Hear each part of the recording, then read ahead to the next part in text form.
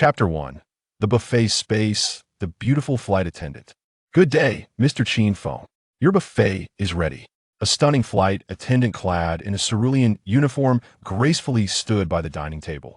Her figure was enchanting, with exquisite curves that exuded an air of trained elegance with every step she took.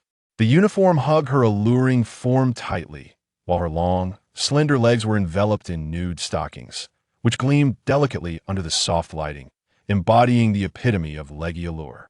Her visage was as refined as a digitally retouched image, with fair, flawless skin that bore no imperfections. Her bright, expressive eyes sparkled with a gentle femininity. "I shall serve myself," Qin Feng replied. "Very well. I am your dedicated flight attendant, Xiao Qing. Please ring the bell should you require assistance." The flight attendant, Xiao Qing, turned to leave, her shapely figure swaying gracefully with her movements. Qin Feng's gaze lingered on her silhouette for a few moments longer. This flight attendant, with her beauty and physique, could drive any man to madness. The system was truly impressive. "Thank you." Qin Feng expressed his gratitude as he picked up his utensils. Here was his personal system space. This was a sanctuary isolated from the zombie apocalypse outside. A pristine white dining table stood resolutely in the center of the space, with Qin Feng seated comfortably. On the table lay Boston lobsters, their meat plump, succulent, and extraordinarily sweet. King crab legs awaited, each bite delivering an exquisite taste of the ocean. A variety of shellfish sashimi, salmon, and other delicacies adorned the table.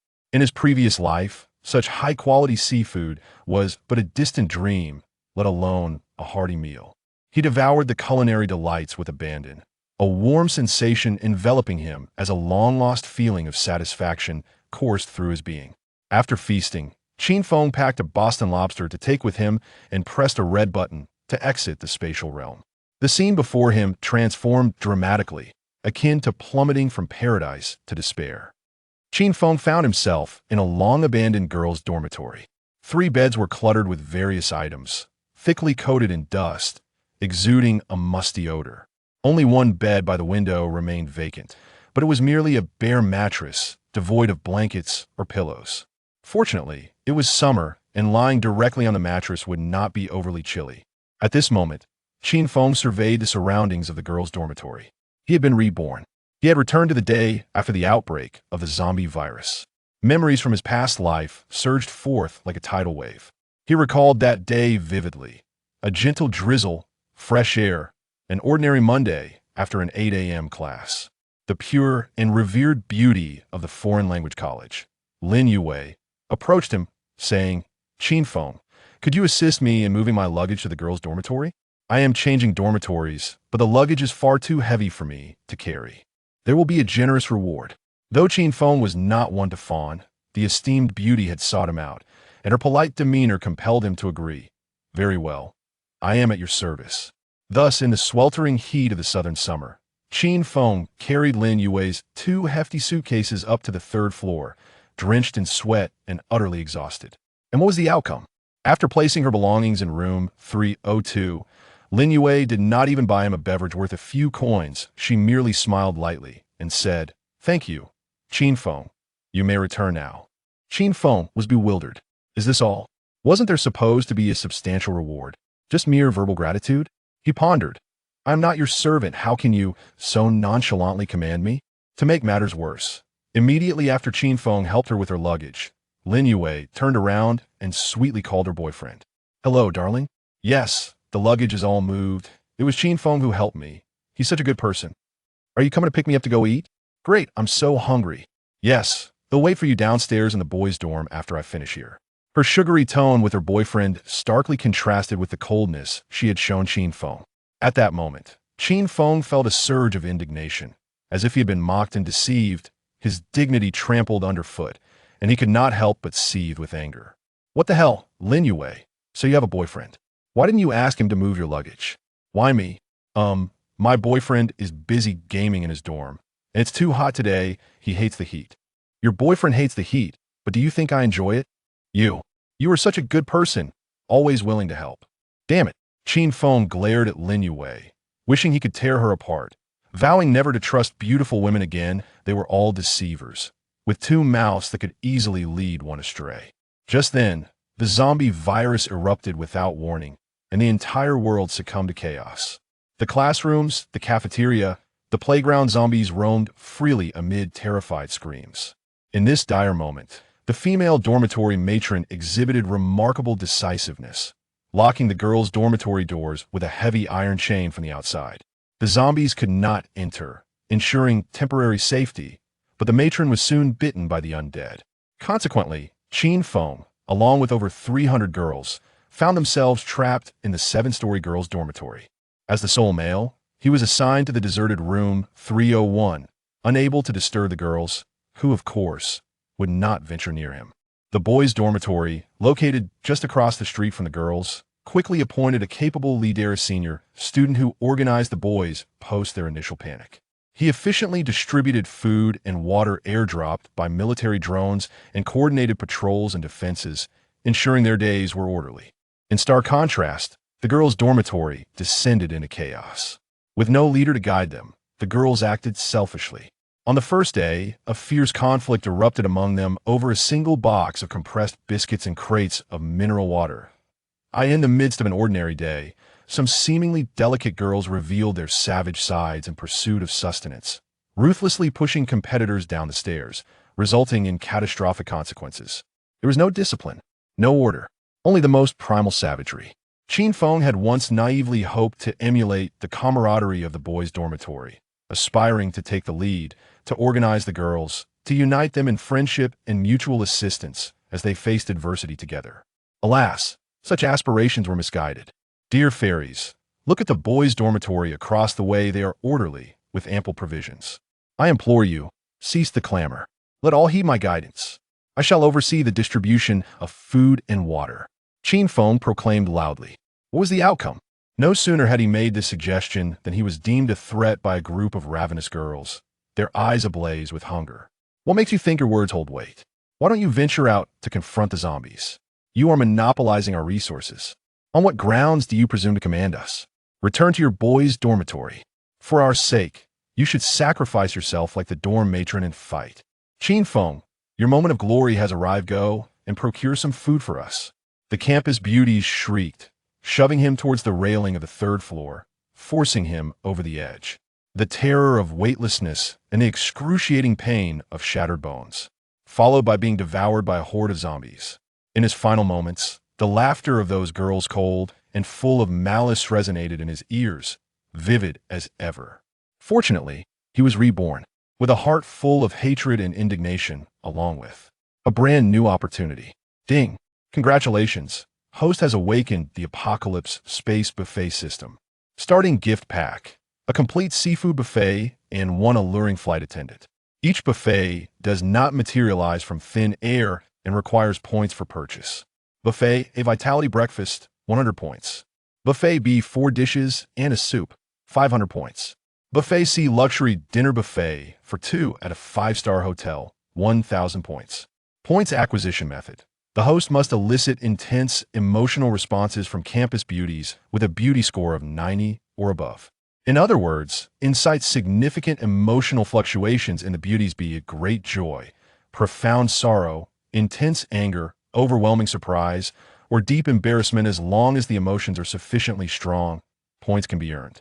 The higher the beauty score, the more intense the emotional fluctuations and the greater the points earned per incident. Points can be used not only to purchase buffet packages in the system mall, but will also unlock and allow for the purchase of weaponry and equipment. Weapon A, Glock 43 pistol with 9 rounds, locked.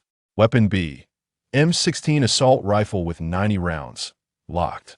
Weapon C, defensive grenades 10 units with 3,000 steel balls, locked.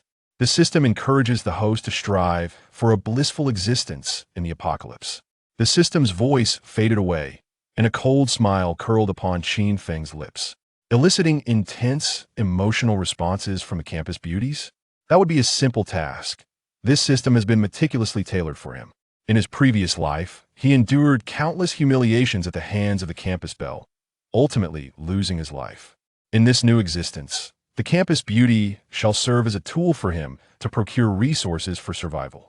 Indeed, fortune is cyclical. One must not underestimate the youth in their impoverished state.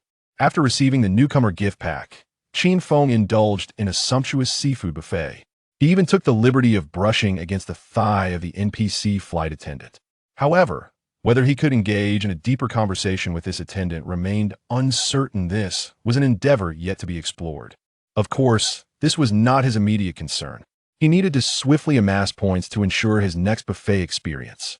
Qin Feng weighed the fragrant Boston lobster he had just packed in his hands. He pushed open the door to room 301 and stepped out, with room 302 adjacent to his own. This was the dormitory of the campus beauty, Lin Yue, which housed 4 young women in total. In his previous life, he had been the one to transport Lin Yue's luggage here.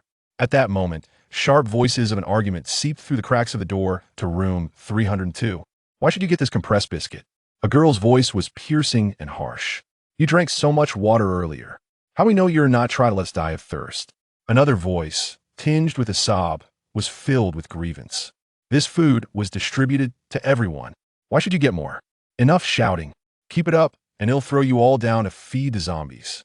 Qin Feng listened with a smirk as the quarrel escalated. The show was about to begin.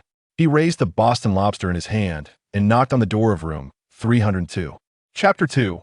Luring the campus beauty with culinary delights. The door to room 302 was firmly locked, and the argument within grew increasingly jarring. After Qin Feng knocked, one girl opened the door, revealing 4 indignant young women inside. Among them, the most striking was undoubtedly the campus beauty, Lin Yue. Standing at 168 centimeters, her figure was curvaceous, her slender waist easily grasped, and her bosom full and prominent. Her lustrous black hair cascaded down to her waist, framing a delicate, oval face, particularly enchanting with her pair of peach blossom eyes, which glowed with a hint of blush from the coral, adding a touch of vulnerability to her allure. The other 3 included Chao Hong, who weighed around 200 pounds and spoke with fervor, Gong Xian, who was as thin as a reed with a shrill voice, and Pan Yu, whose dark complexion carried an air of hostility. "That bottle of water was clearly requested by me. What does your request matter?" I snatched it back. It was so chaotic that anyone could seize the opportunity to grab it. "Nonsense. If it weren't for me, our dormitory wouldn't have a single bottle of water." Upon Qin Feng's entrance, the argument ceased abruptly, and 4 pairs of eyes turned to him in unison. "Qin Feng, who allowed you to come in? This is the girls' dormitory. We're not dressed. What are you doing here? What do you intend to do on such a hot summer day? Just because the apocalypse has arrived, do you think you could take advantage of us? I warn you, with so many boys in the opposite dormitory watching, if you dare to act improperly, we'll throw you down to feed the zombies." Qin Feng's gaze swept over Chao Hong, Gong Xian, and Pan Yu, a cold smirk playing on his lips. In his previous life, it was these 3 women who, in the midst of chaos, had conspired to push him from the 3rd floor, leaving him to be devoured by the zombies below. This time around, he did not wish for them to meet the same fate. Instead, he intended for them to experience the torment of starvation. "I'm not here to seek you out," Qin Feng remarked, shaking the takeout box containing Boston lobsters and several golden slices of toasted bread. "I have come to find the campus belle, Lin Yue." He placed particular emphasis on the words campus belle. The aroma of the food wafted through the air. The vibrant red lobster meat, succulent and tender, accompanied by the buttery scent of the golden brown bread, was enough to make anyone's mouth water. The eyes of the 4 girls widened, their throats involuntarily swallowing. Especially Chao Hong, Gong Xian, and Pan Yu, whose gazes were almost glued to the food, their envious glances quickly shifting towards Lin Yue. Indeed, Lin Yue was the campus belle, and thus, Qin Feng appeared to be her sycophant, bringing food to curry favor with her, certainly a questionable arrangement. Lin Yue moistened her slightly cracked, alluring red lips. Today marked the 2nd day of the apocalypse, and the entire girls' dormitory was plunged into a dire food shortage.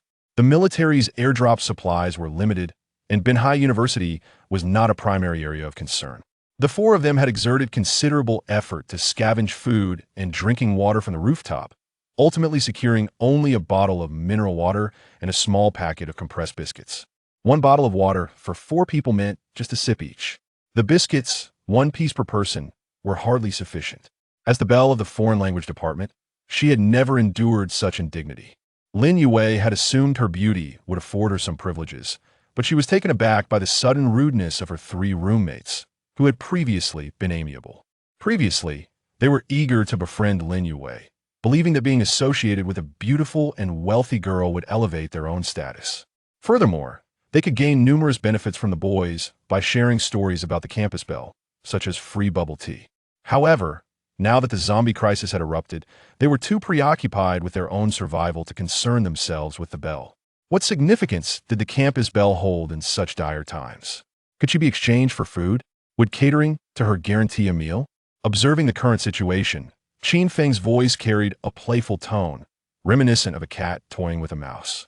Yue, I just happen to have some delectable food here. Regardless of where it came from, I have it. If you're willing, come find me in room 301. I can also offer you a little something else. Of course, if you decline, that's perfectly fine. I can enjoy it myself. He deliberately leaned the takeout box forward, allowing her a clearer view. The four girls felt their eyes nearly pop out real seafood. Lin Yue's heart raced, her hand pressing against her full chest. Should she accept or decline?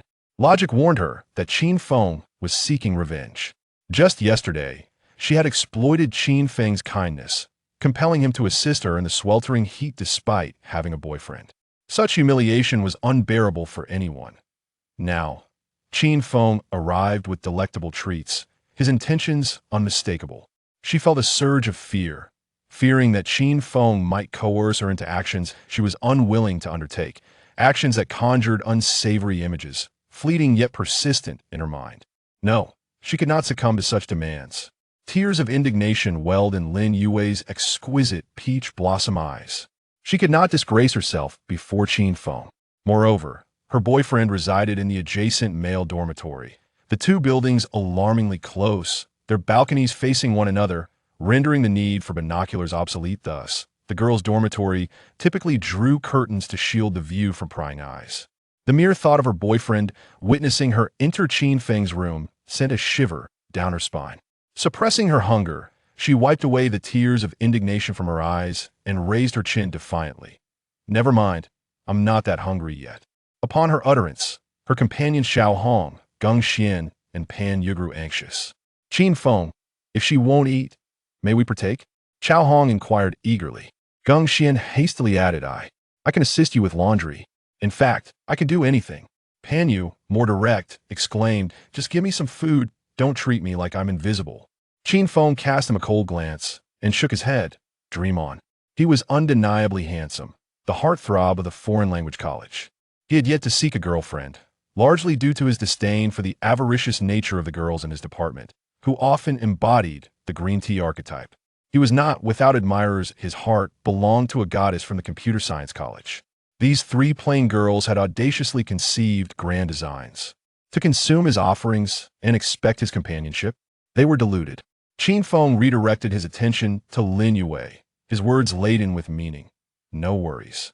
Lin Yue, the campus belle, should you change your mind, come find me in room 301. I shall await your arrival. With that, he turned and departed, leaving behind a tantalizing aroma of food and four young women, each lost in their own thoughts. Lin Yue watched Qin Feng's retreating figure, casting a glance at the now vacant doorway, as if she could still savor the scent of a lobster. Unable to resist, she swallowed hard, her lips parting a few times, yet ultimately, no words escaped her. Her heart was a tempest of conflicting emotions: longing, repulsion, resentment, helplessness, frustration, desire, and a hint of ambiguous feelings that she could scarcely articulate, all intertwining within her. Ding! System binding. A campus beauty with a score of 90. Name: Lin Yue. Gender: female. Height: 168 centimeters. Weight: 55 kilograms. Body type: innocent allure. Beauty score: 90. Department: foreign language. Hobbies: dance, gardening. Current emotional progress: Phase 1. Arrogance, doubt, humiliation, submission, proactivity, devotion. Ultimate devotion. The host has just showcased a magnificent lobster to Lin Yue and invited her to dine in his room. Lin Yue's emotional fluctuations are as follows: desire and intense longing for the food. 30 points rejection, concern for her boyfriend's thoughts, guarded towards the host. 40 points reluctance to succumb to the host's charity. 30 points ding. The host has earned a total of 100 points this time. Current points balance, 100. Would you like to purchase the energizing breakfast set for 100 points? Chapter 3. The School Bell, From Arrogance to Hesitation. Would you like to purchase a hearty breakfast? Yes. Ding. The host uses the 100 points just earned to buy a hearty breakfast. The meal includes a cup of hot milk, a French-style omelet with ham-stuffed pancake, a crispy fried dough stick, a pair of spicy chicken wings, and a small bag of freshly made potato chips. This is the host's first time earning points, granting an upgrade to the buffet space. Buffet space. Level 1. Out of 100 levels, the dining area expands from 10 square meters to 20 square meters. The furnishings upgrade to a solid wood dining table and 2 plush armchairs. Remaining points, 0. The flight attendant receives an additional outfit change. Preview of the flight attendant's new uniform.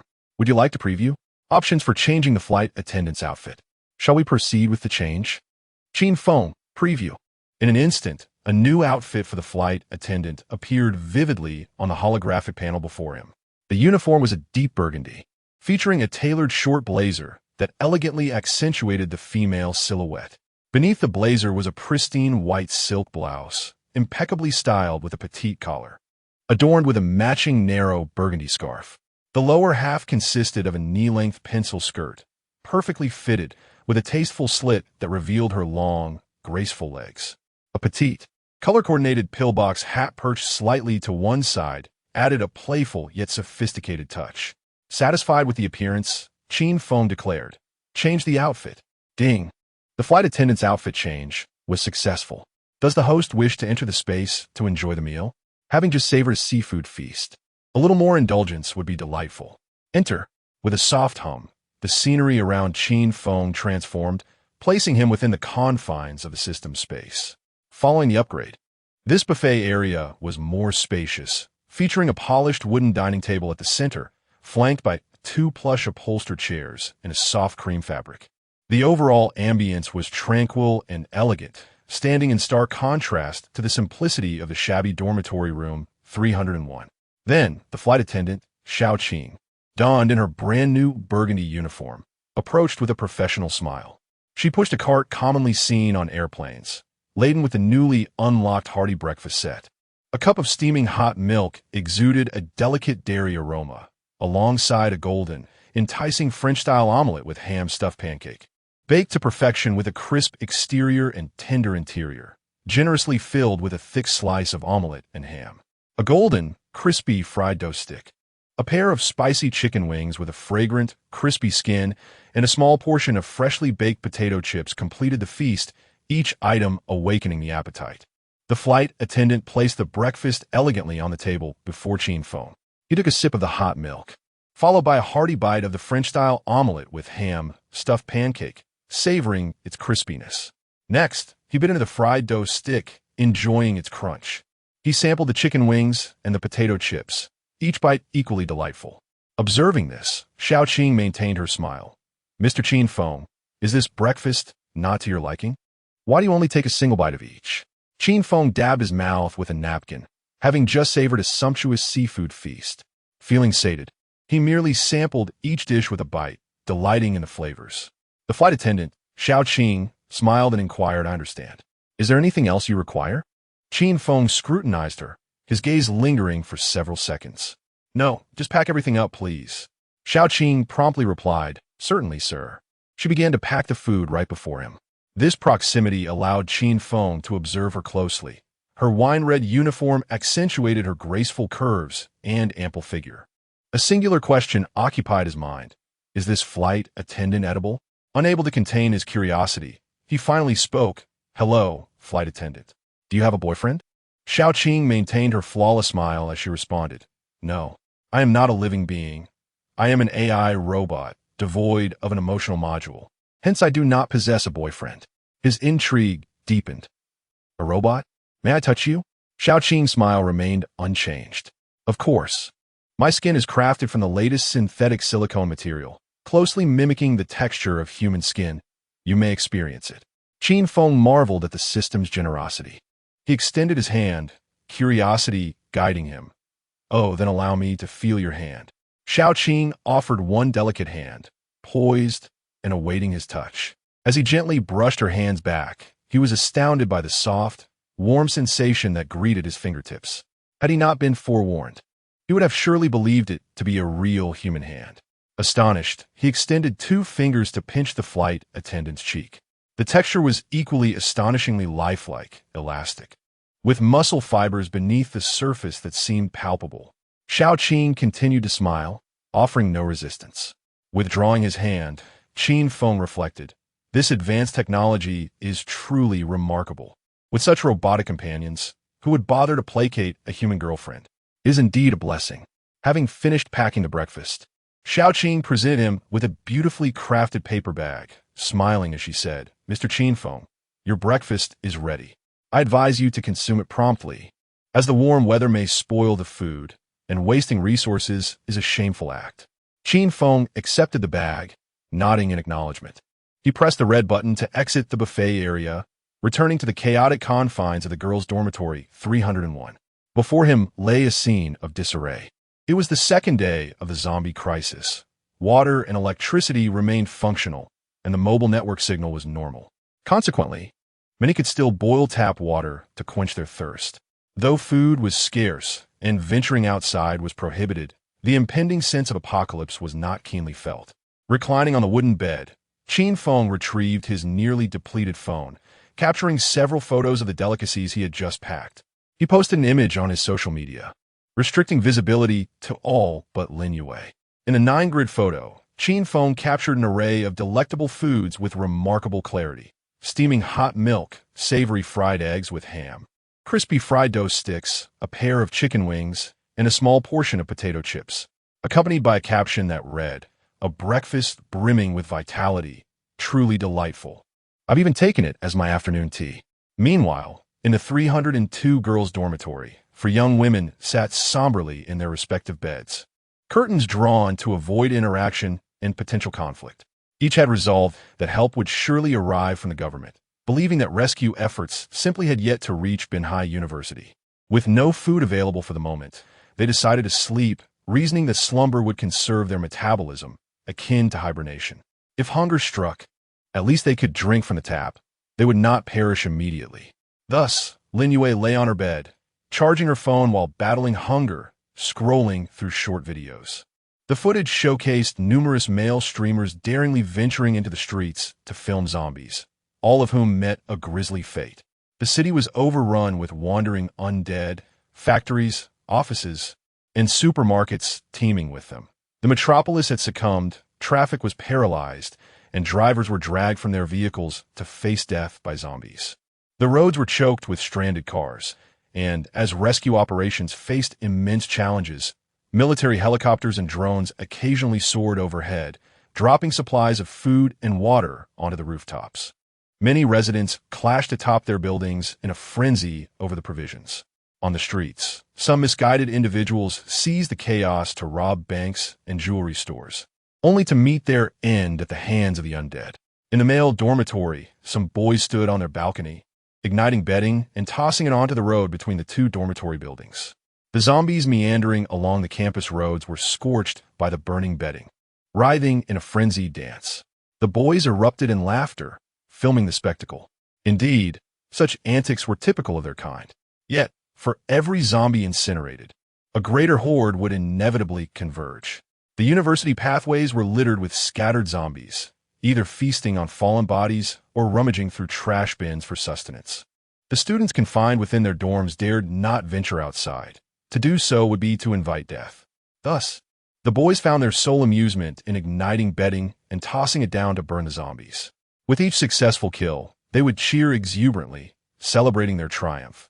What fun! Another zombie incinerated. The apocalypse is far more entertaining than class. It was a real-life zombie game. They wished to forego their studies, relishing the chaos.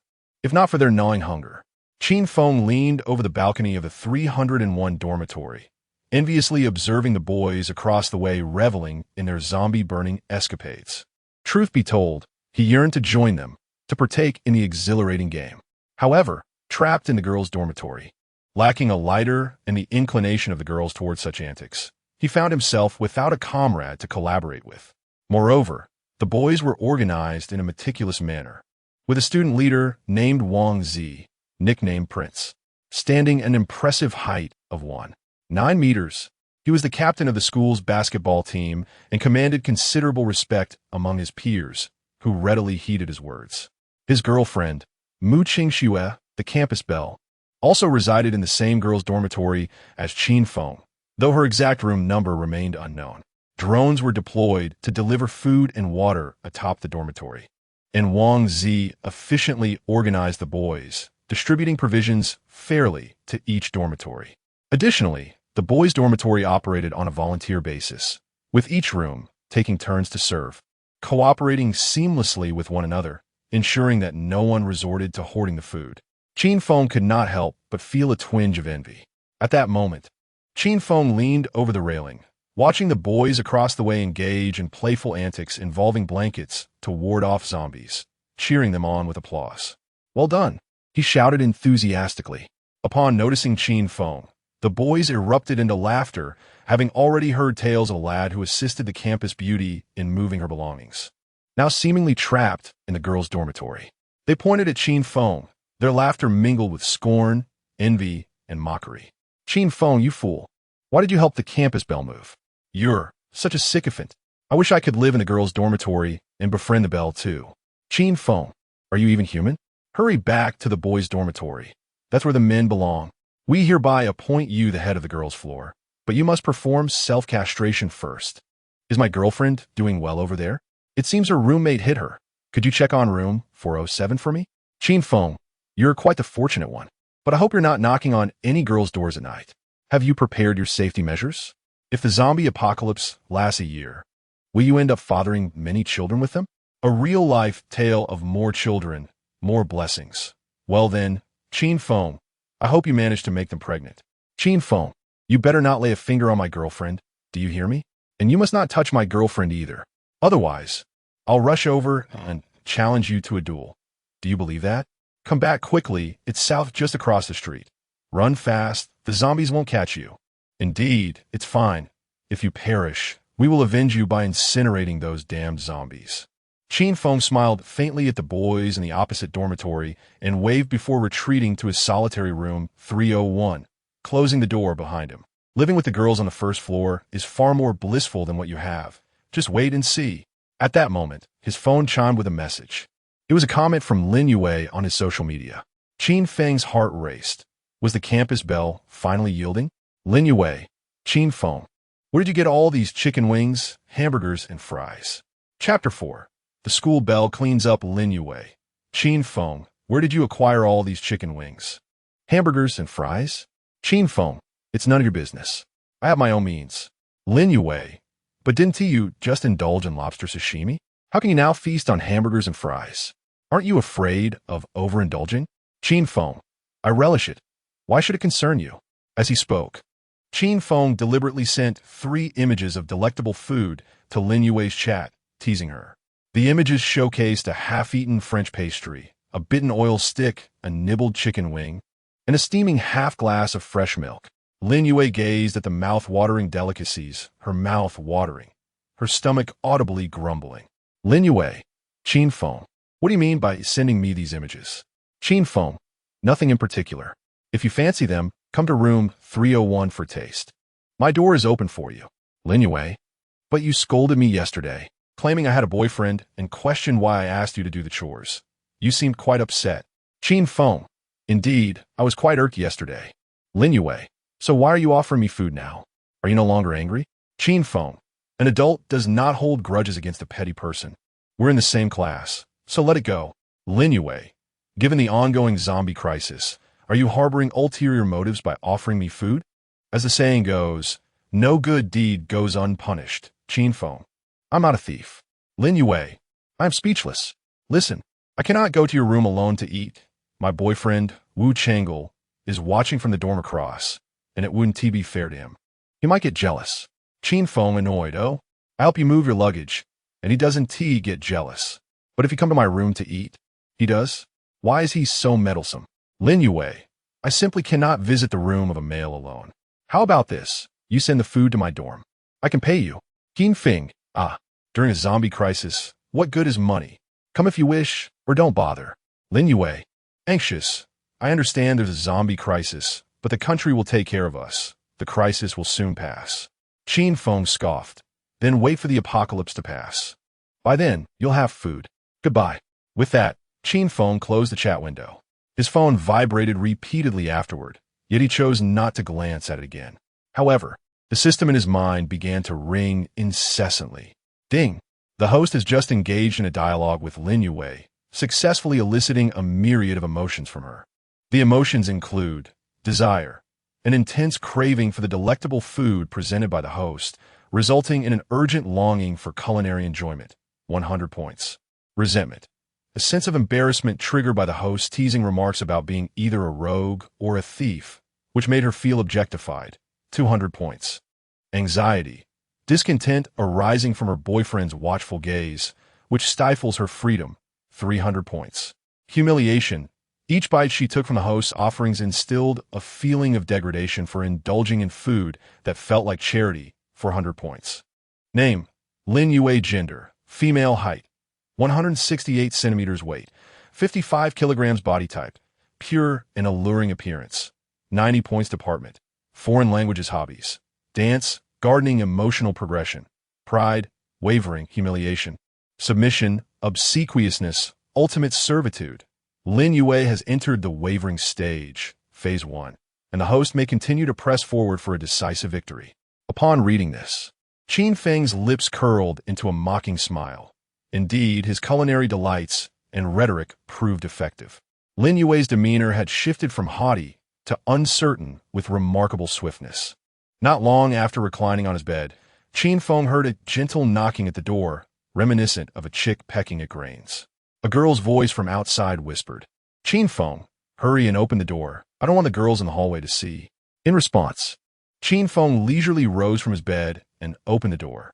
Lin Yue swiftly slipped inside, promptly shutting the door behind her. The two found themselves in close proximity, and in their hurried movements, Qin Feng nearly brushed his lips against her face.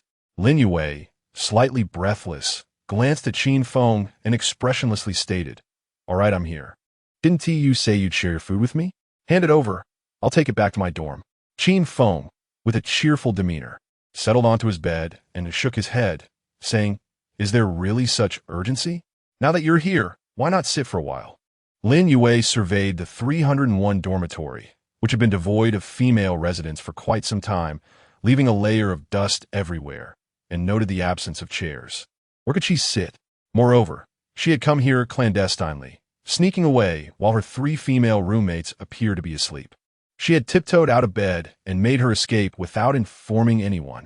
Lin Yue merely wished to quickly retrieve the pancakes, milk, and chicken wings from Qin Feng and retreat behind the curtain in her dorm to indulge in her feast.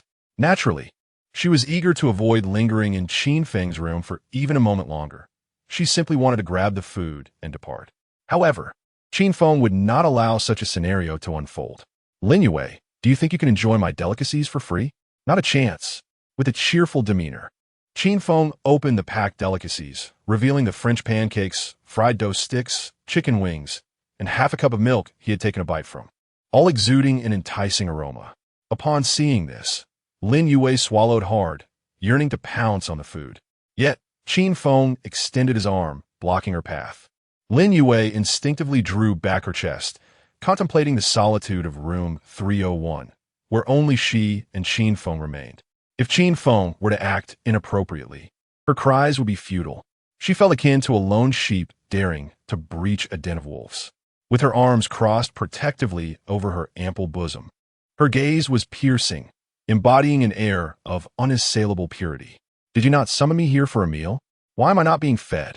What do you intend to do?" Lin Yue inquired, her tone laced with indignation. Qin Feng smiled as he observed her attire for the day. Despite the zombie crisis unfolding, the campus belle still dressed with an air of elegance. It was summer, and she donned a white, V-neck, 3/4 sleeve knitted top paired with form-fitting blue jeans. The knitted top accentuated her delicate collarbone, while the jeans hugged her shapely figure, enhancing her allure. He pointed to the broom on the balcony and the rag left in the drying basin. Indeed, I mentioned you could eat, but you must assist me in cleaning. What? Lin Yue's eyes widened in disbelief.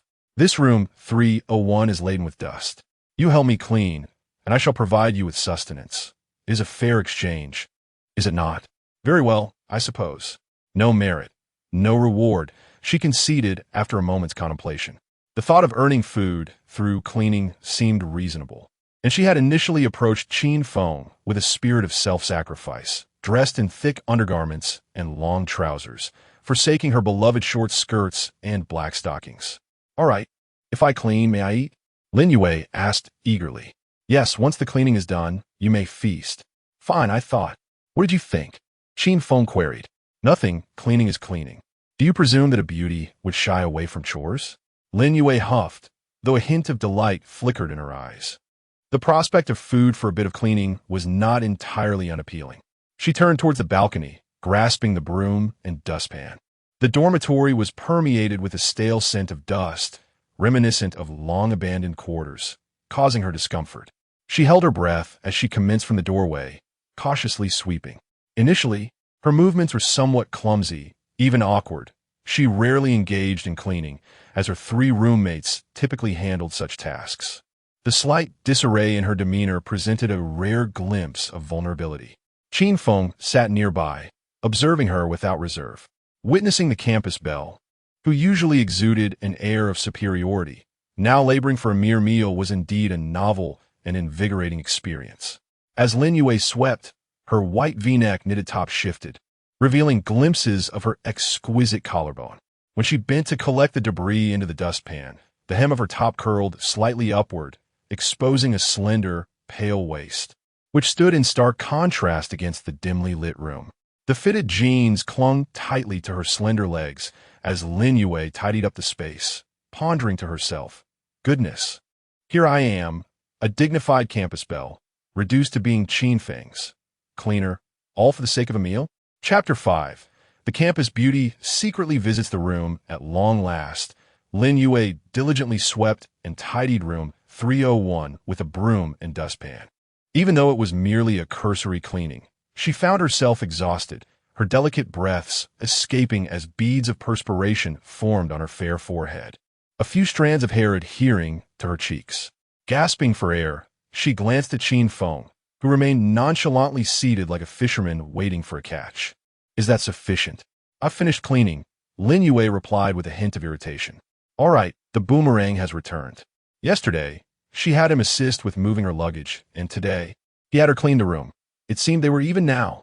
Qin Feng's gaze swept across the floor before he pointed at the dust-covered desks scattered throughout the dormitory.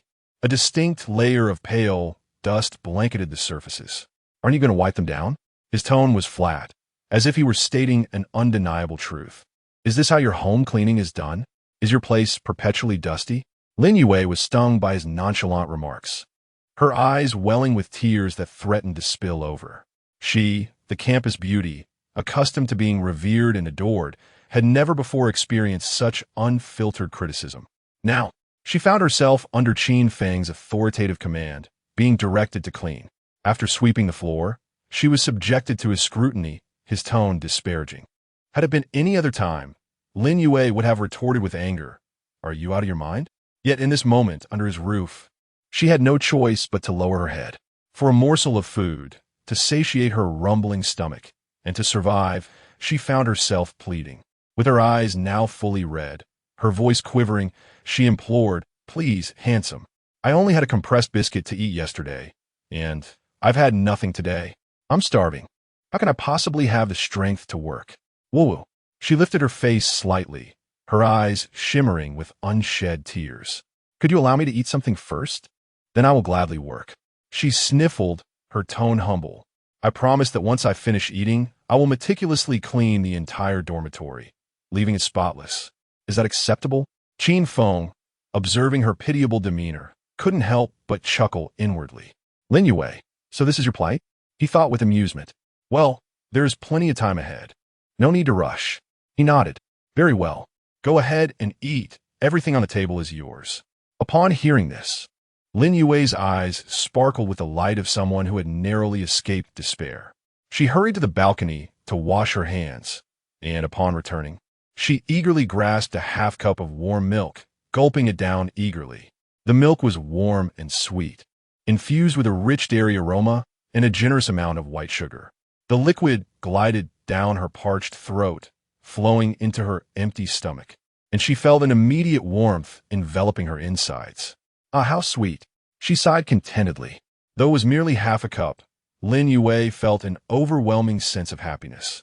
The corners of her mouth inadvertently smudged with remnants of the creamy milk. Qin Feng pointed at the corner of her mouth, a subtle grin playing on his lips. Lin Yue instinctively extended her tongue, gently licking her lips and savoring the remnants of milk. Suddenly, her eyes sparkled with intensity, locking onto the ham and egg pancake that had been nibbled by Qin Feng. She lifted the pancake and clearly discerned the unmistakable bite marks, hesitating momentarily. Had Qin Feng actually taken a bite? How infuriating! Yet the pangs of hunger eclipsed all else. She flipped the pancake over, taking a bite from the untouched edge. The crisp exterior, the soft interior, the tenderness of the fried egg, the savory ham, and the sheer delight of carbohydrates enveloped her senses, igniting an overwhelming sense of satisfaction. Delicious. It had been ages since she had tasted such exquisite pancakes. As Lin Yue devoured it ravenously, she mumbled incoherently, her eyes squinting with bliss. She consumed the entire pancake, leaving not a crumb behind, having initially avoided the bitten section only to forget her reservations and swallow it whole. As for the oil stick that Qin Feng had nibbled, well, she devoured it in its entirety as well. Upon finishing the pancake and oil stick, her gaze fell upon a pair of spicy chicken wings. Two golden, tempting wings, both bearing distinct bite marks, undoubtedly the handiwork of Qin Feng. Lin Yue, the illustrious school beauty, had never before dined on someone else's leftovers, let alone wings that had been bitten into. However, in this apocalyptic scenario, with food in dire scarcity, she gazed at the chicken wings, her tone tinged with melancholy. Qin Feng, why must you bite every morsel? Could you not leave me a whole one? Qin Feng, amused, sat nearby, relishing the sight of the school beauty voraciously consuming his leftovers, his spirits soaring. With a grin, he thought, I intended to enjoy these myself, but after taking a bite, I remembered you hadn't eaten yet, so I deliberately left them for you. How is it that my good intentions are met with such ingratitude? Without waiting for Lin Yue's response, Qin Feng swiftly reached out and snatched the chicken wings from her grasp, striding over to the balcony and tossing them into the dormitory's trash bin. Lin Yue was left dumbfounded, her mouth agape as she emitted a cry of dismay.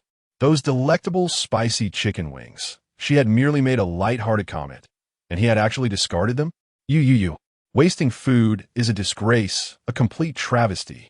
Lin Yue could hardly retrieve the wings from the trash.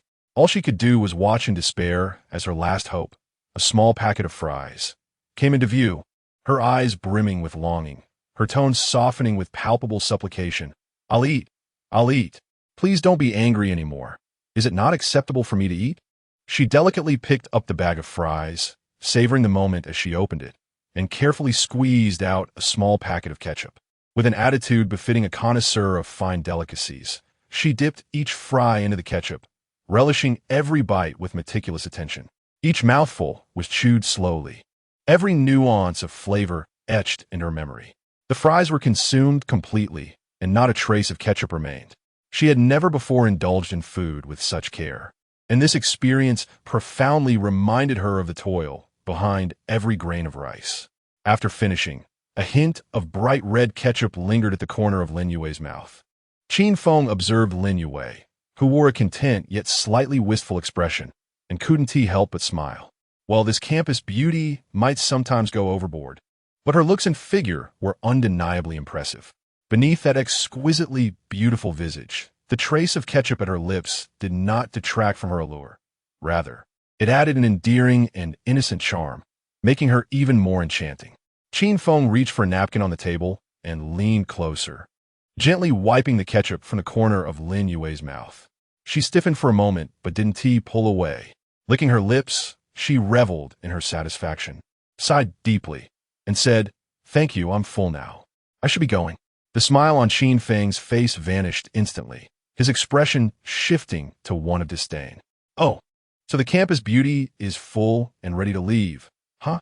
Not even a desire to chat a little longer? Oomph. Just go," he coldly retorted. Lin Yue flinched slightly. Yet this time she did not retort, her demeanor considerably more humble. Despite Qin Feng's harsh words, she no longer dared to respond as she once did. Thank you for the delicious food. I will repay you," she murmured hesitantly. "I have money on my phone. Should I send you a red envelope?" Qin Feng waved his hand dismissively. "Forget it. With the world ending, what use is money? Food is the true currency." Suddenly, he recalled something. "By the way, can you lend me a charging cable? My phone is dead." Lin Yue paused for a moment before nodding. "Oh, sure. I'll sneak it over to you shortly." She lowered her voice. "Make sure to open the door quickly. I don't want my boyfriend to see me sneaking out of your room." Qin Feng waved his hand impatiently. "Fine. Just go." Lin Yue quietly replied, "Okay. Thank you, bye." She approached the door of room 301, cautiously peeking through a crack, vigilantly scanning for any signs of attention from the boys' dormitory across the way. After ensuring that no one noticed her movements, she carefully checked for any other girls in the corridor who might see her emerge from room 301. Once satisfied with her safety, she darted out like a startled rabbit. Before long, Qin Feng heard a soft knock at the door. He quickly opened it, and indeed, Lin Yue stood there, charming and lovely, hastily thrusting a white charging cable into his hands. She scarcely dared to linger for even a second, her long hair cascading dramatically as she turned abruptly. A strand of her silky tresses brushed against Qin Feng's cheek, carrying with it a hint of shampoo's fragrance. Such is the nature of girls. With long hair, a mere twist of the head can result in a playful assault on the face of the nearby boy. One becomes accustomed to it. After all, the campus beauty is unlikely to act with malice. Lin Yue's silhouette swiftly vanished into the adjacent dormitory, room 302. As Lin Yue departed, a familiar system notification echoed in Qin Feng's mind. Ding! The host has provided Lin Yue with her first offering, rewarding an upgrade to the buffet space.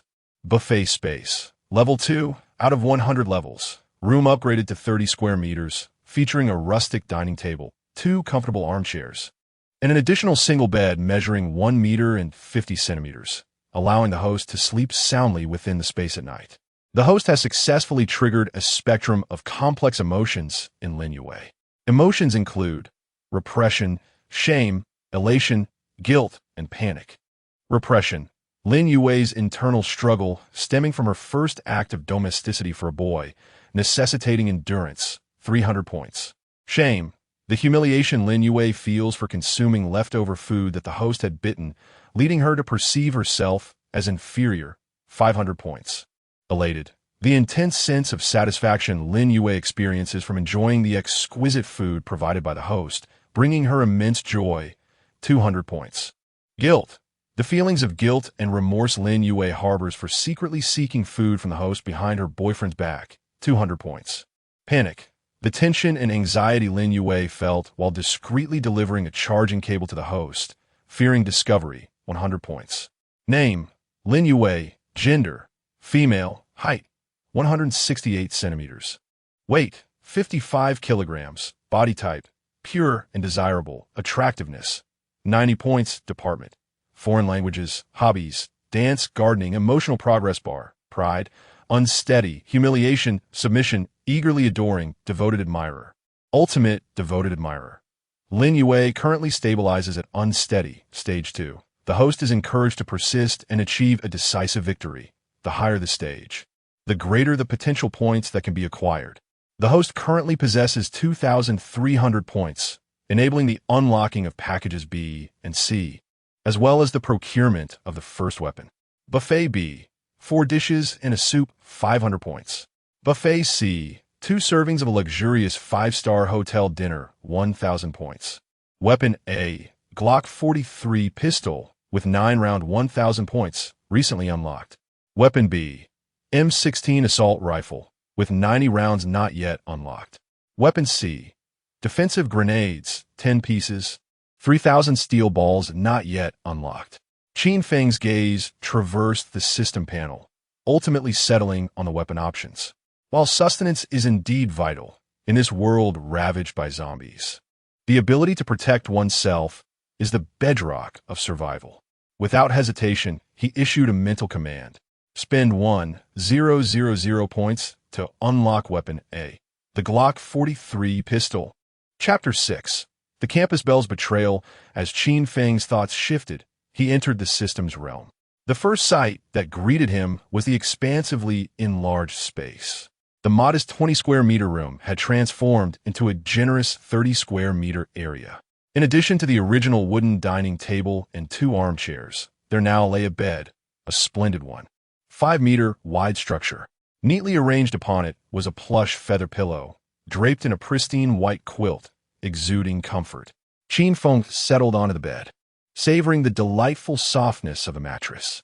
Its resilience and support were remarkably commendable. At that moment, a captivating AI flight attendant, dressed in black stockings and a deep crimson uniform, approached with a sweet smile, gracefully carrying a box. "Master, this is a reward from the system." Her voice remained as melodious as ever. "Thank you." Qin Feng accepted the box, opening it to reveal a meticulously crafted Glock 43 automatic pistol resting quietly within. Beside it, a smaller compartment held 9 gleaming golden bullets arranged in perfect order. Qin Feng's eyes sparkled with excitement as he lovingly caressed the cool, exquisite surface of the firearm. The metallic texture sent a peculiar sense of reassurance through his fingertips. He picked up each bullet, examining them with great care. The Glock 43 boasts a barrel length of approximately 86.5 millimeters, an overall length of 159 millimeters, and weighs merely 460 grams without the magazine. Compact yet lethal. It possesses a magazine capacity of 8 rounds, plus 1 in the chamber, totaling 9. Renowned for its reliability, the Glock series performs exceptionally well even in the harshest conditions. With a moderate trigger pull and manageable recoil, it is relatively easy for novices to handle. There seems to be an inexplicable affinity for firearms ingrained in the male psyche, particularly in this apocalyptic world overrun by zombies. With such a high-performing handgun in his possession, Qin Feng felt a surge of confidence. In the direst of circumstances, this weapon would be his most dependable ally, sufficient for self-preservation. He recalled the legendary flying dagger of martial arts novels, able to intimidate multitudes. Now equipped with a pistol, he pondered the possibilities within the confines of the female dormitory, perhaps allowing him a measure of freedom he had not previously known. A cold smirk played upon his lips as he contemplated the future. Should those girls, as in his previous life, swarm around him like frenzied moths, he would not hesitate to deliver a fatal shot to the ringleader. The tragic fate he had endured, being driven to the brink by a horde of deranged females and ultimately falling to his demise, would not be repeated. Upon returning to her dormitory, Lin Yue stealthily climbed back on her upper bunk. She believed her actions were shrouded in secrecy. Little did she know that her 3 female roommates had heard her comings and goings, and not just once. Unable to contain herself, Chao Hong spoke up with a mocking tone. "Oh, esteemed campus belle, what mischief are you up to with all this sneaking around?" Hearing Chao Hong's words, Lin Yue furrowed her brow, but ultimately chose to remain silent, opting to disregard the comment. In such extraordinary times, ensuring one's own sustenance is of paramount importance. There is no need to heed the provocations of those young women. This is the wisest course of action. Geng Xian also overheard Lin Yue stealthily slip out of the dormitory. Does she think everyone else is blind and deaf? Geng Xian sneered and remarked, "Yue, you didn't sneak off to Qin Feng's room, did you? Did you indulge in whatever he offered you? What a devoted admirer he is, providing delicacies solely for the campus belle while neglecting us. Qin Feng truly treats you well. I thought you held yourself to a higher standard. Have you now bent the knee for a handful of rice? Speak, have you been fawning over Qin Feng? How long did you stay in his room? Half an hour, perhaps? Who knows what mischief you engaged in?" Pan Yu immediately chimed in. "Indeed, you seem to play both sides. You have a boyfriend, yet you dare to partake in another man's offerings. Your boyfriend must be heartbroken." Listening to her three roommates' incessant mockery, Lin Yue's anger surged. She dramatically pulled back the curtain and exclaimed, "What business is it of yours? Whose food I choose to enjoy has nothing to do with you. Just because you can indulge, you come here to envy me." The moment these words escaped her lips, the expressions of her three roommates shifted. Yes, they were indeed envious. Why should Lin Yue, simply due to her beauty, receive such delightful treats from Qin Feng? Did they, the ordinary-looking girls, deserve to starve? This sense of injustice fueled their resentment further. Chao Hong, Geng Xian, and Pan Yu swiftly began a clandestine discussion in their dormitory group without Lin Yue. Chao Hong remarked, "Lin Yue is truly a scheming vixen." Geng Xian added, "Indeed, she claims to refuse, yet her body betrays her as she seeks out Qin Feng. How despicable." Pan Yku interjected, "The crux is, she indulges herself without sharing with us. What happened to our camaraderie? She never considers how much we have cared for her. Gao Hong Gong Ding. Now that she has food, has she offered us even a morsel? Not even a single inquiry. It's disheartening." Geng Xian declared, "I can't tolerate this any longer. I'm going down to pull her hair and give her a beating." Pan Yu cautioned, "No, don't act rashly. Let us devise a more cunning plan." "I have a better idea." Chao Hong inquired, "What brilliant idea do you have?" "Do share." Pan Yu replied, "Let us inform her precious boyfriend, Wu Chang'e, about her secret visits to Qin Feng's room. Let Lin Yue first endure the wrath of her boyfriend." "Ha!" Geng Xian exclaimed, "What a splendid idea. Using someone else's weapon to strike. Let us see how she explains this to her boyfriend." Thus, Chao Hong acted swiftly, adding Lin Yue's boyfriend, Wu Chang'e, to the group. Wu Chang'e soon received the notification of the new group invitation. He queried, "What is this group? Is it Lin Yue's friend group? Where is Yue?" Chao Hong responded, "Brother Chang'e, I have some earth-shattering news to share with you." "Gu Xian." "Indeed, once you listen to it, your jaw might just drop. Pan Yu, your precious girlfriend, Lin Yue, she's no longer pure." Upon seeing this message, Wu Chang'e's brows immediately knitted together. "Wu Chang'e, watch your words. I've treated you all to countless cups of milk tea. How is Lin Yue not pure?" "Chao Hong, we are not deceiving you. You know that Qin Feng is the top admirer of Lin, the school beauty, right?" "Wu Chang'e, I know. Qin Feng helped Yue move her luggage yesterday. I approved it." "Chao Hong, you also know that we have arranged for Qin Feng to stay in room 301, right?" "Wu Chang'e, yes. Isn't that an abandoned girls' dormitory?" "Chao Hong, let me tell you your so-called pure and innocent girlfriend, our renowned school beauty Lin Yue, just sneakily went to Qin Feng's room and stayed there for over half an hour." Upon reading this, Wu Chang'e's heart tightened painfully as if struck by a hammer. Wu Chang'e, filled with rage, "I don't believe it. Why would she go there? What could possibly be so enticing?" Gu Xian immediately sent several videos and photos. "Gu Xian, videos. We just captured these. Take a good look." "Pan Yu."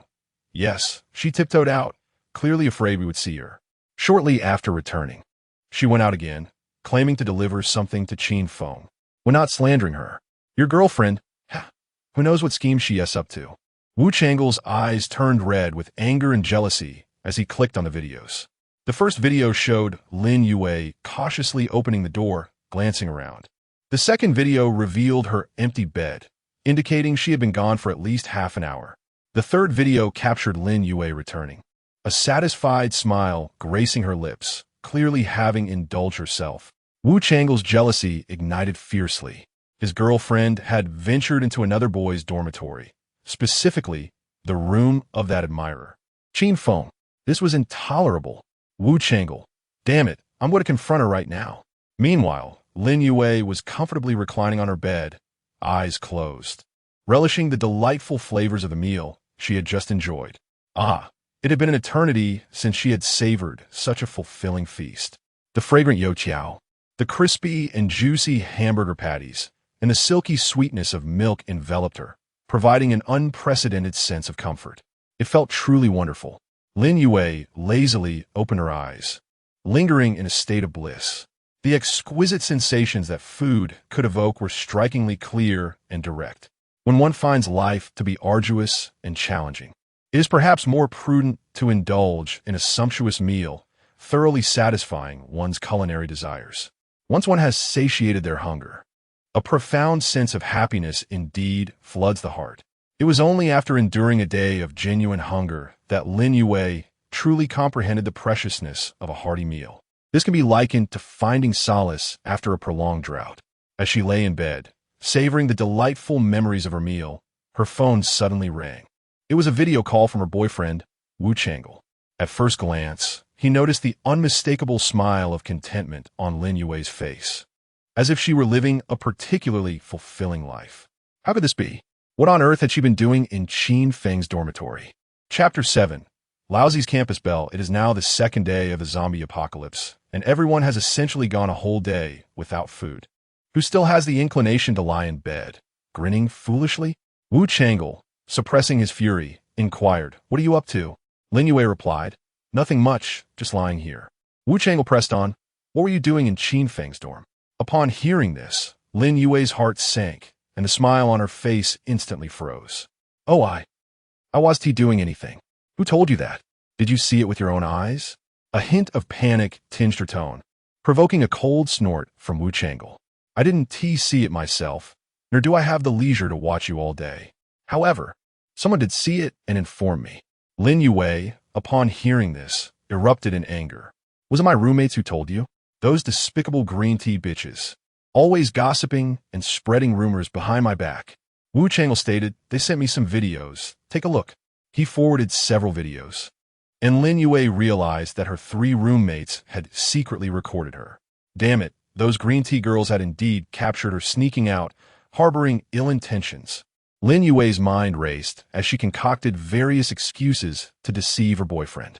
She absolutely could not reveal that she had gone to Qin Feng's dorm to eat, cleaned up the room, and consumed everything he had taken a bite of. How could she ever confess such things to her boyfriend? Heaven forbid. If she admitted to all this, how could her wealthy and handsome boyfriend possibly continue their relationship? Yes, Wu Changle was indeed a high-achieving young man at the Foreign Languages College of Binhai University. He hailed from a well-off family, with his parents working as government officials in a second-tier provincial capital. They owned 4 properties in the city center and 3 cars. Wu Changle had even promised to arrange a job for Lin Yue at a bank or television station in the future. Such a boyfriend, Lin Yue knew she must cherish and protect.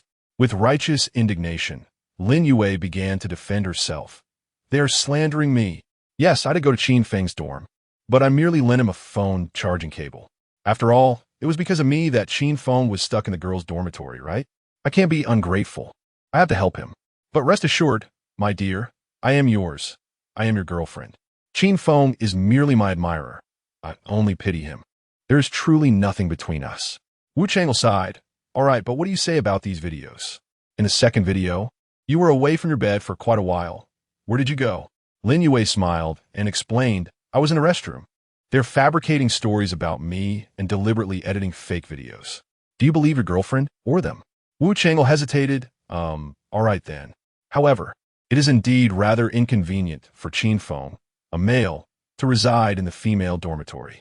If he were to act irrationally, for instance, bursting into the girls' dormitory at night, there would be no one to restrain him. By the way, ensure that you lock the dormitory door tightly to prevent Qin Feng from sneaking in. Lin Yue smiled and reassured, "Rest assured, there are boys from the opposite building keeping watch. Qin Feng wouldn't dare to be so reckless." Wu Changle replied, "Well, if something were to happen, you girls wouldn't be able to stop him. I should come up with a plan. I can rally all the boys to deal with Qin Feng."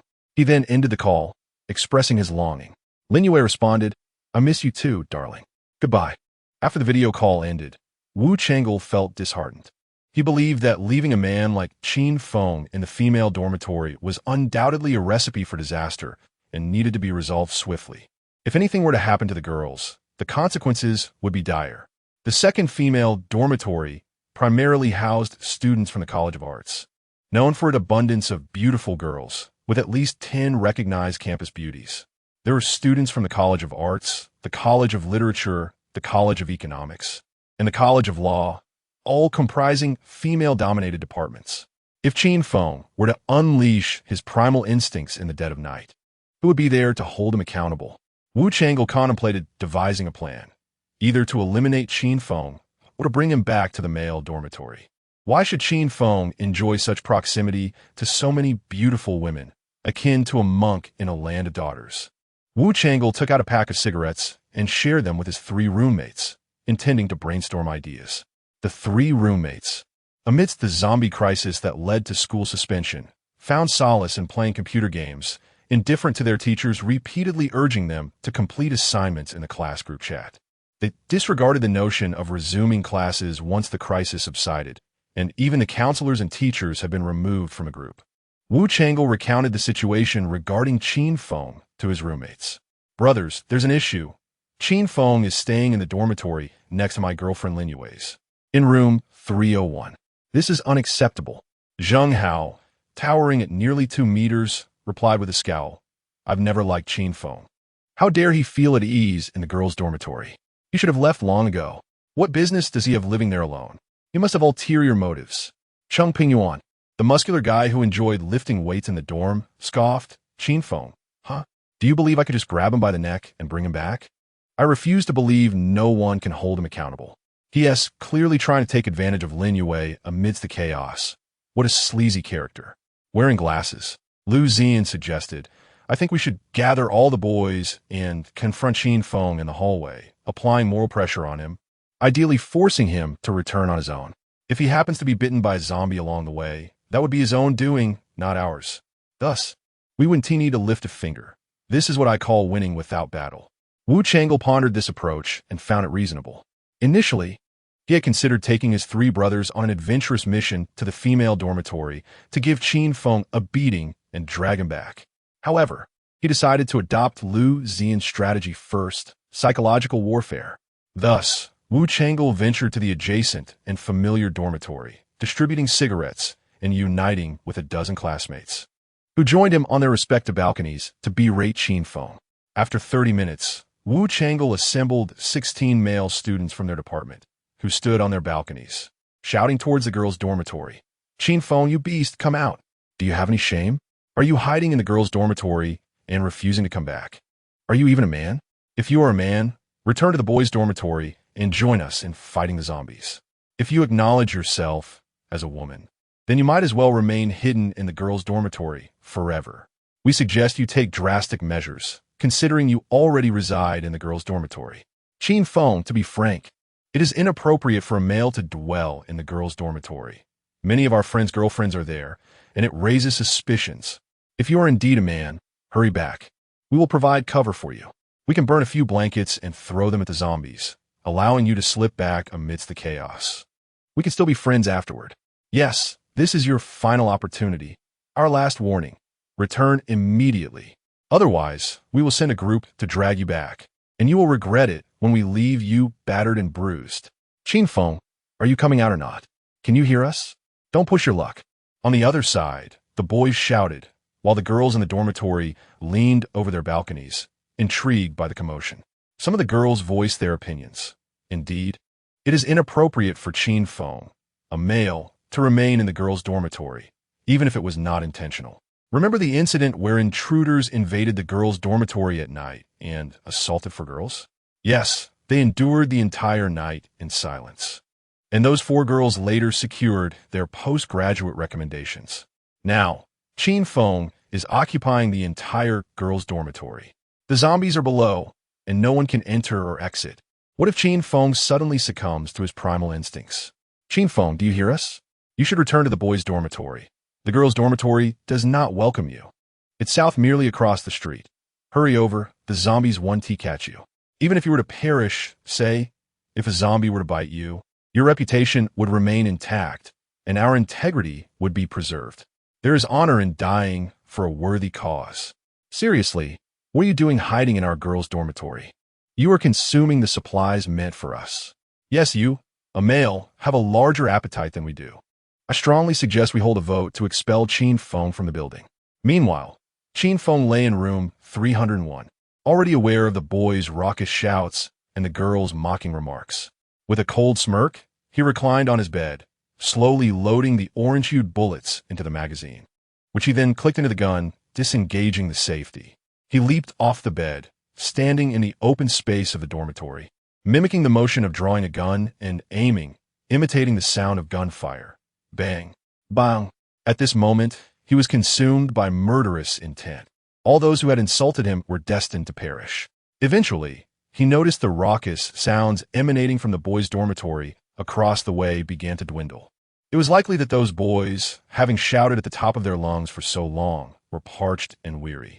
Of course, with the water and electricity now functioning, they could quench their thirst with tap water.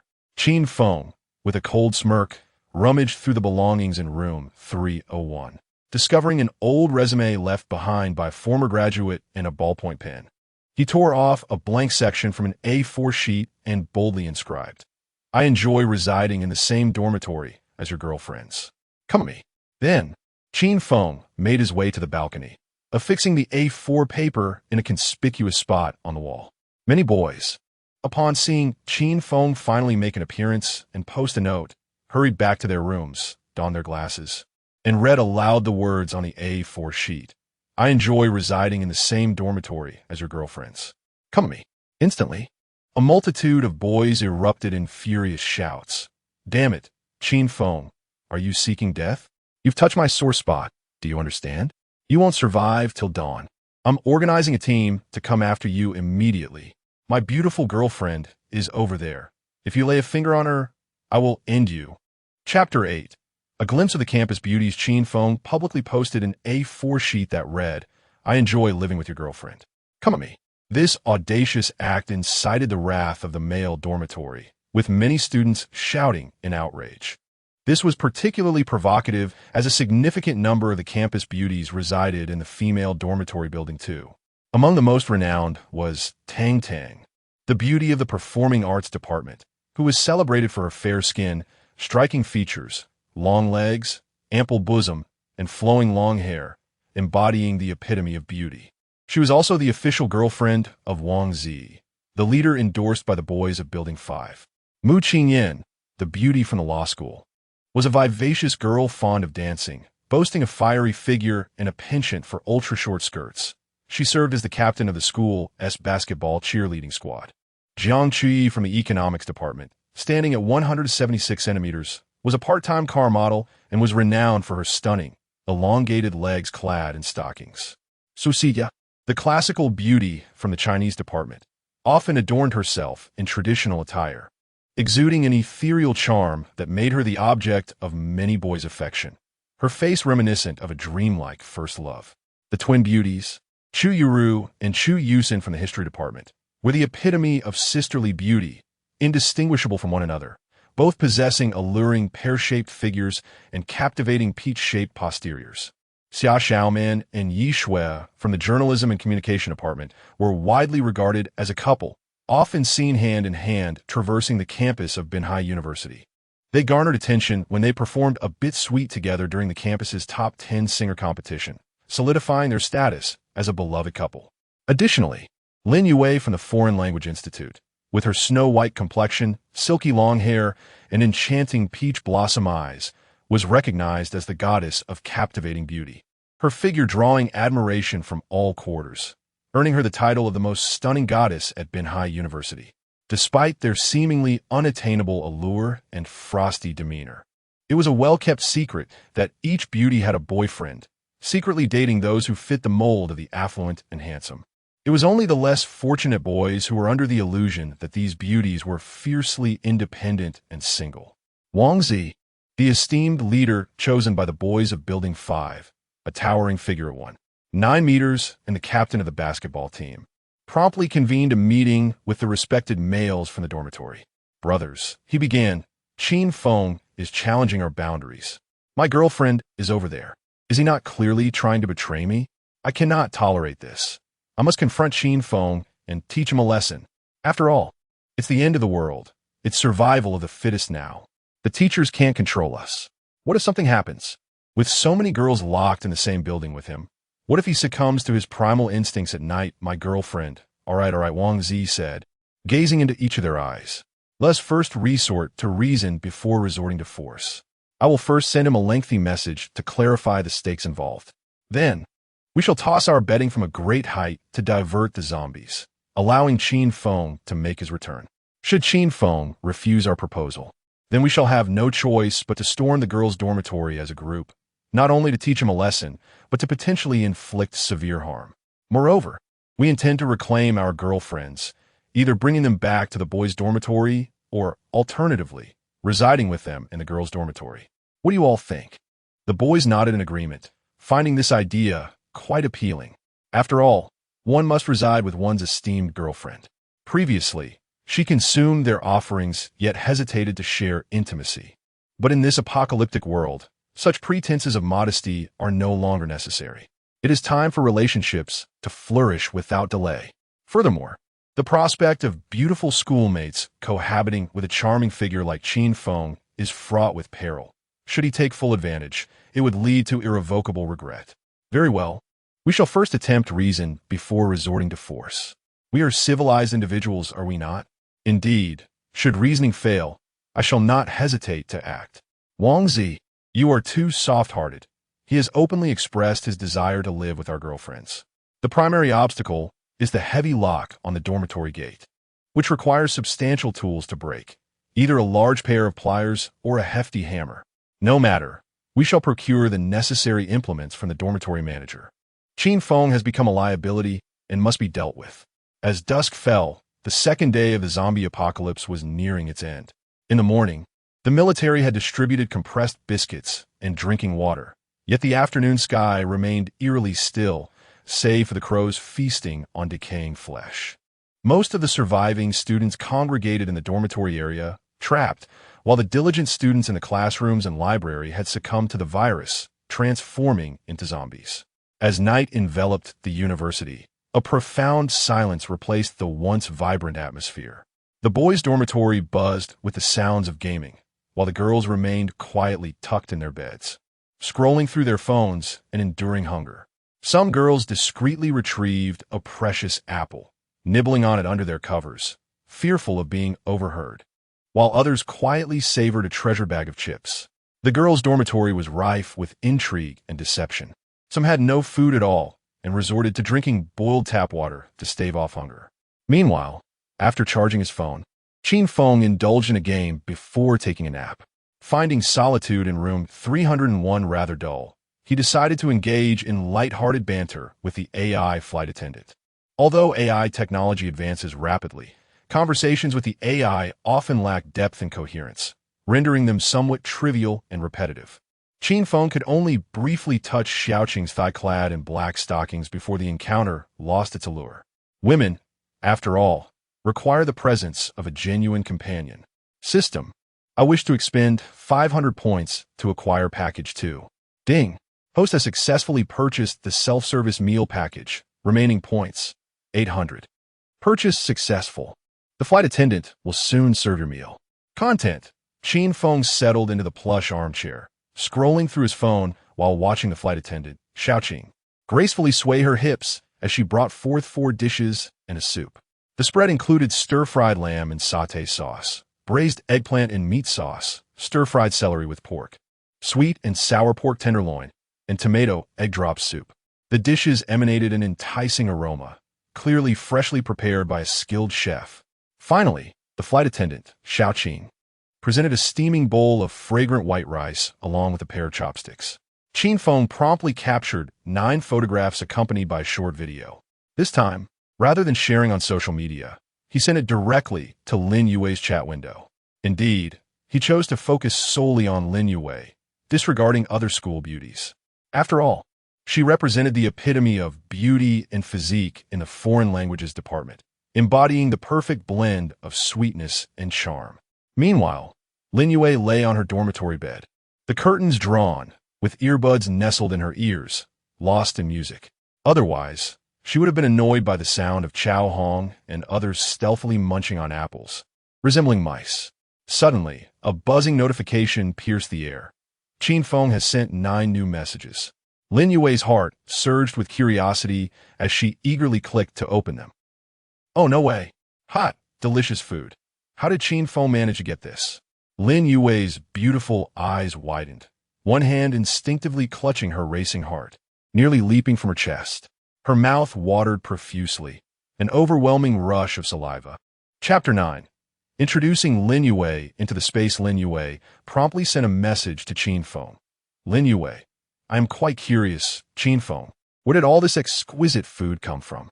Qin Feng, if you wish to eat, just come over. Why ask so many questions? Lin Yue, no, I'm just curious. Qin Feng, curiosity is futile. The more you know, the greater the peril. A good girl should refrain from asking and merely serve her man quietly. Lin Yue, why do you offer me food and not Chao Hong or Geng Xian? Qin Feng, because it's either deceit or theft. Lin Yue, I understand you have feelings for me, but you know I have a boyfriend, so you must not coerce me into actions I am unwilling to take. Qin Feng, I merely invited you for a meal. Why all the unnecessary talk? If you don't come, I shall collapse. I'm already satiated. Lin Yue, no, don't collapse. I will be there shortly. Just wait a moment. I need to concoct an excuse for my roommates to prevent them from informing my boyfriend. Qin Feng, arrive within 5 minutes. Otherwise, I shall perish. Lin Yue, I'm coming right now. Please don't rush me. As the conversation concluded, Qin Feng smirked and closed the chat window. He wondered whether his banter with the campus belle would stir her emotions. Ding. The host's recent text exchange with campus belle Lin Yue has caused fluctuations in her emotional state, including anxiety, tension, guilt, and unease. Anxiety. Lin Yue feels anxious about receiving your messages, fearing both their arrival and the silence. 100 points. Tension. Lin Yue is tense about sneaking to your room, worried her 3 roommates will discover her frequent visits, and, more so, that they will find out she has indulged in the food you provided. 200 points. Guilt. Lin Yue feels guilty for deceiving her boyfriend yet again to meet you, but her hunger compels her to temporarily conceal the truth. 300 points. Unease. Previously, she earned a meal by cleaning for you, and now she is uncertain of your methods to make her yield, leading to her discomfort. 500 points. Remaining points. 1,900 points. Ding. System space upgrade. Level 3 out of 100. Room upgraded to 40 square meters, adding a wall-mounted television. Unlocking new feature. The host can now bring 1 campus belle into the space. Emotional progress bar. Arrogance, wavering, humiliation, submission, eager servitude, devoted admirer, ultimate sycophant. Lin Yue is currently stabilized in the 3rd stage of wavering, the final stage. The host may adopt a more aggressive approach to advance to the next phase. Qin Feng observed the progress bar settings, realizing that each state comprised 3 distinct stages. It appeared that he would need to intensify his efforts. Otherwise, Lin Yue would remain in her wavering state for far too long. When would he be able to have the campus belle become his devoted admirer? Moreover, the system's new feature is particularly user-friendly. It allows one to bring the campus belle into the space. How splendid! Once she is brought in, she cannot simply wander out. Can she? Regardless of what transpires, no one would heed the cries for help. Lin Yue hesitated for a long time, but ultimately decided to visit Qin Feng's room. Today marked the 2nd day of the zombie crisis, and the news on her phone did not mention any rescue efforts. The end of the crisis seemed distant, and one could not merely watch oneself starve to death.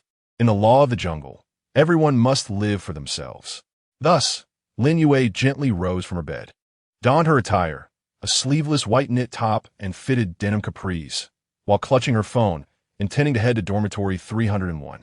Indeed, as soon as Lin Yue left her bed, Chao Hong, Geng Xian, and Pan Yu drew back the curtains and inquired about her destination. Chao Hong remarked, "Oh, our campus belle looks so lovely. Where are you off to?" Geng Xian teased, "You aren't going out on a date, are you? There are zombies outside." Pan Yu chimed in, "Unless you're off to find Qin Feng. Isn't your devoted admirer? Why do you resemble a lovesick puppy now?" Lin Yue offered a wry smile and, with a hint of disingenuousness, replied, "Who says I'm going to find Qin Feng? I'm merely checking on the situation in other dorms, gathering some news. Off I go." With that, Lin Yue exited, feigning a visit to dormitories 303 and 304 for a chat. However, to her dismay, the residents of those dorms did not answer the door. Naturally, in an apocalyptic era, no one wished to take risks. Furthermore, they had quarreled that morning while scrambling for supplies on the rooftop. Lin Yue glanced at her phone. The 5-minute deadline was rapidly approaching. With little time to spare, she dashed to room 301 and gently knocked on the door. Breathing heavily, she called out, "Qin Feng, open the door. I'm here." In fact, Qin Feng had been waiting right by the door, prolonging her anxious anticipation, allowing her feelings of urgency, anxiety, and tension to mount, fearful of being discovered. Eventually, he smiled and opened the door. Upon entering, Lin Yue playfully swatted his chest. "You're insufferable. Why did you take so long to open the door?" Qin Feng retorted. "Mind your tone." Lin Yue sighed. "All right, it was my fault for delaying. I knocked on the doors of 303 and 304. Tang Tang and I are best friends. Yet they wouldn't open up." Qin Feng chuckled. "Well, why should the pure and innocent belle of the Arts Academy grant you entry?" Lin Yue scoffed at the mention of Tang Tang. Her, the pure campus belle? Huh, she asked, clutching onto wealthy suitors. A true master of the game who expertly holds men in her grasp, unwilling to suffer any loss herself. She aims to sell herself for a hefty price. And unless it's to a billionaire family, she won't settle. Qin Feng sneered at her words, even in the apocalypse. "You're still dreaming of marrying into a billionaire family?" Lin Yue turned and circled room 301, failing to spot the delightful spread of 4 dishes and a soup, accompanied by fragrant rice, that Qin Feng had sent her. Her brows furrowed in concern. "Where's the delicious food you just showed me? Are you trying to deceive me?" Qin Feng smiled. "Of course there's delicious food. Just take a whiff of my fingers. I just had a few bites. And there's still the aroma of rice lingering on them." As he spoke, he extended his index finger towards Lin Yue, inviting her to smell. Lin Yue hesitated for a moment. She was not accustomed to a boy offering his finger near her mouth. However, given that Qin Feng was essentially her benefactor, she reluctantly leaned in to catch a scent. Indeed, as Qin Feng had claimed, a subtle fragrance of rice and meat wafted from his fingertip, causing her stomach to grumble once more. In the past, she often starved herself to lose weight, skipping dinner. But after 2 days of hunger, she could no longer resist the enticing aroma of the dishes. Where are those dishes? Why can't I see them? Stop keeping me in suspense. We are from the same college, and you once pursued me. We are no longer strangers. Lin Yue attempted to bridge the gap. Upon hearing this, Qin Feng felt a pang of regret. On his very first day at university, he had foolishly confessed his feelings for Lin Yue, who had nonchalantly rejected him but offered friendship, which led him to cling to hope. Little did he know she had a boyfriend all along. Girls can be so enigmatic. Without realizing it, one can become a mere fish in their pond, while they boast of having a tall, rich, and handsome boyfriend who keeps a loyal admirer like him around. With a chill in his voice, Qin Feng replied, "Let us not dwell on the past. If I could do it all over again, I would never confess to you. You girls are simply perplexing. You have a boyfriend, yet still keep admirers on the side. Take Tang Tang from Ishu Academy, for instance. If given the chance, I would certainly teach her a lesson." Lin Yue, looking pitiful, retorted, "All right, I admit my fault. But do you actually have food or not? If not, I'll leave. I snuck out and need to video call my boyfriend at 10. I can't be late. Or he might think I ran off to you." Upon hearing this, Qin Feng felt more at ease. He sat on a dormitory stool, leaving Lin Yue standing before him in a sort of playful punishment. Smiling, he asked, "Yue, would you like to enter a place with me? It's warm, comfortable, and filled with delicious food." Lin Yue frowned and pouted her lips, sensing something sinister in his words. Entering a place that was warm and comfortable, she felt a twinge of fear that Qin Feng might be luring her into a trap. She instinctively crossed her arms to protect her figure. "No, I will not go into that place with you," she declared. Qin Feng chuckled as he took her hand, insisting, "You will enter whether you like it or not." Lin Yue gasped in fright, fearing he was about to get rough. "You're moving too fast. You can't rush into things." With a startled shriek from Lin Yue, Qin Feng led her into a secret space with a sudden burst. Chapter 10. The white silk school bell massages you upon entering the space. Lin Yue was astonished by her surroundings.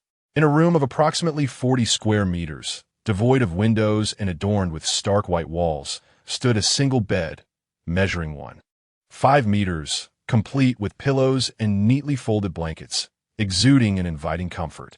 In front of the bed was a rustic square dining table accompanied by 2 armchairs. On the wall opposite the table hung a sleek 50-inch flat-screen television. However, the pièce d'resistance was the sumptuous feast laid out on the dining table. The dishes mirrored those captured in the photos sent earlier by Qin Feng. Delectable stir-fried meat with sauté sauce, braised eggplant in meat sauce, stir-fried celery with pork, sweet and sour tenderloin, and a steaming bowl of fragrant rice. Aside from this culinary delight, the room was utterly devoid of any presence. The AI stewardess, sensing the arrival of the school bell, had discreetly vanished. With wide eyes, Lin Yue exclaimed, "Where is this place?" Qin Feng, his expression impassive, replied, "I've told you before, do not inquire about matters that should remain unknown. Simply eat." Lin Yue hesitated, questioning, "Are you truly offering me food? Is there any hidden condition, perhaps involving cleaning chores?" She paused, realizing that the room was impeccably clean, almost unnaturally so. It was far tidier than the 301 dormitory, lacking any clutter or signs of everyday life, resembling more of a dream than a lived-in space. A genuine abode would typically be filled with miscellaneous items, refuse, and various necessities of life. Here, even the air bore no peculiar scent. Qin Feng interjected, "There is no need for you to clean here. However, you can assist me in other ways. As long as you fulfill my desires, you may indulge in the meal." With that, Qin Feng's gaze drifted toward the inviting 1.5-meter bed. Lin Yue's cheeks flushed crimson as she grasped the implication of Qin Feng's words. Being adults, they were all too aware of each other's intentions. The day had inevitably arrived, neither too early nor too late, on the second day of the zombie apocalypse. Qin Feng had requested her assistance in other ways. Oh, the audacity of this man. This brazen individual. This lecherous fiend. He was surely going to coerce her. Tears welled in Lin Yue's eyes, dampening her delicate lashes. What should she do? What should she do? She had preserved her purity for 20 years, envisioning a marriage into a wealthy family, intending to offer her pristine self to her husband on their wedding night. It seemed that today, her fate was sealed in this very moment, and there was no escaping this misfortune. With a quiet sob, Lin Yue lamented how insufferable Qin Feng was. Slowly, she approached the bed. Qin Feng, taken aback, questioned, "Lin Yue, why are you crying?" Qin Feng continued, "I've been spending too much time in the library lately, and my back is sore. I asked you to give me a massage. What is with the tears?" Lin Yue stammered. "Huh? What?" Qin Feng reiterated. "Help me with a massage." Tears still lingered on Lin Yue's eyelashes. "Oh, is that all?" Qin Feng inquired. "Well, I thought you wanted me to give you a massage. Do you prefer Thai or Korean?" Lin Yue replied. "Why complicate matters? A simple Chinese massage will suffice. Apply some pressure with your hands. Don't treat it like you haven't eaten." Qin Feng insisted. "All right then, lie down," Lin Yue said. "I often massage my dad, so I'm quite skilled at it." "Fine," Qin Feng agreed, positioning himself on the bed. Lin Yue hesitated for a moment, noticing a box of wet wipes on the dining table. She took one, wiped her hands, warmed them, and approached the bed, gently kneading the back of Qin Feng's neck. "Oh, that feels nice," Qin Feng exclaimed, feeling significantly more relaxed. "I am quite experienced in massage," Lin Yue said with a sense of pride. "Your technique is commendable." Qin Feng complimented. "Isn't it? How about you sit on my back?" "What? Where?" Lin Yue's face flushed. "On your back. Are you suggesting I move on my own?" "No. I mean you should sit on my back and give my spine a thorough massage." Lin Yue realized Qin Feng intended to gradually ensnare her, leading her into his trap like a frog in boiling water, ultimately making her his prey. However, she felt powerless as a delicate girl in the presence of such a strong male. Blushing, Lin Yue removed her pristine white sneakers, swung one leg over, and sat on Qin Feng's lap, beginning to massage his spine and two meridians. Qin Feng lay comfortably on the bed, feeling Lin Yue's gentle hands gliding over his back. "Oh, that's the spot. Yes, there. Apply more pressure," Qin Feng encouraged. Lin Yue blushed at his enthusiasm. "Please don't shout so loudly. What if others hear?" Her 3 female roommates in room 302 had indeed noticed Lin Yue leaving openly. They immediately got out of bed, phones in hand, ready to capture her on video. Wu Chang'e had sent each of them a 200 yuan red envelope, instructing them to monitor Lin Yue. If she went to Qin Feng's dorm, They were to dissuade her and document it as evidence. Wu Chang'e believed that if Lin Yue still loved him, she wouldn't sneak off to see Qin Feng. However, if she did, he intended to gather evidence to confront Wang Zi and organize a group of boys to confront Qin Feng. Qin Feng, if you dare to touch my woman, you will face the consequences. A beating would be a mere courtesy, he thought. Quick, follow closely and capture the moment. Gao Hong Wu Get, Geng Xian. Be careful, don't let Lin Yue see us. Pan Yu. But Wu Chang'e instructed us to first dissuade her, then take candid shots. Chao Hong dissuade? Nonsense. Lin Yue clearly intends to betray Wu Chang'e. We should just enjoy the spectacle. Geng Xian, indeed. It would be best if the boys turned against each other. Pan Yu. All right then, let us proceed with the covert photography, but let us not get caught. Thus, the three female roommates cautiously trailed behind, gently pushing the door ajar to peek outside. They spotted Lin Yue first knocking on the doors of dormitories 303 and 304. They were aware that Lin Yue shared a close friendship with the stunning Tang Tang from the School of Arts, and initially assumed Lin Yue would enter Tang Tang's room. They quickly retracted their heads, only to find that Tang Tang did not answer and politely declined Lin Yue's request. Consequently, they stealthily observed as Lin Yue swiftly entered Qin Feng's room 301. After a brief moment of observation, they followed suit, eavesdropping at the door. Inside room 301, an eerie silence prevailed, devoid of any conversation. Lin Yue had not emerged for quite some time. What could they possibly be doing? Given that they were all adults, the implications were rather evident, weren't they? The three female roommates exchanged knowing glances and smirked. Indeed, Lin Yue, the so-called innocent campus beauty, was nothing more than a green tea type. Chao Hong, being the floor leader, possessed a spare key to the abandoned room 301, a room she had originally arranged for Qin Feng. At this pivotal moment, she produced the spare key with a sly smile, softly counting 1, 2, 3. She gently opened the door to room 301, urging Geng Xian and Pan Yu to quickly capture a scandalous scene of Qin Feng and Lin Yue in a passionate embrace, intending to send the video to Wu Chang'e, thus exposing the betrayal. The ensuing chaos among the boys would surely be amusing. However, to their astonishment, upon opening the door, room 301 was utterly vacant. The balcony and bathroom were also unoccupied. How strange. Where could they have gone? Had they vanished? I distinctly saw Lin Yue enter. Could she have evaporated into thin air? This was implausible. Perhaps she mistakenly entered another dormitory? Setting aside Lin Yue, where was Qin Feng? Was it possible he had also disappeared? Maybe he ascended to the rooftop? Let us exit for now. Feeling dejected, Chao Hong and the others returned to dormitory 302, their plans foiled and efforts wasted, leaving them quite disheartened. Meanwhile, in the solitude of the room, Qin Feng had fallen asleep comfortably after receiving a massage from Lin Yue. She dismounted from his back, glancing at his profile, and mused, rather handsome. Regrettably, your family circumstances are not ideal. To be candid, based solely on your appearance, we could indeed be together. But alas, you are the epitome of a sycophant, destined to carry my luggage. Lin Yue still believes that a young man from a second-tier provincial capital, like Wu Chang'e, is more suited for her. Let us not dwell on that for now. Qin Feng has fallen asleep, and it is prudent to fill our stomachs first. Lin Yue, unable to contain her eagerness, took her place at the dining table, picked up her chopsticks, and prepared to savor a bite of her dish mixed with rice, just as she was about to begin. Qin Feng stirred from his slumber, lifting his gaze to see Lin Yue poised to take her first bite. He immediately adopted a playful demeanor. Lin Yue, her hand froze mid-air. What? She replied. Silence. He commanded. Lin Yue fell silent. I have yet to eat. Are you flaunting your meal before me? She awkwardly apologized. I'm sorry. He retorted. Did your parents not teach you table manners? The host must eat first. With a bitter smile, Lin Yue responded.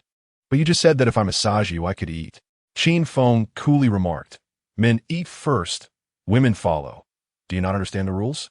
Lin Yue felt on the verge of tears. Fine, but it appears there is only one bowl and one pair of chopsticks here. Indeed, he confirmed. You shall watch me eat. Once I have finished, you may use my bowl and chopsticks to eat. Lin Yue was left speechless. What is wrong? Do you find my used utensils unsanitary? She quickly denied, No, no. Then it is settled. I shall eat first, and you will consume my leftovers. Lin Yue remained silent. Chapter 11. The humiliation of the campus belle. Lin Yue stared blankly, her eyes wide as she observed Qin Feng devour half a bowl of rice with his chopsticks. Furthermore, he consumed half of each of the 4 dishes on the table and drank nearly all of a bowl of tomato egg drop soup. Finally, patting his belly, he declared, I'm full. The rest is all yours. With that, he left behind a small portion of rice and a pair of used chopsticks on the table before reclining on the bed to play on his phone. The rhythmic sounds of music featuring a beautiful woman in a short black skirt dancing emanated from his douyin. After a moment of hesitation, Lin Yue picked up the half bowl of rice and the chopsticks that had been used by Qin Feng. Holding the chopsticks, she hesitated for an interminable duration, grappling with the thought, as a dignified campus belle, am I really reduced to eating a boy's leftovers? Yet, the pangs of hunger ultimately triumphed over her pride. Tears welled in her eyes as she began to consume the rice and the 4 dishes, one bite at a time. There was no other choice. Hunger had taken hold of her. It felt as though there was a mouth within her stomach devouring her from the inside. Thus, she cherished this hard-won meal. On one hand, the food was indeed delectable and suited her palate. Each mouthful brought her a sense of satisfaction, filling her belly with nourishment. Lin Yue felt a wave of comfort wash over her.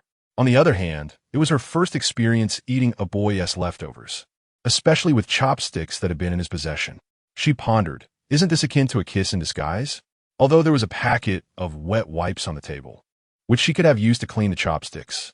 She knew Qin Feng's temper well enough to fear that he might suddenly leap up and toss all the food into the trash. Thus, reason prevailed over emotion, and Lin Yue continued to eat every last morsel with Qin Feng's chopsticks. The good news was that it appeared she was not required to wash any dishes, as there was no kitchen in sight. This was an exceptionally bizarre space, devoid of windows or doors, and she could not fathom how she had entered. Qin Feng, I've finished. May I leave now? Lin Yue inquired in a subdued tone. Oh, you're done? Qin Feng replied from his position on the bed. Yes, she affirmed. Are you full? I am. Was it delicious? Indeed. Would you like to eat again next time? Next time, if the zombie crisis doesn't come to an end. I suppose I shall return. Lin Yue replied humbly, not daring to make a definitive statement. Lin Yue, listen closely. Next time, it won't be merely a massage. You will have to make a greater sacrifice. A greater sacrifice, are you referring to what aspect? Lin Yue asked, her voice trembling. At last, Qin Feng was about to broach that matter. Indeed, men, no matter how sweetly they speak, they ultimately desire to engage in that act. Shameless, despicable, vulgar. Sobi. In what regard? Contemplate it yourself. In any case, should you choose to dine here again, the meals will be more delectable and the variety will be greater. But your sacrifices must also be more significant. Otherwise, I shall not permit you entry. Do you understand? Sobi. Understood. Very well, you may leave now. I cannot possibly leave on my own. What on earth is this place? There isn't even a door. Lin Yue grew anxious. She surveyed her surroundings. White walls enclosing her, devoid of windows or doors. Truth be told, if Qin Feng were to compel her to bed at this moment, Lin Yue would have no recourse but to acquiesce. Oh, I almost forgot. Allow me to lead you out. With that, Qin Feng descended from the bed and grasped Lin Yue's hand. In a flash, they emerged from the confines of that space. Lin Yue, having closed her eyes in trepidation, now opened them to find herself back in dormitory 301, amidst the disarray of familiar surroundings. A sigh of relief escaped her lips. Well, I shall take my leave. Lin Yue gently extricated her hand from Qin Feng's grasp.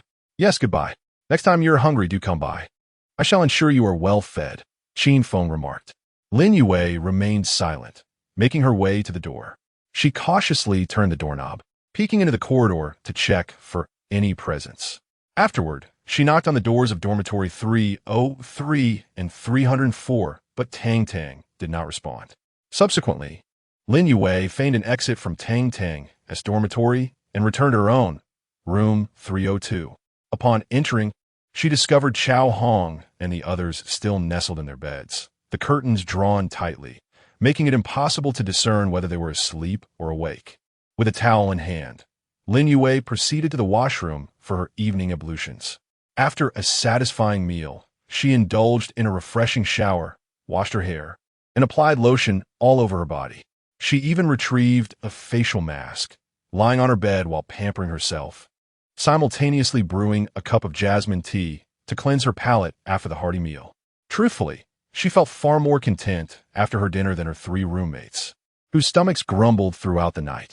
A sense of superiority enveloped Lin Yue. Having completed her nighttime routine, she glanced at the clock, which read 10 o'clock p.m., time for her nightly video call with her boyfriend, Wu Chengel. Lin Yue climbed onto her bed, drew the curtains, and prepared to connect with him. Ding dong, the melodious video call tone chimed, and the call commenced. Lin Yue smiled. "Hello, my dear." Wu Chengel, skeptical, inquired, "Your roommate told me you just stepped out?" Lin Yue, feeling guilty, replied, "No, I've been in the dormitory the whole time." Wu Chengel pressed, "Don't deceive me. Your roommate has already informed me." Lin Yue smiled. "Oh right, I recall now. I visited Tang as dormitory briefly to check on her. Is that not permissible?" Wu Chengel asked. "How long were you gone?" Lin Yue responded, "About half an hour. Why? Please don't doubt me. I care for you dearly." Wu Chengel, "You spent half an hour in Tang's dorm? I find that hard to believe." Lin Yue, "What is there doubt? Tang and I are the best of friends." Wu Chengel, "But your roommates said you went to Qin Feng's dorm." Lin Yue, enraged, "They're spreading lies. I never went to Qin Feng's dorm. They should provide evidence. This is outrageous." Wu Chengel, "Well, I actually have no evidence." Chao Hong and the others sent Wu Chengel a video of Lin Yue going out. However, the 301 dorm where Qin Feng resides was empty, which proves nothing. Wu Chengel was puzzled, but ultimately chose to trust his girlfriend. Wu Chengel, "All right, I will believe you this once." Lin Yue, "Don't doubt me. I am yours, and I would never go to Qin Feng's dorm."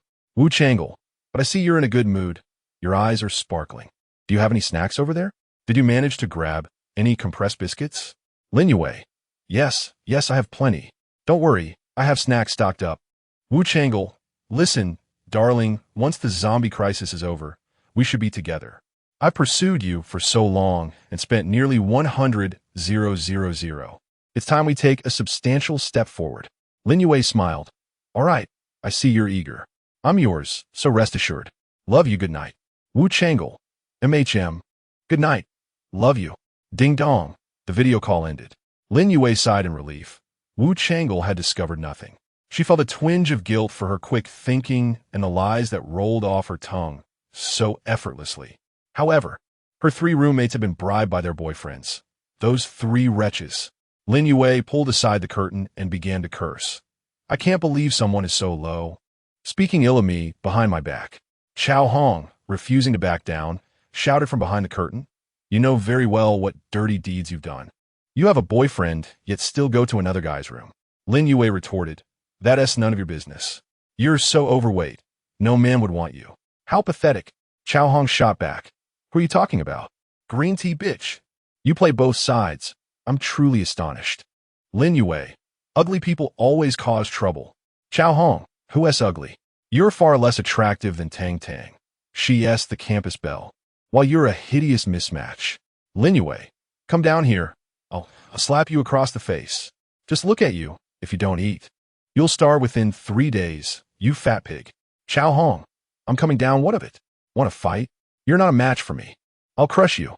Geng Xian and Pan, you try to mediate. "Stop arguing, everyone. We're all in the same dorm. Let us get a rest. After the zombie crisis, we still have to be roommates for another 2 years." Lin Yue scoffed. "The zombie crisis over? Huh, that's wishful thinking. Let us first fill our bellies and survive." Geng Xian and Pan, you could not help but ask, "Honestly, Yue, where did you go? Did you go to Qin Feng's room? Why do you smell of food?" "My nose is sensitive. I can smell it." Lin Yue, "What business is it of yours? Where I go is none of your concern. If anyone dares to approach my boyfriend, Gao Mi, I shall slap you across the face." Geng Xian fell silent, as she was somewhat intimidated by the campus belle. Pan Yu remained quiet as well, silently savoring a lollipop. Chao Hong, feeling rather corpulent, had secretly indulged in an apple but still suffered from mild hypoglycemia and quickly succumbed to sleep. Once the lights in the girls' dormitory 302 were extinguished, it descended into silence. Meanwhile, in dormitory 301, Qin Feng heard the voice of the system. Ding! The host has fed Lin Yue, the campus bell, for the second time, resulting in a system upgrade. Buffet space. Level 4, total level 100. The system has been upgraded to a 50 square meter rectangular room. Equipment: a dining table, 2 chairs, a 1.5 meter wide single bed, a wall-mounted television, and a double sofa. Staff: an AI flight attendant named Xiaoqing. Remaining points: 1,900 points. The host just engaged in a friendly exchange with Lin Yue, triggering a spectrum of her emotions. Humiliation, delight, shame, guilt. Humiliation: Lin Yue consumed your leftover food and used your used chopsticks. Points 500. Delight: Lin Yue experienced immense joy while dining. Points 100. Shame: Lin Yue provided the host with a massage, generating feelings of shame. Points 300. Guilt: Lin Yue lied to her boyfriend, resulting in feelings of guilt. Points 200. Current remaining points: 3,000 points. Lin Yue's emotional progress bar. Emotional progress bar: arrogance, wavering, humiliation. Stage 1. Submission, flattery, active servitude. Ultimate flatterer. Buffet C. 2 servings of a luxurious 5-star hotel buffet. Dinner, 1,000 points. Weapon B. M16 assault rifle with 90 rounds, 3,000 points. Weapon C. Defensive grenades, 10 pieces, 3,000 steel balls, 5,000 points. The host's 3,000 points can unlock Weapon B, the M16 assault rifle. Would you like to unlock it? Unlock. Chapter 12. A bullet to the head. The dormitory desk was suddenly graced with a sleek, jet-black automatic rifle. An M16 assault rifle, adorned with a precision optical sight. The cold steel glimmered with sharp lines, exuding an aura of death. Qin Feng reached out, caressing the firearm. The metallic texture elicited an indescribable sense of security within him. He placed 3 magazines side by side on the table and then picked up 90 gleaming rounds, expertly loading them into the magazine one by one. The crisp clicks resonated in the stillness of the dormitory, akin to the most enchanting melody. Indeed, young men are drawn to firearms, and they also revel in the thrill of the chase. Ding! The system rewards the host with divine shooting skills. In an instant, a torrent of intricate information flooded Qin Feng's mind. The mechanics of the firearm, ballistic calculations, breath control, trigger pressure, all were instinctively etched into his very being. He was not only adept at handling the weapon, but also capable of achieving unparalleled accuracy with every shot. Qin Feng retrieved the Glock 43 pistol he had previously acquired from his desk drawer. He skillfully loaded the ammunition, the compact Glock semi-automatic pistol, alongside the formidable M16, formed the foundation of his survival in this apocalyptic world. Just then, a distant buzzing sound drew nearer. Drones had arrived. Moments later, jubilant cheers erupted from the male dormitory across the way and the female dormitory nearby. Like a power outage suddenly restored, the entire building was alive with celebration. Everyone understood that the military had dispatched drones to deliver supplies. Yet, why had they delayed until 10 o'clock at night? The dormitory was in an uproar, with many students who had already retired for the night crawling out of bed, their eyes gleaming with the desire for food. From the male dormitory, every balcony echoed with shouts. Get up, don't sleep. The military has sent supplies. Which dormitory is responsible for distribution today? It should be dorms 415 and 416. Prepare. All right, other dormitories should remain inside and wait. Do not run amok, do not snatch. Understood. Who would snatch? Just collect the allocated shares from each dormitory. Those who snatch will pay the price. Under Long Zhang's command, the distribution proceeded with commendable order in the male dormitory. In stark contrast, the female dormitory resembled a scene from hell. The girls screamed as if possessed, flustered and disorganized upon hearing of the drone's arrival, rushing chaotically toward the rooftop. The staircase quickly became a congested mass of bodies, filled with incessant screams and curses. Many seemed to harbor long-standing grievances against one another, pulling hair and setting traps amidst the chaos, creating an utterly tumultuous spectacle. Qin Feng opened the door to dorm 301, leaning against the doorframe. observing the pandemonium in the hallway with a detached gaze. He refrained from joining the commotion atop the building, observing the girls as they flailed about like headless flies, engaging in a frenzied melee, hurling curses in wild abandon. Ah, women! In a world devoid of men, women are but a scattered heap of sand. It is said that numerous establishments, such as all-female gyms, restaurants, and CAFs, ultimately succumb to failure. In the girls' dormitory, those residing on the 7th floor enjoyed a distinct advantage, being the first to seize the opportunity when several of them raced to the rooftop, snatching a box of compressed biscuits and a box of instant noodles from a drone. The girls from the 5th and 6th floors followed closely, diving into the fray without hesitation. Let go. That's mine. You wretched creature. You stole my biscuits yesterday, and now you dare to take them again? Ah, my hair. Get away. I'll bite you to death. The shrieks of the girls echoed, accompanied by the sharp sound of slaps, as the supply box was torn open, scattering noodles and biscuits across the ground, inciting a more frenzied scramble. In the chaos, one girl was shoved over the edge of the rooftop, her scream abruptly silenced, followed by a dull thud below, quickly drowned out by the frenzied gnawing of the undead. One girl quite literally pushed to her demise. Qin Feng watched with a cold smile as the past replayed itself. Once, it was he who was thrust down. Now it was another's turn. Suddenly, Hes pot gao hong, bloodied and rushing down the stairs. Her hair was disheveled, and her face bore several fresh wounds, a shocking sight. A grin crept across Qin Feng's face. "Ha ha, Chao Hong. Have you been beaten? Who dares to lay a hand on you?" Ha ha. The sight of her disarray filled him with glee. "Truly, I do not need to remedy your plight. Fate has its own way of dealing with you. The heavens spare no one." Little did he know, Chao Hong paid no heed to his taunts, rushing straight back to her dormitory, emerging with an umbrella in hand, its tip aimed forward, clearly intending to use it as a weapon for vengeance. Through gritted teeth, she cursed, "That lunatic from the 516 management department. I shall pierce her today." Qin Feng laughed heartily. "Go ahead, good luck." Just as Chao Hong turned to flee, she abruptly halted, spinning around to confront him. The schadenfreude etched on Qin Feng's face stung her. She pointed at him, scolding, "Qin Feng, what are you laughing at?" The smile vanished from Qin Feng's face in an instant. "I'm laughing for myself. What is it to you?" Chao Hong, standing her ground, declared, "Of course. It concerns me. You occupy the dormitory I arranged for you, so you must heed my words." Qin Feng scoffed. "Nonsense. This dormitory is vacant. I can stay if I wish." Taken aback, Chao Hong retaliated, "You, a grown man, residing in a girl's dormitory. Do you not have any shame?" Qin Feng simply replied, "Get lost." Frustrated, Chao Hong's eyes darted, and she extended the umbrella towards him. "Take this umbrella. Accompany me to the rooftop. You are a man, strong enough to help me see supplies. Tonight, I shall deliver Lin Yue to your dormitory. Let's strike a bargain. Beauty for resources." Qin Feng let out a derisive snort, his eyes brimming with disdain. "There's no need. Lin Yue will bring it herself. Do you think I require your assistance?" Chao Hong was utterly enraged. "Qin Feng, you refuse to heed my words, do you?" She had long harbored resentment towards him, especially since he had only shared food with Lin Yue during their last encounter, blatantly disregarding her as a larger girl.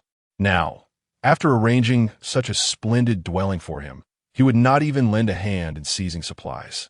The more she pondered, the more infuriated she became. In her previous life, she had collaborated with other girls to push the insufferable Qin Feng off the building. Today was merely a repetition of the past. "Qin Feng, do you think I'm being lenient? If you refuse to assist me, you shall not fare well either." Chao Hong shouted, suddenly brandishing an umbrella, thrusting its sharp tip forcefully towards Qin Feng's face. In that moment, memories surged forth, vivid as the tide.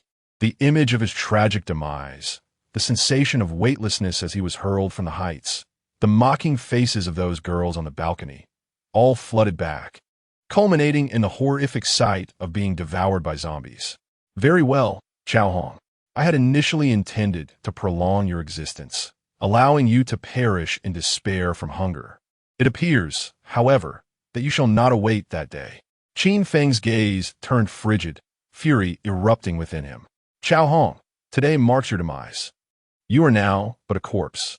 With swift resolve, Qin Feng initiated his actions. In an instant, Chao Hong saw a blur before her. Qin Feng had drawn a sleek black pistol, Glock 43. The cold muzzle was aimed directly at her forehead. His voice held no warmth. Chao Hong, do not move. If you dare to jab me with that umbrella again, you shall meet your end. For a moment, Chao Hong hesitated, then burst into a sharp, mocking laughter. I dare you to stab? Who do you think you're scaring with that toy gun? She was entirely unconvinced, dismissing the possibility of genuine firearms in such apocalyptic times. Bang! A thunderous report echoed. The bullet was discharged. Qin Feng fired. With a sickening crunch, Chao Hong's plump head was obliterated, blood splattering through the air. Chapter 13. The first shot struck Chao Hong squarely in the forehead. Her body jolted violently, the mockery on her face frozen in astonishment. Bang! Bang! Qin Feng did not hesitate, firing 2 more shots in rapid succession. The bullets pierced her chest, blood gushing forth and splattering against the white wall behind her. Chao Hong's eyes lost their luster, turning a dull gray, and her corpulent form fell backward with a heavy thud. Geng Xian and Pan Yu, who had accompanied Chao Hong back, stood in the hallway nearby, witnessing the gruesome spectacle unfold. Both girls were paralyzed with fear, their mouths agape, yet unable to utter a sound. Qin Feng, how did you do this? Do you have a gun? Is your gun real? Where did you get it? Ah, you've killed someone. Qin Feng's icy gaze swept over them. Shut up and return to your dormitory. Startled beyond measure, Geng Xian and Pan Yu scrambled back to room 302, slamming the door shut and bracing it with their bodies, too terrified to venture out again. Qin Feng regarded the lifeless body of the girl sprawled on the floor, his brow furrowed. Remaining here was untenable. The ensuing decay would pose complications. It would be wiser to dispose of her from the balcony, allowing the zombies, those carrion creatures, to consume her, a clean and decisive end. With all his strength, he dragged Chao Hong's plump leg down the corridor to the washroom at the end. Then, he pushed the corpse over the balcony. With a resounding thud, the body fell to the ground. Several zombies lurking below caught the scent of blood, immediately shrieking and lunging at Chao Hong's remains, tearing and gnashing their teeth. Qin Feng glanced down from the window at the revolting scene, but chose not to linger, turning away to leave. In room 302, Geng Xian and Pan Yu, still shaken, rushed to inform Lin Yue of Qin Feng's act of violence. Lin Yue, however, appeared incredulous. No way. Qin Feng has a gun? How is that possible? Firearms are illegal. With a quavering voice, Geng Xian insisted. It's true. We saw it with our own eyes.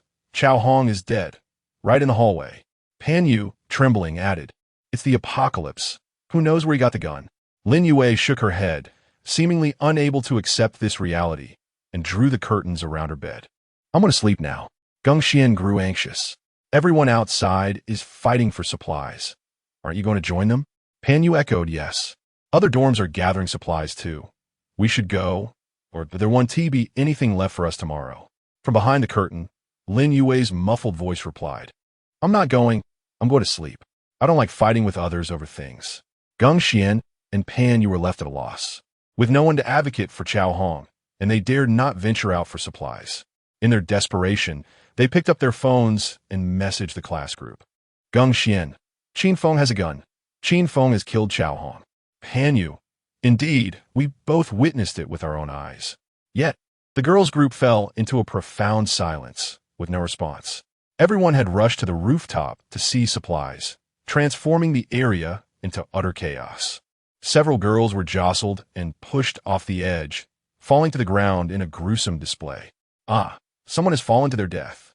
Stop pushing. Lisa Han urged you to back off. Ah, woe is me, I'm terrified. Mommy, I want to go home. The girls who plummeted from the rooftop suffered terrible injuries. Some broke their legs, others sustained severe head trauma.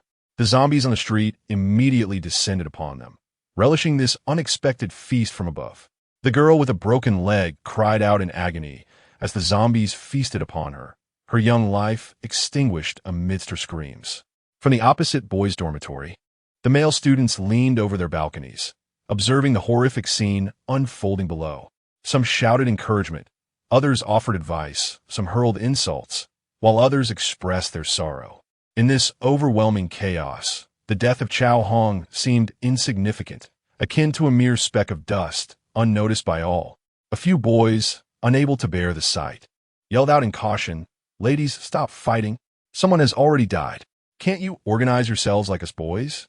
Honestly, girls, the biscuits and bread dropped by the drones are sufficient. Just one piece each will keep you satiated for the day. And there's drinkable water. Exactly. Look at us boys, coexisting peacefully. Not a single fight among us. We happily indulge in our games every day." Some boys began to worry for their girlfriends, calling out their names from the balcony. "Zian, don't fight for supplies with those girls. It's too dangerous. Ting Ting, don't mess with them.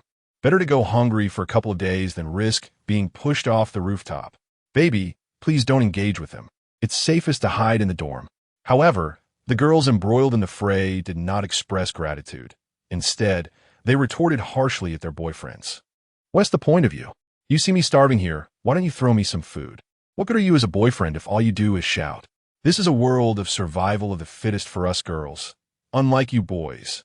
You boys should not rejoice. Once your food runs out, you two will fight fiercely, likely worse than us." As the conversation unfolded, several more girls were pushed off the building to their demise. The ferocity of the girls escalated as they pulled hair and clawed at each other, even resorting to pushing adversaries to their deaths. This tragic spectacle was fully visible to the boys across the way. Most boys fell silent, quietly lamenting, feeling utterly powerless. Only Wu Changle and his 3 dorm mates directed their ire at the sole openly acknowledged male in the girls' dormitory, Qin Feng. Wu Changle's girlfriend, Lin Yue, resided in room 302 next to Qin Feng, and in his distress, he found himself helpless, channeling all his anger and fear into vitriolic insults directed at Qin Feng. "Qin Feng, are you even a man? You worthless fool, just standing there while they tear each other apart?" Wu Changle clung to the balcony railing, his face flushed crimson, veins bulging on his neck. One of his roommates, the towering Zheng Hao, echoed sharply, "Exactly. You think being placed in the girls' dormitory makes you a lord? You can't even protect the girls? You can't even enforce some discipline? What else can you do besides eat? Do you possess any leadership skills?" Another roommate, Qin Feng, who had a face dotted with acne and a penchant for weightlifting, spat disdainfully. "If you had any courage, you'd step up and manage things. Look at those girls. How many have already fallen?" The bespectacled Lu Zian escalated the personal attacks. "Qin Feng, you are utterly useless. What good are you? You might as well return to the boys' dormitory. You aren't even fit to be a floor leader. You lack any semblance of leadership ability. If I could, I would kick you to death, you worthless waste." With his roommate's jeers fueling his fury, Wu Changle grew even more animated. "I wish I could strangle you. If I were in the girls' dormitory, I would have managed them properly. It wouldn't be like this now. It's all your fault, you useless piece of trash." These voices, sharp and grating, were like blunt knives scraping against Qin Feng's nerves. He had just moments ago ended a girl's life. The image of Chao Hong's resentful and bewildered eyes before her death remained vividly imprinted in his mind. The warm blood splattered against his hand felt as if it had not yet dissipated. Adrenaline surged, racing through his veins. Qin Feng could clearly see the 4 faces across the balcony, contorted with jealousy and impotent rage. Protect the girls? Enforce discipline? He could only scoff. In his previous life, it was these so-called female classmates who had pushed him into danger to feed the zombies. Just moments ago, Chao Hong had attempted to stab him with an umbrella. Now, these fools, hiding a safe distance, were passing moral judgment on him. By what right? Just because they were men? Just because they perched on a moral high ground, flapping their lips? Ridiculous. In this already broken world, the sanctimonious and the inept were the first to perish. A surge of murderous intent churned within Qin Feng. "Fine, since you are so eager to meet your end, I shall oblige. I do not mind taking down a few more men." Without a moment's hesitation, Qin Feng turned and walked back to his room. The sleek black M16 assault rifle lay quietly on his bed, its smooth lines and cold metallic texture exuding an aura of death. He picked up the rifle, skillfully checking the magazine. Its heavy weight provided him with an unprecedented sense of reassurance. This was the only true companion he could rely on in the apocalypse. Qin Feng returned to the balcony, resting the M16's stock against his shoulder. Across from him, Wu Changle's 3 roommates were still engaged in a cacophony of insults. Upon spotting Qin Feng brandishing a substantial object, they initially froze, only to erupt into an even louder bout of laughter. "Look, guys, that fool has pulled out a toy gun." Zheng Hao laughed so hard he nearly fell over, pointing at Qin Feng with tears forming in his eyes. "Ha ha, what's he trying to do? Scare us with a toy gun? Who wants to play house with you?" Cheng Pengfei slapped the balcony railing, laughing until his stomach hurt. "Where did you get that toy gun? Is it your brother's?" Lu Zian bent over with laughter, employing every possible means of mockery. "Are you mentally challenged, Qin Feng? Ha ha ha, what a joke. In this country, firearms are strictly prohibited. Thus, the gun must certainly be a fake, a mere toy purchased from a supermarket." Wu Changle joined in the laughter, albeit with a hint of reluctance, as an inexplicable unease began to quietly take root within him. Qin Feng's demeanor was unervingly calm, almost terrifyingly so. The corners of his mouth curled into a chilling smile, his eyes, through the mechanical sights of the M16, locking onto the trio of his most boisterous roommates. With a crisp da-da, the sound of gunfire rang out, punctuated by precise shots. "Goodbye, fools." A vivid spray of crimson erupted from the center of Zheng Hao's forehead, splattering red and white across the wall behind him. His body was struck as though by an invisible hammer, toppling backward and crashing to the ground, convulsing twice before falling silent, leaving no last words. "What?" The expressions on Lu Zian and Cheng Pengfei's faces instantly froze, transforming into sheer shock and terror. They had no time to react. Qin Feng's gun had already shifted its aim. Another 6 bullets were fired. A bloodied hole erupted in the same spot on Cheng Pengfei's forehead. Lu Zian's glasses shattered, the immense force sending him crashing to the ground, his body collapsing lifelessly. In mere seconds, 3 corpses lay in a pool of blood. Wu Changle stood paralyzed, his mind blank. He watched in horror as the 3 roommates he had shared countless moments with transformed into blood-soaked corpses in an instant. The pungent scent of blood seemed to traverse the air, assaulting his nostrils. A warm liquid suddenly surged from his groin, trickling down the inside of his thigh. He had urinated himself. Overwhelmed by sheer terror, all strength drained from his limbs, and he collapsed to the ground. "Oh, no way. Is it a real gun? Is this the sound of a real gun?" A dissonant wail escaped his throat.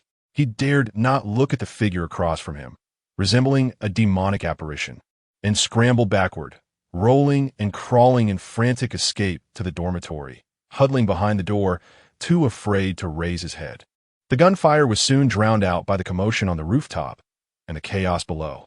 After all, in this era, few had ever heard the genuine sound of gunfire. In the distance, the occupants of other dormitories, upon hearing those few crisp sounds, merely assumed someone was setting off firecrackers. No one could fathom that just moments ago, 3 vibrant lives had been effortlessly extinguished by Qin Feng. Chapter 14. The echo of gunfire silence enveloped the room as the gunfire subsided. Wu Changle was utterly petrified, his legs weak beneath him, collapsing onto the icy floor, unable to support his own weight. His knees trembled uncontrollably, clashing against one another. His heart thundered in his chest, racing at a frenetic pace, nearly reaching 200 beats per minute. A wave of warmth surged uncontrollably from beneath him, a metallic scent quickly permeating the air. In that moment, he lost control, urinating involuntarily, his body drenched in cold sweat, his lips pale. Those who have experienced terror can empathize with the sensations Wu Changle was enduring. Cold sweat soaked through his shirt, clinging to his skin, damp and chilling. Time seemed to stretch indefinitely. Perhaps minutes passed, or maybe it felt like a century, before his dazed pupils regained focus, reclaiming a fragment of his intellect. The balcony. He suddenly recalled the lifeless bodies of his 3 roommates sprawled on the balcony, who moments ago had been laughing heartily, now reduced to mere flesh and bone. This dormitory was no longer tenable. "Oh my God!" Wu Changle crawled frantically towards the door, rolling and scrambling to escape the dormitory, stumbling as he raced towards the room of the student leader of the male dormitory, Wang Zi, in room 406. It was dire. Qin Feng had a gun. Qin Feng had a gun. With a forceful shove, Wu Chang'e burst into Wang Zi's room, his legs giving way as he collapsed onto the floor. Inside room 406, the glow of the computer screens illuminated for youthful, smiling faces. Immersed in the fervor of an intense gaming session, the sounds of the game and clattering keyboards filling the air. Wang Zi and his 3 roommates were engrossed in their team game, the atmosphere vibrant with excitement. Wu Chang'e's disheveled appearance, drenched in tears and urine, elicited laughter. "Get up! Why are you still on the floor? Come on, my son, rise without ceremony. Brother, there's no need for such formalities. I can't bear it," Wang Zi remarked, his brow furrowing as he paused his game, directing his gaze towards the prostrate Wu Chang'e. "Chang'e, speak up. Who has wronged you? Get up and tell me." After a prolonged struggle, Wu Chang'e stammered out the harrowing details. Qin Feng has a gun. He is across the way, shooting, killed Zheng Hao, Cheng Pengfei, and Lu Ziyan. Laughter persisted in the room. Wang Zi's roommates continued to chuckle. "What nonsense? Qin Feng has a gun? It must be a toy, right? And he killed 3 people? Are we in a movie? In our country, firearms are prohibited. Who possesses a gun?" Wu Chang'e abruptly lifted his head, his face a mask of terror, his voice a desperate scream. "If you don't believe me, go look at my dorm." His tone trembled with despair, devoid of deceit. Wang Zi stood, his imposing height of 185 meters, casting a formidable presence. "Lead the way. I will see for myself." Wang Zi followed Wu Chang'e back to the dormitory that had become a scene of horror. As the door swung open, a potent scent of blood mingled with a faint whiff of gunpowder assaulted them. Wang Zi's pupils constricted sharply as he beheld the grotesque sight on the balcony. 3 bodies lay in a pool of blood, their forms grotesquely contorted. Every individual's mind resembles a watermelon shattered by a heavy hammer. Red and white matter splattered everywhere. The walls, the floor, and even the ceiling bear horrific traces. This is not a scene crafted by a toy gun, but rather the result of a genuine military-grade rifle. Even Wang Zi, who prided himself on his worldly experience, felt a chill of terror gripping his heart at this moment. Wu Chang'e could no longer contain himself. He clutched Wang Zi's leg, weeping bitterly. "Brother, avenge our comrades. Qin Feng has a gun and resides in the girls' dormitory. He might unleash his primal instincts. My girlfriend, Lin Yufei, is still in the girls' dormitory, and your beautiful girlfriend, Tang Tang, is there too. What if Qin Feng becomes frenzied in the dead of night and threatens our girlfriends with a weapon? Brother, gather a group of brothers, and let us storm the girls' dormitory to eliminate Qin Feng. Then we can rescue our girlfriends." Achieving 2 objectives at once and preventing the girls from turning against each other like rabid dogs over supplies. Just now, several girls were pushed off the roof and died, which you witnessed. You cannot ignore this. As Wang Zi listened to Wu Chang'e's cries, his gaze grew increasingly composed. His astute mind began to race with thoughts of revenge. Avenge? How? Whom would he avenge? Why should it be his responsibility? Your roommate is not my brother. Furthermore, gathering the boys to descend? To traverse a street teeming with zombies? To reach the girls' dormitory across the way? The sheer presence of those zombies is perilous enough. Moreover, Qin Feng possesses a firearm. What do we have? To strike a stone with an egg? Charging him would be tantamount to suicide, with no chance of success. The risks are far too high, while the rewards are non-existent. As for the safety of their girlfriends, Wang Zi was acutely aware that his girlfriend, Tang Tang, was exceedingly prudent, her mind sharp. Since the onset of the apocalypse, she had not stepped outside her dormitory, meticulously organizing her stashed snacks, and had securely locked her door, rendering her safer than anyone else. Tang Tang's 3 female roommates had perished, yet she remained unharmed. As for Wu Chang'e's girlfriend, Lin Yufei, that was Wu Chang'e's personal affair. His girlfriend had brought this upon herself, asking Qin Feng for assistance in moving her belongings, thereby inviting disaster. Inviting a deity is easy, but sending one away is not. Wang Zi pondered for a moment, then gently patted Wu Chang'e's back, his tone steady. "Let's proceed this way. I have interacted with Qin Feng before. He is not a bad person. It is likely that your 3 roommates provoked him excessively and crossed a line, causing him to lose control and fire his weapon. I will first extend a gesture of goodwill. I will send him a lengthy message to persuade him to stand down and probe his limits. If that fails, we can reconsider our approach. But you must understand, this is exceedingly dangerous and will be our last resort. Wu Chang'e lifted his tear-filled eyes, gazing at Wang Zi's tall and handsome figure, as if grasping at the last straw of hope, and could only weakly nod. All right. Wang Zi then retrieved his phone, swiftly tapping on the screen. Moments later, a lengthy message was composed. Hello, Qin Feng. I am Wang Zi from the dormitory across. You shot and killed Zheng Hao, Cheng Pengfei, and Lu Ziyan. I witnessed the incident. As a friend, I urge you to remember that in this apocalyptic world, seeking vengeance against enemies may seem justified. However, the most effective means of survival lies in our unity. I do not wish to impose moral constraints upon you. I only hope that you can embody kindness and strive to ensure the safety of the girls around you. I, Wang Zi, will be eternally grateful. And once this calamity has passed, we shall remain good friends. Click send. Ding. In the girls' dormitory, Qin Feng's phone screen flickered to life. Upon checking, he discovered a lengthy message from Wang Zi. Qin Feng, having scanned the text for an extended period, reflected on his relationship with Wang Zi, whom he considered a half-friend. Wang Zi, a senior in his final year, served as a student council officer and captain of the basketball team, possessing striking good looks.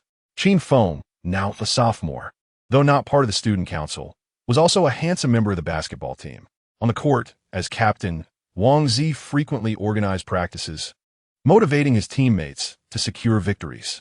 He often passed the ball to Qin Feng, allowing him to take the decisive shot. Those who have played basketball understand the profound camaraderie that develops among players through teamwork and shared efforts, often surpassing the bonds formed in romantic relationships. Qin Feng held a deep respect and affection for Wang Zi. Thus, Qin Feng replied succinctly, "If one does not provoke me, I shall not retaliate. If one does provoke me, I shall strike them down." Upon receiving Qin Feng's message, Wang Zi smiled and turned to Wu Chang'e, saying, "Look, everything is fine." However, Wu Chang'e, overwhelmed with emotion, exclaimed, "No, Qin Feng's attitude is entirely inappropriate." Wang Zi gently patted Wu Chang'e's shoulder, reassuring him, "Enough. I understand Qin Feng. He is not a bad person, and he would not harm your girlfriend. Your roommate was excessively harsh with him. I even overheard it last time. Let this matter rest for now. Qin Feng will not pressure your girlfriend. Advise her to stay in the dormitory and avoid wandering around.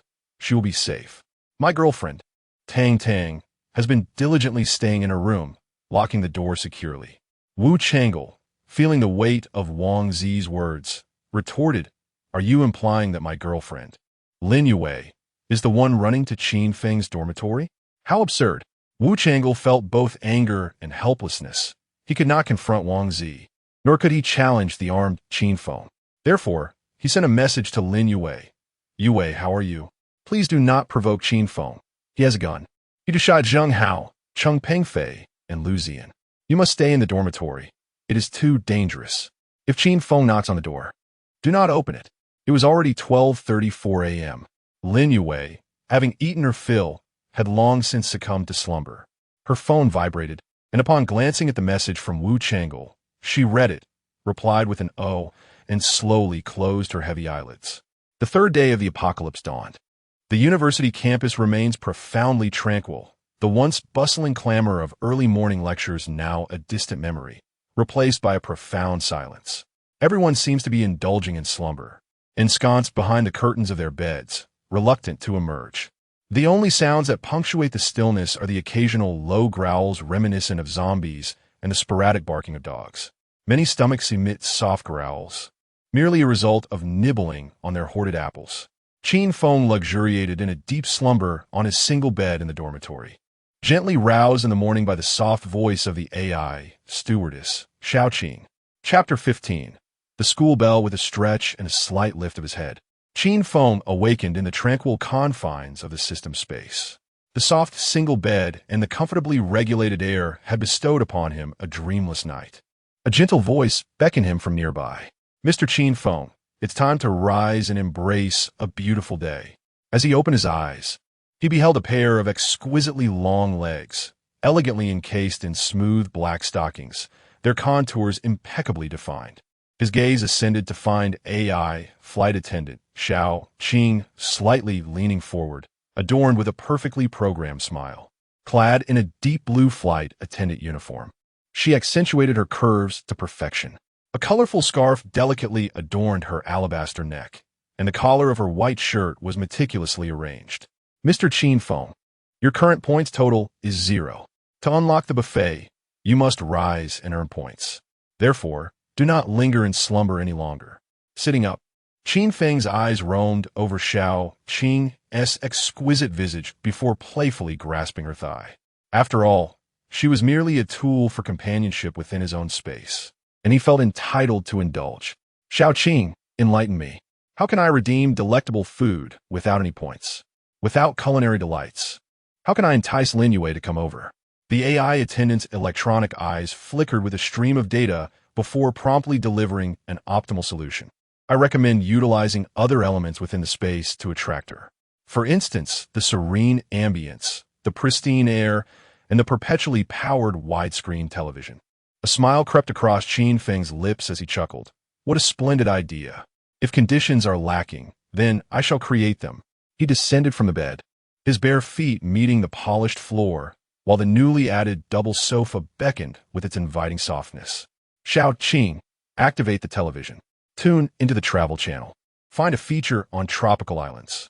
The Maldives, Sanya, the Bahamas, the more lavish the better. AI flight attendant Xiao Qing immediately complied.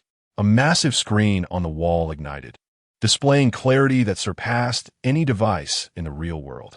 The azure sky, the crystal-clear waters, and the pristine white sands unfolded before him. As the camera zoomed in, a golden-haired, blue-eyed couple floated in a private pool, their surroundings graced by a grand floating tray filled with mouth-watering delicacies, vibrant red lobsters, plump oysters, golden brown bread, and a vibrant array of tropical fruits. Adjusting his position for comfort on the sofa, Qin Feng picked up his phone, capturing a photograph of the screen alongside himself. He did not gaze directly at the camera. Instead, his profile exuded an air of relaxed nonchalance, as if such scenes were a regular occurrence in his life. With a click, he sent the image, targeting Lin Yue. Meanwhile, in the girls' dormitory, Lin Yue was roused from her slumber by the pressing need to relieve herself. Yawning, she rose from her bed, feeling a delightful sense of ease. The sustenance consumed the previous day still lingered in her stomach, providing ample energy and a rare sense of security amidst the apocalyptic world. This sense of superiority made everything appear more agreeable to her. She didn't even notice that the bed of Chao Hong across from her was empty throughout the night. She leapt from her bed, intending to visit the restroom, and collided with Geng Xian, who was emerging from it. Geng Xian's complexion was ashen, her lips cracked, and her sunken eyes revealed a spirit drained of vitality, causing her to walk in a daze. Upon seeing Lin Yue, she recoiled instinctively, as if confronted by a ghost. Lin Yue raised an eyebrow, questioning, "What's wrong? As if I were about to devour you." Geng Xian's lips trembled, her voice barely audible. "Yue, do you? Do you truly know?" "Qin Feng, he shot. He killed Chao Hong." The smile on Lin Yue's face froze, and the message sent by Wu Changle the previous night crystallized in her mind. "Do not provoke Qin Feng. He has a gun. Qin Feng just shot and killed Zheng Hao, Cheng Pengfei, and Lu Zian. You must not leave the dormitory. It's too dangerous. Do not open the door if Qin Feng knocks." So it was not a dream. Lin Yue immediately retrieved her phone to verify the message from the night before, then abruptly lifted her gaze to Geng Xian, her eyes sharp. "Geng Xian? Is it true? Does Qin Feng have a gun?" Lin Yue's eyes widened in disbelief. Geng Xian, feeling unnerved under her scrutiny, nodded vigorously. Remembering the scene from last night, her body trembled uncontrollably. "I saw it with my own eyes. Right at the entrance of our dormitory. Qin Feng fired 3 shots with a black handgun. Bang, bang, bang." She mimicked the gunfire, her voice quivering with fear. "Did you not hear it?" Lin Yue shook her head, bewildered. Last night, while everyone frantically rushed out to see supplies, she had comfortably cocooned herself in her blankets, wearing headphones and watching a movie on her laptop. The The screams and chaos outside were perfectly drowned out by the film sound effects. At that moment, Pan Yu, who had been sleeping on the upper bunk, poked her head out, her voice laden with the terror of survival. Yue, do you know? There was also a fight on the rooftop last night. Dozens of girls scrambled for food, and several were directly pushed off. 3 girls from Tang Tang's dormitory perished. Lin Yue was taken aback. What? No way. Those 3 older sisters from Tang Tang's dormitory were pushed off? Did they die? Geng Xian nodded emphatically, adding, they either fell to their deaths or were bitten by zombies. Chao Hong went to the rooftop to grab supplies, and upon her return, she must have angered Qin Feng. He shot her and then pushed her out the window into the stairwell. Below was filled with zombies, and classmates had become the food for the undead. Indeed, the zombies were once classmates themselves. The dormitory fell into a hushed silence. The faces of Pan Yu and Geng Xian were etched with fear, relieved that their timidity had spared them from participating in that bloody scramble. However, Lin Yue's eyes gradually widened, her heart devoid of fear. Instead, it was replaced with an indescribable exhilaration. Her thought process diverged entirely from that of the other girls. Was Qin Feng truly this formidable? Was he not merely the brooding younger student who silently carried his own luggage? Lin Yue had always perceived Qin Feng as her devoted admirer, ever ready to fulfill her requests. Yet now, she discovered that her admirer possessed a weapon and had the audacity to take a life. Did this not signify that Qin Feng was indeed a significant presence? If she could judiciously leverage this aspect, enlisting Qin Feng to safeguard her, would she not be able to traverse this apocalyptic world with confidence? As Lin Yue pondered this, her thoughts gravitated more towards Qin Feng's strength rather than the safety of her boyfriend, Wu Chang'e. To be frank, the zombie crisis had erupted for 3 days. What had Wu Chang'e done for her besides inundate her with empty words and a few insipid expressions of concern? He had not provided her with sustenance, nor had he offered any form of protection. Nothing at all. In stark contrast, Qin Feng had proven to be the one of true value, having supplied her with ample food over the past 2 days. A brilliant scheme began to take shape in Lin Yue's mind. She envisioned wielding Qin Feng's might as a means of instilling fear among her dormitory mates, compelling them to regard her with deference. Yes, this idea was splendid. Even the girls from other dormitories would come to fear her, especially that Tang Tang, who had the audacity to refuse her entry. Just as Lin Yue reveled in her exquisite plan, her phone chimed with a notification. It was a photo sent by Qin Feng. Upon opening the image, she beheld Qin Feng reclining languidly on a spacious sofa, engrossed in a television program. The enormous screen displayed a travel documentary featuring the Maldives, crystal blue waters, sun-kissed beaches. A colossal platter floating in a private pool captured Lin Yue's full attention. The sizzling seafood, glistening with oil, alongside the succulent tropical fruits and steaming coffee, rendered her mouth watering. Though it was nearing 11 o'clock, and her stomach was not particularly hungry, her eyes craved the feast. She licked her lips and swallowed involuntarily. Typically, in pursuit of a slender figure, she often starved herself, taking pride in skipping dinner. Yet now, amid the apocalypse, she realized she had little desire to forego a meal. Each dish appeared irresistibly delectable, with every bite serving as a source of reassurance. However, she vividly recalled Qin Feng's words from the previous day. The next time she sought him out, she would need to be prepared for sacrifice. The notion of sacrificing her allure and offering herself to Qin Feng was still a matter she had yet to contemplate. Her intention was to indulge guiltlessly in Qin Feng's provisions during this crisis, relishing his protection. Once the catastrophe subsided and societal order was restored, she would still marry Wu Chang'e. After all, Wu Chang'e hailed from a well-to-do family, with parents who were civil servants in a second-tier provincial capital. Marrying him would mean stepping into the life of a wealthy lady. As for Qin Feng, he was merely an orphan without power or influence. What she sought was the value Qin Feng could provide amidst the apocalypse. What she yearned for was the tranquility that Wu Chang'e possessed in an era of peace. Indeed, a quintessential desire for both. Lin Yue gazed at the photographs on her phone, ensnared in a tumultuous internal conflict. Her cravings resembled a tiny hand scratching at her heart. Reason, on the other hand, acted as a shackle, rendering her indecisive. Lin Yue mused to herself, "Alas, very well, I shall endure. I have been a virgin for 20 years. What does it matter if I forego a meal? I can quench my hunger with tap water." With that thought, she made her way to the balcony faucet, filled a kettle with water, and, after boiling it, brewed a cup of black tea. Thus, Lin Yue starved herself for an entire morning and into the afternoon. At around 3 or 4 o'clock, Qin Feng sent another photograph. Lin Yue opened it to find Qin Feng once again watching television, the screen displaying a bite of china, featuring roasted suckling pig, Peking duck, Nanjing salted duck, lion's head meatballs, braised pork, and fish-flavored shredded pork. Chapter 16. Lin Yue was reluctant to view Qin Feng's messages, fearing the incessant stream of images he might send to tempt her.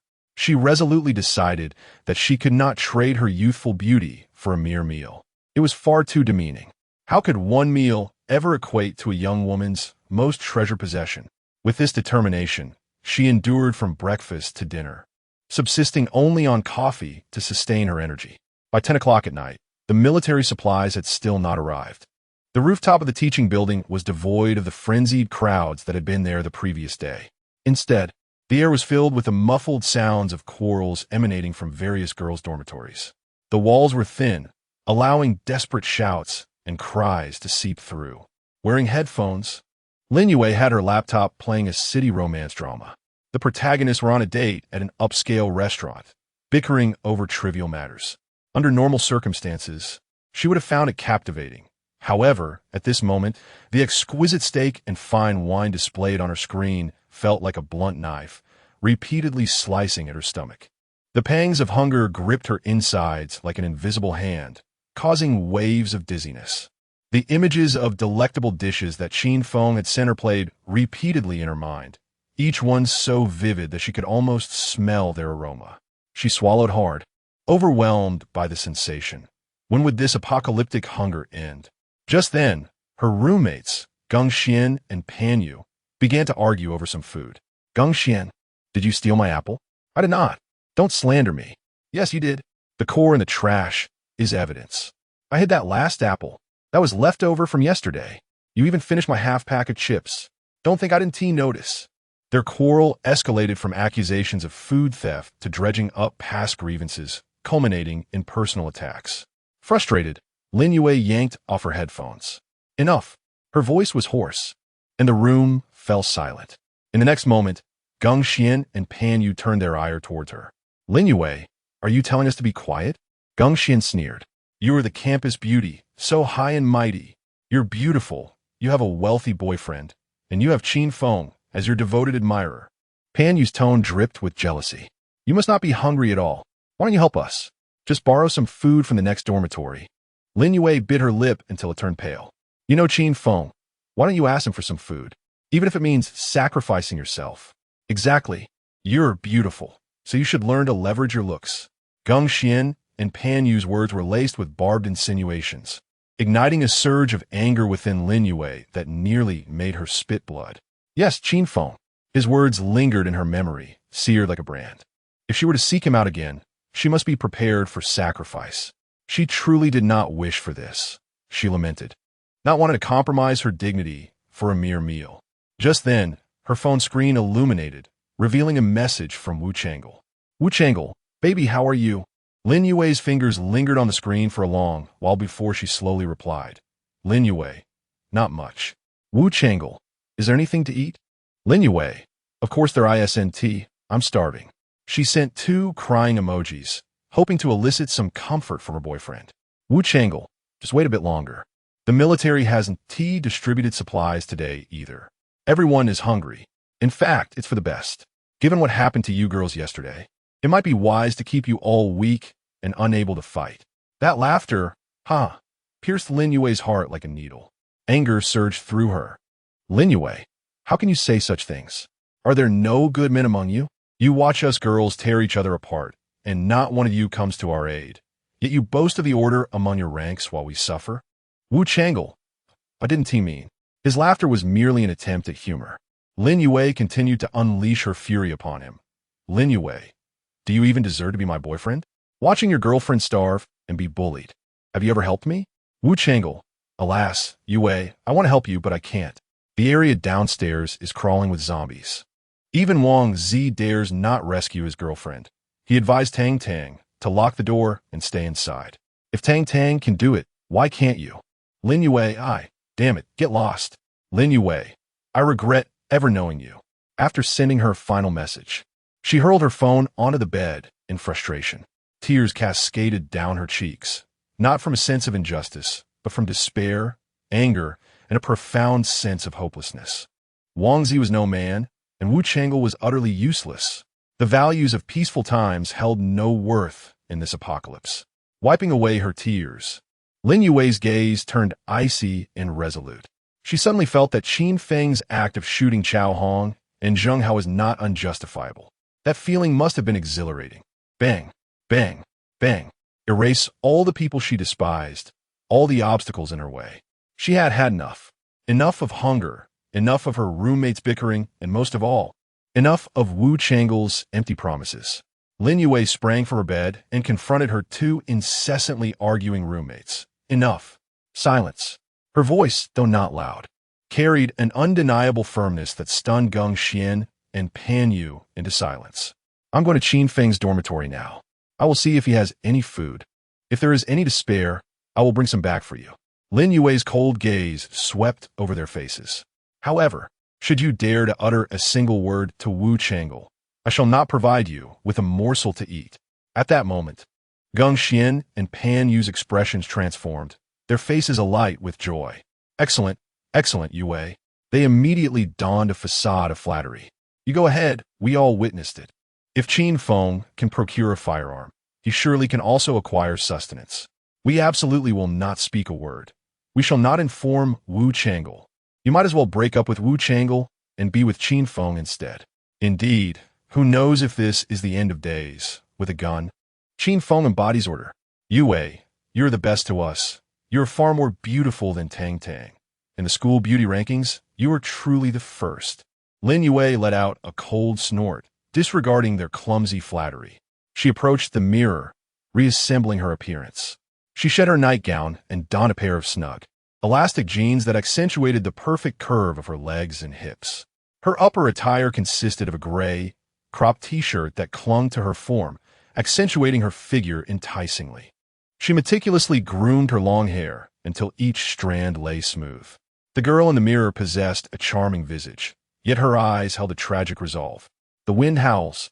The waters of the Yishui are cold. A valiant man departs and never returns. Lin Yue mocked herself inwardly as she turned to leave room 302. The corridor lay in utter silence, interrupted only by the occasional distant scream. The door to room 301 stood before her. She glanced at a slender, ultra-hydrating item in her bag. It was something she had purchased last Christmas, but had not yet used, unsure if it had expired. Lin Yue raised her hand, hesitating for a moment before finally rapping on the door. Knock, knock, knock, knock. Qin Feng, are you there? I am Lin Yue. Her voice was remarkably calm. At that moment, within room 301, Qin Feng had also been famished for an entire day. He had expended his last 3,000 points to exchange for an M16 rifle. Fortunately, he had eaten sufficiently the previous day, allowing him to endure. He had languished on the sofa all day, listlessly watching travel documentaries on television, capturing images of delectable foods and sending them one by one to Lin Yue. This was both a provocation and a gamble. Finally, he heard the knock at the door. Damn it, it has finally arrived. I have won the bet. This sound not only signified the prospect of a meal today, but also indicated that he might finally indulge in Lin Yue. Qin Feng slowly rose, a smile curling at the corners of his mouth. He approached the door, opening it with measured ease. The Lin Yue outside looked even more enchanting than in the photographs or in his memories. She had adorned herself with such beauty, evidently prepared for this moment. Qin Feng immediately stepped aside to allow her entry. As Lin Yue stepped in, a fragrant scent of shampoo wafted in with her. The door clicked shut behind them. Locked securely, the room was enveloped in silence, with Qin Feng standing before her, his gaze unabashedly lingering on her form. The curve is indeed exquisite. The campus belle possesses a captivating silhouette, Lin Yue, the illustrious beauty of our school, has finally arrived. With a firm grip on her palms, she compelled herself to meet his gaze. You are aware of the significance of your presence today, are you not? Lin Yue's body momentarily stiffened before she nodded in affirmation. I understand. Taking a deep breath, she articulated her condition. However, you must ensure that I am well fed. Of course, I shall certainly see to it that you are satisfied. Qin Feng replied with a smile. Then let us commence. Time is of the essence. She spoke in a tone that conveyed businesslike formality, as if such demeanor could mask the humiliation and turmoil within her. By the way, there must be ample food. I need to bring some for my 2 roommates as well. Very well. Why do you concern yourself with them? Qin Feng responded with unwavering resolve. Lin Yue fell silent for a few seconds, seemingly summoning her last vestiges of courage. By the way, they all say you possess a firearm. Might I have a glimpse? She lifted her gaze, biting her lower lip, her beautiful eyes sparkling with a complex array of emotions. It was a blend of trepidation towards formidable power, curiosity, and even a hint of admiration. Qin Feng's smile deepened as he took a step closer, leaning towards her ear, his warm breath grazing her earlobe. You wish to see my gun? Lin Yue's cheeks flushed crimson in an instant, yet she did not retreat. Yes. Then allow me to reveal it for your viewing. Chapter 17. First indulge in delicacies. Then the school bell. Qin Feng grasped Lin Yue's hand, her palm cold as ice. In the next instant, Lin Yue felt a blinding flash of light before being drawn into a space beyond description. The familiar yet chaotic 301 dormitory vanished, replaced by an indescribably pure white expanse.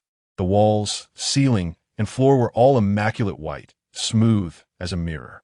At the center of the room stood a bed, a dining table, 2 chairs, and a double sofa, all embodying a minimalist modern aesthetic in pure white. A massive widescreen television adorned the wall, silently displaying the azure ocean and verdant islands. On the single bed lay a Glock 43 handgun and an M16 automatic rifle, accompanied by several loaded magazines and a pile of glistening bullets. Lin Yue widened her beautiful eyes, cautiously approaching, her fingers trembling as she gently touched the thick black barrel of the M16. The icy metallic sensation coursed through her fingertips, the weapon gleaming with a profound metallic luster. At that moment of contact, her heart raced violently. You really have a gun? Is this a real gun? Lin Yue stammered. Qin Feng smiled. Of course it can kill. Lin Yue instinctively withdrew her hand, asking, if that's the case, why don't you go downstairs and use it to kill the zombies? In the Na'vi worldview of the school bell, possessing a gun meant one should be a hero, saving the world. Qin Feng let out a cold laugh, as if mocking her innocence. Lin Yue, are you foolish? In a zombie crisis, a gun is for self-protection, not for fighting zombies. In critical moments, you must be wary of those around you, not the zombies. Lin Yue absorbed Qin Feng's words, striving to comprehend the harsh philosophy embedded within. He continued, with so many zombies outside, can I possibly take them all down? How many bullets do I have?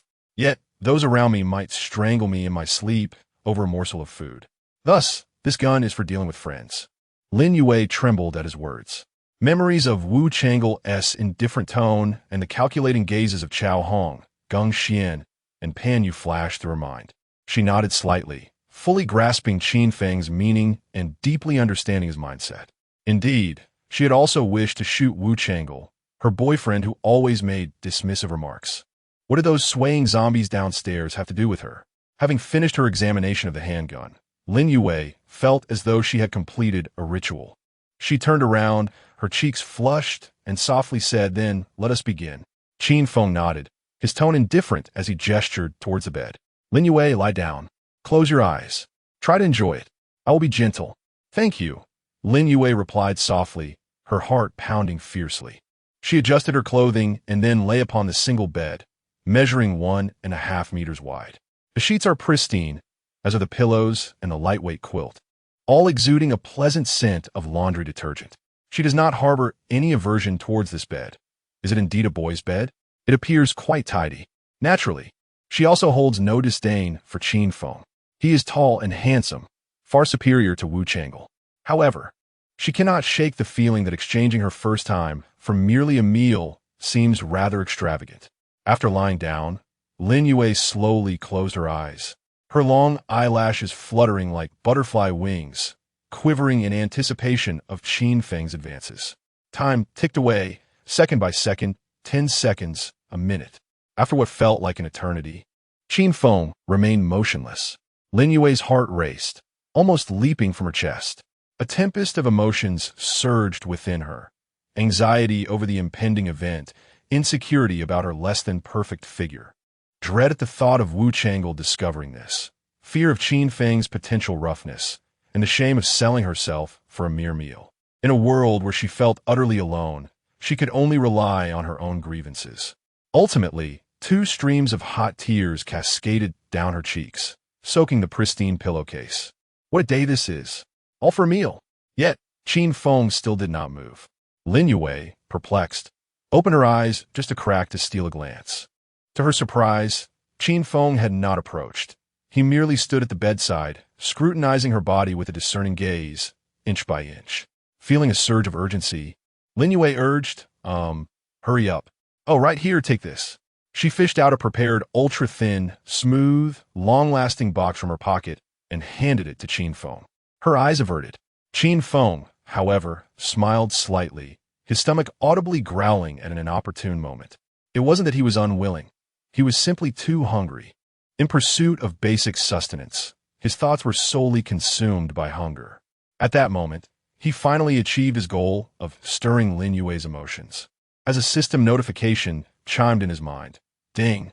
The host has successfully triggered a myriad of complex emotions in Lin Yue. Please collect points.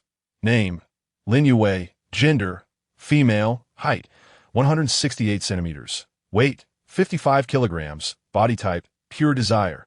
Attractiveness, 90 points. Department, foreign languages. Interests, dance. Gardening, emotional progress bar. Pride, wavering. Humiliation stage 3. Submission, active licking, ultimate licking. Lin Yue's current sense of humiliation has reached its peak. Her emotional value is exceedingly rich. The higher the emotional stage, the more points can be acquired.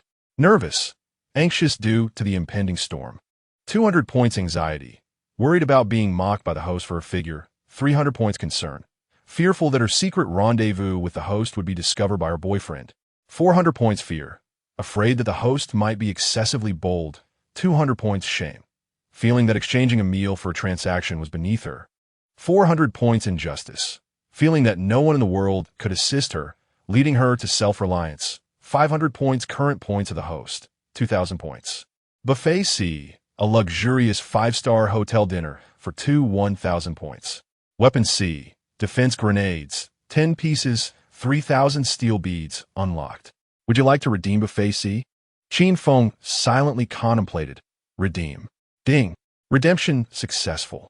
AI flight attendant Xiao Qing will deliver the dinner to the table.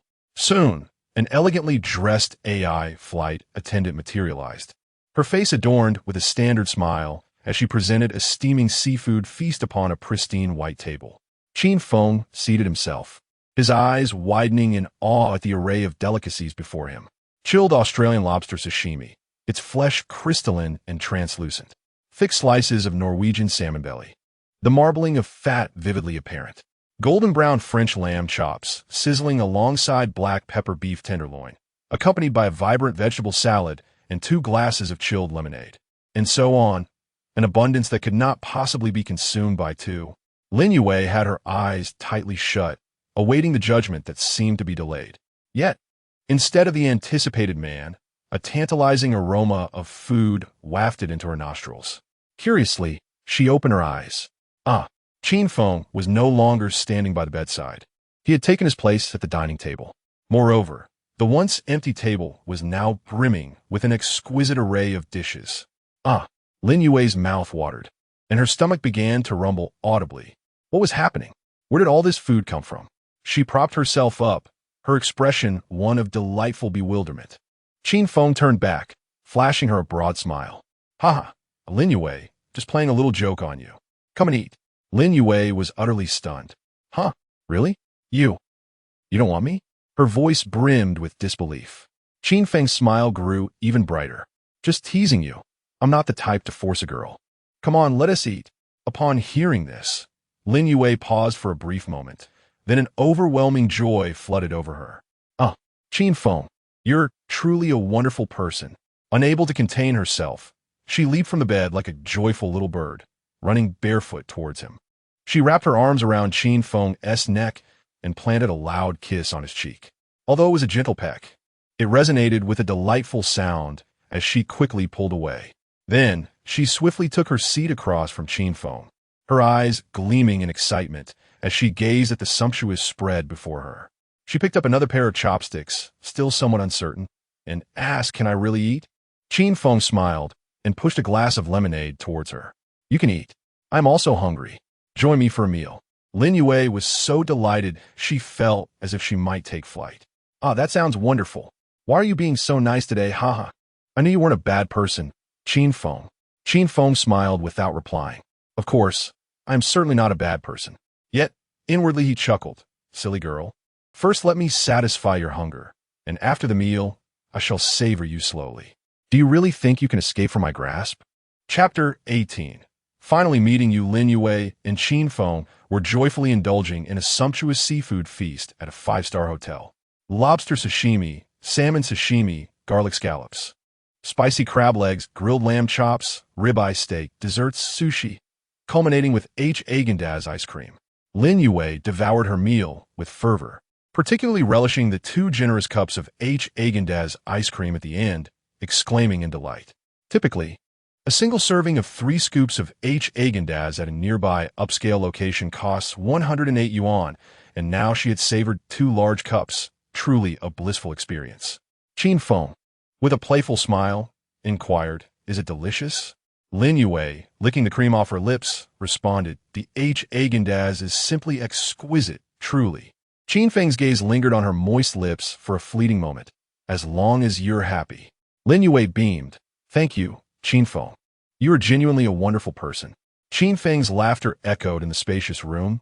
"Of course, I'm a good person. I'm exceptionally kind." Lin Yue appeared to believe him wholeheartedly. "Indeed, you're always so helpful to everyone, regardless of gender. I recall an incident at the stadium when a wild dog threatened a mother walking with her child. I was nearby, filming a dance video. I saw you rush in and kick the dog away, causing it to flee." Qin Feng reminisced about the incident with a faint smile, tinged with irony. "Ah yes, in my youth, I was quite valiant. Regrettably, that young mother didn't even express her gratitude, merely casting a frightened glance at me before hastily retreating, as if I were more fearsome than the wild dog itself. What has become of people's hearts? You assist them, and they possess no sense of gratitude." Qin Feng was weary of being the Good Samaritan. Lin Yue continued, her eyes gleaming with admiration. "You are the same in class. Whenever someone faces difficulties, you are always willing to step forward." Qin Feng sighed. "Yes, but Rainway, do you understand? Being a good person can be exhausting." Lin Yue, with innocent conviction, countered, "How could being good be tiring? You are being so kind to me now, providing food and drink without expecting anything in return. And you didn't even make me clean today, nor have you forced me to do anything I dislike." Qin Feng's smile gradually faded, replaced by a chilling mockery. "Who said that?" His voice, though soft, felt like a cold splash of water. "I was merely hungry and hadn't eaten before. Now, I'm quite strong." Lin Yue's eyes widened, the sparkle they had held moments ago now replaced with fear and confusion. "What do you want?" Qin Feng rose to his feet, looking down at her. "Lin Yue, the way you lick that ice cream is truly adorable. Your lips are quite alluring." Lin Yue began to tremble slightly. Qin Feng's voice was devoid of any warmth. "Now, please clean the toilet." Lin Yue's mind buzzed, enveloped in a void. "You want me to clean the toilet? Isn't a toilet brush sufficient? Woe is me." Qin Feng was taken aback by her naivety. "Ha ha ha. The campus belle truly excels at delivering deadpan humor." His expression darkened instantly. Lin Yue's eyes reddened as an overwhelming sense of fear and humiliation crashed over her. She finally comprehended the gravity of the situation.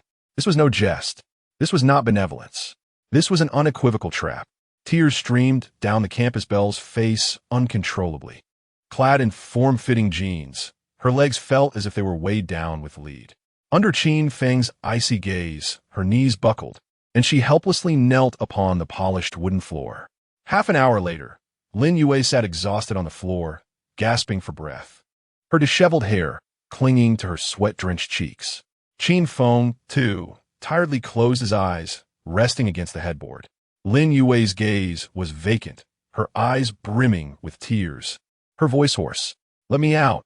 I wish to return to my dormitory." Qin Feng nodded, pressing an imaginary red button in his mind. "Welcome back anytime." Lin Yue shook her head vehemently, her long hair in disarray, crying out, "I shall never return here again." Her voice carried a tinge of despair. "If I come back, I am but a dog." Seemingly oblivious to her proclamation, Qin Feng lazily lifted his chin, gesturing towards the dining table. "Don't be in such a hurry to leave. There remains so much food on the table for you to take home." Lin Yue glanced back. The succulent lobster, the thick grilled steak, the exquisite Michelin desserts. She had no desire to pack any of it.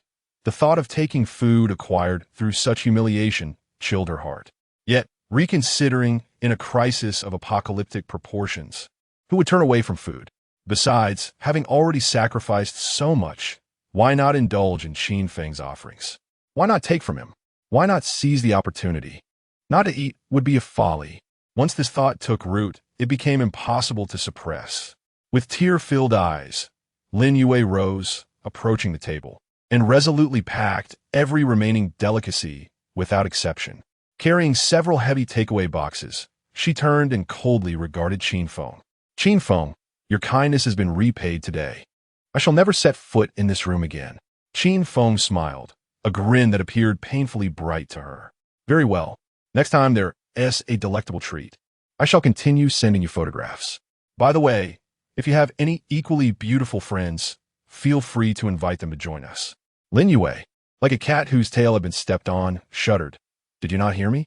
I said I shall never return, nor will I bring my friends. I will not lead my besties into a den of wolves." The smile on Qin Feng's face deepened. "Go home and ponder it well. My door is always open to you." Lin Yue, clutching her takeout food, departed in tears. She first exited the system space, then fled the 301 dormitory in disarray. The corridor lay shrouded in profound silence, punctuated only by the sound of her own footsteps and the stifled sobs escaping her lips. She repeatedly wiped her tears with the back of her hand, initially intending to return to her room 302. However, as if compelled by an unseen force, her feet halted before the door of room 303. Her dearest friend, Tang Tang, resided there. She raised her hand and knocked with fervor. "Tang Tang, it's Lin Yue. I brought you some food. If you don't open the door today, we shall no longer be best friends." A few moments later, the door to room 303 slowly creaked open, revealing a strikingly beautiful girl with cascading long hair. Chapter 19.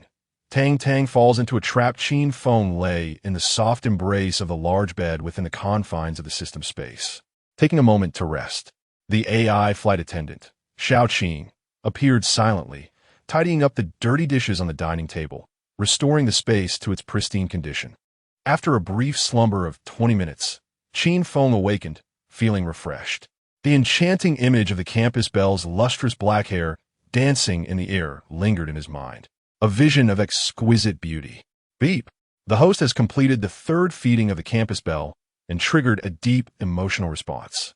System space upgraded to level 5100. The area of the space has expanded to a 60 square meter square room.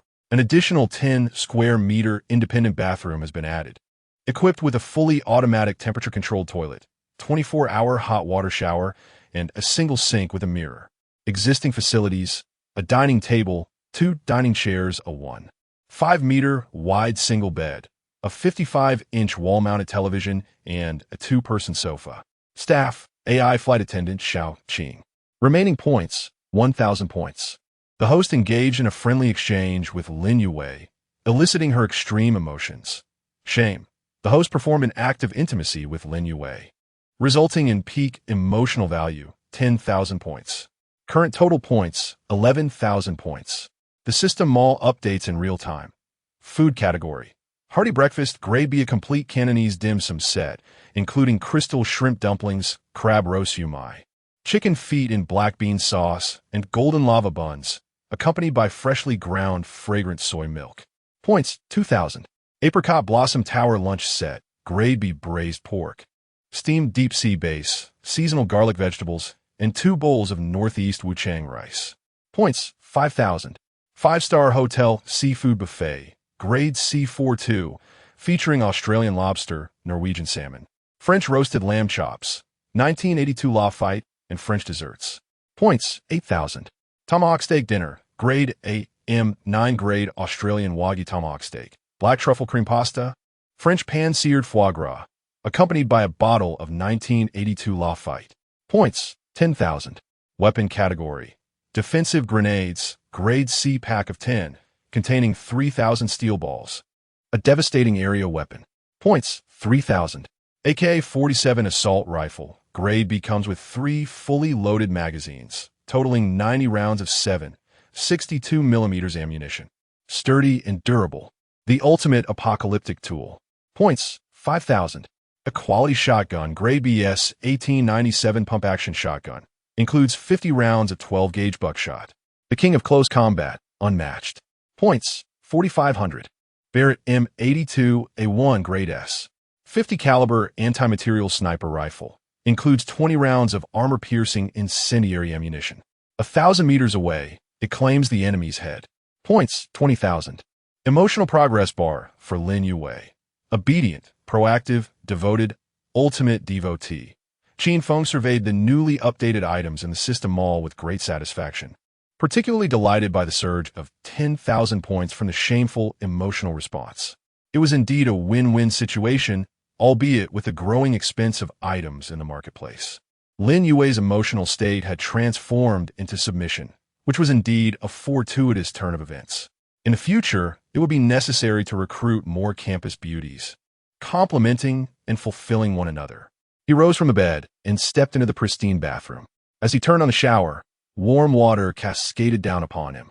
In this apocalyptic world devoid of electricity and modern conveniences, indulging in a hot shower felt like a divine luxury.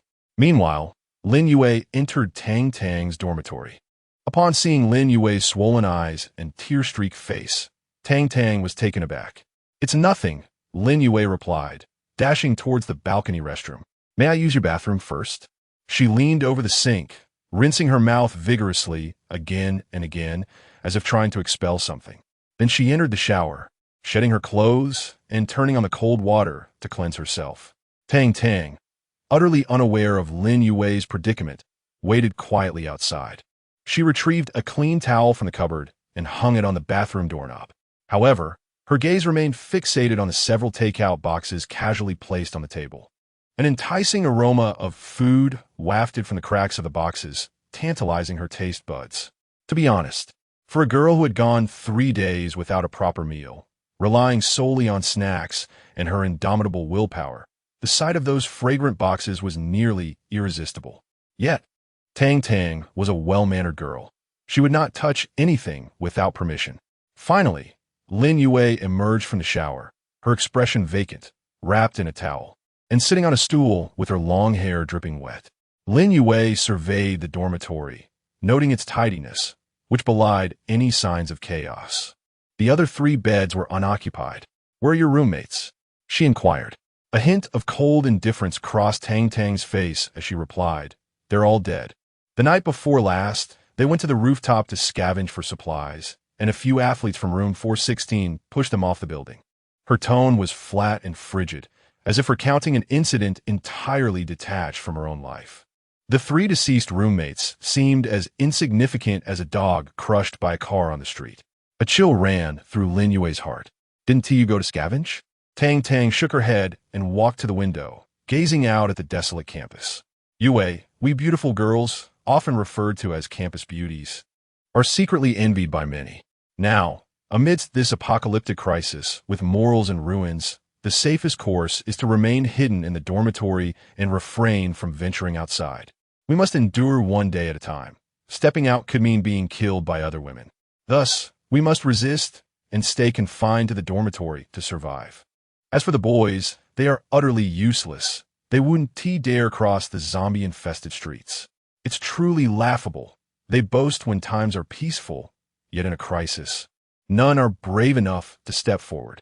Lin Yue nodded in agreement, recognizing the validity of Tang Tang's words. My boyfriend, Wu Chang'e, is utterly spineless. Lin Yue suddenly reflected. It was precisely because Wu Chang'e lacked ambition that she was compelled by her two roommates to beg Qin Feng for food, leading to the recent incident. In truth, she was coerced into a compromising situation, driven to Qin Feng's side by her ineffectual boyfriend and insufferable roommates. Little did she anticipate that Qin Feng would first satisfy her hunger before indulging in her. The manipulative mindset towards women was truly detestable. Tang Tang could no longer restrain herself. She turned around, her gaze intensely fixated on the takeout boxes. Speaking of which, Yue, did you manage to pack some delicacies? Where did they come from? In this apocalyptic world, how could that be possible? A benevolent smile forced itself onto Lin Yue's face, yet within her heart, a wicked idea was taking root. Why should I alone bear the humiliation from Qin Feng? Why is it that you, Tang Tang, can comfortably hide in the dormitory, preserving your purity and pride? Aren't we the best of friends? Aren't we meant to share? Therefore, my suffering should be yours to share as well. Lin Yue glanced at Tang Tang's still pristine face, her voice airy. Tang Tang, it doesn't matter where the food came from. Just rest assured and enjoy it. After filling your stomach, there's more.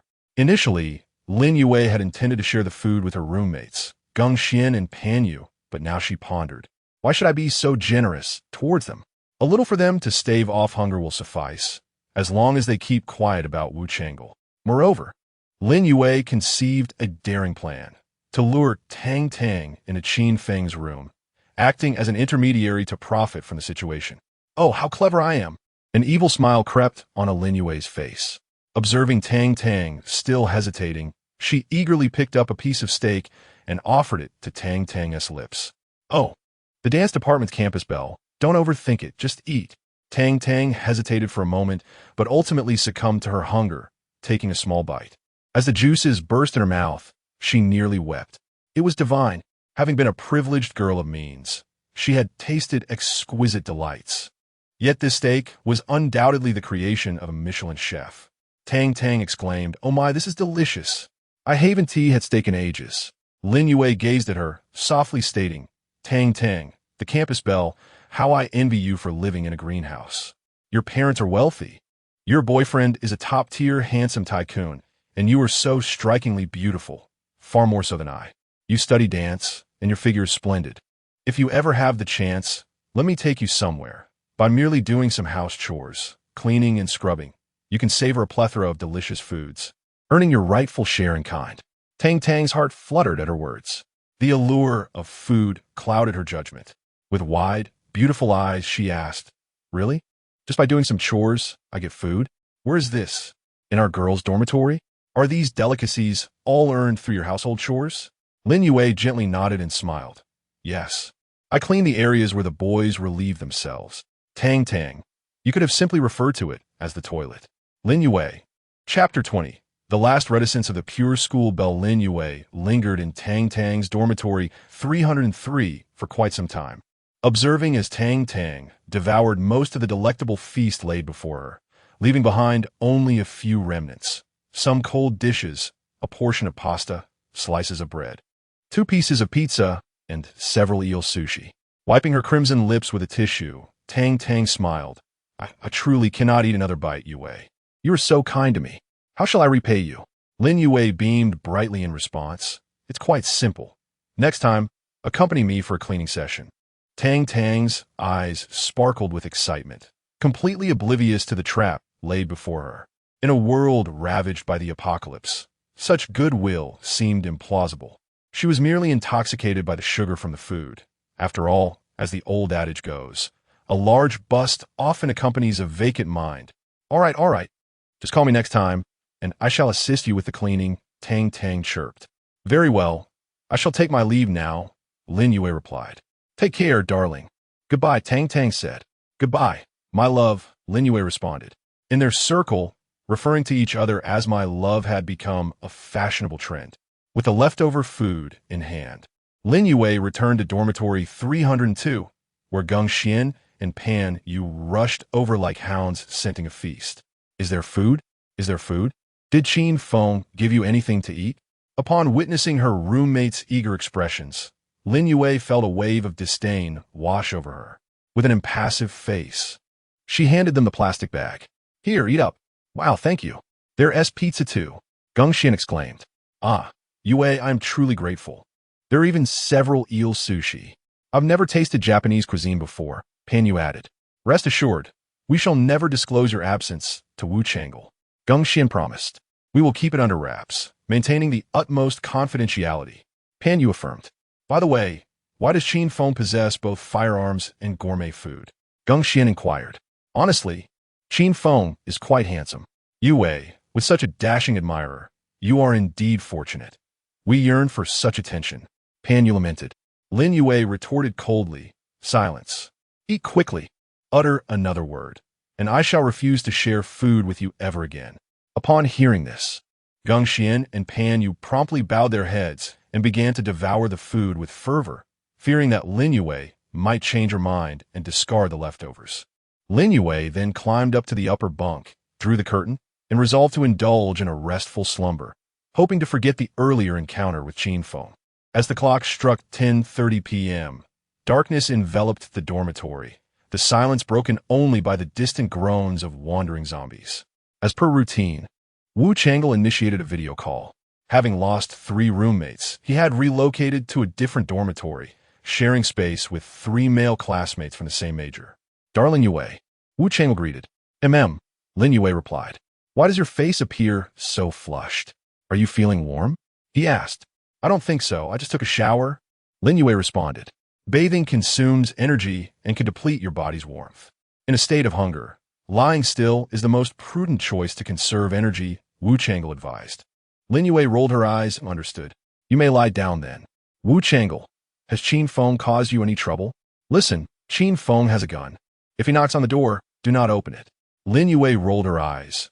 Who would take the initiative to knock on a boy's door? Wu Changle laughed brightly. That's good, that's good. Once this zombie crisis is over, I will buy you a handbag, be it LV, Prada, or Gucci. I will procure the finest for you. Lin Yue no longer wished to hear Wu Changle's words. The end of the zombie crisis? Who could possibly know when that would occur? The most essential thing at present was simply to have a morsel of food. Moreover, she detested boys who painted grandiose pictures. Lin Yue, all right, I'm going to sleep. We can talk tomorrow. Wu Changle, Yue, I truly love you. After the zombie crisis, you should come home with me to meet my parents. They would adore you as their daughter-in-law. I'll arrange a job for you in our provincial capital. Lin Yue, let us discuss it later. Goodbye. Beep, beep, beep. Wu Changle reluctantly ended the call, feeling quite anxious. Did his girlfriend truly visit Qin Feng's room? Had Qin Feng harassed Lin Yue? No one could say for sure. Wu Changle had only one course of action, to message Geng Xian and Pan Yu for inquiries. He opened the Lin Yue's girlfriend's chat group. Ever since Chao Hong's demise, only 3 living souls remained in the group. Are you there? Present. Here. What are you all doing? Nothing much, just hungry. Did Lin Yue go looking for Qin Feng? Has Qin Feng approached any of you? What are you talking about? Absolutely not. Your girlfriend is quite well behaved. Indeed, Yue is very loyal to you. You must take good care of this loving girl. I swear, Lin Yue has been in room 302 all day. She has nearly fainted from hunger. You boys better think of a way to rescue us girls. Wu Changle, if you miss out on such a wonderful girl like Lin Yue, you'll just have to weep. All right, I understand. I'll give each of you a 200 yuan red envelope. Continue to keep an eye on her for me. Thank you for the red envelope, boss. Thank you for the red envelope. Wishing you promotions and prosperity. Geng Xian and Pan Yu gleefully accepted the red envelopes from the chat group. Although red envelopes held little value during the zombie crisis, girls, by nature, could not resist the allure of them. What if the zombie crisis ended? What if the military dispatched tanks to annihilate the zombies? They could earn a bounty of red envelopes from Wu Changle then. Geng Xian and Pan Yu exchanged glances and both burst into laughter. The 2 female roommates not only relished their meals, but also collected the red envelopes. They were profiting from both Lin Yue's provisions and Wu Changle's generosity. A dual bounty. Pure delight. The three girls from room 302 and Tang Tang from room 303 fell into a satiated slumber. Yet, the entire girls' dormitory echoed with the rumbling sounds of hungry bellies. In a world where circumstances dictate one's sustenance, some fortunate young women stock their cupboards with cherished staples such as milk powder, instant coffee, or lotus root powder, ensuring they're never at risk of starvation. Conversely, those less fortunate find their dormitories bereft of even the slightest provisions. As dawn breaks, the entire coastal university remains ensconced in slumber. The bell for the early class rings out, as usual, yet the lecture halls lay abandoned, overrun by the undead. Only the student and faculty dormitories harbor any semblance of survival. By midday, Qin Feng awakens in a state of contentment, nestled within the comforting embrace of his system space. The air still carries the faint aroma of the previous night's lavish seafood buffet, mingled with the subtle fragrance unique to Lin Yue. This sensation is truly extraordinary. Stretching languidly, he sits up, observing the sluggish zombies aimlessly meandering below. The adjacent male dormitory stands in eerie silence, an unexpected contrast to the vibrant isolation of his own sanctuary. In this apocalyptic reality, humanity's social attributes have been stripped away, leading to a collapse of order and a degradation of morals. The silver lining, however, is the absence of classes, tedious assignments, or concerns about post-graduation employment. All that remains is the primal instinct to survive and the continuation of a species. As the most fundamental of instincts prevail, he possesses the means to realize this new truth. System, open the system all. Purchase the latest breakfast offering. Ding. Unlocking energizing breakfast, grade B complete Cantonese dim sum set, featuring crystal shrimp dumplings, crab roast shumai, black bean sauce chicken feet, and golden lava buns. Accompanied by freshly ground, fragrant soy milk. Points deducted 2,000. Remaining points 9,000. In that instant, as points are deducted, the door to his room opens soundlessly. Entering with poise is AI flight attendant Xiaoqing, clad in a sleek black fitted uniform and smooth black stockings, gracefully pushing a silver dining cart. Her face is perpetually adorned with a standard yet sweet smile, her movements impeccable. On the cart, delicate bamboo steamers release wisps of steam, exuding an irresistible aroma. One by one, Xiaoqing arranges the steamers upon the dining table, lifting their lids to unveil a rich tapestry of enticing scents that envelop the room. The crystal shrimp dumplings, with their gossamer thin skins, reveal tender pink shrimp within. The crab roast shumai, encased in a golden yellow wrapper, boasts a hearty meat filling topped with a sprinkle of vibrant crab roe. The black bean sauce chicken feet, tender and succulent, are coated in a rich, aromatic sauce that tantalizes the senses.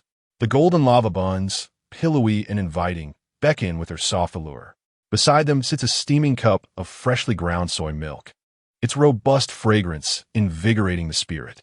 Qin Feng refrains from immediately reaching for his chopsticks. Instead, he retrieves his phone, meticulously capturing the splendid breakfast from various angles, ensuring that every delectable detail is immortalized. Each photograph radiated with bright lighting, showcasing the delectable food and evoking an atmosphere brimming with warmth. He then opened the chat window with Lin Yue, sending the images one by one. Qin Feng, what are you up to, beautiful? Come over for some Cantonese breakfast. The message was dispatched successfully. He leisurely settled at the dining table, lifting a cup of soy milk and savoring a gentle sip. Rich, warm, with a hint of sweetness. The phone screen illuminated. Lin Yue, just woke up. Qin Feng, image. Hurry over. He could almost envision Lin Yue's throat constricting as she beheld the images. A few seconds later, Lin Yue, it looks quite appetizing. Qin Feng's smile deepened. Her polite response inadvertently revealed the turmoil and yearning within her. Qin Feng, so are you coming? He dispensed with any further preamble and issued his final ultimatum. Silence enveloped the other end of the conversation.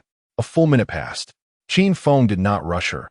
Instead, he picked up his chopsticks and lifted a shrimp dumpling to his mouth.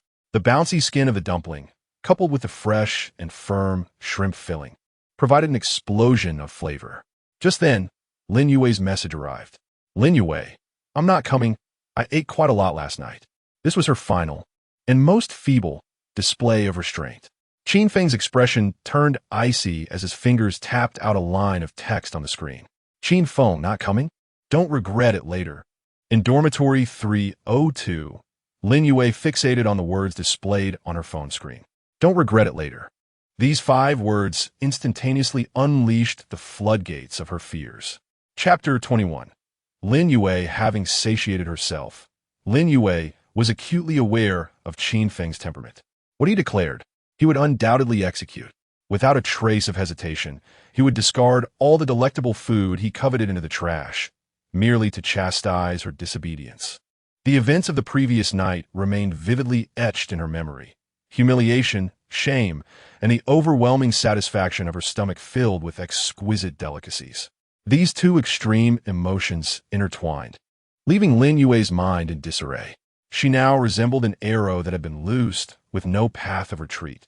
The proverbial bow had been drawn, and there was no returning. She was akin to a train racing along its tracks, propelled by immense inertia, utterly unable to halt. Moreover, her stomach audibly protested. On her phone screen, the translucent shrimp dumplings and the glistening golden chicken feet presented a fatal temptation for a girl with an affinity for fine cuisine. As she wrestled with her inner turmoil, an inexplicable impulse surged from her heart, swiftly spreading through her limbs. It was an indescribable sensation, as if a voice deep within her being urged her onward. Yield to him. The system's obedience buff quietly took effect, dismantling her final psychological defenses and stripping away the last remnants of her modesty. With a long exhale, Lin Yue sat up on her bed. Well, having experienced it once, there would surely be a second time. She drew back the bed curtains and observed that Gong Xian and Pan Yu remained nestled within their own bedding, having stayed in bed save for their trips to the restroom. Not wishing to disturb them, Lin Yue carefully climbed out of bed and made her way to the bathroom on the balcony to freshen up. The icy tap water splashed against her face, awakening her senses. Gazing into the mirror, her exquisite visage could not be concealed, and Lin Yue's expression grew intricate. Returning to her bedside, she closed the curtains and opened the wardrobe. Inside hung her favorite dresses from yesteryears, each a testament to her pride as the school's former belle. Yet now, these belonged to the past. She required a new battle attire. Ultimately, her gaze settled upon a pure white cotton dress. The design was simple, devoid of any superfluous embellishments, save for a slender tie at the waist. This dress would render her appearance innocent, harmless, and even somewhat delicate. She shed her nightgown, donned fresh lace undergarments, and slipped into the white dress. The hem fell just above her knees, revealing her long, slender legs. She wore no makeup, merely brushing her long hair to cascade smoothly over her shoulders. After completing her preparations, she regarded her hazy reflection in the wardrobe mirror. A girl, as pure as the girl next door, stood quietly before her. Yet only she knew that beneath this innocent facade lay a heart slowly undergoing transformation. Cleared her throat softly. Her voice was barely audible, yet sufficient to rouse the 2 outside the curtain. Gong Xian and Pan Yu simultaneously peeked from the bed, their sleepy eyes fixed upon her. I shall step out for a moment. Lin Yue's voice was unadorned, yet imbued with an undeniable significance. You all know, keep it confidential. Gong Xian and Pan Yu nodded earnestly, their eyes brimming with awe, envy, and jealousy. They were aware of Lin Yue's destination and purpose.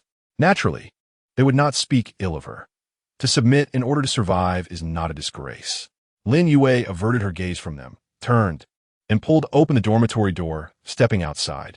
Taking a deep breath, she tucked her long hair behind her ear, suppressing the tumult of her thoughts.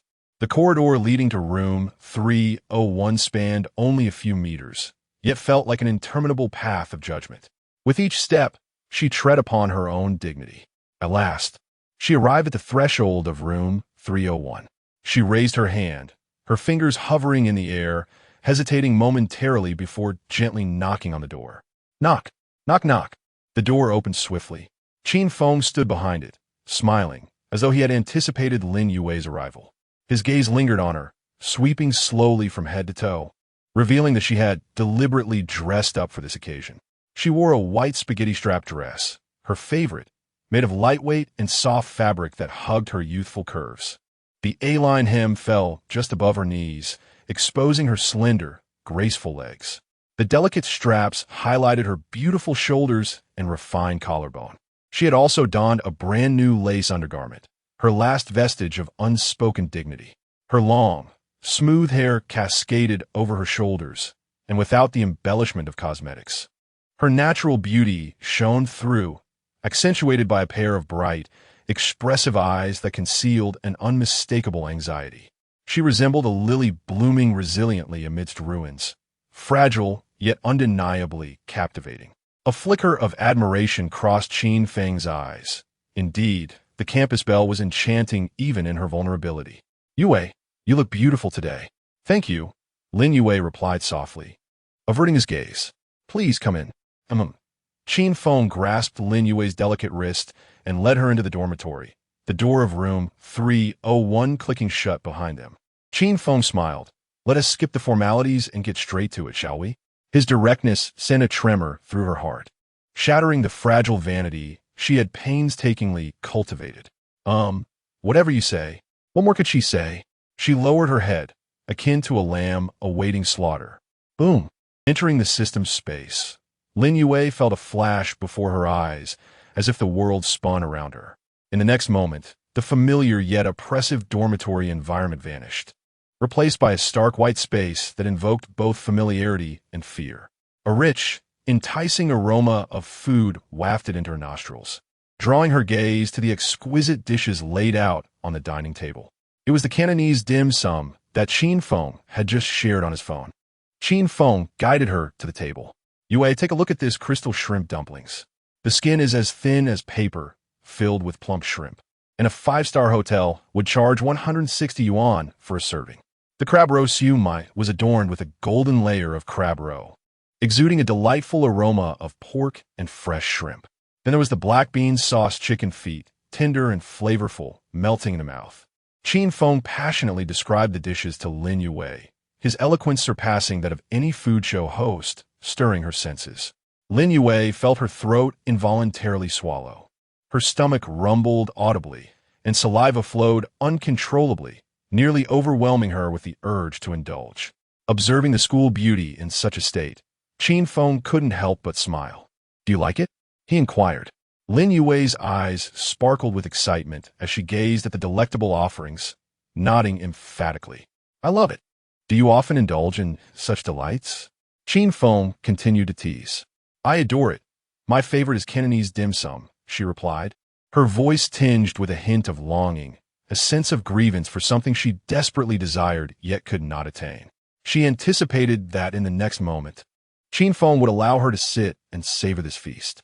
However, unexpectedly, he suddenly swept her off her feet, lifting her effortlessly into his arms. Lin Yue gasped, instinctively wrapping her arms around his neck. "Ah, you!" Qin Feng didn't afford her a chance to speak, carrying her directly to the familiar white bed, gently laying her down on the single mattress, before his lips descended upon hers. Lin Yue's mind went blank, the intoxicating aroma of food mingling with the boy's assertive presence, leaving her utterly disoriented. Wait, she protested weakly, turning her head away. Qin Feng paused, looking down at her with a teasing gaze. "What are you waiting for?" "Yue, you have no idea how delectable you are." Frustrated, Lin Yue exclaimed. "No, shouldn't we eat first? Wasn't that the order of things? After all, hadn't they done just that the night before, satiating her hunger first?" Qin Feng chuckled, mischief glinting in his smile. "No, the rules have changed today. Today, we feast on you first, then the meal." Despair washed over Lin Yue as she closed her eyes. 10 minutes later, Lin Yue lay on the bed, her gaze blankly fixed on the pristine white ceiling. "Is it over?" she softly inquired. Qin Feng rolled off the bed, wiping the sweat from his brow. "It's over. My apologies, I'm a bit hungry, not quite in the best state." His tone was casual, as if discussing the weather. Lin Yue silently sat up, reaching for a tissue to gently dab his forehead. "So, may I eat now?" Her voice brimmed with a humble plea. Qin Feng glanced at her and waved his hand. "You can eat now." In that instant, Lin Yue felt an infusion of boundless energy. Without a moment to don her dress or freshen up, she leapt from the bed and dashed straight to the dining table, completely unencumbered. She resembled a ravenous beast that had been starved for 3 days and nights, seizing a crystal shrimp dumpling and hastily shoving it into her mouth, barely allowing herself the luxury of savoring its exquisite flavor before swallowing it whole. The scorching filling burned her mouth, yet it did nothing to diminish her voracious appetite. Shumai, chicken feet, molten sambuns, they vanished in a whirlwind. Qin Feng, feeling a sheen of perspiration on his skin, excused himself to the restroom for a refreshing shower. Upon emerging, rejuvenated, he was utterly taken aback. The dining table lay in disarray, strewn with empty plates and steamer baskets. Lin Yue was poised with the last golden shrimp dumpling, her cheeks puffed out like a gluttonous hamster caught in the act. Startled by Qin Feng's entrance, she froze momentarily. Then, with great effort, swallowed her mouth full, and her voice tinged with remorse, uttered, "I'm so sorry, Qin Feng, it was just too delicious. I accidentally devoured it all. You want to hold it against me, will you?" Qin Feng gazed at the barren table, and then at Lin Yue's pitiful expression, unable to suppress a wry smile. "It's all right, go ahead and eat," he replied, pausing before adding, "There's plenty of delicious food. Come back tonight, and I'll treat you to some local cuisine." At this, Lin Yue's mouth watered even more, her guilt intensifying. "I'm so sorry, I even ate your portion." Qin Feng approached her, gently wiping away the golden filling from the corner of her mouth with his fingertip. "Haha, it's fine. I eat, you eat. It's quite fair. However, you might want to think of a way to make amends for your transgression." Lin Yue's heart sank. She understood that Qin Feng would not easily let her off the hook. The mischievous thought that had lingered in her mind throughout the night now crystallized into a vivid plan. She lifted her gaze, her eyes sparkling with a blend of cunning and determination. "How about I bring Tang Tang over tonight?" Qin Feng paused, narrowing his eyes as he scrutinized Lin Yue. Tang Tang, the universally acknowledged campus beauty, the top student of the dance academy? Lin Yue nodded vigorously, as if to bolster her own conviction. "Yes, it's her. I'll bring her to make it up to you, all right?" A slow smile spread across Qin Feng's lips. "Sound good." Chapter 22. After finishing her meal, Lin Yue headed for the shower. She had promised to bring Tang Tang over in the afternoon. Qin Feng smiled gently. "Sure, bring her along, and I shall reward you." Lin Yue felt as if a great weight had been lifted from her shoulders. Her taut nerves finally began to relax. Cautiously, she inquired, "So, can I leave now?" "Don't be in such a hurry to leave." Qin Feng's tone was assertive, leaving no room for dissent. He observed Lin Yue, the campus belle, who had just satisfied her hunger. A rosy glow adorned her cheeks, and her eyes held a lingering lamb-like timidity. "Yue, why don't you take a shower? The bathroom here is quite pleasant." His voice carried an enticing allure. "I assure you, it is far more comfortable than your 4-person communal bathroom. The shower gel and shampoo in my room are a luxurious brand from 5-star hotels, perhaps Bulgari. I might not know much about these things, but you ladies probably do."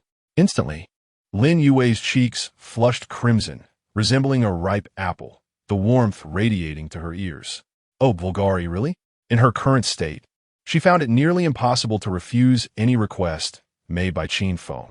The cold command of the system's emotional progress bar dictated her every action. She lowered her head, her voice barely audible. "Well, all right, I'll shower here." Obediently, Lin Yue made her way to the bathroom. As she pushed open the frosted glass door, a space beyond her wildest imagination unfolded before her. A spacious area of at least 10 square meters, designed with a separation of wet and dry zones, boasted a warm-toned, non-slip marble floor.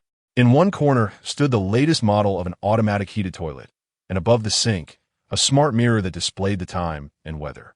What captivated her most was the expansive shower area. A shelf held several elegantly designed bottles, exuding luxury, adorned with logos of high-end brands she had only encountered in fashion magazines, such as Bulgari. Taking a deep breath, she closed the door, removed her undergarments, and turned on a shower. Warm water cascaded from the overhead shower head, delicate droplets washing over her hair, gliding across her flawless face, tracing the contours of her delicate collarbone. The water was at the perfect temperature, soothing her tense body into relaxation. This was an unprecedented experience. The extreme pleasure she had just felt began to fade, enveloped once more by this exquisite comfort. Her mind was a whirlwind of thoughts. The sensation of shame still lingered. The memories of her recent encounter with Qin Feng made her heart race uncontrollably. Yet that feeling was so intense, so intoxicating. She felt guilty toward Wu Chang'e, her wealthy boyfriend. However, what Wu Chang'e had offered her was only endless hunger and hollow promises. In contrast, Qin Feng, like a devil, had fulfilled her most primal desires in the most direct manner, whether it be through food or otherwise. The flowing water seemed to cleanse her body, as if it sought to purify her very soul. Yet she understood that some stains, once acquired, could never be cleansed. Meanwhile, Qin Feng languidly reclined on the sofa, idly flipping through television channels with a remote control. At that moment, a notification chimed in his mind. Ding! The host has completed the 4th feeding of the campus bell, triggering a profound emotional response. System space upgraded to LV6. The area expanded to a 70 square meter square room. Added a fully automated multifunctional massage chair. Current equipment: 1 dining table, 2 dining chairs, a 1.5-meter wide single bed, a 55-inch wall-mounted television, 1 two-seater sofa, and 1 massage chair. Staff: AI flight attendant Xiao Qing. Remaining points: 9,000. A series of notifications invigorated Qin Feng. The host engaged in the first deep conversation with Lin Yue, eliciting a spectrum of intense emotions. Joy. The host provided Lin Yue with an extraordinary sensory experience, 10,000 points. Shyness. The host was exceptionally gentle with Lin Yue during the process, 10,000 points. Guilt. Lin Yue felt remorse towards her boyfriend, 10,000 points. Current total points, 39,000. Qin Feng's eyes sparkled. 30,000 points. This was certainly a swifter accumulation than mere feeding. Progress bar update. Initiative: Loyal Admirer. Ultimate Loyal Admirer. Witnessing Lin Yue's emotional progress bar leap from obedience to initiative, a satisfied smile graced Qin Feng's lips. Indeed, the quickest way to conquer a woman is to fully possess her. System Mall real-time update. Culinary delights. Xinhua Tower lunch set, B-grade, white-cut chicken. Hong Kong-style braised pork, lion's head meatballs, steamed deep-sea bass, braised fish, scallion braised pork chop, braised tripe, garlic seasonal vegetables, crystal shrimp, a selection of wuchang rice. Points: 800. 5-star hotel seafood buffet, C-grade 4-2, featuring Australian lobster, Norwegian salmon, French roasted lamb chops, etc. Points: 1,000. Tomahawk steak dinner, a grade M9 grade Australian Wagyu tomahawk steak, black truffle cream pasta, French pan-seared foie gras, accompanied by a bottle of 1982 Lafite. Points: 5,000. Weaponry. Defensive grenades, C-grade pack of 10, containing 3,000 steel balls, a tool of area destruction. Points: 3,000. AK-47 assault rifle, B-grade, comes with 3 fully loaded magazines, total of 90 rounds of 7.62mm ammunition.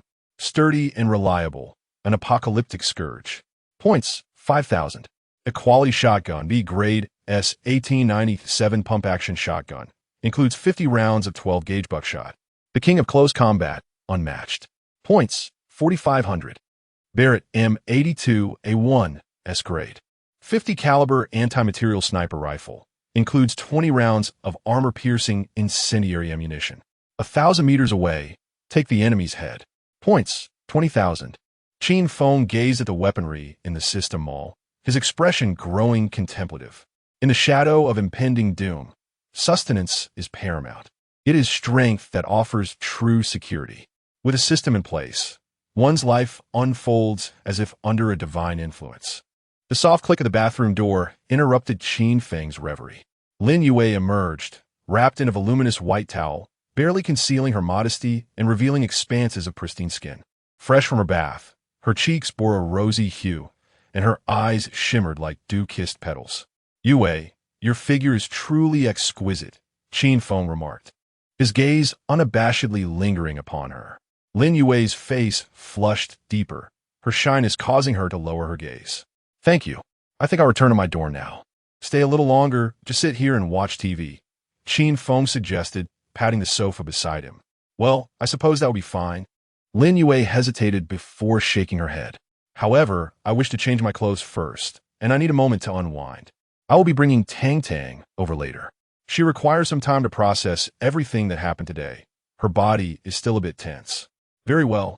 Qin Feng conceded without pressing further. I'll wait for you. As she picked up her slightly torn white dress, Lin Yue prepared to retreat into the bathroom once more. Change here. Qin Feng's languid voice interrupted. Here? In front of you? Have you not seen everything that is to be seen? He replied with a smile. Lin Yue froze, her face ablaze with embarrassment. His words stripped away her last vestiges of modesty.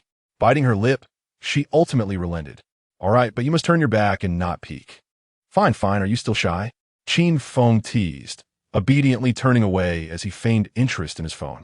Hastily, Lin Yue approached the single bed, her back to him, quickly unwrapping the towel, donning her undergarments, and slipping into the white dress. Even from behind, her slender waist and graceful curves inspired a myriad of thoughts. Once dressed and shod, she transformed back into the pure and sweet campus belle, exuding an air of aloof elegance. I'm leaving now, she announced softly as she approached the sofa. Yue, come here, Qin Feng beckoned, extending his hand. Give me a kiss before you go. Her heart skipped a beat. All right. Without a trace of hesitation, like a docile kitten, she leapt into Qin Feng's embrace, offering her lips willingly. The kiss lingered, her lips soft and fragrant from her bath, sweet enough to intoxicate. As they parted, she looked up, a sweet smile gracing her face. Now I must go, Qin Feng darling. Lin Yue's affectionate address shifted, and Qin Feng silently reflected as he pressed the red button. In an instant, her figure vanished from the room. In the next moment, she found herself standing before the door of her dormitory room 301. She opened the door and stepped out, making her way back to room 302. Inside 302, Geng Xian and Pan Yu awaited her eagerly, resembling two fledglings yearning for nourishment. Upon seeing Lin Yue, they were momentarily taken aback. She had indeed bathed, her hair still damp, her cheeks flushed, and her gaze imbued with an indefinable allure. It was evident that something untoward had transpired. Where's the food? Geng Xian inquired first. You want to see Qin Feng again, didn't you? Pan Yu's eyes sparkled with curiosity. You didn't T bring us anything to eat? Lin Yue shook her head, a hint of guilt flickering across her face. I really didn't T have any this afternoon. I'll bring you something tonight. Geng Xian pursed her lips. Fine then. Pan Yu leaned in closer, lowering her voice to ask, what is going on between you and Qin Feng? Really? No questions allowed. Lin Yue interrupted her, her tone unusually firm. No praying. And don't mention this to Wu Changle. Geng Xian immediately took a stand. Yue, we had a deal. If you bring me food tonight, I won't say a word. Yes, me too. Pan Yu chimed in eagerly. All right, I'll bring some food tonight, no problem. Lin Yue sighed in relief, climbed onto her bed, and drew the curtain. Just as she settled down, a video call from Wu Changle came through. Taking a deep breath, she answered the call. On the screen, Wu Changle appeared somewhat haggard, a look of concern etched on his face. Wei Yu. Upon seeing Lin Yue's appearance, his words faltered mid-sentence. Why do you look so flustered? Why is your face so red? Lin Yue's heart raced at his words. She had just experienced her first blush of embarrassment, the lingering sensations still unfurling within her, as if the world had unveiled a brand new door. She forced herself to appear composed and offered a faint smile to the camera. It's nothing, really. I just took a shower and feel rather happy. I want to keep you. I'm going to take a nap now. Chapter 23. The yielding of the dance department's campus belle with a furrowed brow. Wu Changle expressed her concern. Are you all right? Qin Feng hasn't troubled you, has he? Not at all. Everything is peaceful, Lin Yue replied, her smile growing sweeter. I'm hanging up now, Changle. I'm going to take a nap. Don't let your imagination run wild. There's nothing between Qin Feng and me. All right. Take care. The zombie crisis will soon pass, and I'll buy you a bag. Okay, bye. After ending the call, Lin Yue let out a long sigh of relief. A satisfied and fulfilled smile gracing her lips as she drifted into a deep slumber. In her dreams, she was surrounded by memories of moments spent with Qin Feng. How embarrassing. She slept soundly until past 5 in the afternoon, only to be awakened by Geng Xian and Pan Yu. Wake up, great campus belle. You really can sleep. Have you eaten enough? Please, at this time on a normal day, the cafeteria would already be open. Indeed, we've been hungry all day. I wonder if the military will send drones with supplies today. Yue, you can go to Qin Feng's place. You must bring us back some food. We're begging you. The urging voices of her two roommates prevented her from returning to sleep. All right. Lin Yue sat up and stretched, this time without any hesitation or reluctance. She approached her wardrobe and began to meticulously prepare herself. She donned a brand new set of light purple lace lingerie and carefully put on a pair of pristine white stockings, never before worn. Next came a black, pleated miniskirt, perfectly short, accentuating her long and slender legs. On top, she wore a snug white crop top that beautifully outlined her youthful curves. Finally, she slipped on a pair of clean white sneakers. This ensemble exuded both the innocence of youth and a hint of alluring sensuality, a perfect blend of purity and desire, undeniably captivating to the male gaze. This outfit was her ultimate battle attire. Once finished, Lin Yue gazed at her reflection in the mirror, a satisfied smile forming as she struck a pose. She adjusted her skirt, took a deep breath, and stepped out of her dormitory. Goodbye, beautiful ladies. Farewell, campus belle. Wishing you great success. Geng Xian called out. Remember our promise. Pan Yu added. As Lin Yue exited room 302, her goal was clear. She bypassed room 301 and headed next door to room 303, knocking on Tang's door. Knock, knock, knock. The crisp sound echoed through the silence. The door was soon opened a crack, revealing Tang's unadorned face, slightly disheveled from sleep, with a hint of laziness in her demeanor. Yue? Come. Tang's voice faltered midway, caught in her throat. Her eyes widened in surprise, scrutinizing Lin Yue from head to toe. The Lin Yue before her had transformed. No longer the innocent school flower, her once clear eyes now glimmered with the essence of spring, shimmering with an alluring charm. The natural pallor of her cheeks was tinged with an uncharacteristic flush that spread to her ears, resembling a ripe peach exuding an enticing fragrance. Most notably, her entire demeanor radiated a unique allure, a bewitching charm that could only be acquired through the trials of love. The corners of her lips perpetually curled upwards, as if she were harboring a monumental secret. Yue, what's going on with you? Tang could not restrain her curiosity, pulling Lin Yue into dormitory 303, her body instinctively inching closer. Why are you so happy? Is there something to celebrate? Huh, am I? Lin Yue instinctively covered her flushed cheeks with her hands, her heart racing uncontrollably ever since that indescribable moment with Qin Feng. Oh yes, very much so. You're definitely not acting normal. Look at your face. Look at your eyes. Tang asserted with utmost certainty. Your eyes seem to sparkle as if filled with water. What on earth did you do? Haha. I truly haven't done anything, Lin Yue replied, her laughter tinged with nervousness, her gaze evasive. Your joy is practically overflowing from your face. You must share whatever good news you have. Tang insisted. Ah, really there is nothing. By the way, let me give you something delicious. Lin Yue suddenly recalled something and hastily changed the subject. With a hint of mystery, she carefully retrieved a slightly flattened plastic bag from her skirt pocket. Inside lay an egg tart, a treasure she had hidden away to prevent her ravenous roommates from discovering it. Tang's eyes lit up at the sight of the squashed egg tart, her excitement palpable. As a dance major, she seldom indulged in sweets to maintain her figure. Yet, only she knew that egg tarts were her Achilles heel, her sole forbidden delight. Occasionally, she would break her diet to reward herself with one from KFC, compensating for the indulgence with an entire day of fasting. After the apocalypse, such extravagant thoughts were beyond her imagination. Now, despite being merely a flattened egg tart, it felt like a magnet, capturing her complete attention. Can I have a bite? Tang's voice trembled slightly, barely concealing her eagerness. Of course. It's specially for you, Lin Yue replied with a sweet smile.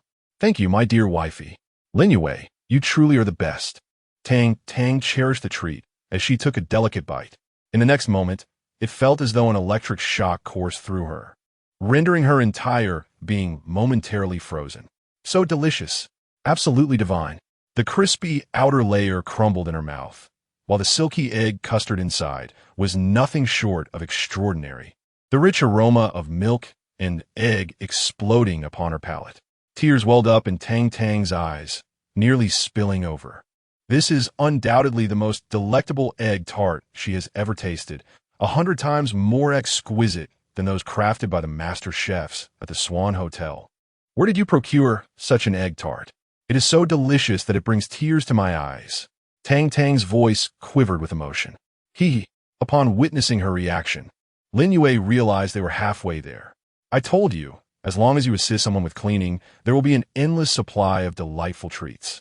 Tang Tang's rationality swiftly returned, and she regarded Lin Yue with suspicion. Is there truly such a good deal in the world? Have you been duped? Have you lost your virtue? Absolutely not. Lin Yue's face flushed even deeper, yet her tone remained resolute. That person is very kind, and the place is quite safe. Do you wish to join me? Really? Just for tidying up? Tang Tang pointed at the egg tart in disbelief. Indeed, you've already savored the egg tart, and there are even more culinary delights awaiting you. Tang Tang found herself in a fierce internal struggle, the exquisite flavor lingering on her palate. Dang dang. I shall grant you a minute to ponder. If you refuse, so be it. Lin Yue revealed her trump card. Very well, I have made my decision. Let us go. Before the minute had elapsed, Tang Tang surrendered. The temptation of that egg tart was simply too great. She could not restrain her yearning for more delectable treats and the allure of sweetness. As Tang Tang slipped on her shoes, Lin Yue halted her. Dang dang, could you perhaps change into something more presentable? It's merely a cleaning task. Shouldn't I wear old clothes that are resistant to dirt? What if I soil a new outfit? Tang Tang looked perplexed. Please, when you go to assist someone, mustn't you be dressed neatly and attractively? My esteemed campus belle. Lin Yue gazed at her with an expression that conveyed what she could not articulate. Dress with a touch of femininity. I trust your taste. Very well. Although Tang Tang was confused, she acquiesced to the suggestion. She selected a form-fitting black pencil skirt, which accentuated her perfect dancer's curves, exuding both sensuality and elegance. Lin Yue gazed in awe at Tang Tang's stunning appearance, unable to restrain her desire to drool, and mischievously inquired, by the way, have you and Wang Zi ever engaged in such activities? Engaged in what? Tang Tang's face instantly flushed crimson. You know that? Lin Yue winked suggestively. No, of course not. Tang Tang, embarrassed and indignant, lightly swatted Lin Yue. Aren't you two the acknowledged golden couple of the campus? Have you not attempted it yet? No. Must couples necessarily engage in such acts? I wish to preserve my most cherished possession for marriage in the future. How traditional of you, Lin Yue remarked with a sigh. What about you and Wu Changle? Have you too? Tang Tang immediately countered. We have not. I haven't even allowed him to hold my hand. Lin Yue's tone dripped with disdain. You are truly a green tea girl, Tang Tang remarked candidly. Have you spent over 100,000 yuan on Wu Changle? All those bags, the gifts for every festival, the red envelopes for birthdays and holidays, the cash for 1314, and the 520 cash. Has any of it ever been less? That is a price he willingly pays. It is a cost that men must bear in romantic relationships. Lin Yue retorted with conviction. Well, I find you rather peculiar today. Have you truly done something wrong? Tang Tang still felt uneasy. Not all. Stop nagging, let us go. Lin Yue grasped Tang Tang's hand and, without further ado, marched outside. She pulled Tang Tang directly towards the door of room 301. Upon seeing the number 301 on the door, Tang Tang's expression froze instantly. She abruptly yanked her hand away from Lin Yue, her face a mask of shock. This room, isn't this the lair of your devoted admirer, Qin Feng? Chapter 24. Tang Tang's first cleaning. Lin Yue tugged at Tang Tang's hand, a sly smile gracing her lips. Yes, it's him, Qin Feng. Her voice carried a hint of pride and mystery. I have known him for quite some time. He is truly a good person. After the outbreak of the zombie crisis, we allowed him to stay in room 301, and he has been quite obedient, never wandering off or harassing any girls. Moreover, unlike others, he hasn't hoarded supplies from the girls. For the past few days, I've been helping him with cleaning, and in return, he provides me with food. Everything we eat comes from him. Tang Tang's curiosity was thoroughly piqued. I know Qin Feng. He is quite handsome, but how does he have food? Lin Yue shrugged, feigning ignorance. That I cannot say. Qin Feng does not allow too many questions. Without giving Tang Tang a chance to inquire further, she raised her hand and knocked on the door of room 301. The door swung open, revealing Qin Feng. His gaze immediately bypassed Lin Yue, landing on Tang Tang beside her. The girl before him was taller than Lin Yue by half a head. As the top beauty of the dance department, her posture was as upright as a swan, her long legs captivating beneath her skirt, exuding an elegance and nobility that ordinary girls lacked. Ding! The system has detected a beauty with a score above 90. Would you like to bind? Bind. Name, Tang Tang. Gender, female. Height, 172 centimeters. Weight, 50 kilograms. Physique, graceful curves. Beauty score, 92. Department, College of Arts. Dance major. Hobbies, dancing, binge-watching dramas. Emotional progress bar. Proud, waver, humiliate, obey, submissive, sycophant. Ultimate sycophant. A playful smile tugged at the corners of Qin Feng's mouth. Welcome, the esteemed beauty of the dance department. His sunny, harmless smile made Tang Tang's initial wariness dissipate significantly. A handsome man indeed could ease a girl's guard. Before Tang Tang could react, Lin Yue affectionately pulled her wrist and led her into the room. Click! Lin Yue promptly locked the door behind them. The entire process was seamless, leaving Tang Tang no opportunity to hesitate. Hello, beautiful ladies. Welcome to my humble abode, Qin Feng greeted with a smile. Lin Yue, like a little housekeeper, cheerfully replied, We're here to work for some food. Qin Feng wasted no time, gesturing towards the broom and mop in the corner. No problem. Sweep the floor, mop it, and clean all the tables, and you shall receive a genuine local delicacy. Lin Yue's eyes sparkled with excitement. Really? We are having local cuisine today. That's fantastic. Yet, Tang Tang remained skeptical, her beautiful eyes filled with scrutiny. Is that true? Local cuisine? Where did you get that? Lin Yue quietly tugged at her hand, lowering her voice. I told you not to ask so many questions, just focus on the work. Qin Feng chuckled, exuding an air of undeniable nonchalance. Tang the campus bell. Trust me and start cleaning right away. If you choose not to believe, feel free to turn right and head back to your dormitory to continue your hunger. Tang Tang let out a gentle sigh. Well, as the saying goes, since I'm already here, I might as well. Besides, the exquisite flavors of last night's seafood fried rice and the freshly baked egg tart cannot be deceiving. Resigned, she picked up the broom, lowered her gaze, and commenced her task. Qin Feng lounged comfortably in a chair beside her, leisurely admiring the stunning scene before him. Two top campus beauties tidying up the room for him. Lin Yue was already adept at this task. As she bent down to sweep, the curves beneath her short skirt became evident, her peach-shaped posterior gently swaying with her movements, exuding an astonishing sense of elasticity. Meanwhile, Tang Tang, though a novice at such chores, moved with the grace of a dancer, her flexible waist allowing her to glide while mopping the floor, her swan-like neck slightly arched, creating an enchanting silhouette. Qin Feng's gaze was unabashed, as if he were admiring two exquisite works of art. Within half an hour, the room was transformed. The girls' foreheads and noses glistened with fine beads of sweat, and they were slightly breathless, an alluring sight that was captivating. All right, Qin Feng announced, rising to issue new instructions. You two, close your eyes and turn around. No peeking. I'm about to perform a magic trick. We won't look, Lin Yue assured, turning her back to Qin Feng along with Tang Tang. With a swift turn, Qin Feng vanished into thin air, entering the system space. System, expend 800 points to purchase the Xinhua building lunch set. White-cut chicken, Hong Kong-style braised pork, 8 treasure lion's head. Steamed deep-sea bass, rich red-braised fish, scallion braised ribs, red braised pork belly, garlic seasonal vegetables, crystal shrimp, and unlimited Northeast Wuchang rice. Ding! The dishes are ready. AI flight attendant Xiao Qing will serve you. The AI flight attendant Xiao Qing appeared with a smile, pushing a delicate cart brimming with steaming dishes, neatly arranging them on the dining table.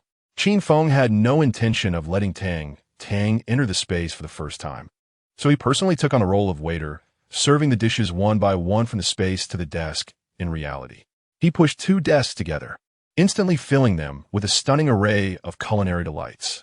The white-cut chicken glistened with tempting oil, its skin smooth and meat tender. The braised pork had a rich, reddish hue, fatty yet not greasy, exuding a sweet aroma. The steamed base crystal shrimp. The fragrances of each dish mingled, boldly permeating the entire room. All right, Qin Feng's voice rang out. You may open your eyes now. In truth, Lin Yue and Tang Tang had already been tormented by the intense aroma of the food. Their appetites peaked. When they finally opened their eyes and beheld the scene before them, they were utterly astonished. Wow, oh my goodness, this is truly authentic local cuisine. Tang Tang's beautiful eyes widened in disbelief. Can you really perform magic? Here, there is no kitchen. Is this some kind of illusion? Can we truly partake in this meal? A series of existential inquiries poured from her lips, met only with Qin Feng extending a pair of chopsticks toward her. My dear class beauty, stop questioning and eat before it grows cold. Lin Yue, unable to contain her eagerness, accepted the chopsticks and pulled out a chair to sit down. Indeed, my dear, refrain from asking too many questions and hurry to eat. As the apocalypse loomed, Lin Yue had always exercised restraint over her diet to maintain her figure. Yet now, she resembled a starving ghost, desperately yearning for sustenance. Tang Tang observed as Lin Yue unabashedly seized a piece of braised pork and stuffed it in her mouth, her face radiating bliss. Qin Feng also served her a bowl of rice, his gestures courteous and devoid of any sense of threat. Tang settled down, hesitatingly placing half a lion's head meatball into her bowl, cautiously taking a bite. In an instant, her eyes gleamed with delight. It was delicious, exquisite beyond words. The rich aroma of the meat mingled with the savory broth, exploding on her palate. This was undoubtedly the standard of a 5-star hotel chef. Having experienced the world, Tang Tang understood the significance of that first bite, and thereafter she could not stop. She relinquished her reservations entirely, devouring a bowl of rice in a whirlwind. Her cheeks flushed slightly as she timidly raised her gaze, regaining her voice. Thank you, Qin Feng. It truly is delectable. Is there more rice? Qin Feng smiled. Yes, but you must close your eyes once more. Without hesitation, Tang Tang obediently shut her eyes. However, she could not resist the urge to sneak a peek. She saw Qin Feng move toward the balcony then. He vanished into thin air. Startled, Tang Tang's heart skipped a beat. Fearing she had imagined it, she promptly shut her eyes tightly. A moment later, she felt a gentle tap atop her head. Senior Tang, peeking is not a good habit. Qin Feng's teasing voice echoed in her ear.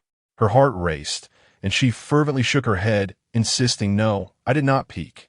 All right, you may open your eyes now. As Tang Tang reopened her eyes, another steaming bowl of fragrant rice was placed steadily before her. Her spirits lifted, and her gaze toward Qin Feng transformed entirely. Superpower? Magician? Regardless, let us savor the meal. Soon, the 2 stunning class beauties had devoured nearly half of the vast array of dishes before them. The portions Qin Feng provided were simply too abundant, overflowing in abundance. Lin Yue was the first to set down her chopsticks, contentedly patting her stomach. I can't eat anymore, or I shall gain weight. Tang Tang internally sighed. Do you not hear the cries of the women in this entire building, who are starving? And here you are, fretting over gaining weight. Yet, simultaneously, she too set down her chopsticks, gently patting her slightly protruding belly. Having adhered to a strict diet, today she had eaten to her fill. I am truly grateful. I'm so full, she exclaimed. Qin Feng nodded with a smile. As long as you enjoyed the meal, you're always welcome to return. Tang Tang bestowed a radiant and enchanting smile upon Qin Feng, sincerely expressing, indeed, Qin Feng, you are truly a good person. Your kindness towards girls is remarkable. Thank you for your hospitality. Is there any more work to be done? None at all. Today, as chores are all completed, Qin Feng replied with a sweeping gesture. Then, if there is nothing left, may I take my leave? Tang Tang inquired cautiously, apprehensive that Qin Feng might wish to keep her. There's nothing more. You are free to go, Qin Feng stated plainly. A weight lifted from Tang Tang's heart as she turned to Lin Yue. asking, "Shall we depart?" Lin Yue smiled and stood up, exclaiming, "Of course, my dear." She winked at Qin Feng discreetly and then linked arms with Tang Tang, escorting her to the threshold of room 303. Suddenly, Lin Yue smacked her forehead, exclaiming, "Oh, I left something in Qin Feng's dorm. I must retrieve it." Tang Tang appeared somewhat surprised. "Oh, all right. By the way, do tell me, how does Qin Feng possess so many delicious treats?" Lin Yue grinned slyly, resembling a cunning fox. "I told you not to ask, so refrain from questioning." Tang Tang pouted. "Furthermore, why is he so kind to us? He is your devoted admirer, not mine." Lin Yue leaned closer, whispering sweetly in her ear, "Sister Tang, you are so beautiful. Perhaps he wishes to be your admirer as well?" Tang Tang's cheeks flushed crimson as she retorted, "You've won me over, but I am not one to cultivate a harem like you. I shall return to rest now." Feeling quite content, she patted her round little belly and unlocked the dormitory door with her key. As Lin Yue watched Tang Tang's graceful figure vanish behind the door, her smile transformed into one of allure and urgency. She turned and hurried back to room 301. "Knock, knock, knock." She gently rapped on the door. As Qin Feng opened it just a crack, Lin Yue, like a fledgling swallow, dove into his embrace, clinging to him with all her might. Chapter 25. Tang Tang lies to her boyfriend for the first time. Qin Feng, no longer hesitating, welcomed the campus beauty who had presented herself without reservation. He grasped Lin Yue's hand and swiftly entered dormitory 301, proceeding into the intimate confines of the room. On the pristine, single bed, measuring 1.5 meters, he gently laid Lin Yue down. 20 minutes later, within the lingering atmosphere of the room, an air of sultry intimacy enveloped them. Lin Yue, languidly nestled against Qin Feng's chest, felt as though she had nearly forgotten her own identity in those fleeting moments. Her voice, soft and reminiscent of a purring kitten, broke the silence. Qin Feng, this time, was even better than the last.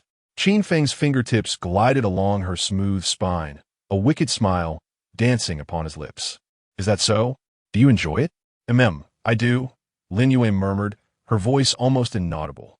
She then propped herself up, seized a towel from the bedside, and unabashedly revealed herself before Qin Feng. "You take a moment to rest. I shall go wash up. I've broken quite a sweat." As the bathroom door closed and the sound of water cascaded echoed through the room, Qin Feng reclined leisurely on the bed. A cold system notification resonated in his mind. Ding! The host has completed a second engagement with Lin Yue, taking 20 minutes. The first feeding of Tang Tang has been accomplished. System space upgraded to level 7. Space area expanded to 80 square meters. Reward: simulated skylight, capable of reflecting the sun, moon, and stars from the outside world. Points being calculated. Detected extreme emotional fluctuations from target Lin Yue. Joy 10, 000 points. Derived from the pinnacle sensory experience provided by the host. Shyness 10, 000 points. Resulting from the host's gentle control during the process. Current total points, 59, 200 points. Lin Yue's emotional progress. Initiated, unlocked. Detected emotional fluctuations from target Tang Tang. Ding. Personal information of second campus beauty Tang Tang updated. Name: Tang Tang. Gender: female. Height: 172 centimeters. Weight: 50 kilograms. Figure: gracefully curved. Appearance: 92 points. Department: School of Arts. Dance major. Weekly hobbies: dancing, watching dramas. Emotional progress bar: arrogance, wavering, humiliation, submission, active obsession. Ultimate devotion, embarrassment 200 points, resulting from cleaning under the gaze of the opposite sex. Guilt 300 points, arising from the sense of betrayal towards boyfriend Wang Zi. Satisfaction 200 points, derived from indulgence in post-apocalyptic delicacies. Anticipation 100 points, based on a favorable first impression of the host and eagerness for the next encounter. Host remaining points 60, 000 points. Would you like to come again? Qin Feng mused, observing Tang Tang's source of hopeful emotions, a cold smirk gracing his lips. "Come on, I shall be waiting for you." Soon, the bathroom door swung open, and Lin Yue emerged, wrapped in a towel, her figure enveloped in a veil of steam. Like a gentle kitten, She instinctively nestled into Qin Feng's embrace as they reclined on the sofa, idly watching television. Lin Yue tilted her head back, proudly proclaiming, "Today, I brought Tang Tang along. Am I not sweet?" "Indeed, very considerate," Qin Feng replied, affectionately stroking her damp hair, his tone laced with approval. "Hee hee." Lin Yue chuckled with delight. "Isn't Tang Tang known as the pure and pristine campus belle? It's time for her to experience the fruits of labor. In the future, you should let her give you a massage." Her tone shifted, carrying a hint of wistfulness and playful pouting. "By the way, you were quite polite to her today. Why were you so fierce to me the first time?" Qin Feng's fingers caressed her silky hair, memories flooding back as he suddenly pinched Lin Yue's cheek. "Ouch, that hurt," she exclaimed. "Well, what do you think?" he teased. Lin Yue promptly fell silent, then nuzzled against him, adopting an exceedingly humble posture. All right, I was wrong. Is that not enough? I shouldn't have asked you to help me move my things while having a boyfriend. It was such a hot day. I admit my mistake, sob sob. Now that you've gotten back at me, we're even." Just as her words faded, her phone screen abruptly lit up, the ringtone piercing the tranquility of the room. Caller ID, Wu Changle. "Oh, speak of the devil, and he shall appear." Lin Yue's body stiffened momentarily, instinctively glancing at Qin Feng, her eyes questioning. "I should probably not answer." A mischievous smile played on Qin Feng's lips, filled with a hint of wickedness. "Answer it. I'm curious to hear what you both discuss in my presence." "You're so bad," Lin Yue complained, yet her body betrayed her, pressing the answer key and even enabling the speakerphone. "Hello, Changle. I'm fine. Just in the dorm. Yeah, I'm a bit hungry. There's nothing to eat. So I'm just having some coffee. There's a bit of sugar in it, so I won't die just yet. How about you?" She continued. "Okay, I have a slight headache. Go to sleep now, bye." Qin Feng silently observed the woman in his arms, watching as she effortlessly spun a web of lies to her boyfriend on the other end of the line. A profound sense of inexplicable satisfaction welled up within him. It was truly remarkable how a girl could lie without batting an eyelash. Additionally, a bolder and more intriguing thought began to take shape in his mind. Next time, when he was wrapped up with Lin Yue again, he would directly dial Wu Changle's number. Meanwhile, in dorm room 303, Tang Tang rushed into the bathroom as soon as she returned. The warm water cascaded over her body, yet it could not wash away the subtle pangs of guilt that lingered. Clad in her favorite silk pajamas, she threw herself on her bed, longing for a deep slumber to erase the events of the day. However, her phone rang at the most inopportune moment. The caller was her boyfriend, Wang Zi. Tang Tang took a deep breath, exerting all her effort to ensure her voice sounded perfectly normal. "Hello, beautiful." On the other end, Wang Zi's perpetually cheerful voice resonated. "Hi, Prince. How's it going today, darling?" "Not much. The military still hasn't sent any supplies." Her hand instinctively brushed over her still slightly swollen abdomen. "I have an idea. I have 2 packs of instant noodles here. I'll tie a stone to them, wrap them in a towel, and toss them from my balcony to yours." "No need for that." Tang Tang's heart clenched suddenly. "You should eat them yourself. What if they land in someone else's dorm or down below? That would be such a waste." "Hey, you don't believe in the aim of your school's basketball team, Captain?" "I do, but let's not waste it." Tang Tang replied in her sweetest voice. "You eat. It's far more important for you to be well." "All right. I miss you." I miss you too." As she uttered those words, Tang Tang's heart skipped a beat. "Is everything all right on your end?" Wang Zi's voice brimmed with concern, especially regarding that Qin Feng.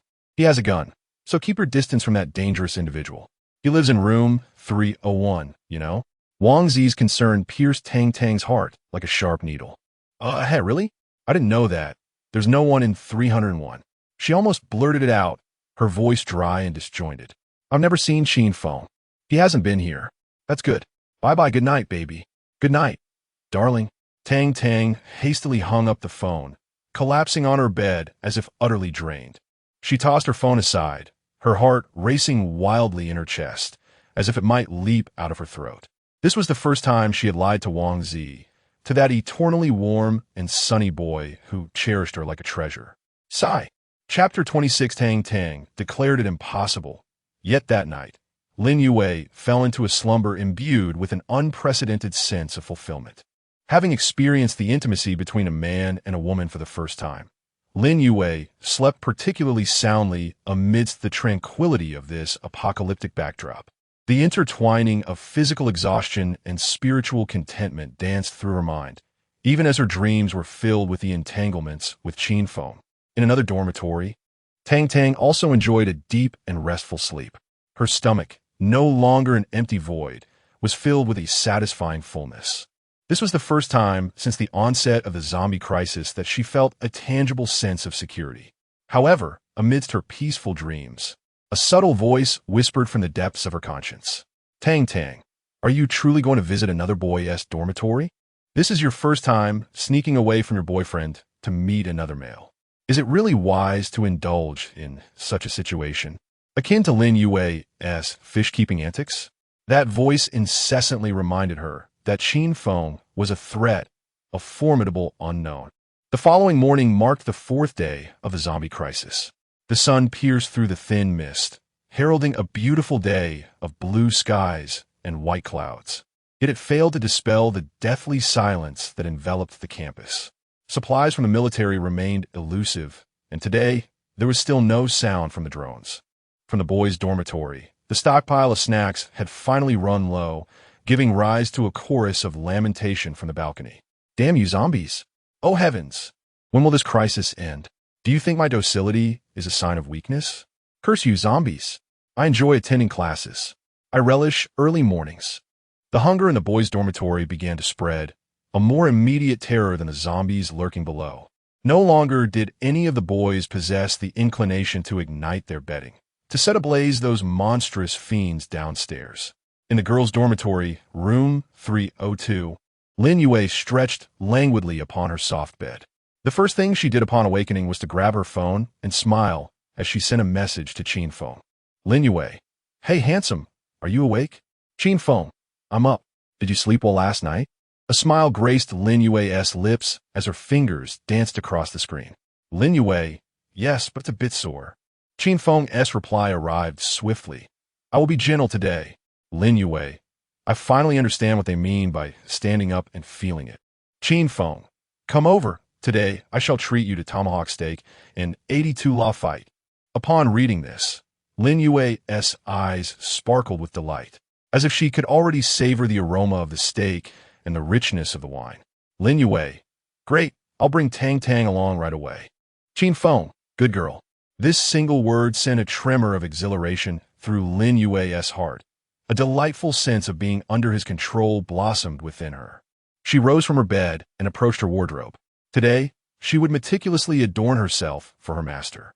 She selected a black, form-fitting dress that accentuated her alluring curves, and layered it with a loose white coat, perfectly concealing her temptations while evoking an air of mysterious allure. The exquisite makeup accentuated her already beautiful visage with an added allure.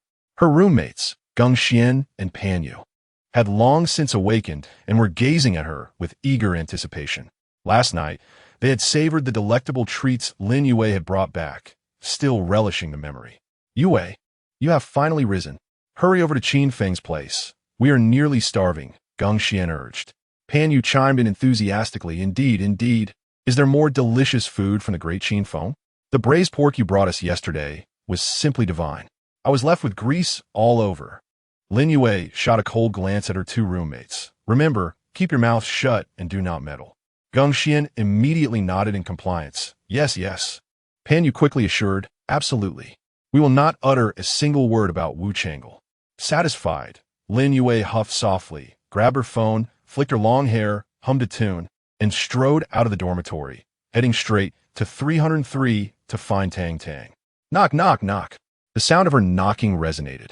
Tang Tang opened the door and paused for a moment upon seeing Lin Yue, who was adorned in vibrant attire. Lin Yue smiled and said, Let us go to Qin Feng's. He mentioned treating us to tomahawk steak. The mere mention of tomahawk steak struck Tang Tang's mind like a bolt of lightning, igniting a spark of yearning in her eyes. Yet, that gleam quickly dimmed as she recalled Wang Zi's warning, stating that Qin Feng was dangerous due to his possession of a firearm, advising her to maintain her distance. She could not betray her boyfriend by casually visiting another male's dormitory. It was simply out of the question, as Tang hesitated, intending to politely decline Lin Yue's invitation. A loud shout erupted from the balcony of the boys' dormitory across the way. Dang dang! Catch the instant noodles, I'm sending you. It was Wang Zi. The leader of the boys' dorm was still quite considerate of his girlfriend, intending to gift her his last remaining packet of instant noodles. Wang Zi held up a plastic bag containing the noodles with a stone added for weight, tightly securing the bag's opening. With all his might, he hurled the bag towards her. The plastic soared through the air in a graceful arc. Tang and Lin Yue both looked up, their hearts racing with anticipation. However, Wang Zi's aim proved slightly off. Thud! The bag struck the wall beneath Tang's balcony with a heavy thump, the contents shattering upon impact, accompanied by the stone cascading helplessly into the shadows below, where a few zombies sniffed at it before wandering away, shaking their heads. Wang Zi, filled with frustration, shouted, soda.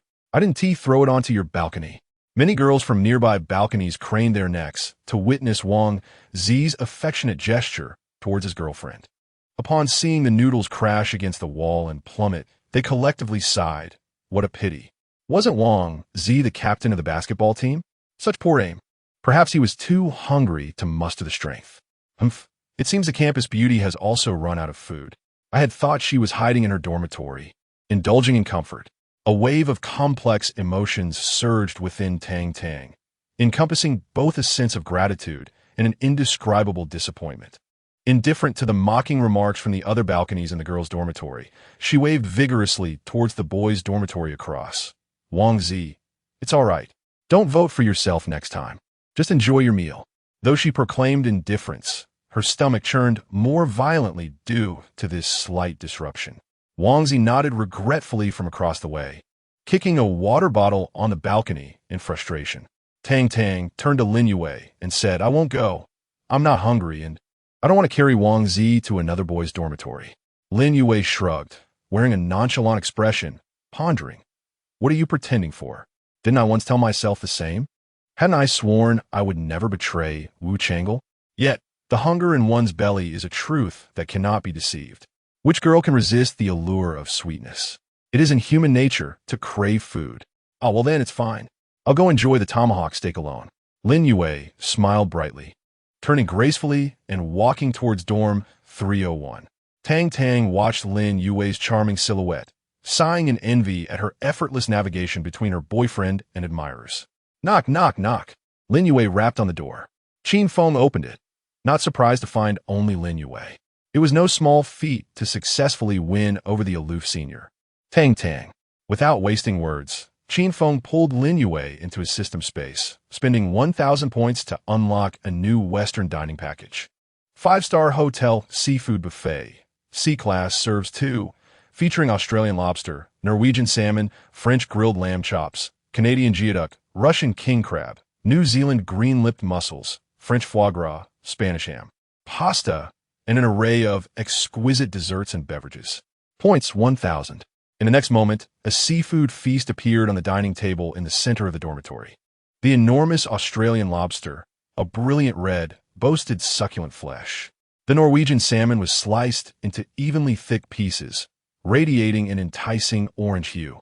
The French grilled lamb chops sizzled, exuding an aromatic steam. Lin Yue's eyes widened in astonishment. Wow, today's delicacies must be pricier than last night's local cuisine, right? Of course. This is the same seafood buffet offered at Hilton for 600 yuan per person. Wow, Qin Feng, you're amazing. What's so amazing about me? You, are amazing in every way. Qin Feng and Lin Yue sat at the dining table, feasting heartily while watching a variety show on television, laughing joyously and almost forgetting that the world was coming to an end. After satisfying their hunger, they recalled a certain matter and naturally rolled onto the bed together. Half an hour later, Lin Yue, drenched in fragrant sweat and utterly exhausted, experienced a profound sense of fulfillment and contentment. They then shared a refreshing shower in the bathroom, followed by an intimate embrace on the expansive double sofa as they indulged in a series of dramas. As Lin Yue nestled against Qin Feng, her gaze transfixed on the 55-inch wall-mounted television displaying a film. She felt as though she were living in a dream. Subsequently, she reclined in a fully automated massage chair, relishing the relaxation that enveloped her from head to toe. Aside from the inability to venture out for shopping, this place felt akin to paradise. Ding! The host has completed the third interaction with Lin Yue, taking 30 minutes. You have brought immense joy to Lin Yue, earning emotional points. Name: Lin Yue. Gender: female. Height: 168 centimeters. Weight: 55 kilograms. Figure: pure and desirable. Appearance: 90 points. Department: foreign language. Interest: stance. Gardening. Emotional progress bar: submissive and proactive. Devoted admirer. Ultimate sycophant. Joy 10,000 points. Derived from the pinnacle of sensory experiences brought by the host. Deducting 1,000 points for the seafood feast. Current remaining points: 59,000 points. As time ticked away, it unknowingly reached 5 o'clock in the afternoon. Tang Tang from dorm 303 could no longer endure her hunger. This is the nature of humanity. While one can withstand hunger, once one has tasted the delights of exquisite cuisine, returning to a state of deprivation magnifies the sensation of hunger tenfold, 100-fold. It is indeed easier to transition from frugality to extravagance than the reverse.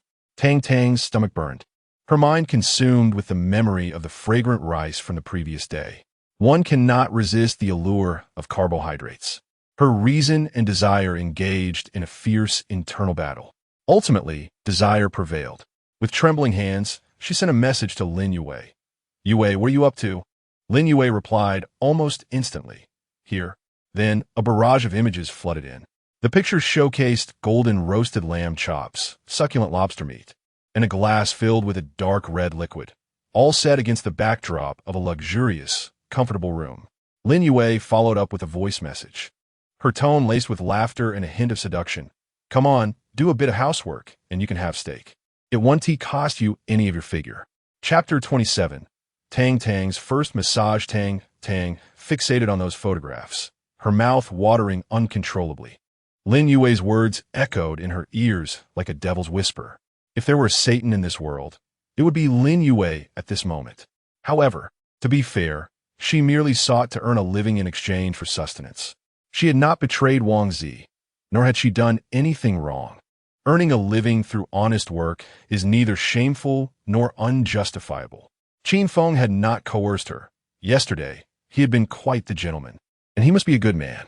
Yes, Qin Feng is a good man, with a sunlit smile. Tang Tang repeated this mantra in her heart, finding a perfect excuse for her capitulation.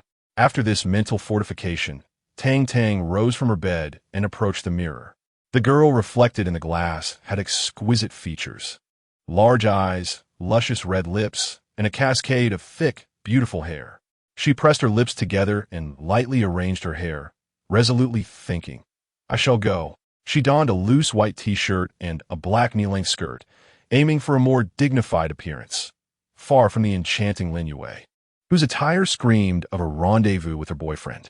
Tang Tang dared to be 80 certain that Lin Yue had an affair with her devoted admirer. Wu Chang'e was most likely being cheated on, left in a sea of verdant betrayal. Taking a deep breath, Tang Tang stepped out of her dormitory and approached the door of room 301. She raised her hand, her knuckles whitening from the pressure. Knock, knock, knock. The door opened. It was Qin Feng, clad in casual home attire, a gentle smile gracing his face. His gaze fell upon Tang Tang, traversing her delicate visage, gliding over her poised figure honed by years of dance, finally resting on her long, slender legs. Indeed, female dancers are often blessed with remarkable physiques. Qin Feng's eyes shimmered with admiration, devoid of any aggression. Good morning, senior, he said in a calm voice, as though he had anticipated her arrival. Tang Tang's heart skipped a beat, and she nodded nervously. Qin Feng stepped aside, gesturing for her to enter. Thank you. I just wanted to help you with some cleaning today. Qin Feng smiled, taking Tang Tang's warm hand with a tenderness that brooked no argument. Senior, please close your eyes. Tang Tang's heart raced. She instinctively wanted to withdraw her hand, yet Qin Feng tightened his grip. His palm was dry and strong, conveying an unusual sense of stability. For a fleeting moment, Tang hesitated, but ultimately, she slowly closed her eyes. What is meant to be will be. Besides, the temptation of that steak was simply too great. A faint humming seemed to resonate in her ears. Almost immediately, Tang felt her body gently lifted by an invisible force. The sensation of weightlessness was fleeting. You may open your eyes now, Qin Feng's voice beckoned. Tang trembled as she fluttered her eyelashes, gradually unveiling her gaze. The scene before her rendered her momentarily breathless. It was a room adorned with white walls and minimalist decor, starkly contrasting the grim, oppressive, and zombie-infested campus outside. Here, the atmosphere was bright and spacious, imbued with an almost surreal luxury. Approximately 80 square meters in area, the square layout exuded elegance. Soft light streamed through a massive window, revealing a view of blue skies and fluffy clouds, accompanied by the melodious songs of birds and the fragrance of blooming flowers. So beautiful, it felt unreal. Then, she spotted her best friend, Lin Yue. Tang's gaze was abruptly drawn to a corner of the room where Lin Yue was blissfully ensconced in an incredibly comfortable massage chair. With her eyes closed and a satisfied smile gracing her lips, she seemed to be reveling in a top-tier spa experience. This was a stark contrast to her cautious demeanor in the dormitory, perpetually on guard. Lin Yue appeared to sense her gaze, opened her eyes, and flashed a playful smile. Winking at her, "Senior, you've come. I knew you would." Tang's mind went blank. She struggled to comprehend the unfolding scene. Where was this place? Who exactly was Qin Feng? How could he possess such a remarkable space? What captivated her attention even further was the exquisite dining table at the center of the room, laden with the lavish feast Qin Feng had promised earlier. A massive tomahawk steak exuded the rich aroma of grilled meat, its surface perfectly seared to a golden crisp, while the inside revealed an enticing pink hue. Adjacent to it lay a delicate mound of black truffle cream pasta, the unique fragrance of truffles wafting enticingly into her nostrils. A golden, buttery French pan-seared foie gras sat nearby, so exquisite it seemed to melt in one's mouth. A bottle of deep red 1982 Sage To La Fight stood silently beside it, its label glimmering softly in the light. The mingling aromas of the food and the rich fragrance of the wine clawed at Tang's empty stomach with an invisible hand. She had been famished for far too long. The meager meal from the previous night had quickly been digested. At that moment, the exquisite culinary temptation nearly brought her to the brink of salivation. How could this be? How do you have all this? It looks just like a buffet at a five-star hotel. Senior, stop asking. Just tell me if you want to eat. Qin Feng's voice broke through a reverie. I do want to eat, Tang stammered. Wanting to eat requires some effort, Qin Feng teased. Well, but your room is so clean, it hardly needs tidying up. I can only wash the dishes after eating. Haha, what a lovely thought. Eat first, wash dishes later? Qin Feng scoffed. You're right. Since we're here for inspiration, we should certainly work first and eat later. But there doesn't seem to be any chores to do here. Tang surveyed her surroundings. A neatly arranged single bed with 2 pillows and a neatly folded light blanket, a leather sofa for 2, a dining table, and 2 chairs. Qin Feng smiled. Simple, senior. He released Tang's hand and casually lay down beside the bed. The single bed, measuring 1.5 meters wide, appears remarkably soft and comfortable at this very moment. Senior, I have a simple task for you. Just give me a brief massage, Qin Feng said, turning his head to glance at the astonished Tang, a teasing smile playing on his lips. Once you've done that, the seafood buffet akin to those in 5-star hotels will be yours. Massage? A massage? Tang's voice trembled slightly, her cheeks instantly warming. The thought of giving a massage to a boy, especially to someone as enigmatic and dangerous as Qin Feng, sent her heart racing. She instinctively looked toward Lin Yue, seeking some form of guidance. Lin Yue raised an eyebrow and silently mouthed, "It's a piece of cake." Her casual demeanor suggested that this was merely routine. Tang's heart churned tumultuously. To give a massage meant she might have to shed her modesty, even, in a sense, submit. She recalled the sunny smile of her boyfriend, Wang Xiang, and his warnings. Qin Feng is armed. Be cautious of this dangerous individual. Yet, at this moment, his concern and caution felt feeble in the face of the delectable feast within reach. The packet of instant noodles he had tossed her had not even made it across the gap between buildings before shattering to the ground. In stark contrast, Qin Feng effortlessly produced a tomahawk steak, residing in a veritable paradise. Tang Tang's stomach audibly grumbled at the most inopportune moment. The sound, though faint, resonated clearly in the tranquil space. Her face turned a deeper shade of crimson, almost as if it might bleed. She wished for nothing more than to vanish into the ground. Yet, Qin Feng seemed oblivious, lounging on the bed, awaiting her response. "Senior, it's merely a massage. Is it too much for a dance major like you? Or perhaps you're uninterested in my tomahawk steak?" Lin Yue, rising from the massage chair and stretching, spoke with a grin. "Come on, Tang Tang. You're here already. What is there to fear? A massage is perfectly legitimate. Remember when you injured your leg during practice, and I massaged it for you? And when I cramped up while swimming in cold water, didn't you also help me with that? A little effort for a hearty meal is hardly a loss, dear." Lin Yue's words seemed to both rescue and crush Tang Tang's final hesitation. Indeed, it was just a massage. She wasn't betraying Wang Zhang merely, ensuring her own survival. Furthermore, Qin Feng wasn't holding a gun to her. He didn't appear as menacing as she had imagined, and with his back turned, even if he intended to act improperly, he couldn't ambush her from behind. Taking a deep breath, Tang Tang appeared to reach a decision. "All right." The word emerged, strained, from her dry throat. A victorious smirk graced Qin Feng's lips. "Very well. Yet another has fallen for the bait. This tactic, previously employed on Lin Yue, appears equally effective on Tang Tang. While a young woman may possess a certain sense of modesty, what is that modesty worth in the face of overwhelming temptation and the pressures of survival?" Tang Tang approached the edge of the bed with a stiff demeanor, her heart racing as she beheld Qin Feng's broad back. As a dance major, she had exceptional control over her body and was well-versed in techniques for muscle relaxation and acupressure. However, this was her first experience giving a massage to a male in such an ambiguous setting. Hesitantly, she extended her hand, her fingertips trembling slightly. After a brief moment of uncertainty, she gently placed her hand on Qin Feng's shoulder. His muscles were firm and resilient. Even through the thin fabric, she could sense his strength. Tang Tang's cheeks flushed with warmth as she struggled to maintain her composure. Recalling the relaxation techniques taught by her dance instructor, she began to press lightly, her movements awkward and tinged with evident nervousness. Qin Feng closed his eyes and remained silent, emitting only a barely audible hum. Was it a sound of comfort or dissatisfaction? Tang Tang could not discern, and so she pressed on with determination.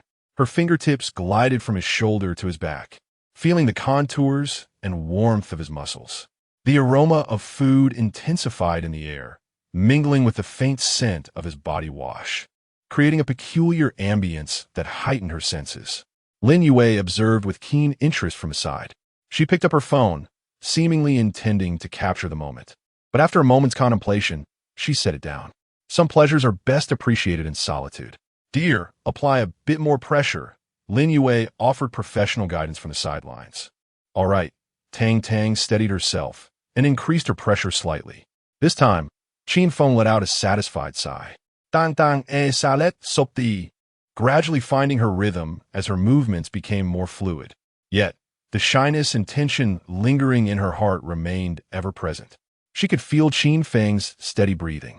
At this moment, this man lay defenseless before her, surrendering to her ministrations. The sensation was extraordinary, diminishing her wariness of him, while stirring within her a vague, indescribable emotion. The system's voice resonated within Qin Feng's mind, revealing an array of emotions associated with the second most beautiful girl on campus. Name: Tang Tang. Gender: female. Height: 172 centimeters. Weight: 50 kilograms. Figure: gracefully curvaceous. Beauty score: 92. Department: College of Arts. Major in dance. Hobbies: dance. Watching dramas. Emotional progression: wavering, humiliation, submission, eager adoration, devoted follower, ultimate devotee. Guilt: Tang Tang feels a profound sense of indebtedness toward her boyfriend for massaging other boys, resulting in a score of 500. Concern. She fears that her actions behind her boyfriend's back will inevitably be discovered, adding 200 points. Shame. Tang Tang experiences overwhelming embarrassment during her first massage for an unfamiliar male, garnering 1,000 points. Resentment. As a pure and affluent beauty, she questions why she is massaging boys, leading to a score of 1,200. Decline. Massaging men is a pursuit associated with women of dubious repute. She acknowledges her degradation for the sake of survival, resulting in 1,100 points. Current remaining points, 63,000. Chapter 28. I green you. What is it to you? Host space upgrade. Level 8. Reward area increased. 90 square meters. Reward. A multifunctional coffee table adorned with a high-end tea set and drinking water. Current equipment. A1. 5-meter single bed. A double sofa. A coffee table. A television. A massage chair. And a window. Upon hearing the system's feedback, Qin Feng felt an even greater sense of satisfaction. As he reveled in Tang Tang's massage, he seemed to be in a state of bliss, letting out a contented murmur. Senior sister, your technique is exquisite. It feels delightful. I'll definitely request you again next time. All right, let's call it a day. You can go and eat now. Tang Tang felt as if she had been granted a reprieve.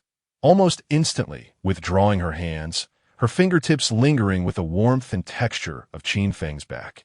She quietly exhaled, relieved that throughout the entire experience, he had not overstepped any boundaries.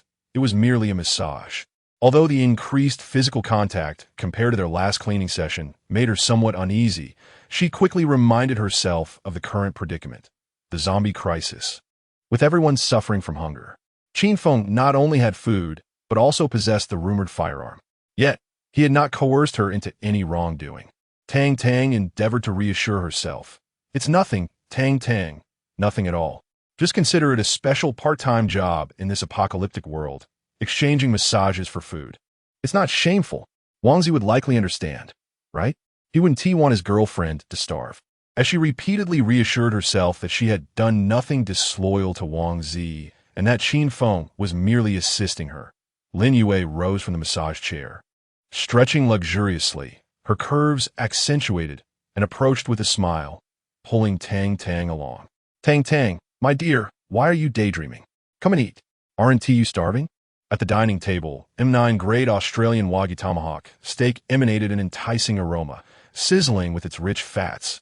Black truffle cream pasta exuded a robust fragrance, and the French pan-seared foie gras melted delicately upon the tongue. Qin Feng uncorked an 82 lafite with a resounding pop, the rich bouquet of wine immediately filling the air. He poured some of the deep ruby liquid into the 2 goblets before Lin Yue and Tang Tang. Senior sister, would you care taste? Qin Feng gestured with his glass. Tang Tang instinctively considered declining. Her tolerance for alcohol was poor, and Wang Zi disapproved of her drinking. She cast a wary glance at the wine, then at Qin Feng. What there were drugs in it? Lin Yue had already lifted her glass. Swirling it in the light, taking a small sip and closing her eyes in satisfaction. Oh, Tang Tang, who cares? It's the apocalypse. We aren't in class and there's no future ahead.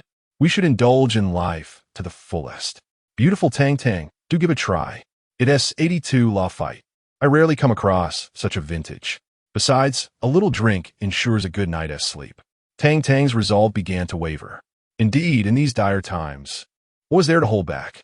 Moreover, this wine had quite a reputation. Coming from a well-off family, she had certainly heard of such a treasure. Hesitantly, she lifted the glass, its surface cool to the touch. Here, let us toast, my sister.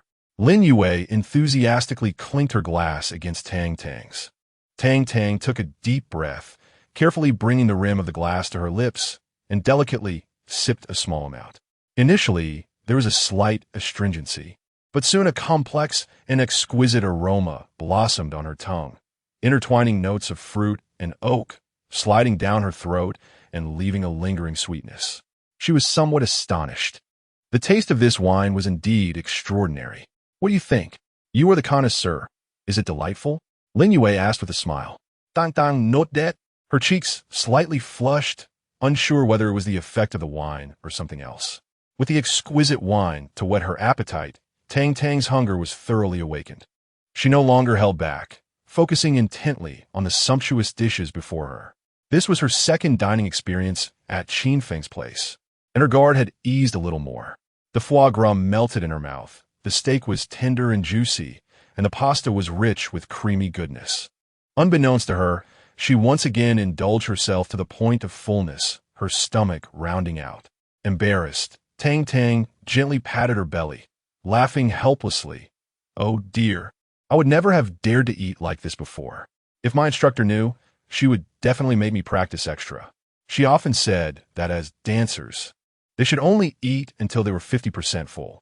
Lin Yue, picking up a piece of lobster sashimi, replied between bites, "You dance students really have it tough. But now that it has come to this, who cares about the teacher?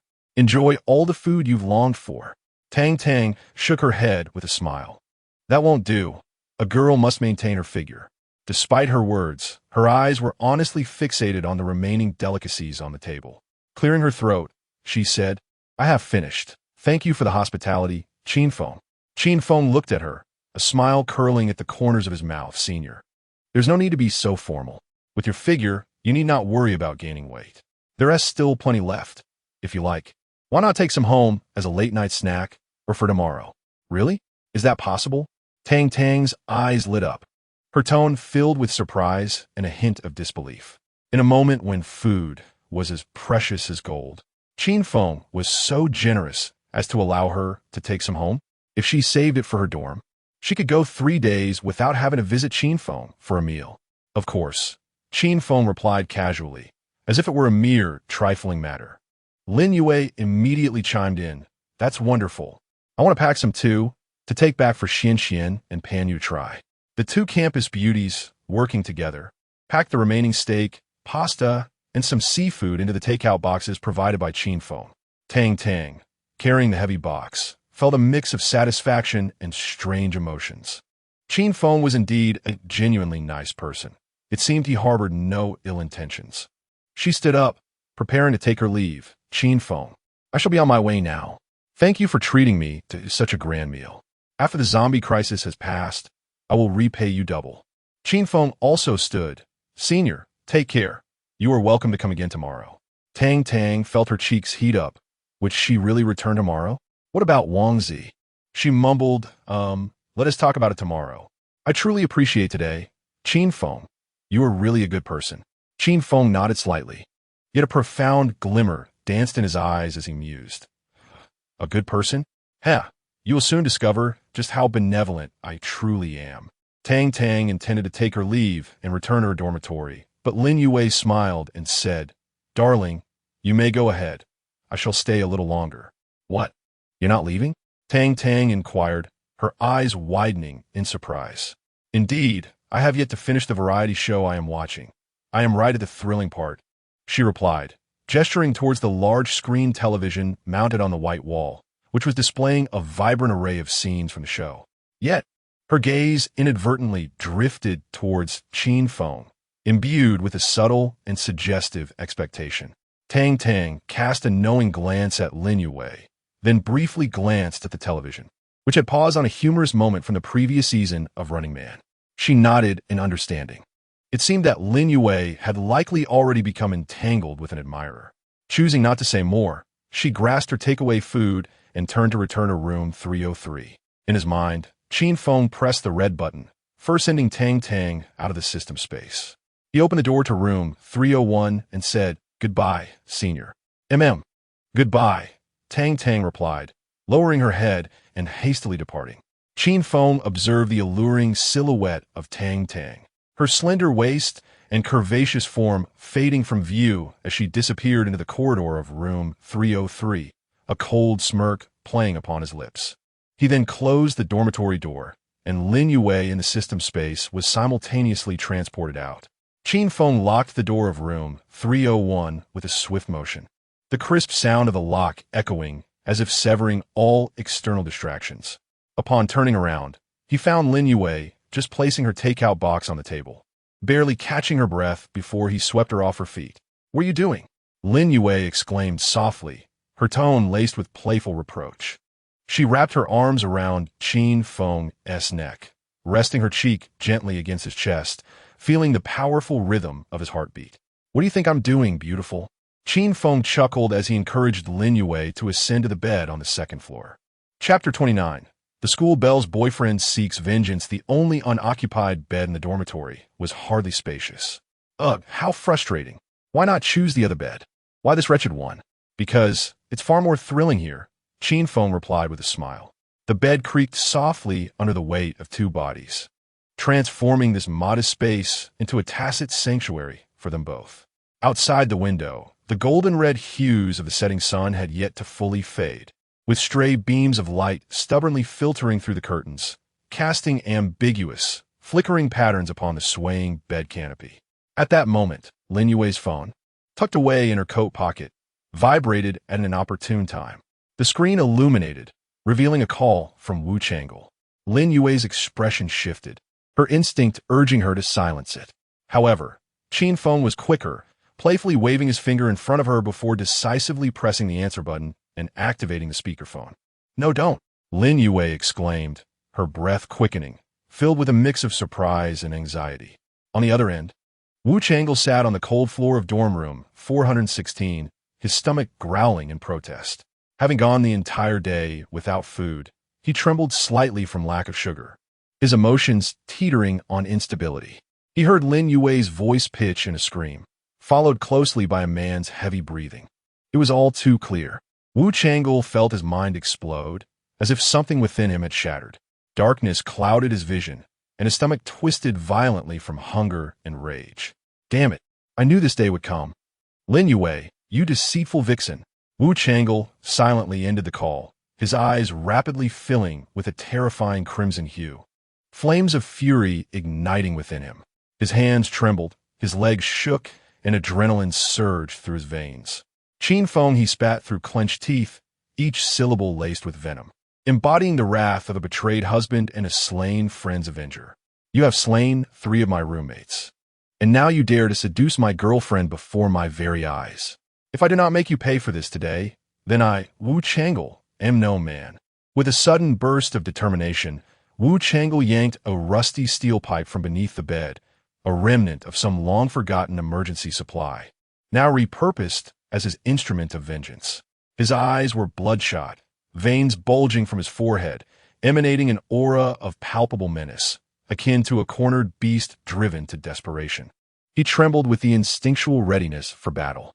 The other 3 roommates in dorm 416, witnessing Wu Chang'e's ferocious demeanor, were taken aback. "Chang'e, what are you doing?" One of them stammered, instinctively retreating. Wu Chang'e's face contorted in rage. "That dog Qin Feng has slept with Lin Yue. I heard it all clearly on the phone. I am now going to take down that pair of despicable scoundrels." "Calm down, Chang'e. There are zombies downstairs if you rush out like that. You will be courting death," another roommate urgently advised. "Indeed, and doesn't that fellow Qin Feng have a firearm? How can you possibly contend with him wielding only a steel pipe?" The third roommate hesitated momentarily before quietly stating, "Moreover, Lin Yue, isn't she usually like that? She has more than one sycophant around her, and you know it well. His pond is teeming with admirers. And you even claim to relish the feeling of watching others fail to pursue your girlfriend. Ha, how foolish. You know nothing." Wu Chang'e bellowed, his voice seething with rage. "Should I wait until the zombie crisis is over? By then, Lin Yue will have long since turned her back, and I will have been left in the dust. How much have I spent on Lin Yue? How many gifts have I given? How many red envelopes have I sent? Is this how she repays me? Damn it, I must personally take down Lin Yue today, and then eliminate Qin Feng. Who among you dares to stop me? I will deal with all of you." The 3 roommates were taken aback by his frenzied demeanor, exchanging glances filled with helplessness and fear. Among them, one with a sharper mind, after a moment's thought, mustered the courage to speak. "Chang'e, please do not act rashly. Charging in is certainly not an option. We can offer you a suggestion. What do you think?" He paused, noticing Wu Chang'e's intense gaze fixed upon him, swallowed hard, and continued, "We have a lighter here. Let us set fire to our old bedding and throw it out the window to create some noise, diverting those wandering zombies downstairs. You can then take this opportunity to step on a stool and climb over the wall from our side. Remember, do not damage the iron chain on the dormitory door. It is our safeguard. After you make it over, We will toss you a stool from the window. You can use it to scale the wall into the girls' dormitory. ISNT, their security railing on their first floor balcony? You can climb from that railing to the second floor balcony and find an unlocked dormitory to enter. Then, from the girls' dormitory on the second floor, ascend the stairs to the third floor and go to Qin Feng's room, 301. This route, feigning one direction while advancing in another, do you think it is feasible? His words stumbled, yet the plan was indeed viable. Wu Chonglu's bloodshot eyes bore into him for a long while, his chest heaving violently. Eventually, he clenched his teeth and spat out a few words. I think it will work. Let us do it. Brothers, thank you. Once I have dispatched that vile pair, I shall return to treat you to drinks. At that moment, Wu Chonglu was engulfed by fury and humiliation, leaving him oblivious to the probability of success for this plan. Thus, the three students acted according to the devised scheme, initially throwing 2 ignited bedding items off the balcony with all their might. The night was profoundly deep around 10 o'clock when the flames flickered vibrantly against the darkness, prompting a sudden commotion in the boys' dormitory. Many heads popped out, applause erupted, and whistles echoed in a lively chorus. Well done. Do it again. Hey, are you guys roasting zombies for a midnight snack? I'm starving. I could really go for a roasted zombie sprinkled with cumin. Which dormitory is this? Do you have plenty of blankets? Is the military withholding supplies? And are you protesting by roasting zombies? Before long, 2 blankets were ignited in the middle of the road, and the fierce flames attracted the attention of numerous zombies. It had been quite a while since the girls' dormitory witnessed such excitement from the boys' side, and curiosity drove many girls to peek out from their balconies to catch a glimpse. Hey, what is going on in the boys' dormitory? One girl shouted. It's the dead of night, and you're making such a racket. Are you burning zombies again? Aren't you boys bored? Instead of playing around, why not think of ways to find some food? Exactly. If you have the guts, go down and confront the zombies head on. What kind of heroes do you think you are, showing off from up there? Shouldn't men protect women? Look at you, all of you just hiding in your dorms. Our building is almost out of supplies, and you still have time for this nonsense. As the conversation continued, the 3 boys successfully hurled down 2 blazing blankets, smoke and sparks scattering in all directions. A few wandering zombies below were indeed drawn to the flames, shambling towards the bonfire with guttural roars. Seizing the moment of chaos, Wu Changle took a deep breath and, from a second-floor balcony of a boys' dormitory, grasped the cold security railing of the first floor and nimbly slid down. Chapter 30. A carnage unleashed upon landing. Wu Changle swiftly seized a bench prepared by his former roommate and picked up a heavy steel pipe from the ground, gripping it tightly in his hand. Using the bench as leverage, he vaulted over the wall of the boys' dormitory. Throughout this tumultuous endeavor, his heart pounded fiercely, and adrenaline surged through him. On the balcony of the opposite girls' dormitory, sharp-eyed female students witnessed this spectacle. Initially taken aback, they soon erupted in cheers. Well done. Look, a boy has actually come out. Wow, is he going to fight zombies? How brave. Ladies, come quick. A warrior rides the rainbow, or rather, he is climbing over with a bench to rescue us. He is off to battle the zombies. One girl exclaimed excitedly, provoking a wave of laughter. How truly courageous is that? Could it be Wu Changle? It is him. Is he really going to deliver food to Lin Yue? Even now, he remains so infatuated. I doubt he'll survive crossing that road. There's zombies everywhere below. He might meet a grim fate, another girl remarked coolly. In the blink of an eye, Wu Changle dashed forth like an arrow. He deftly maneuvered, narrowly evading the grasp of several zombies. Just then, from the 4th floor of the boys' dormitory, someone seized the moment and hurled a chair out, which clattered loudly against the wall of the girls' dormitory. Wu Changle's eyes lit up. He rushed over, picked up the chair, and, using it as a foothold, began to scale the wall of the girls' dormitory.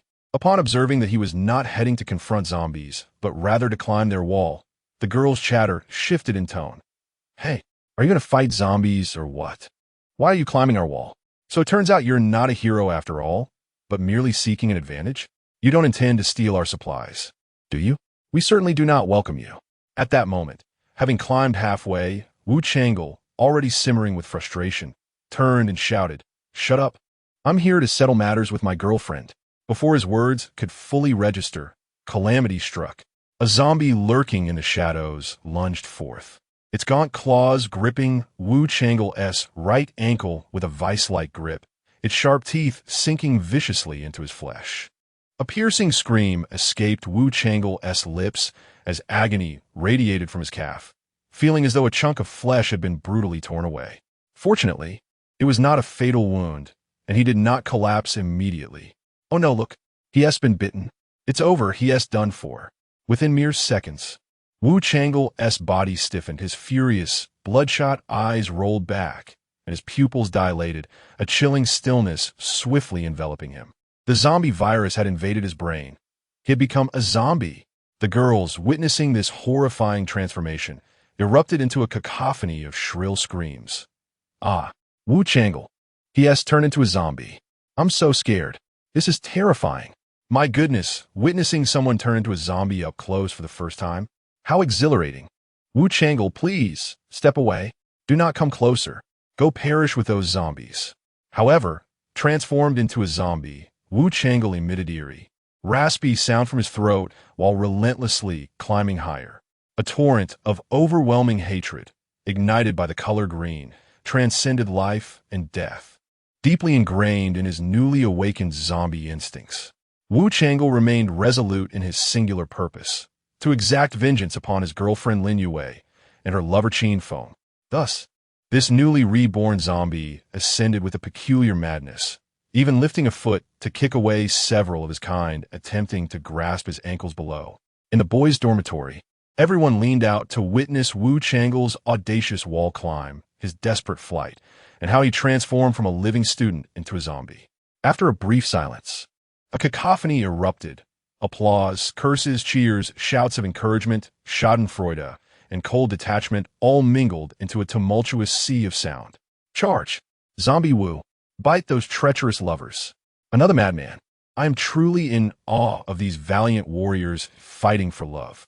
Go, Zombie Wu Chang'e. Go to the girls' dormitory for a feast. Turn them all into zombies. I wholeheartedly approve. I wagered long ago that Qin Feng must have been with Wu Chang'e's girlfriend. Look, it's clearly confirmed. If you're not satisfied, then act.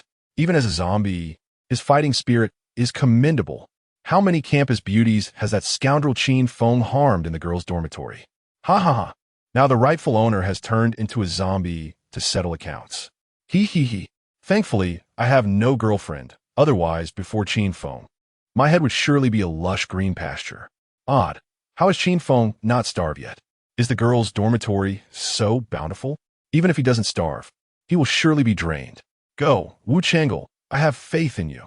Transform those delicate girls into zombies. I have long suffered from the antics of green tea bitches. Tonight's spectacle is truly magnificent. The year's grand performance. Betrayed boyfriend transformed into a zombie, bravely storming the enemy's camp to seek revenge on his girlfriend. At this moment, in the upper bunk of room 301, the exchange between Qin Feng and Lin Yue reached a crescendo, the bed creaking rhythmically. It was not until the uproar outside became utterly impossible to ignore that Qin Feng reluctantly ceased his actions. Lin Yue, with sultry eyes and breathless gasps, glanced at her phone and pouted in dissatisfaction. 40 minutes. You have outdone yourself again, darling. Shall we continue? She reached out to embrace Qin Feng's neck, exhaling sweetly. Yet Qin Feng shook his head, listening intently for a moment, his expression suddenly grave. Something has happened outside. With that, he swiftly rolled out of bed, donned his underwear, and dragged a bag containing a pistol and an automatic rifle from under the bed, checking the magazine with a click as he chambered around. Then, gripping the pistol, he strode purposefully toward the balcony of room 301. As soon as he stood still, Qin Feng caught sight of a familiar, yet strange figure on the wall below, Wu Chang'e, desperately climbing in a manner that seemed inhuman. The exchange of insults between the boys and girls from the two dormitory buildings was in full swing. Boys, are you all out of your minds? Stop the ruckus. Those green tea bitches, today you are doomed. Wu Chang'e will devour each one of you, haha. Will Wu dear come save us? I'm scared. Don't be afraid, darling. Wu Chang'e's pathetic self surely won't make it up here. Soon enough, the zombies below will drag him down. Boys from the male dormitory, do you have any courage left? A bunch of cowards. All you do is gawk. Babies, lock your doors and windows tight. Do not let Wu Chang'e in. He has already turned into a zombie. Qin Feng observed this farce with a cold gaze. Meanwhile, Wu Chang'e had scaled the wall and began to grasp the security bars of the first-floor balcony. He suddenly lifted his head, those murky, bloodthirsty red eyes fixated intently on Qin Feng on the balcony. Ha ha ha. Chapter 31. Your boyfriend is dead. Let us stand up and fight. Wu Chang'e let out a low, guttural roar, his movements becoming increasingly fierce and swift. Qin Feng sneered, transformed into a zombie. It's still so fixated? At that moment, Lin Yue, clad only in a thin dress, rushed out in a state of shock. Upon spotting the figure desperately climbing upwards, her face drained of color, and she instinctively dashed to the balcony, shouting hoarsely, Chang'e, Wu Chang'e, get back. It's too dangerous. Are you trying to throw your life away? Hurry back. Qin Feng, unfazed by Lin Yue's frantic cries, slowly raised his Glock 43 automatic pistol, the dark muzzle aimed steadily at the distorted head below, twisted by the viral infection. Bang! Bang! 3 bullets found their mark, piercing Wu Chang'e's forehead. His head erupted, splattering red and white matter against the cold wall. He lost all strength and fell straight down from the parapet. Below, the scent of blood drove the zombies into a frenzy. They surged forward, surrounding Wu Chang'e's lifeless body. The sounds of tearing flesh, gnawing, and cracking bones echoed clearly into every ear on every floor. In the girls' dormitory, a chilling silence was swiftly shattered by even more piercing screams. Ugh, disgusting. They've killed him. They've killed him. Some audacious girls, their faces ashen, leaned over the balcony railing to witness the bloody feast below, their stomachs churning violently. But after the initial terror, whispers and sardonic comments began to spread among the dormitory windows. Is this, the devoted admirer, eliminating the original partner? One girl covered her mouth, her eyes gleaming with curiosity. Does this count as a successful coup? How pitiful. The campus beauty reduced to a prize fought over by men. I bet Lin Yue has been with Qin Feng for a long time. Otherwise, how could she react so swiftly? Clearly, Wu Chang'e couldn't bear the betrayal, which drove him mad to confront them, only to be shot in the head by his rival. What a tragic end. Marvelous, truly marvelous. The sole amusement in this apocalypse is witnessing such drama unfold. Indeed, watching a zombie film mixed with a domestic drama up close is far more thrilling than any cinema experience. Thanks to the dog couple from room 301 for this splendid show. Suddenly, a calm voice interrupted. You're all missing the point. The focus now is, Qin Feng has a gun. Yes, with your loose tongues. Aren't you worried he might blow your heads off too? As this was said, several windows fell silent. Yet it wasn't too long before someone defiantly murmured back, but he can't even see which dormitory we're in. Right, if he is so capable. Let it try to kill us all. A girl leaned weakly against the balcony railing, her gaze vacant. I am utterly famished, to the point of desperation. If you possess any courage, end my life now and be done with it. Another voice, laced with jealousy and confusion, echoed the sentiment. I simply cannot fathom how those two, Qin Feng and Lin Yue, can remain unfazed by hunger. Where do they find the strength to engage in such activities? On the balcony, Lin Yue shielded her eyes, peering through her fingers to observe the grim scene below. The grotesque spectacle made her body tremble ever so slightly. So Wu Chang'e has perished. She mused, her tone betraying neither sorrow nor relief. In the following moment, she released her grip and turned to clutch Qin Feng's arm tightly, her body leaning against him with a gentle softness. Well then, you have taken a life. I shall be left without a boyfriend from this point onward. Her voice carried a hint of playful coaxing. Quickly, let us return to complete what you left unfinished earlier. Qin Feng's expression remained impassive, his gaze devoid of any emotion. He tucked away the still smoldering handgun, allowing Lin Yue to lead him back to dormitory 301 in silence. The heavy door shut behind them, severing all external sounds. Soon, a tremor reminiscent of an earthquake emanated from room 301. On the boys' dormitory side, an oppressive silence descended.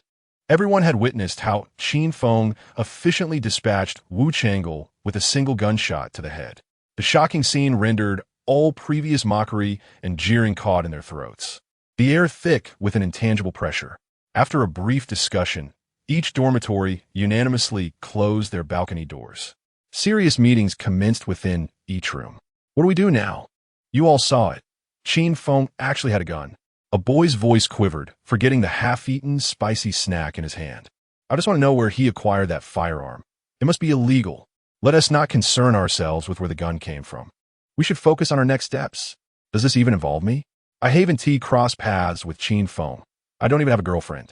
A single young man remarked, relieved. Another boy immediately countered, but my girlfriend, Mu Qingyan, is the campus belle and is currently in the girls' dormitory.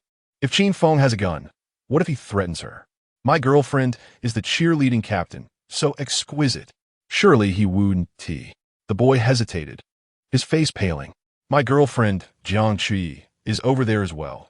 I truly fear that Qin Feng harbors ill intentions. Sneaking into her dormitory at night, stop with a wild speculation. Let us wait until he actually tries something. I don't believe Qin Feng is that kind of person. Nonsense. By then, it will be too late. If your girlfriend were held at gunpoint and ordered to undress, what would you do? All eyes ultimately converged upon a tall figure among them. Wang Zi. Wang Zi, speak up. You are our leader, and your girlfriend Tang Tang is the top belle of the dance department. Besides, isn't she in room 303? That's South Far, too close to 301. Wang Zi furrowed his brow, his lips pressed tightly together, remaining silent. He was more anxious than anyone else. His girlfriend, Tang Tang, resided in room 303, a fact well known among their peers. Just a wall separated her from Qin Feng and Lin Yue, who occupied rooms 301 and 302, respectively. Moreover, Tang Tang shared a close bond with Lin Yue. What if that woman lured Tang Tang into some reckless escapade? Or worse, what if Qin Feng harbored ulterior motives towards Tang Tang, so near yet so distant? The path from 301 to 303 was exceedingly convenient. Wang Zi, in a state of acute distress, felt his palms damp with cold sweat, yet his expression remained extraordinarily composed. He inhaled deeply, then spoke slowly, his voice steady and commanding. You all must exercise restraint. Firstly, the outside is teeming with zombies. The fate of those bitten is evident. They either mutate or meet a gruesome end. Secondly, Qin Feng possesses a firearm, and his marksmanship is impeccable, as you have just witnessed. His gaze swept across the faces of everyone in the dormitory. To act impulsively now would be tantamount to seeking death. This matter requires careful deliberation. The restless emotions within the dormitory were quelled by his words. All right, leader, we will heed your counsel. You are in charge. Wang Zi nodded, his gaze shifting once more to the darkened girls' dormitory opposite, his expression turning profoundly contemplative. Meanwhile, within the girls' dormitory, Tang Tang had been an observer to the entire scene. Indeed, she had seen Qin Feng with a gun. However, he had also provided her with food, permitting her to pack some for a late-night snack. Sitting in her chair, she tossed her hair and took a bite of the delicate, crispy dessert. Délicieux. At that moment, her phone, resting on the desk, lit up with a message from Wang Zi. Dear, are you all right? Chapter 32. Lin Yue prepares to move in together. Wang Zi. Darling, how are you? The cold glow of the phone screen illuminated Tang Tang's exquisite face. She had just taken a bite of the flaky pastry, the sweet cream and crisp layers exploding on her tongue, offering the most luxurious solace amidst the apocalypse. It was at this moment that Wang Zi's message popped up. Tang Tang paused, her heart racing as she set the dessert down and her fingers glided across the screen. Wang Zi, did you see? Qin Feng shot Wu Chang'e. You're too close to him. Please do not provoke him. Anxiety dripped from Wang Zi's words. Wang Zi, how is Lin Yue? Is she really with Qin Feng? Is she chatting with you now? Tang Tang's gaze swept over another large bag of food on the table, a generous gift from Qin Feng, enough for her to indulge for several days. She lowered her lashes, concealing the complex emotions swirling beneath. She quickly typed a response on her phone. Don't worry, darling, I saw it. It was terrifying. I absolutely want to step out of my dorm. I have not been in contact with Lin Yue. My dorm door has been closed. She knocked, and sent messages, but I ignored them. Lies slipped from her fingers with such ease. On the other end, Wang Zi read his girlfriend's obedient replies, feeling a weight lift from his heart. That's good. Make sure to lock your dorm door. Do not go out. Wait for me. I will come to save you. Tang Tang glanced at this message, aware that Wang Zi did not believe his own words. If he were to come, he would have done so at the first opportunity. Yes, don't worry. I still have half a carton of milk. I can hold on. After sending this message, she turned off her phone screen, her gaze falling on the empty cardboard box in the corner. That carton of milk had been devoured by her 3 roommates on the first day of the apocalypse, and they had all been pushed off the rooftop afterward. Now, she was alone in the dormitory, with only 2 bags of enticing seafood delicacies remaining. She picked up a piece of fried shrimp and resumed her small bites. Wang Zi could wait, but the food could not. Meanwhile, in room 301, Qin Feng space, Lin Yue found herself devoid of any reason to return to her original dorm. With Wu Chang'e dead, there would be no more nightly checks at 10 p.m. Her 2 female roommates no longer had leverage to blackmail her into silence. Lin Yue made one last visit to room 302, pouring some leftover rice and a bit of meat broth for Gongxian and Panyu, placing them on their desks. Then Lin Yue began to gather her clothes and charging cables. Yue, what are you doing? Gongxian's voice trembled as she watched Lin Yue pack her belongings. Panyu's eyes filled with fear and pleading. Are you moving out? Are you going to live with Qin Feng? What will we do if you leave? Will you still bring us food? Lin Yue zipped up her suitcase, adorned with a flawless smile, her tone as gentle as if soothing 2 small creatures. Of course, I will. I am merely moving temporarily, and I shall frequently return to visit you, bringing gifts. Yet, within her heart, Lin Yue harbored a cold mockery. Huh, why should I? With Wu Chang'e deceased, what obligation do I have to support you 2 inept beings? You have lost all semblance of value. You were never particularly kind to me either. There was even an instance when you placed dishwashing liquid in my contact lens case. Fortunately, I discovered it and argued with my 2 roommates, who subsequently apologized. Is this what humanity does? Is this what roommates are? This is not merely immoral. It is a malicious intent to harm. Lin Yue cast them one last glance before dragging her suitcase and clutching her laptop, resolutely exiting dorm room 302. The door clicked shut softly, sealing behind her the despondent gazes of her former companions. Knock, knock, knock. Lin Yue boldly rapped on the door of room 301. From this day forth, she intended to fully align herself with the formidable Qin Feng. His actions during the shooting were undeniably dashing, and his ability to conquer her spirit was equally compelling. Lin Yue's heart had already succumbed. Knock, knock, knock. Qin Feng lounged on the sofa, idly watching apocalyptic news on television. At that moment, the familiar voice of the system resonated in his mind. Ding. Detected that the host has entered a romantic cohabitation mode with Lin Yue.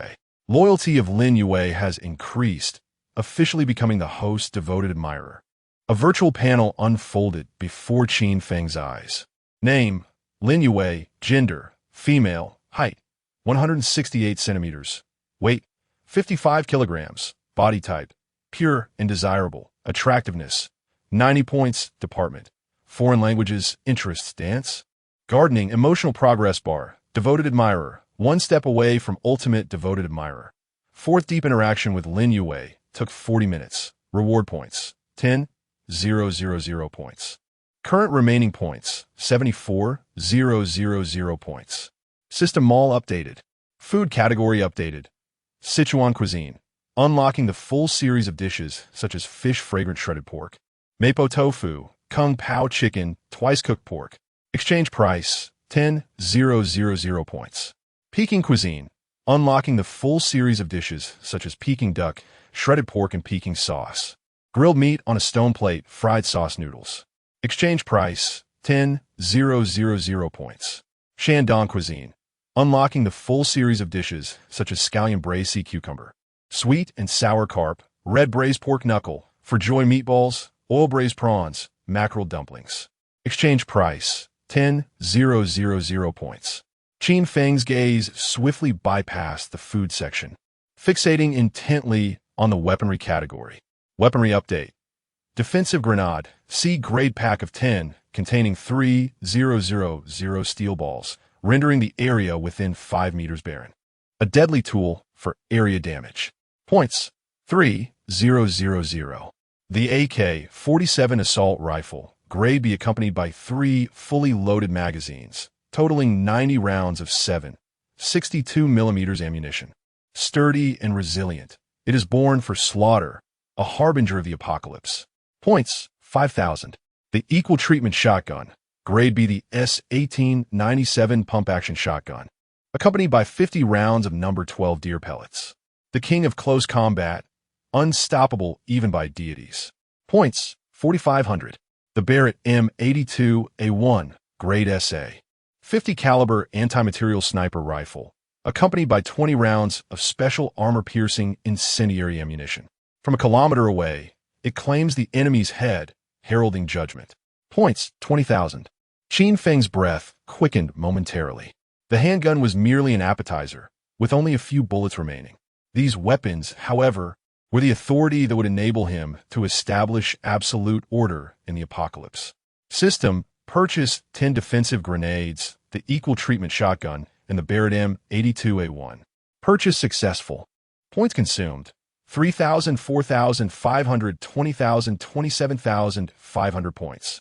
Host remaining points: 46,500 points. In the instant the words fell, an imperceptible wave seemed to ripple through the air. The next moment, several heavy objects materialized on the coffee table in the center of the living room. A dark green military wooden crate, neatly arranged inside with 10 pineapple-shaped defensive grenades, their cold metallic shells exuding an aura of death. An S-1897 pump-action shotgun, its rugged lines embodying a brutal aesthetic, with brass deer pellets gleaming in the adjacent ammunition box. Most striking of all was the entirely black Barrett M82A1. It lay there quietly, its over 1.4-meter-long body emanating an overwhelming presence, its enormous muzzle seemingly capable of devouring all light, akin to an ancient beast poised to strike. Qin Feng rose and approached the coffee table. His fingers gently caressed the cold surface of the Barrett, an indescribable shiver coursing through him. This was not fear. It was exhilaration, a profound thrill of wielding the power of life and death. A cold smile slowly crept across Qin Feng's lips. The desire for slaughter flowed in his eyes.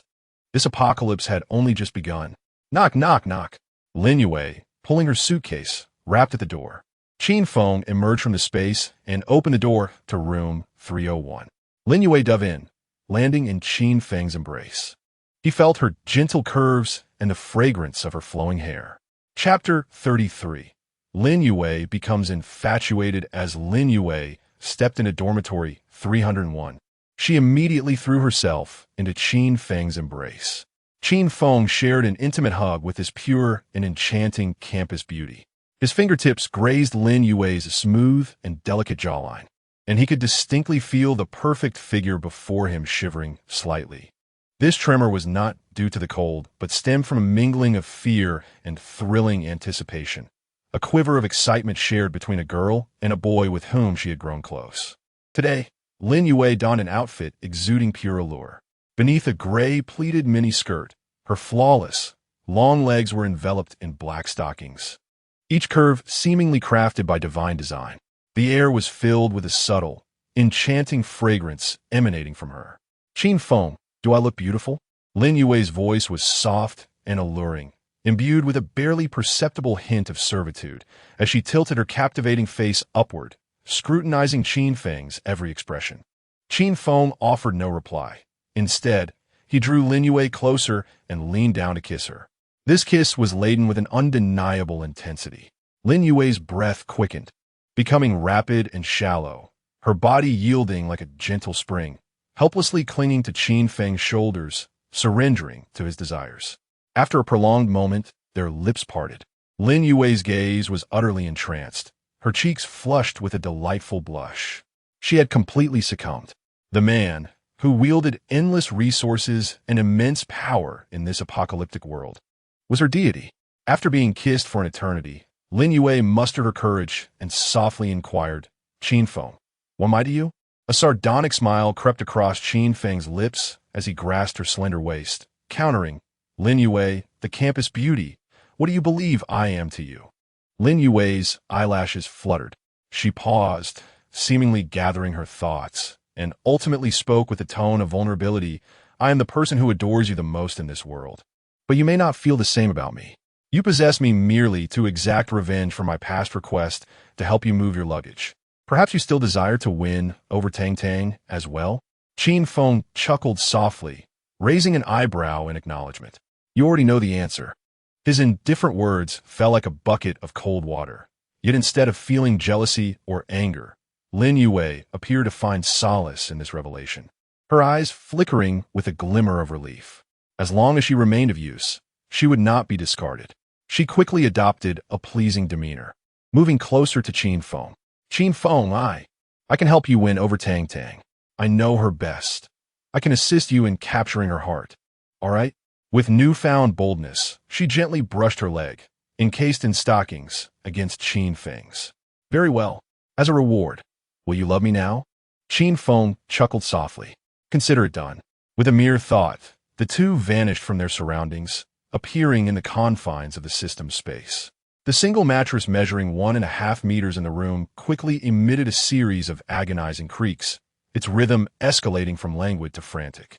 Room 303. Tang Tang awoke amid a tumultuous wave of hunger. She had intended to save half of the late-night snack she had packed from Qin Feng for breakfast. But in the dead of night, she succumbed to temptation and devoured it all. Since the apocalypse, her stomach resembled an insatiable abyss, and her appetite was alarmingly rampant. At this moment, she clutched a small durian pastry, attempting to placate her gnawing hunger. The sensation of starvation resembled countless ants, relentlessly gnawing at her reason. "No, I cannot go there again." Tang Tang clenched her fist, her nails digging deeply into her palm, reminding herself. Under no circumstances could she revisit Qin Feng's dormitory. She would rather perish than do so. She did not wish to become like Lin Yue, utterly losing herself, controlled by Qin Feng's whims and emotions like a pet. She refused to be a woman easily manipulated by him. She aspired to be the obedient girlfriend of her boyfriend Wang Zi, determined to uphold her final boundary. However, ideals often crumble in the face of harsh reality. By afternoon, Tang Tang was so ravenous that her vision sparkled, her body felt weak, and she could scarcely muster the strength to stand. It was perplexing.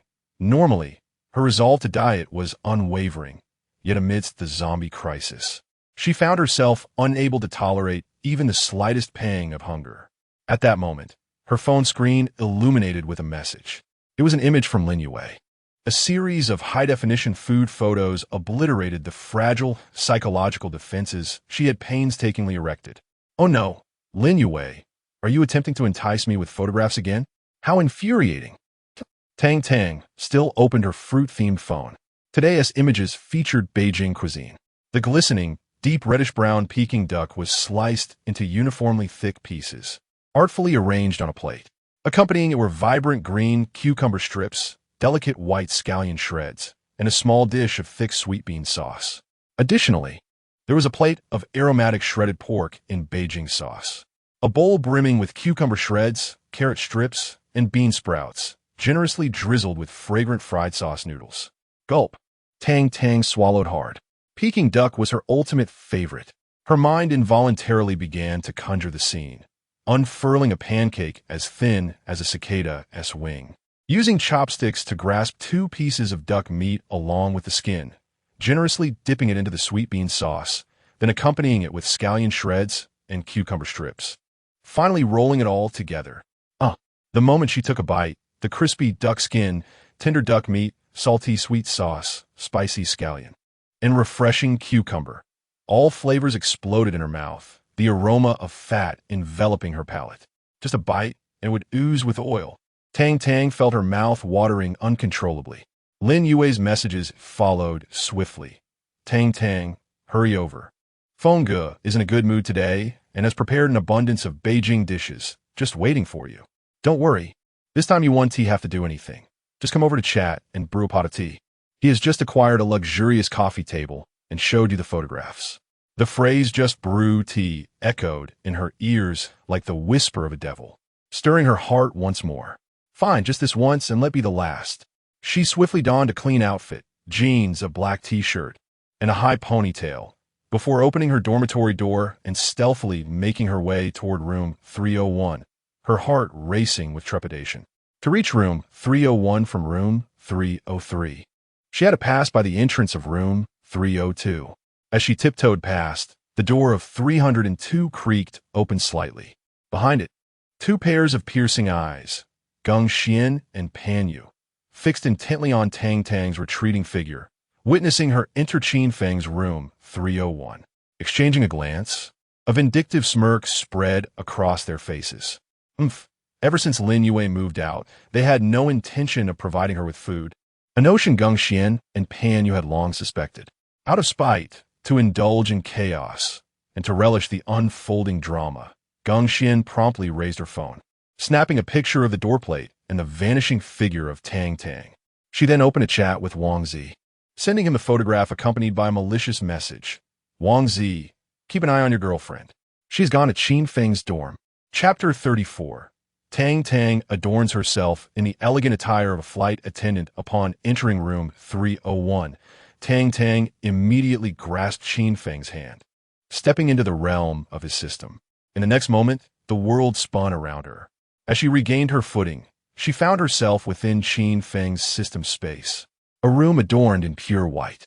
A rich and unfamiliar fragrance of heather enveloped her, mingling with the steam of post-bath warmth and an intense, primal scent that signified the presence of adult intimacy.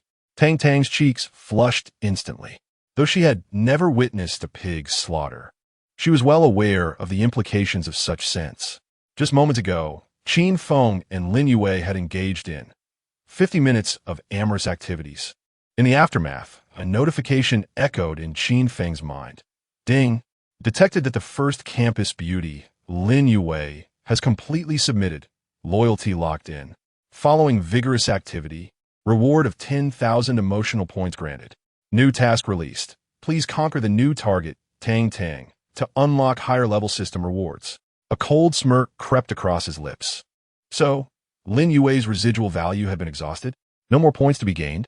Very well, it was time to pursue the next target. He lounged on the sofa, his gaze akin to that of a hunter surveying its latest quarry, Senior Tang Tang. With a click, the bathroom door swung open. Lin Yue emerged, freshly bathed, clad in a simple white cotton nightgown that gracefully accentuated her curvaceous form. Her damp hair cascaded over her shoulders, and her delicate face radiated a rosy glow, her eyes shimmering with a captivating allure that suggested both seduction and satisfaction from being cherished. Upon spotting Tang Tang, she offered a subtle smile, devoid of any remnants of her previous reserve. Ah, my dear wife Tang Tang has arrived, Lin Yue beamed. You took a bath, Tang Tang stammered. Indeed. After enjoying a hearty meal, I decided to refresh myself, Lin Yue explained, though perhaps it would have been better left unsaid. Tang Tang's attention was immediately drawn to the dining table, which was adorned with an array of exquisite Beijing cuisine.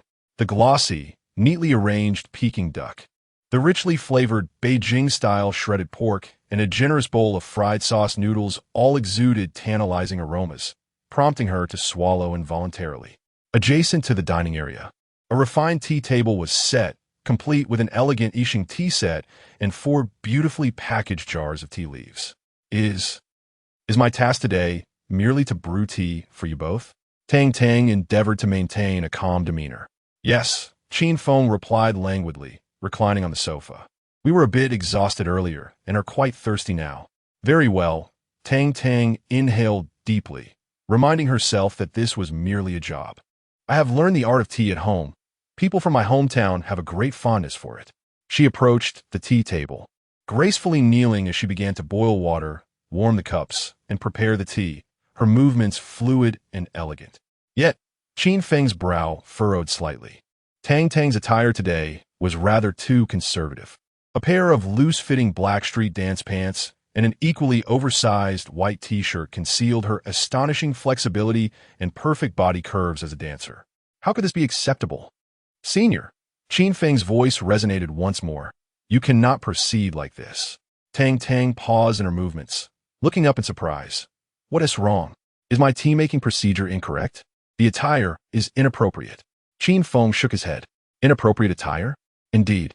As he spoke, he retrieved a neatly folded ensemble from the drawer beneath the coffee table. A deep blue flight attendant's uniform jacket, a white silk blouse, a burgundy form-fitting skirt, and even a brand-new, gossamer thin pair of black stockings alongside a pair of delicate high heels. This is the default outfit discarded by the AI flight attendant, Xiao Qing. Wear this. Qin Feng's tone left no room for argument. Tang Tang's face flushed crimson, as if engulfed in flames. You wanted to wear this? Don't overthink it. A hint of mockery flickered in Qin Feng's gaze. This is not some frivolous attire. It is the official uniform of cabin crew members. I simply wish for you to present a more professional demeanor while making tea, to imbue the process with a sense of ceremony. And what if I refuse to wear it? Tang Tang bit her lip, her voice quivering. Qin Feng's expression instantly hardened, the warmth in his eyes freezing to sub-zero temperatures. If you refuse to wear it, then leave. Never return. Leave? The word struck Tang Tang's heart like a heavy hammer. Throughout her life, she had been the center of admiration, the most dazzling flower of Binhai University. The boys either gazed at her from afar or tried to curry her favor. Never had anyone spoken to her in such a brusque manner. Moreover, she was here to work. The boss actually told her to leave if she didn't comply. Humiliated tears instantly welled in her eyes, and a surge of defiance washed over her. If I must go, then so be it. She turned. Striding toward the door, she recalled from memory. 1 step, 2 steps. Yet, to her horror, she discovered that there was no door. Surrounding her were familiar walls and furniture, but no exit to freedom. This was Qin Feng's absolute domain. Without his permission, she had no way to escape. The realization sent chills coursing through her, as if trapped in an unending nightmare. Her frantic gaze darted around, finally landing on a massage chair not far away. There lay a disarray of dark metallic objects. Though she did not recognize the models, the cold, dark sheen of the hefty gun barrel was unmistakably that of an automatic rifle.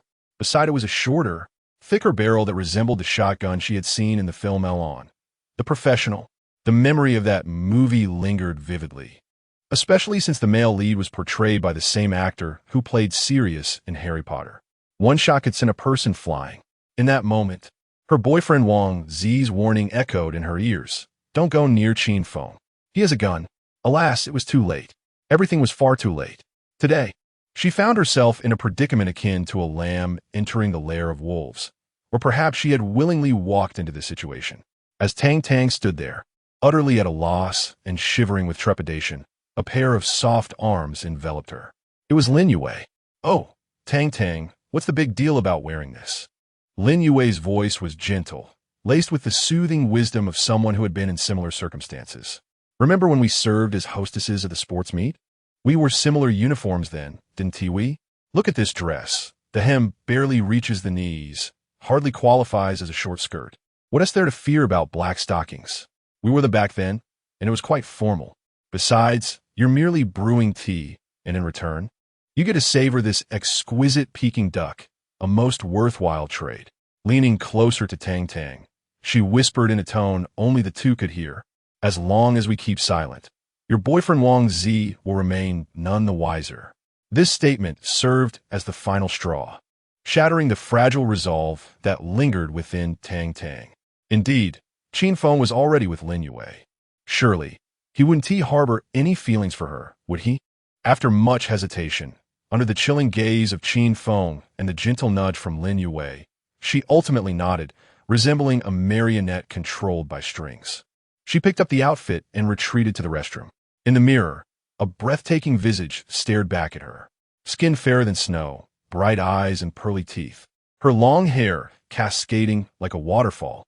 Moments later, adorned in the complete flight attendant uniform, she beheld her reflection, dressed in a fitted white blouse, a burgundy skirt, and her legs encased in elegant black stockings, all complemented by exquisite high heels. An unfamiliar wave of shame and strangeness washed over her. With a deep sigh, she lamented, "Alas, This appearance is one that even my boyfriend Wang Zi has never witnessed. Yet today, it is solely for Qin Feng's eyes. Chapter 35. Tang Tang slips deeper into the abyss. The bathroom door gently creaked open, nudged by a trembling, snow-white hand. In that instant, the air became palpable. Qin Feng, leaning casually against the sofa, momentarily paused. His hand, poised with a teacup, hung suspended in midair, his gaze piercing as it settled upon the girl emerging from the restroom. She epitomized an exquisite contrast in beauty. The most enchanting beauty of Binhai University, a dance major, adorned in an elegant flight attendant uniform. The deep blue jacket was impeccably tailored, perfectly accentuating her slender waist. The buttons of her pristine white silk blouse were meticulously fastened to the top, exuding a sense of restraint that only served to highlight Tang Tang's long and fair neck. A burgundy silk scarf, akin to a delicate shackle, provided a vivid embellishment. As one's gaze descended, it beheld the burgundy pencil skirt, which embraced her alluring curves. Beneath its hem lay Tang Tang's breathtakingly long legs. The sheer black stockings, as delicate as gossamer, traced every contour of her legs flawlessly, devoid of any excess flesh, embodying the unique firmness and strength of a dancer, yet emanating a lethal softness under the veil of silk. Curiously, Tang Tang's seaweed-like long hair cascaded freely over her shoulders instead of being elegantly styled, adding just the right touch of allure to her austere uniform, blending 3 parts charm with 7 parts wildness. Most captivating, however, was Tang Tang's visage. Her usually bright and clear eyes, tinged with a hint of haughtiness, brimmed with unshed tears, resembling a lake on the verge of overflowing. She bit her lower lip, her exquisite face etched with humiliation and helplessness, presenting a picture reminiscent of a bullied wife coerced by a tyrant. Stunning, yet inciting a desire to dominate. Tang Tang awkwardly approached the coffee table, and under Qin Feng's scrutinizing gaze, slowly knelt down to resume the interrupted tea brewing process. Qin Feng and Lin Yue exchanged smiles. Seated side by side on the broad sofa, resembling a king and queen surveying their humble maid, Lin Yue lifted her teacup, taking a delicate sip, her eyes sparkling with the triumph of a victor, her demeanor elevated. Hee, Tang Tang, my dear, I never anticipated you in black stockings. You look even more exquisite than I imagined. Why didn't you wear them before? Tang Tang's fingers clenched tightly around the tea tongs, knuckles paling. Bowing her head, she squeezed the words through gritted teeth. I don't like them. Ah, what a pity. Lin Yue chuckled lightly, her gaze sweeping over Tang Tang's straight legs. Those long legs of yours were born for this attire. There's nothing to lament. Tang Tang's voice remained frosty. As dancers, we only wear flesh-colored tights. Flesh-colored, you say? Suddenly breaking his silence, Qin Feng spoke, his interest piqued as he scrutinized Tang Tang. I prefer this. Boom. In an instant, Tang Tang's cheeks flushed crimson, as if blood could drip from them, her ears ablaze. She dared not lift her gaze, resorting instead to hastier movements to conceal her turmoil, as she reverently placed a cup of freshly brewed black tea, contained within a pale green porcelain vessel, upon the table before Qin Feng. Her voice trembled with an uncontrollable quiver. Here, please, enjoy the tea. Meanwhile, in the boys' dormitory, Wang Zi's phone screen illuminated, revealing several photographs sent by Geng Xian. In the images, Tang Tang's familiar, yet charming silhouette stood before an unfamiliar door. The next shot captured the door ajar, as Qin Feng, with a hint of playful mischief in his smile, reached out and seized Tang Tang's wrist. The final image showed Tang Tang being abruptly pulled inside, her balance faltering as she stumbled, while the door slammed shut behind them. Though the video lasted but 2 seconds, it was more than sufficient.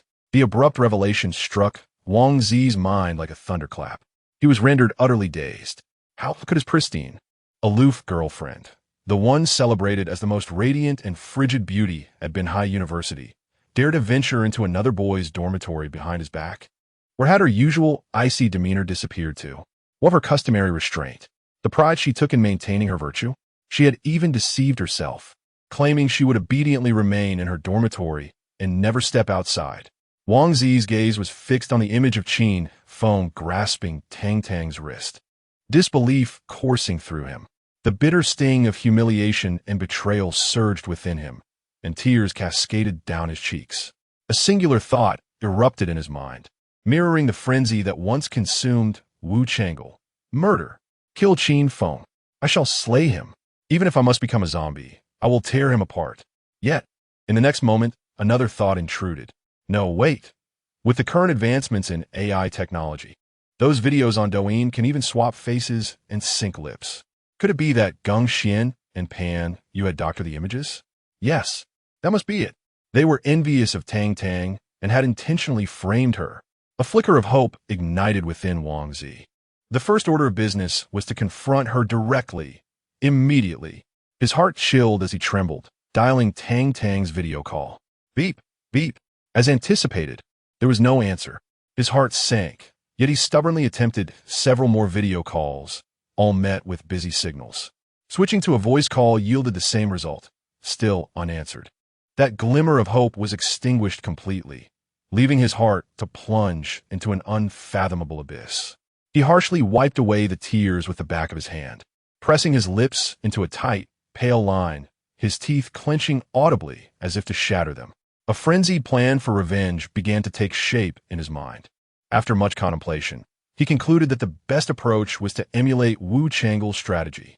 He would have a classmate ignite a bedsheet downstairs to draw attention, while he, amidst the chaos, would scale the wall and ascend to the girls' dormitory via the balcony at the back. Under the cloak of night, he intended to stealthily infiltrate, taking advantage of Qin Feng's unsuspecting state to personally strangle him. Wang Zi possessed unwavering confidence in himself. As a basketball player, he was agile and swift, far surpassing that fool Wu Chang'e in speed by tenfold. He was certain of his success. He abruptly flung open his locker and retrieved a short stick crafted from walnut wood from its deepest recess. The stick was adorned with natural nodules, exuding remarkable hardness. It was originally a toy for his hands, yet now it transformed into an ideal instrument of violence. He envisioned vividly striking Qin Feng on the head, imagining the scene of bloodshed and the plea for mercy from his adversary, kneeling before him. Concurrently, a darker thought emerged. He yearned to personally violate Tang Tang. That wretched woman, she was his girlfriend. After pursuing her for so long, he had been cautious even in their kisses, fearful of causing her pain with a mere embrace. This precious gem he could hardly bear to touch, yet now, she was being defiled by another man. Chapter 36. Chaos in the boys' dormitory at that moment. A piercing metallic scraping sound suddenly echoed through the corridor outside the dormitory. Immediately following was the thunderous crash of overturned tables and chairs, accompanied by the shattering noise of water cups and computer monitors violently smashed against the concrete floor. The tumultuous shouts and curses resembled a pack of ravenous beasts howling in frenzy. Wang Zi was all too familiar with such sounds. They reminded him of the madness that permeated his home when the abusive couple living above him clashed. Which dormitory had descended into madness? As he pondered this, a series of thunderous bangs resounded at the door of his room, 416, akin to a battering ram. Outside, a boisterous male voice roared, "Wang Zi, you better get the hell out here." Wang Zi was already simmering with a fierce rage due to the incident involving Tang Tang. At this moment, the pounding on his door ignited him like a spark to tinder. As the captain of the school basketball team and the acknowledged leader of the male dormitory, who dared to speak to him in such a manner? Who on earth was courting death? Fury coursing through him, Wang Zi yanked open the door. Standing in the doorway was Gao Yi, a tall figure with a stony expression. Gao Yi, a senior from a school of engineering and an officer in the student council, commanded immense respect among the boys. Had Wang Zi not stepped up during the zombie outbreak, it might very well have been Gao Yi leading the boys now. Gao Yi. Upon seeing the visitor, Wang Zi's pupils constricted slightly. They could be considered friends, bound by a mutual respect shared among the strong. They had lifted weights together at the gym, organized a sports meet, participated in a 4x4 relay race, and even exchanged tips on wooing girls. It was Wang Zi who had played matchmaker, helping Gao Yi win over Mu Qingyan, the law school beauty known for her penchant for short skirts. This connection had also led to a friendship between Mu Qinyan and Tang Tang. Yet now, the face of Gao Yi, etched with fury, seemed utterly unfamiliar. Wang Zi, suppressing his anger, coldly inquired, Gao Yi, are you out of your mind? Why are you smashing my door? Behind Gao Yi, a throng of over a dozen boys loomed, their eyes gleaming with a ravenous hunger, reminiscent of starving wolves cornered in the wilderness. It had been 3 long days since the military had conducted an airdrop of supplies. Unlike the girls, who hoarded entire boxes of milk, instant coffee, and sesame paste in their dorms, the boys had little in the way of snack reserves. A single box of instant noodles would be devoured within the day, leaving nothing to spare. 3 days was enough to drive this group of energetic young men to the brink of madness from hunger. Wang Zi, hand over your stash of food. Gao Yi's voice was cold, devoid of any pleasantries, getting straight to the point. Before Wang Zi could respond, his 3 roommates erupted in outrage, leaping from their beds and grabbing nearby objects. Are you out of your mind? We're hoarding supplies? What did your eyes see? Gao Yi, if you're looking for a fight, just say it.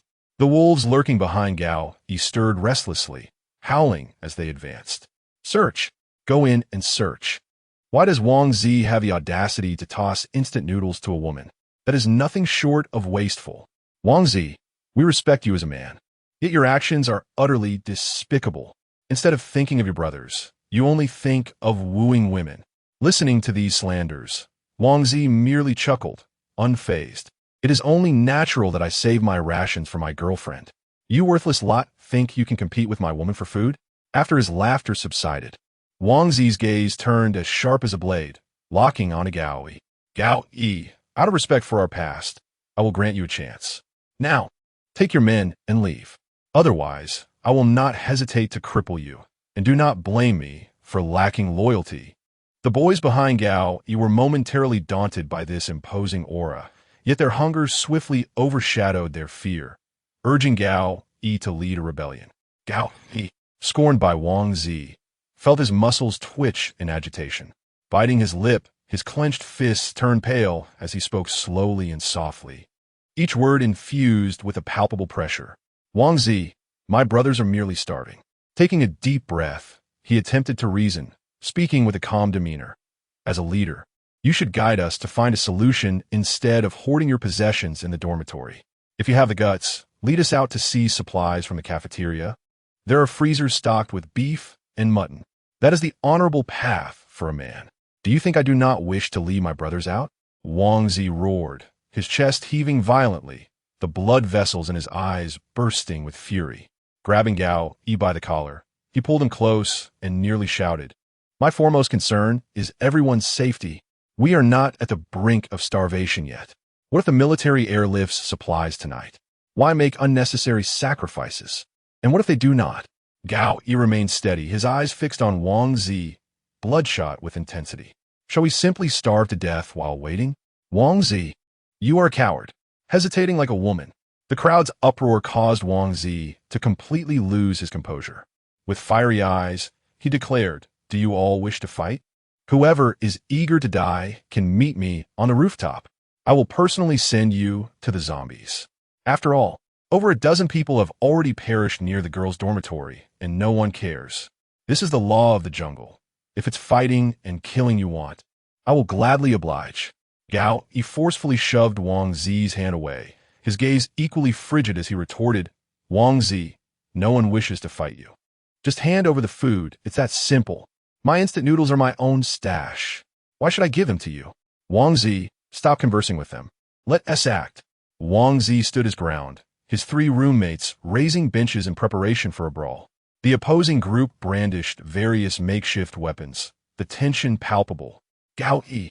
Wang Zi exhaled heavily through his nostrils and declared, if you're a man, let us not have the brothers intervene. If you have the guts, let us settle this with a fight. Gao Yi's teeth chattered audibly as he replied, fine. The rooftop, I'll be waiting for you. Suddenly, Wang Zi pressed. Gao Yi, have you always looked down upon me? No, I'm standing up for the brothers. Gao Yi quickly refuted. Do you think that by being a floor leader, I've overshadowed you? Wang Zi pressed on. No. Do you think that as the student council president, you should always heed my commands as the basketball team captain? Fine. You could take over this leadership role. I've long since grown weary of dealing with this nonsense. Wang Zi exploded in anger. No, Gao, he shouted emphatically 3 times. Yet his expression twisted into a menacing snarl. Stop pretending, Wang Zi growled. See you on the rooftop in 10 minutes. Just as they say in the movies, we will determine both our standings and our fates. Gao Yi. Finally, Gao Yi shed all pretense. A cold smile spreading across his face, laced with disdain and resentment. Well, since we've laid everything bare, let me clarify something for you. Don't think that introducing me to a girlfriend earns you my gratitude. And don't assume that because you made me your deputy, I owe you my allegiance. Yes, I admit it. I've found you insufferable for quite some time. Were you really? Just a jock with muscles. I am an officer in the student council. Do you understand? My parents are in the military, and I'm destined to enter the system and become an official. My surname is Gong. He scanned Wang Zi from head to toe, his gaze filled with contempt. And you? ISNT your family, merely running a small supermarket? What's so impressive about that? Chapter 37. Tang Tang's fullness. Gao, he finally tore off the mask of pretense, his venomous words. Your family's supermarket is nothing. Echoing hauntingly in the corridor, he departed with his pack of ravenous wolves. The dormitory door slammed shut behind Wang Zi, isolating him from the outside world. Just moments ago, he had raged like a lion. Now he slumped despondently onto a chair, as if all his bones had been drawn from his body. He first chuckled softly, the laughter escalating until it morphed into a frenzied cackle interspersed with sobs. Ha, ha, ha, good brothers, good friends, good girlfriend. All utter nonsense. The world had crumbled. Everyone was selfish, consumed by their own interests. Tears streamed down his face, weeping for his own blindness in mistaking wolves for friends. Then he laughed again, mocking his own pitiable naivete, believing there was still honor to uphold in this apocalyptic scenario. Even more tragically, in his sorrow, he found himself thinking of another woman who could shatter his heart, the very Tang Tang he longed for. Where was she now? Was she in another boy's dormitory? Alas, women, they are truly treacherous. Feed them, and they will abandon you. Bro, don't be like this. Damn it, let us fight back. Whatever grievances you harbor, share them. We brothers will stand by you. His 3 roommates rallied around him, filled with sympathy. Yet, beneath their surface concern lay an uncontrollable thrill and madness, an exhilaration born from the chaos of a world devoid of order. Those guys on the 3rd floor have always looked down on us. A one-on-one? Nonsense. I'll rally the troops. We'll have a brawl. Let them know who truly reigns in this building. Exactly. If we take out a few, the supplies will be enough to distribute. One roommate licked his cracked lips, his voice hoarse with excitement. Survival of the fittest has always been the law of the land. Human hearts can be more terrifying than zombies. Soon, what was said to be a duel on the rooftop rapidly escalated into a factional brawl that would engulf the entire male dormitory. News of the impending fight spread through the chat groups, igniting the nerves of everyone involved within half an hour. In the female dormitory, the girls reacted in various ways upon learning of the news through class and grade chat groups. The boys are fighting? How wonderful.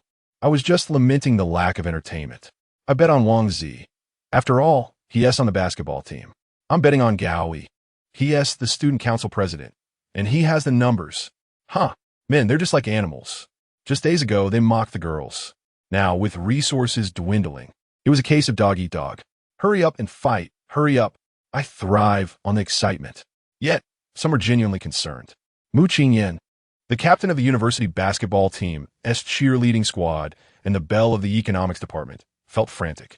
Gao, he was her boyfriend, her future security, the husband she envisioned in her dreams. Wang Zi and Gao, he were typically good friends. She could not bear to watch these 2 men destroy each other. In her moment of urgency, she thought of Tang Tang, the girlfriend of Wang Zi. Mu Qingyan, adorned in a refreshing, sleeveless mini-dress, her exquisite legs accentuated by high heels, hurriedly approached the door of room 303 and knocked fervently. Tang Tang, are you there? Open the door quickly. Tang Tang, it's the end of the world. Why are you hiding in the dormitory? Come out, you stunning beauty. Don't sleep any longer. After knocking for what felt like an eternity, there was no response. However, The door of the neighboring room 302 creaked open, revealing Geng Xian and Pan Yu. Their faces adorned with unabashed mockery. "Stop knocking, the campus belle of the economics department," Geng Xian remarked, gesturing with her chin towards the diagonally opposite room 301. Her tone laced with amusement. "Your dear friend is currently preoccupied with her boyfriend's well-being. She is having a splendid time in Qin Feng's dormitory." Mu Qingyan was momentarily taken aback. "Qin Feng, the one from room 301. The unspoken implication dawned upon her, and her complexion turned ashen in an instant. Tang Tang had actually betrayed Wang Zi, casting him aside for another? Within the confines of the system space, Qin Feng lounged lazily on the sofa, savoring the enchanting scene before him. Tang Tang knelt on the polished floor, clad in a form-fitting flight attendant uniform that accentuated her breathtaking curves. Her long legs enveloped in sheer black stockings, exuding a silent allure. Yet, on her delicate face, only humiliation and numbness prevailed. After sampling several cups of the red tea she had brewed, Qin Feng finally spoke, his voice tinged with a playful, cat-and-mouse amusement. "All right, Senior Tang Tang. You may dine now." Tang Tang, feeling as if she had been granted a reprieve, scrambled to her feet and lunged towards the table laden with Peking duck. She cast aside any pretense of grace or elegance, grabbing a piece of duck leg and slathering it in sweet bean sauce before shoving it into her mouth. Her face smeared with grease, resembling a famished spirit eager for rebirth. Lin Yue, watching with a smile, advised, "Take it slow, Tang Tang. No one is competing with you." At that moment, Tang Tang's phone vibrated violently in her pocket. The name illuminating the screen was my baby Wang Zi, signaling a video call request. Tang Tang's body stiffened abruptly, her chewing coming to an abrupt halt. She glanced at Qin Feng nearby, who regarded her with keen interest, his expression devoid of any tumult, yet imbued with a sense of mocking playfulness. Trembling, she muted her phone and flipped it face down on the table. She couldn't allow Wang Zi to discover her presence in Qin Feng's dormitory. A lie had to be concocted. Yes, she would claim she was in the shower, that she simply missed the call. She reassured herself with this fabricated story and continued to ravenously consume her food, attempting to fill her stomach and assuage the rising tide of panic and guilt within her. Qin Feng observed the campus belle voraciously indulging in Peking duck, his smile growing colder. A curious energy surged within him, accompanied by a chilling clarity in his mind. He could distinctly sense the emotions of humiliation and resentment being inexorably extracted from Tang Tang, transmuting into a vast reservoir of points. The act of betraying her boyfriend led to an unexpected windfall. The system points surged rapidly. "Ding," the system announced, as Tang Tang donned the flight attendant uniform to perform a tea ceremony for the host, evoking a myriad of emotions. Humiliation, performing the tea ceremony in black stockings for other men, 1,000 points. Resentment, the illustrious campus belle working merely for a morsel of food, 2,000 points. Self-deprecation, a young woman performing tea ceremonies for the powerful, 500 points. Desperation, having already deceived her boyfriend, what harm was there in another deception? Whether they would meet again was uncertain, 500 points. Current point calculation for the host, consuming Jing cuisine, deducting 10,000 points.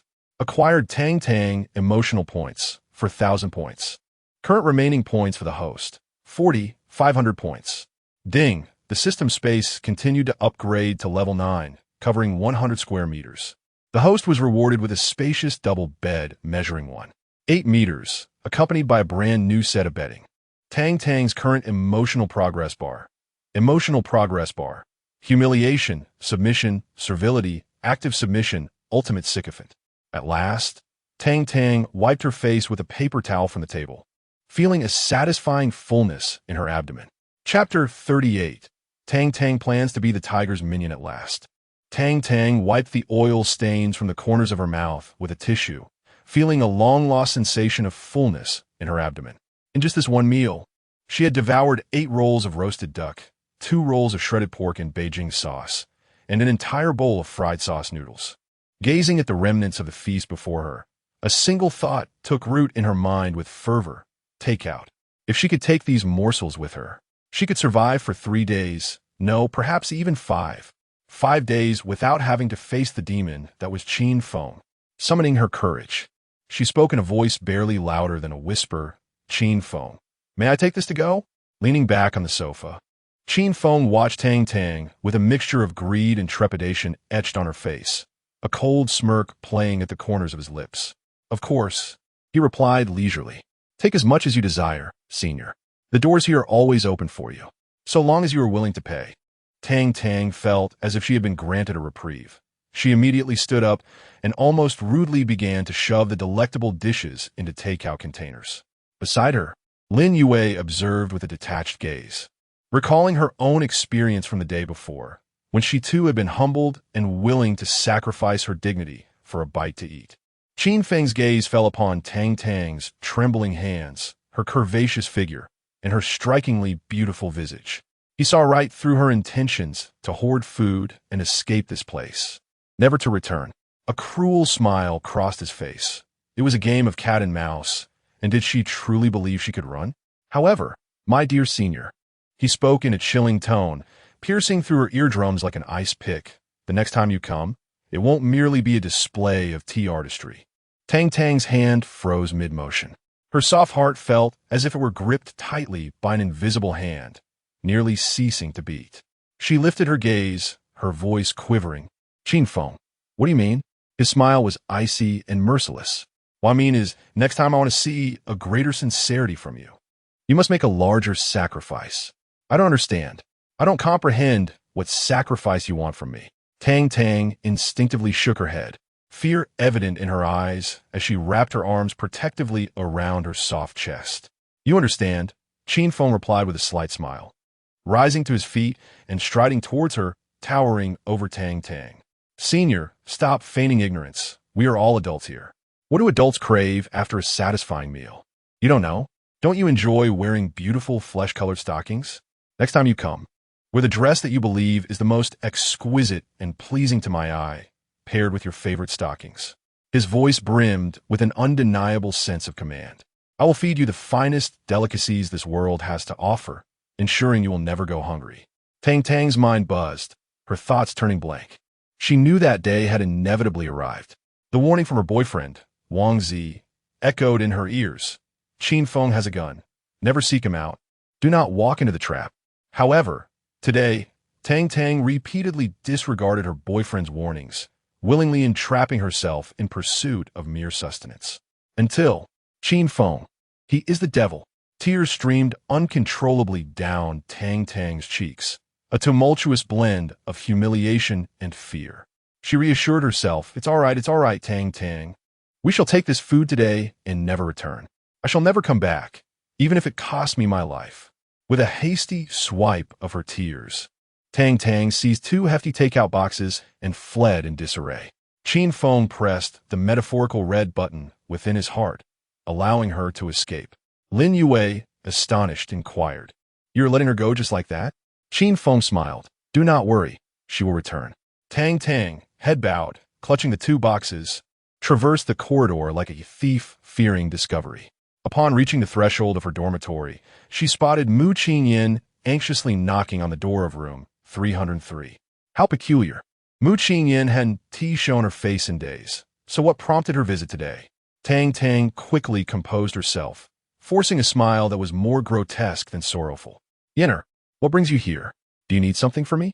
As she spoke, Tang Tang hastily retrieved her dormitory key from the small pocket of her flight attendant uniform. Indeed, she had yet to change out of this black silk attire. Mu Qingyin turned, and upon seeing Tang Tang, her eyes widened in disbelief. My heavens! Tang Tang, what is this flight attendant outfit? What kind of game are you playing? Tang Tang evasively averted her gaze. It's nothing, dear Yenner. What do you need from me? Mu Qingyin, disregarding the inquiry about the uniform, urgently grasped Tang Tang's arm. Oh, stunning Tang, a grave situation has arisen. Your boyfriend and mine are about to duel. What? What did you say? Tang Tang's mind momentarily malfunctioned. The boy's side had descended into utter chaos. Gao Yi and Wang Zi had quarreled for reasons unknown, both too proud to concede. In a world devoid of food, tensions had escalated rapidly. Mu Qingyin spoke in a frantic rush, her face etched with panic. They've each rallied their own factions, and in half an hour, they'll be fighting on the rooftop. The entire boys' dormitory is in a frenzy, searching for anything that could serve as a weapon. Can you hear the commotion? It's absolute mayhem over there. Tang Tang felt a tightening in her chest, panic setting in. What? How could this happen? Aren't they the best of friends? They even work out together. How could they be dueling? Who knows? We must think of a solution quickly. Mu Qingyin exclaimed anxiously. I will find Jiang Chui. Her boyfriend is affluent and owns a hot pot restaurant on Wenhua Road. Wang Zi and Gao, he often help him out, and among their circle, he holds the most influence. Perhaps he can mediate. And you, Tang Tang, please call Wang Zi and urge him not to act impulsively. All right, I understand. Tang Tang hurriedly unlocked the door to her dormitory. I will go persuade the others. As she spoke, Mu Qingyin immediately turned and fled, dressed in a strapless, ultra-short dress. Her beautiful back resembled the moon, and her flowing hair danced in the air. With her pair of fair, straight legs, she stepped lightly into the dormitory of the campus belle, Jiang Chui, room 322. Tang Tang kept glancing back at Mu Qingyin's retreating figure, and suddenly, a profound jealousy surged within her. Why? Why was it that they were both campus belles, yet Mu Qingyin resembled a savior, tirelessly mediating disputes? Why did she lead such a glamorous life, unflustered and seemingly untouched by calamity? Meanwhile, Tang Tang found herself reduced to a pitiful state, groveling before Qin Feng for mere scraps of food, as humble as dust. Was Mu Qingyin not hungry? Was she not living in the midst of turmoil? An overwhelming wave of anger and resentment swept over Tang Tang, shattering her composure. Suddenly, she recalled a mythological creature known as the Chong, a spirit that served as a pawn for tigers, luring more souls to their demise. Yes, Tang Tang resolved, just as Lin Yue had dragged her into the abyss. She would pull Mu Qingyin down with her, serving as a pawn for the tiger. Very well, let me assume that role for a while. Watching Mu Qingyin's enchanting silhouette, Tang Tang let out a cold laugh. Chapter 39 in return, I will sleep with you. Tang Tang's jealousy was ablaze. She had never anticipated that, as the esteemed campus belle of Binhai University, she would one day feel such intense envy and loathing towards Mu Qingyin, the captain of a university's basketball cheerleading squad. After contemplating for a moment, she had devised a bold plan that would undoubtedly take everyone by surprise and leave them utterly astounded. Thus, Tang Tang regained her composure and resolutely returned to dormitory 303. Upon opening her phone, she was greeted by a flurry of missed calls and video requests from her boyfriend, Wang Zi. Maintaining her calm and collected demeanor, she ripped off the humiliating flight attendant uniform, too drained to fold it, allowing her garments, waistcoats, suits, short skirts, stockings, and high heels to scatter across the floor. She hastily donned a nightgown and dashed into the bathroom, turning on the tap and letting the scalding water soak her hair. Water droplets cascaded down her tips. Her cheeks flushed, giving her the appearance of having just emerged from a bath. She gazed into the mirror, striving to lift the corners of her mouth and conjure a captivating smile, one that could easily melt the hearts of every male student at Binhai University. Then, she returned Wang Zi's video call. Beep, beep, beep, hello, darling. Tang Tang forced a cheerful tone as she greeted the screen. When the video connected, Wang Zi's face appeared, etched with seriousness and coldness, his eyes reflecting a resolute chill. Tang Tang, where have you been? He asked icily. Huh? Tang Tang's heart skipped a beat, trying to maintain her composure. I haven't gone anywhere, just taking a shower. See, my hair is still wet. Tang Tang feigned cheerfulness. Wang Zi's gaze lingered on her damp hair for a second, his voice devoid of emotion. Oh, you took a shower? Yes, dear. Did you need something? I'm fine. Wang Zi replied, his voice eerily calm. I just wanted to inform you that something has happened at the boys' dormitory. Tang Tang, if I die, don't be sad for me. I just want to tell you that in this world, you are the girl I love the most. At least, I once did. His words were choked with emotion, each syllable laced with profound sorrow. Such declarations felt like a venomous thorn piercing Tang Tang's heart. She hastily shifted the topic, attempting to convey her concern. Wang Zi, wait, what on earth is going on with you guys? Why are you fighting? Can't you sit down and talk it out? Heh, there's nothing to discuss. The way boys resolve issues is with their fists. Wang Zi replied with a hint of self-mockery. But this time, the stakes are a bit high. I'm going to duel Gao Yi. No witties. When have I ever been afraid? I just wanted to call you before the duel. I need to know. Tang Tang, are you doing well over there? If I die, will there be someone to protect you? No, please don't say that. Wang Zi, don't die. Tang Tang perceived the profound despair and disappointment concealed within her boyfriend's gaze. An ominous premonition seized her. Did Wang Zi discover something? I implore you, do not engage in a duel. I'm terrified for your safety. Please, Wang Zi, stay in the dormitory like I do. Do not venture anywhere, will you? Tang Tang pleaded through tears. A cold chuckle resonated from the receiver, carrying an icy sharpness. Is it true, Tang Tang? Have you truly confined yourself to the dormitory all this time? Wang Zi retorted. Tang Tang's breath momentarily halted, her mind blank, rendered speechless. Speak, will you? Wang Zi's tone suddenly sharpened. Wang Zi. Tang Tang's lips trembled, tears streaming freely. I only wish to know the truth, Tang Tang. Have you remained in the dormitory?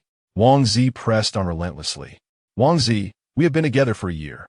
I merely want you to understand that I love you. I have never wronged you. Even if I had, it would have been for your own good. Farewell.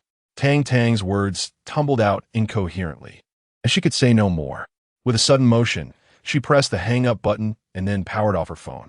The world fell silent in an instant. Hello? Hello? Hello?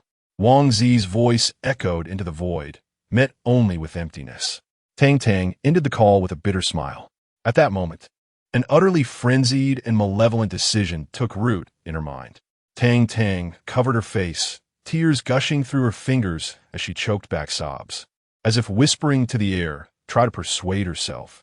Wang Zi, my dear, remember this. Everything I do is for you. I am the person who loves you most in this world. With that, she dried her tears, her eyes reflecting determination and resolve. Disillusioned with the world, she resolved to retaliate with an extreme attitude.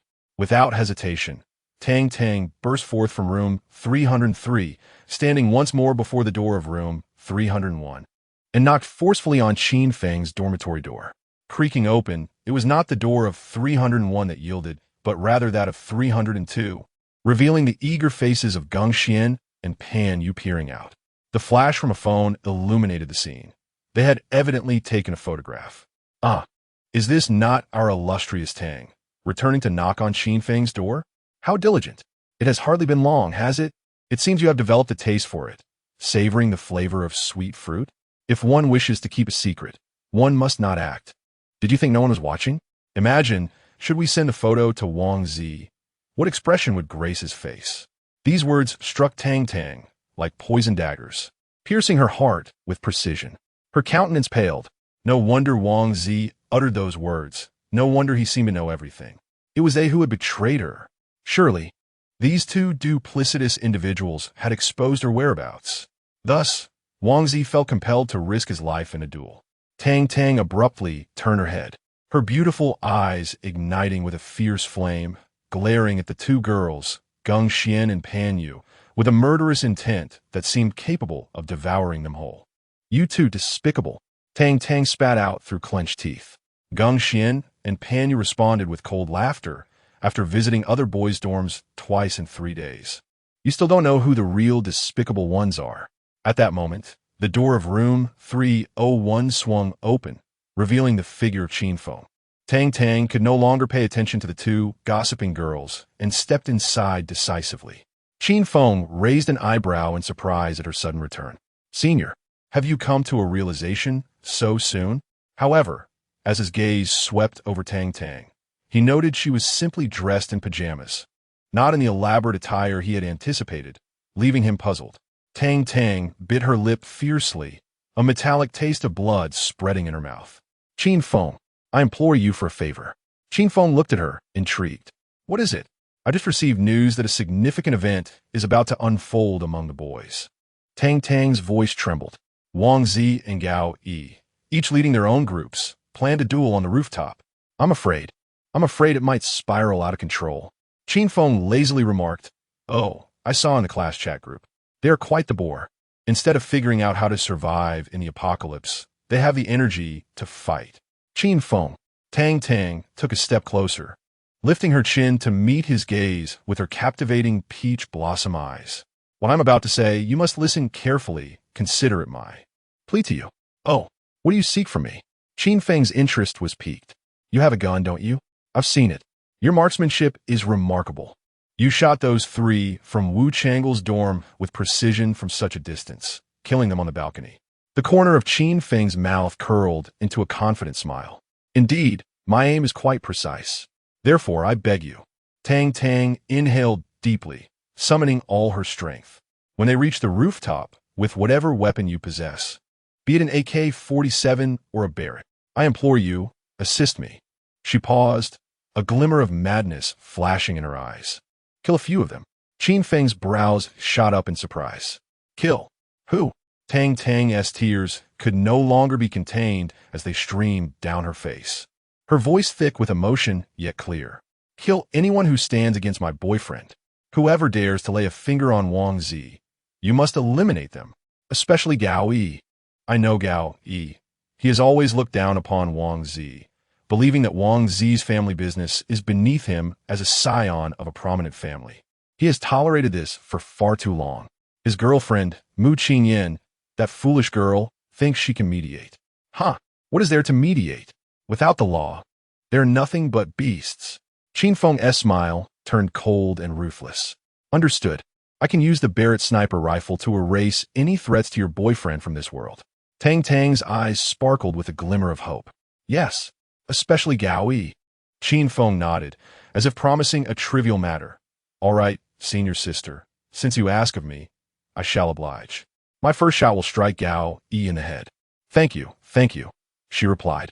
Then, stepping closer, Qin Feng's fervent breath nearly brushed against Tang Tang's delicate face. Senior sister, I have eliminated all your boyfriend's adversaries, making him the sole king. What, I wonder, will you offer in return? At that very moment, the tears that had lingered in Tang Tang's eyes finally succumbed to their weight, cascading down her cheeks. The tear glided over her fair, smooth visage, falling onto the collar of her nightgown, imparting a chill.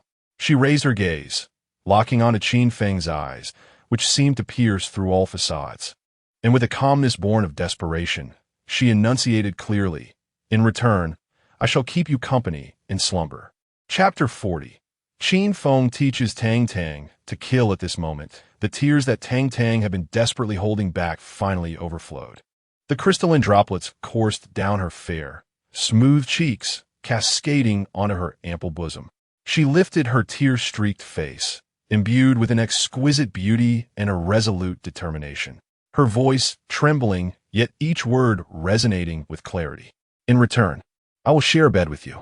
The directness of these 5 words left Qin Feng momentarily astonished, as though he were meeting the campus bell for the first time.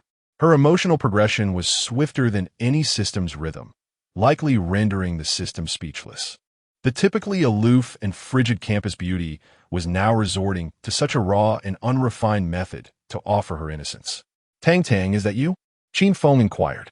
With an expression of frosty resolve, she affirmed, Yes, Qin Feng, I am not mistaken. You must assist my boyfriend, Wang Zi, in eliminating all who oppose him, ensuring his absolute safety. I am yours. I can be your woman, like Lin Yue, subject to your whims. The astonishment in Qin Feng's eyes gradually faded, replaced by a hint of sardonic smile. Very well, I accept. He admired such an astute young woman, and was even more impressed by Tang Tang's ruthless determination to achieve her goals at any cost. Deal, Qin Feng stated succinctly. I will head to the rooftop, now to prepare the sniper rifle. Await my good news. Afterward, I will be in the room, and you shall fulfill your promise. Tang Tang nodded, her eyes shimmering with unshed tears, yet she remained steadfast. Wait, Qin Feng, I have one more request. Qin Feng raised an eyebrow, prompting her to continue. In an instant, her gaze transformed from sorrowful to piercingly cold, her words deliberate and measured. Do you have a handgun and ammunition? Yes. Why do you ask? I want to personally kill those 2 bitches from room 302. Upon hearing this, the smile on Qin Feng's lips widened. He had long harbored disdain for the gossipy duo, wanting them to slowly succumb to despair in the apocalypse, perishing from starvation. Yet now, Tang Tang could no longer tolerate her two female roommates. She sought to end their lives in a more direct and merciless manner, using murder as a means to pledge her loyalty to Qin Feng, irrevocably becoming his shadow. Of course, my dear senior, he chuckled. To kill first, then offer oneself as a sacrifice. How cold-blooded, how resolute, how audacious. Senior, you are far from the gentle water I had imagined. With that, Qin Feng turned and entered the dormitory, and without hesitation, Tang Tang followed.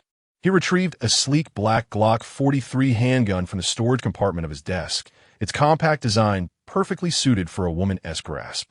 Qin Feng issued a command to Tang Tang.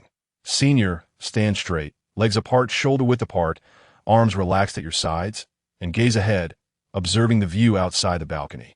Oh, very well. As Tang Tang noticed Qin Feng producing a handgun and ammunition, she realized he intended to teach her how to shoot, so she assumed the proper shooting stance as instructed by him. Qin Feng approached from behind, pressing his body against her back, extending his arms to encircle her shoulders. His face leaned in close to her ear, his breath brushing against her earlobe. The tip of his nose nestled into her flowing dark hair, and in that instant, a faint, sweet fragrance enveloped him. Tang Tang's body stiffened abruptly, her cheeks flushed with warmth, her heart racing uncontrollably. The man behind her embraced her in a manner she had never experienced before. She shifted slightly, her shoulders and waist moving in a subtle dance. Do not move. Qin Feng's deep voice resonated in her ear, imbued with an undeniable command. You wish to learn how to shoot, do you not? I shall teach you. Ah. The handgun has recoil. I do not wish for you to injure yourself before you can even strike your target. With that, Qin Feng grasped her delicate hands, placing the cold grip of the gun into her warm palm, enveloping her small hands with his larger ones. He lifted her hands, adjusting her position, instructing her on how to aim and disengage the safety. Together, their eyes aligned, focusing on a distant target outside the balcony. You understand the concept of aiming in a straight line, being such an intelligent science student, do you not? When firing, your left hand supports your right wrist. Here, you disengage the safety. There are 3 bullets inside. Use them wisely. Ideally, aim for a headshot. Understood. An icy determination intertwined with the heat of her body surged through Tang Tang, her adrenaline skyrocketing, her heart racing to 150 beats per minute. She could distinctly feel the rise and fall of the man's chest behind her, alongside the rhythm of his breath. At that moment, she realized she had embarked on an irreversible path, sacrificing both her body and soul to the devil before her, the price being the power of vengeance. Qin Feng released his grip. Senior, go ahead. Tang Tang bit her lip fiercely, a trickle of blood seeping from the corner of her mouth, enhancing her already exquisite visage with an alluring quality. She refrained from looking in the mirror, for she knew that at this moment, she too embodied the essence of a vengeful demon, a beautiful one at that. I'm going in now. With her hands firmly gripping the Glock 43, she stepped out of room 301, pausing before the door of 302. Knock, knock, knock. Who is it? A voice from within, impatient and sharp, accompanied the sound of the door creaking open. As the door parted slightly, a surprised voice exclaimed, "Oh, Tang Tang? What is going on?" Gung Xian stared in astonishment at the blood trickling from the corner of her mouth, her long hair disheveled, obscuring one eye, and her delicate face rendered pale by excitement. Tang Tang's gaze was frigid, and without uttering a word, she slowly raised her Glock 43 pistol. Her expression remained impassive, her arm steady as a rock. Calmly squeezing the trigger, Gung Xian widened her eyes, gazing at the ominous black muzzle, unsure of how to react. Bang! The bullet precisely penetrated Gung Xian's brow. Her eyes rolled back in an instant, her body crumpling to the ground like a heap of mud, a gory hole in her forehead gushing blood. She was caught completely off guard, meeting an untimely demise. What sound was that? In the dormitory, Pan Yu let out a terrified scream. She was rummaging through Lin Yue's cabinet, searching for any leftover biscuits. Tang Tang kicked the door open. the icy muzzle of her gun, slowly turning toward the other occupant of the room. Upon recognizing Tang Tang standing at the doorway, along with the weapon in her hand, Pan Yu's legs weakened, and she collapsed to the floor. Dang dang, don't kill me. It wasn't me. It was Geng Xian. She sent the photo to your boyfriend. I had nothing to do with it. Tang Tang remained silent. Bang! Pan Yu's cries were abruptly silenced. A similar bloody hole appearing in her chest, her lungs pierced. Oh ah! Cough cough, huff puff, please don't kill me. Blood began to pour from Pan Yu's lungs, her voice emerging with a tearing sound akin to an accordion. She gasped for breath, only to find it increasingly difficult, her lungs constricting, nearly suffocating her. Bang!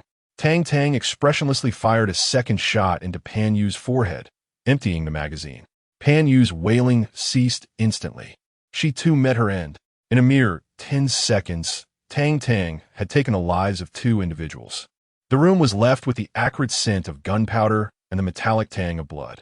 Tang Tang gazed at the 2 bodies on the floor, gradually growing cold. Chapter 41.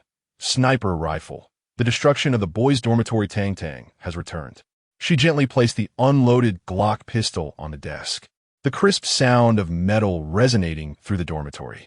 A faint scent of gunpowder lingered about her, mingled with a subtle trace of blood. Her once beautiful face, devoid of tears, now exhibited a chilling calm, her eyes ablaze with an unusual light. I have killed them, she spoke softly yet firmly, as if reporting her triumph to Qin Feng. Good job, senior. Qin Feng nodded, briefly sweeping his gaze over her striking visage before diverting his attention.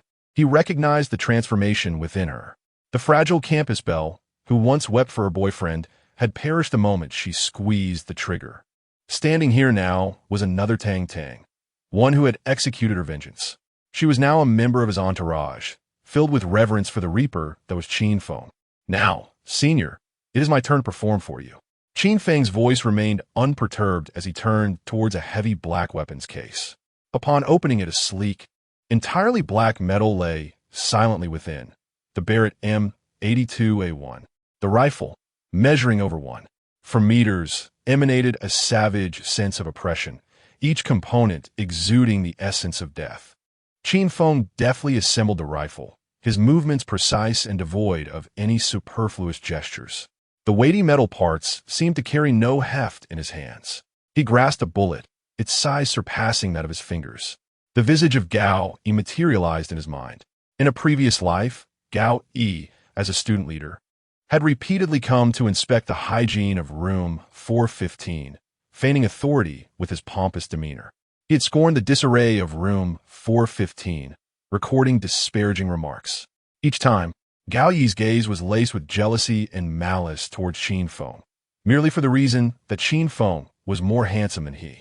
The pinnacle of his arrogance came when he confiscated Qin Feng's emergency battery lamp, claiming it was a banned appliance that posed a fire hazard, even escalating the matter to the student office to file a complaint. He sought to impose a warning on Qin Feng, potentially jeopardizing his future. At that moment, the murderous intent surging within Qin Feng threatened to shatter the confines of his reason. Fortunately, the office staff deemed the incident trivial, merely instructing Qin Feng to dispose of the item. However, this grievance could not be so easily overlooked. Now, the opportunity for retribution had arrived. It was time to fulfill Tang Tang's promise and to avenge his past grievances. With a gaze as cold as iron, Qin Feng precisely loaded a bullet into the magazine. A soft click echoed as he secured the magazine into the sniper rifle's chamber. Nearby, he had prepared 20 additional rounds, sufficient to send the wretched souls on the rooftop to hell or strip them of any will to resist. He replaced the magazine of his M16 rifle with a fully loaded one, brimming with unwavering confidence that he could eliminate all the threats to Wang Zi with precise shots, as effortlessly as harvesting wheat. This was his promise to Tang Tang. Lin Yue and Tang Tang stood silently beside Qin Feng, observing his meticulous preparations. Their breaths became ragged, their chests heaving intensely. They both understood that a massacre was about to unfold, and they were fortunate enough to witness the entire ordeal. Qin Feng, carrying the Barrett, made his way to the balcony. With practiced ease, he set up the sniper rifle behind some discarded cardboard boxes and clutter. The barrel aimed steadily through a gap towards the boys' dormitory across the way. From this vantage point, he could clearly see everything, while the occupants across would find it exceedingly difficult to detect the grim reaper concealed in the shadows. Meanwhile, atop the boys' dormitory, the atmosphere was palpably tense. A boy drew a crooked white line in the center of the concrete roof with a red brick. This marked the boundary between the two factions. Wang Zi, accompanied by a group, ascended from the east side of the dormitory, while Gao led another group surging from the western staircase. Both sides wielded weapons, iron rods, wooden clubs, and disassembled bed legs. Many boys' faces were drained of color, trembling uncontrollably, yet the eyes of others sparkled with a frenzied adrenaline and bloodlust that signaled their readiness to kill. At that moment, a knock echoed on the door of room 301. "Hood, hood, hood. Tang Tang, are you inside?" Came an anxious yet melodious voice belonging to a delicate girl. "Open the door, Tang Tang. I know you're in there." Lin Yue recognized Mu Qingyan's voice and glanced at Qin Feng, puzzled about whether to open the door. Qin Feng, with his eyes still fixed on the scope, did not turn his head. "Yue, go open the door." "Oh." Lin Yue approached and opened the door. Mu Qingyan rushed in like a gust of wind, her face filled with worry. "Ah, Yue, you're here too. Tang Tang, I knew you were here. I thought I heard gunfire next door. I was so worried about you. Are you all right? Also, I want to find Jiang Chu-yi," and she said. Mu Qingyan's words were abruptly cut off as she took in the scene in the room. First, she spotted Tang Tang, standing there, stunningly beautiful, her expression cold, with a cascade of hair obscuring one eye, resembling a stranger from another world, much like a female assassin from a video game. Lin Yue stood quietly beside Qin Feng, her face alight with admiration akin to a little rabbit. Finally, Mu Qingyan's gaze was drawn to a figure of a boy on the balcony. He was concealed behind the clutter, a disproportionately large black rifle emerging from the shadows, its barrel emanating a chilling aura of death. Mu Qingyan's breath caught in her throat, her entire being frozen in place. Qin Feng also turned a glance at the legendary campus beauty. Mu Qingyan is indeed a celestial beauty, truly deserving of her title as the captain of the school's basketball cheerleading squad. Her physique is remarkable. She stands tall with an astonishingly slender waist, yet her hips are gracefully rounded, creating a breathtaking silhouette. The fullness of her bosom nearly stretches the confines of her fitted sports tank top. Her exquisite face is currently etched with fear and disbelief.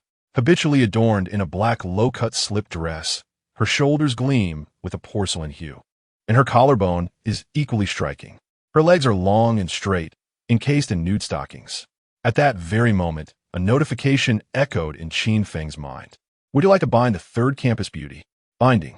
Name, Mu Qingyan. Gender, female. Height, 170 centimeters. Weight, 55 kilograms. Department, law school. Interests, dance. Piano. Type, sultry and sensuous. Emotional progress bar, none. Chapter 42. A fatal blow to the school beauty's boyfriend. As Mu Qingyan hastily walked, she anxiously exclaimed, "I have already contacted Jiang Chu-yi. She called her boyfriend, but he refuses to show up. Sigh, that's how businessmen are." "Wait, Qin Feng, what are you doing?" Mu Qingyan's cry echoed through the dormitory. Qin Feng slowly turned his head, his gaze as piercing as a blade, coldly assessing her. The girl before him, indeed, embodied the essence of the cheerleading captain. Clad in a black halter mini dress, her youthful and fiery figure was accentuated exquisitely, her long, fair legs strikingly straight. Sweat lightly dampened the strands of hair on her forehead, adding an alluring touch to her already captivating appearance. A faint, indifferent smile tugged at the corners of Qin Feng's lips. "Ah, cheerleading senior." Mu Qingyan's gaze was fixated on the ominous black object resting on the balcony, her heart racing and complexion paling. "Qin Feng, have you lost your mind? What are you doing with that gun?" Tang Tang pursed her lips tightly, remaining silent. She merely regarded Mu Qingyan with a look of almost pity, as if she knew the impending grief that awaited her for her boyfriend's demise. Meanwhile, Lin Yue stood by, arms crossed, her eyes glimmering with a hint of dark excitement, relishing the sight of her man wielding such lethal power. This sensation was utterly intoxicating. Your boyfriends deserve to die. Qin Feng's voice resounded once more, laced with mockery. We shall all become his possessions. This is the sole sanctuary for women in the apocalypse. Mu Qingyan, don't be hasty. Find a good spot to sit. I invite you to witness a splendid performance. Mu Qingyan followed the direction of the gun's barrel, her anxiety surging to its peak. She clutched her heaving chest, her voice trembling. Qin Feng, please don't do anything reckless. I know it was you who caused the chaos in Wu Changle's dorm. I beg you, do not take another life. I certainly won to act impulsively, Qin Feng replied, his eyes unwavering from the sight through the scope, his tone disturbingly calm. I am merely preparing for any eventuality. Should anyone dare to strike with lethal intent, my bullets shall escort them on their final journey. Mu Qingyan's gaze fell upon the yellow bullets, exuding an aura of death, sending chills down her spine. With a voice laced with desperation, she pleaded, Qin Feng, I implore you. Their brawls and injuries are inconsequential, truly. But please, do not kill anyone, all right? I beg you. Rest assured, Qin Feng replied nonchalantly. I know my limits. Across the balcony, on the rooftop of the boys' dormitory, the atmosphere had frozen to a chilling standstill.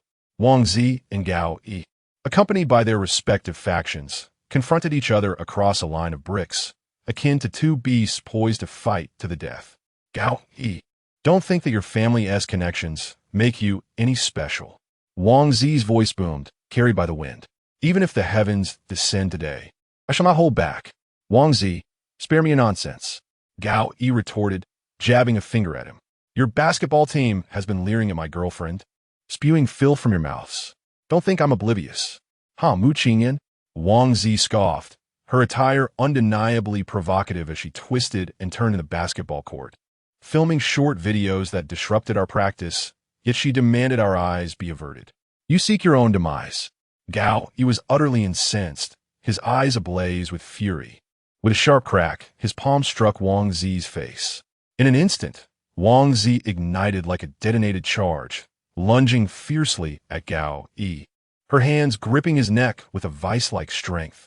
The two became a whirlwind of conflict, tumbling upon the ground. Gao Yi's fists rained down upon Wang Zi, while she relentlessly constricted his throat. The bystanders erupted in chaos, roaring to intervene. Qin Feng, do something, Tang Tang screamed, her concern for her boyfriend Wang Zi evident. Qin Feng, don't shoot. Mu Qingyan's terrified cries pierced the air, her sole desire being to halt the fray. Darling, let them be silent. Lin Yue's voice was cold yet sweet, laced with anticipation. Qin Feng's gaze was sharp as an eagle's, the crosshair of his scope unwaveringly fixed upon Gao Yi's temple. With calm resolve, he pulled the trigger. A thunderous, horrifying blast shattered the tranquility of the campus. The bullet, propelled by a searing wave of heat, screamed across the distance of several hundred meters. Gao Yi, atop Wang Zi, abruptly halted his frenzied assault. His head exploded in an instant, crimson blood mingling with brain matter, gushing forth violently. Gao Yi's body swayed, the madness and rage in his eyes swiftly replaced by a haunting pallor of death. Before he was pushed away by the force of the bullet, Wang Zi was rendered speechless, staring blankly at the lifeless form of Gao Yi, feeling the warm liquid splatter upon her face. Gunfire. It was Qin Feng. Wang Zi abruptly turned her head, catching a fleeting glint of a lens from a balcony on the third floor of the girls' dormitory. Run. Qin Feng has fired. Wang Zi let out a heart-wrenching scream, scrambling towards the staircase.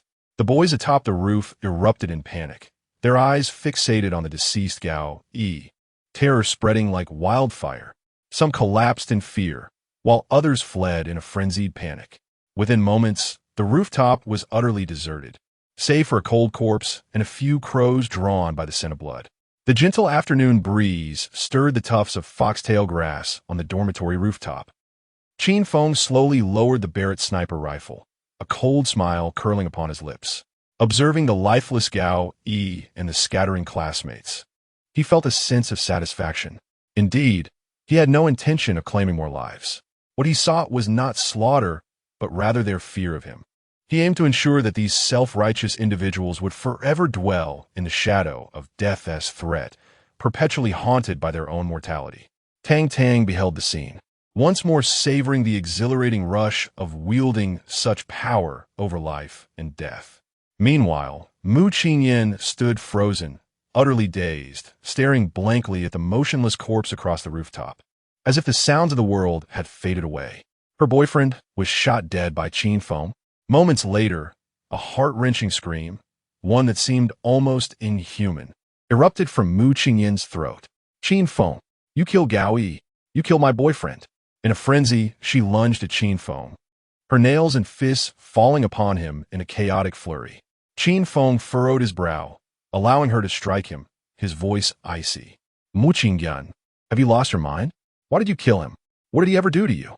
Her sobs were anguished, as if her heart were being torn apart. Why'd you have to kill Gao Yi? Mu Qingyan cried, her grief bordering on madness, her entire being crashing against Qin Feng as she hit him. At last, Qin Feng's patience wore thin. He seized her wrist forcefully and, in a swift motion, slapped her across the face. Chapter 43. Tang Tang sacrifices her youth. Qin Feng's gaze was icy, devoid of any emotion. Resolute and unyielding, he subtly willed forth his intent. Grasping the hands of the three girls before them, and with all their weapons in tow, they vanished from sight in an instant. In the blink of an eye, the four found themselves within a system space that far surpassed the dimensions of their dormitory. The environment was adorned with a minimalist white decor, the room exuding comfort and cleanliness, a stark contrast to the chaos of the impending apocalypse. With practiced ease, Qin Feng disassembled his firearms, removing the magazine and allowing the bullets to cascade into a designated metal box, each action executed with meticulous precision, radiating an undeniable calm. His gaze shifted towards the still-dazed Mu Qingyan, whose tears flowed freely, her delicate frame trembling with a mixture of indignation and fear. Observing Qin Feng silently organizing the weapons and ammunition, she seized the moment while his back was turned and recklessly lunged at him, pounding her fists against his back. Qin Feng uttered not a word, merely unfastening his seven wolves belt. He deftly secured her hands behind her, binding her snowy wrists tightly with the belt. Ah, Qin Feng, you scoundrel. Woo-woo, please, don't tie me up, you're hurting me. You can't treat a classmate this way, just because of the apocalypse. You started it first. Doesn't tea your hand hurt? Calm down. Qin Feng's response was cold as he grasped her hair, dragging her into the bathroom as if she were a mere chick. With a thud, Mu Qingyan was unceremoniously thrown onto the marble floor, the icy touch sending a shiver through her. Whoa, Qin Feng, you're inhumane.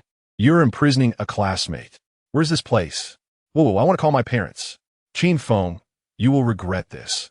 Gao Yi's family has connections. Get lost. Qin Feng bellowed, slamming the heavy soundproof door shut, effectively muffling Mu Qingyan's cries of despair and pleas for help. Outside, Lin Yue and Tang Tang remained silent. Yet within them, contrasting emotions surged. As Lin Yue beheld Qin Feng's cold profile, she felt no fear. Rather, an unprecedented joy blossomed within her. This was the type of man one could trust in the apocalypse, cold, powerful, and merciless towards adversaries. Moreover, she harbored no fondness for Mu Qingyan, the cheerleading captain. Although they often exchanged endearments, Lin Yue found herself utterly repulsed by Mu Qingyan's haughty, domineering nature. Mu Qingyan, accustomed to leveraging her boyfriend's student leader status and affluent background, often looked down upon her peers, acting as if she were destined to be a dignitary's wife, barking orders at her classmates. Yet now, amidst the zombie apocalypse, she still clung to her old ways. The circumstances had shifted dramatically, and she remained blissfully unaware, foolishly so. Lin Yue recognized that her gamble had paid off. She would henceforth dutifully follow Qin Feng. Conversely, Tang Tang felt a chill seep into her bones, her legs trembling uncontrollably. The last vestige of her hope evaporated the moment Mu Qingyan was dragged away. She was acutely aware that today she could not escape the fate of being devoured by Qin Feng. There was not even the slightest chance. After coldly locking Mu Qingyan in the bathroom, Qin Feng seemed to merely brush off some dust. He approached Lin Yue, gently enveloping her in his embrace, playfully pinching her cheek and giving a light pat. Yue, darling, is this performance captivating? It is indeed breathtaking. Lin Yue felt Qin Feng's actions and dared not to resist. All right, you can watch television for a while, or relax in a massage chair. Whatever happens in this room, just don't look. Of course, if you wish to watch, that is entirely up to you. Lin Yue obediently nodded, curling up in the massage chair. Yet her gaze persistently followed the figures of Qin Feng and Tang Tang, a faint smile gracing her lips. It seemed that the grand performance of the day had only just commenced. Qin Feng then slowly turned his attention to Tang Tang. He approached her step by step, each footfall resonating like a hammer, striking her heart, despite the absence of sound. Senior, Qin Feng's voice was eerily calm. I have eliminated Gao Yi, and you witnessed Wang Zi escape unscathed. Our transaction is complete on my end. Now, it is your turn. Tang Tang's body shuddered, her expression betraying no emotion, merely nodding in response. Silently, she moved towards the single bed adorned with a soft four-piece bedding set, her movements stiff and puppet-like. She sat on the edge of the bed and then lay back, positioning herself on one pillow and tightly closed her eyes. A single crystalline tear could not be restrained, slipping from the corner of her tightly shut eyes, mingling with her hair, cold and piercing. Qin Feng regarded that tear with no trace of compassion, only the satisfaction of revenge. He leaned down, whispering in her ear, "Thank you." Time lost its significance in the space, and it was uncertain how long had passed, perhaps around 60 minutes. Lin Yue had long fallen into a deep slumber on the comfortable sofa. Finally, Qin Feng released the already numbed figure in his arms. The grace and firmness belonging to a top-tier dancer had now been reduced to silent submission. Afterward, Tang Tang quietly sat up, her cheeks flushed, her body aflame. She methodically dressed herself, each motion exuding a sense of lethargy. "Let me go, please." Tang Tang's voice was hoarse. "I want to return to my dormitory to take a shower." Qin Feng scrutinized Tang Tang's disheveled and utterly exhausted state, nodding slightly. He uttered no further words. A fleeting thought crossed his mind, and in an instant, Tang Tang's figure vanished from space. Tang Tang found herself once more at the entrance of dormitory 301. She staggered back to her own dormitory 303, locking the door behind her, her body finally succumbing to fatigue as she slid down against the door. She refrained from wailing, instead embracing her wounded knees, allowing her tears to flow silently, soaking her clothing. After a considerable time, she finally rose, entering the bathroom, turning on the shower, letting the warm water wash over her numb body. Her phone was carelessly tossed onto the bed, long since powered off. Had it been on, the relentless barrage of calls and message notifications would have undoubtedly shattered the fragile device into pieces. At last, Tang Tang emerged from her shower, droplets of water still cascading from the ends of her hair. With trembling hands, nearly unable to grip the phone, she pressed the power button. In the chat application, Wang Zi's avatar displayed an overwhelming number, signifying the multitude of messages received. "Tang Tang, are you there? Tang darling, are you around? Speak up, or I'll call you. Beloved Tang Tang, please give a sign. Why did you turn off your phone? Is Qin Feng with you? Tang Tang, it's truly the end of the world. I genuinely don't know what to do. How can I possibly save you, my love?" Tang Tang surveyed the messages, a sardonic smile gracing her lips. "Wang Zi, do you consider yourself my boyfriend? If you truly cared, you would have rushed over like Wu Changle, even if it meant becoming a zombie in the process." Thus, it became evident that Wang Zi was even less dependable than Wu Changle. Tang Tang's heart sank, growing cold as silent tears began to flow.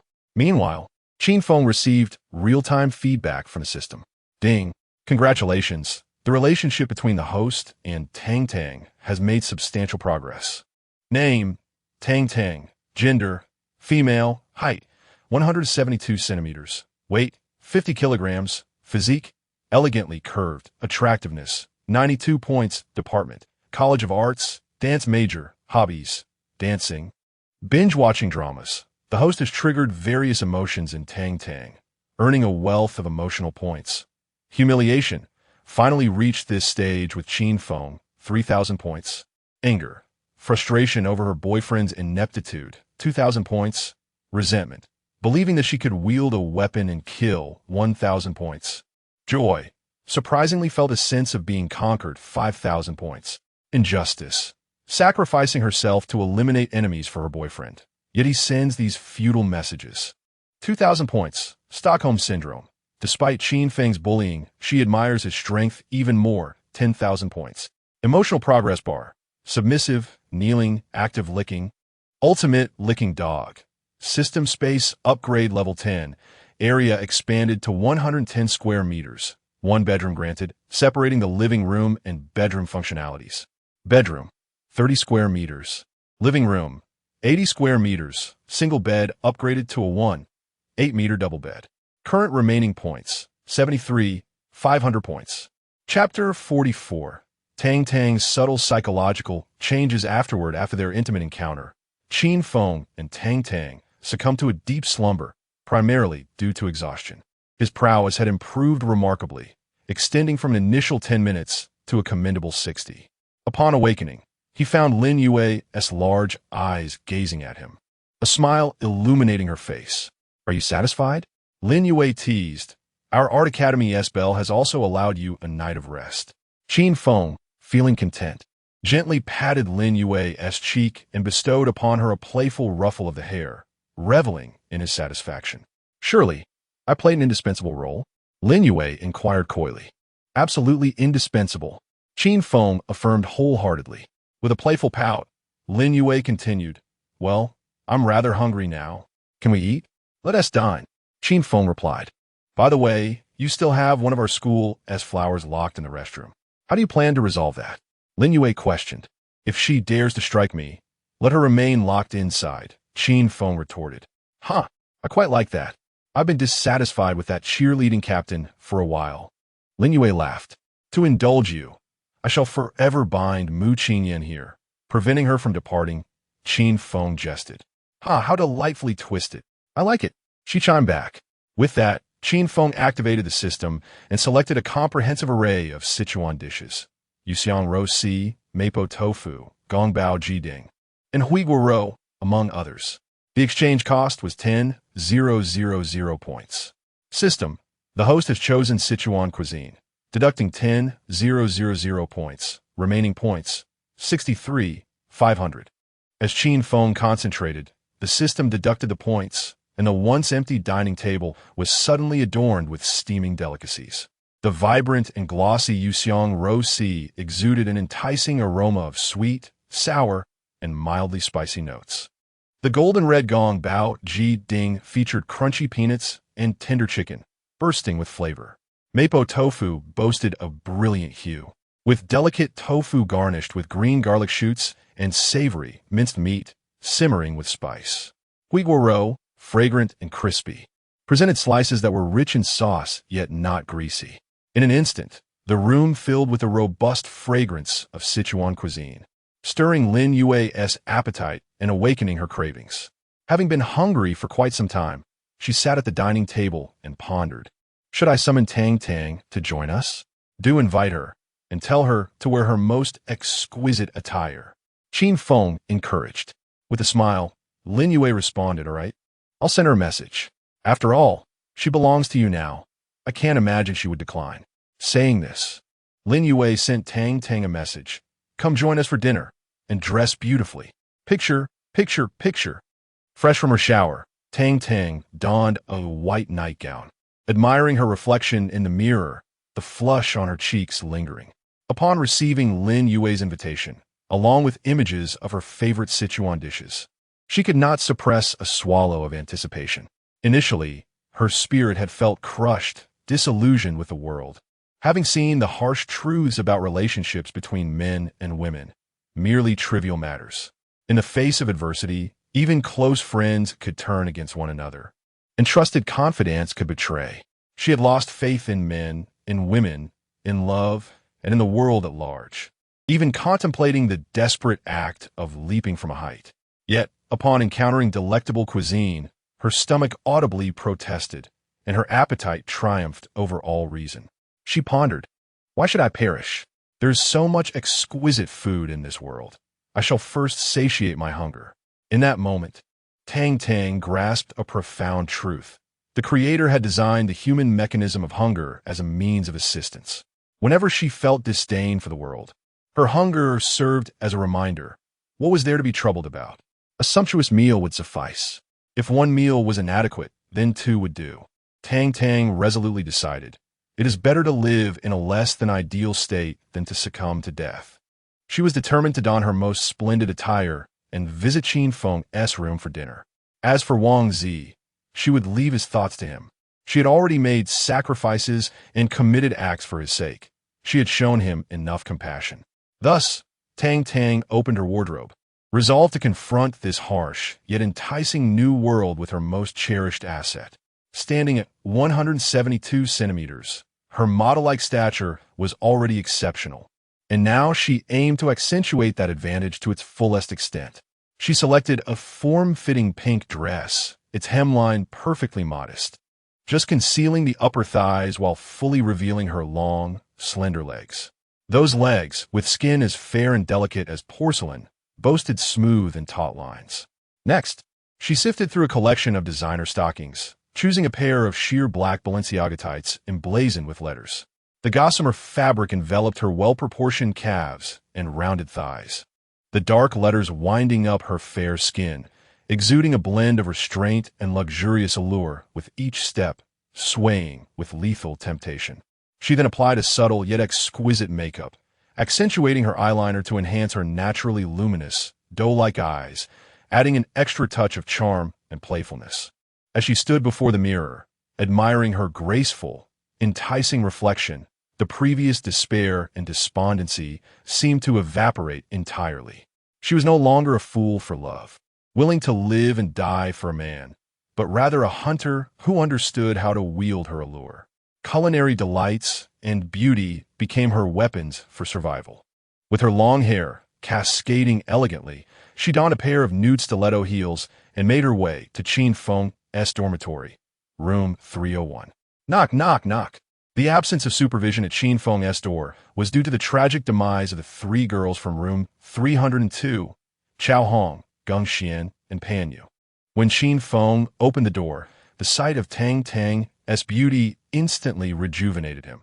He felt a surge of desire, wanted to pull her close and delay dinner for a more intimate engagement. "Hello, senior," he said, his gaze fixed on her. "Hello." Tang Tang blushed, lowering her eyes, acutely aware of the fiery scrutiny from Qin Feng. However, a girl dresses up for the admiration of boys, especially one who had just explored her intimately. "You look truly beautiful, senior," Qin Feng sincerely complimented. "Thank you. May I come in?"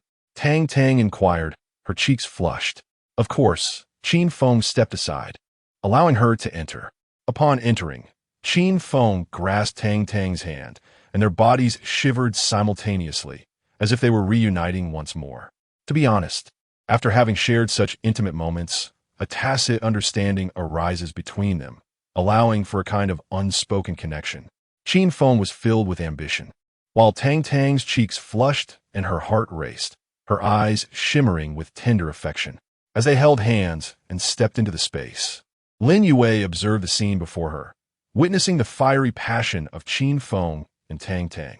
She mused to herself that this was merely their first encounter. Yet Tang Tang's demeanor had transformed so dramatically. Chapter 45. The cheerleader and the campus beauty. The transformation of Tang Tang from a girl into a woman could swiftly shift her affections, as Lin Yue wagered that Tang Tang had surely lost her love for Wang Zi, just as she herself had become disinterested in Wuchang Lu after establishing a substantive relationship with Qin Feng. Her thoughts were now entirely consumed by him, yearning for his unwavering affection. "Well, the dishes are served. Let us begin," Qin Feng proclaimed. The two young ladies took their seats, while Qin Feng, like a sovereign, assumed the principal position at the table. Lin Yue and Tang Tang flanked him, akin to his most exquisite trophies. In this apocalyptic age, the dinner felt surreal yet entirely fitting. The table was laden with an extravagant array of Sichuan delicacies, the bubbling water-boiled fish garnished with vibrant green scallions and toasted sesame, the alluring mapo tofu enveloped in a crimson sheen of spicy oil, and the aromatic twice-cooked pork each slice enrobed in rich sauce, succulent yet not greasy. Tang Tang's eyes widened in astonishment as she trembled while lifting a piece of fish. The explosive sensation of spiciness ignited her taste buds, bringing her to the brink of tears from sheer bliss. This was not merely sustenance. It was a testament to existence, an indulgence of the utmost luxury amidst desolation. "Eat up, Yu Wei, Senior," Qin Feng encouraged. "This shall be our new norm." Lin Yu Wei, accustomed to such indulgence, smiled as she served Tang Tang a piece of tofu. "Tang Tang, dear, do eat more to replenish your strength. With Qin Feng, we shall never worry about food again." Tang Tang's cheeks flushed anew as she softly replied, "It's truly delightful." She dared to glance at Qin Feng, her eyes reflecting a tumult of emotions, fear, gratitude, and a dependency she herself had yet to recognize. Yet beyond this warm and ambiguous atmosphere, in the adjacent restroom, a chilling hell unfolded. Mu Qingyan was bound by 7 wolves, her hands restrained against the frigid pipes. She curled up on the cold tile floor, trembling uncontrollably from fear. The sounds of laughter, the crunching of food, and flirtatious banter from outside pierced her heart. Memories of her boyfriend, brutally slain by Qin Feng, flooded her mind, intertwining with the humiliation of her captivity, igniting a torrent of tears that soaked her ample bosom. Unable to contain herself any longer, she suppressed her voice and cried out, "Qin Feng, you wretched soul, release me. You killed my boyfriend, woe is me. May you meet a similar fate." Her cries were steeped in despair and hatred. "I shall avenge my boyfriend. Even as a ghost, he shall not spare you. Just wait."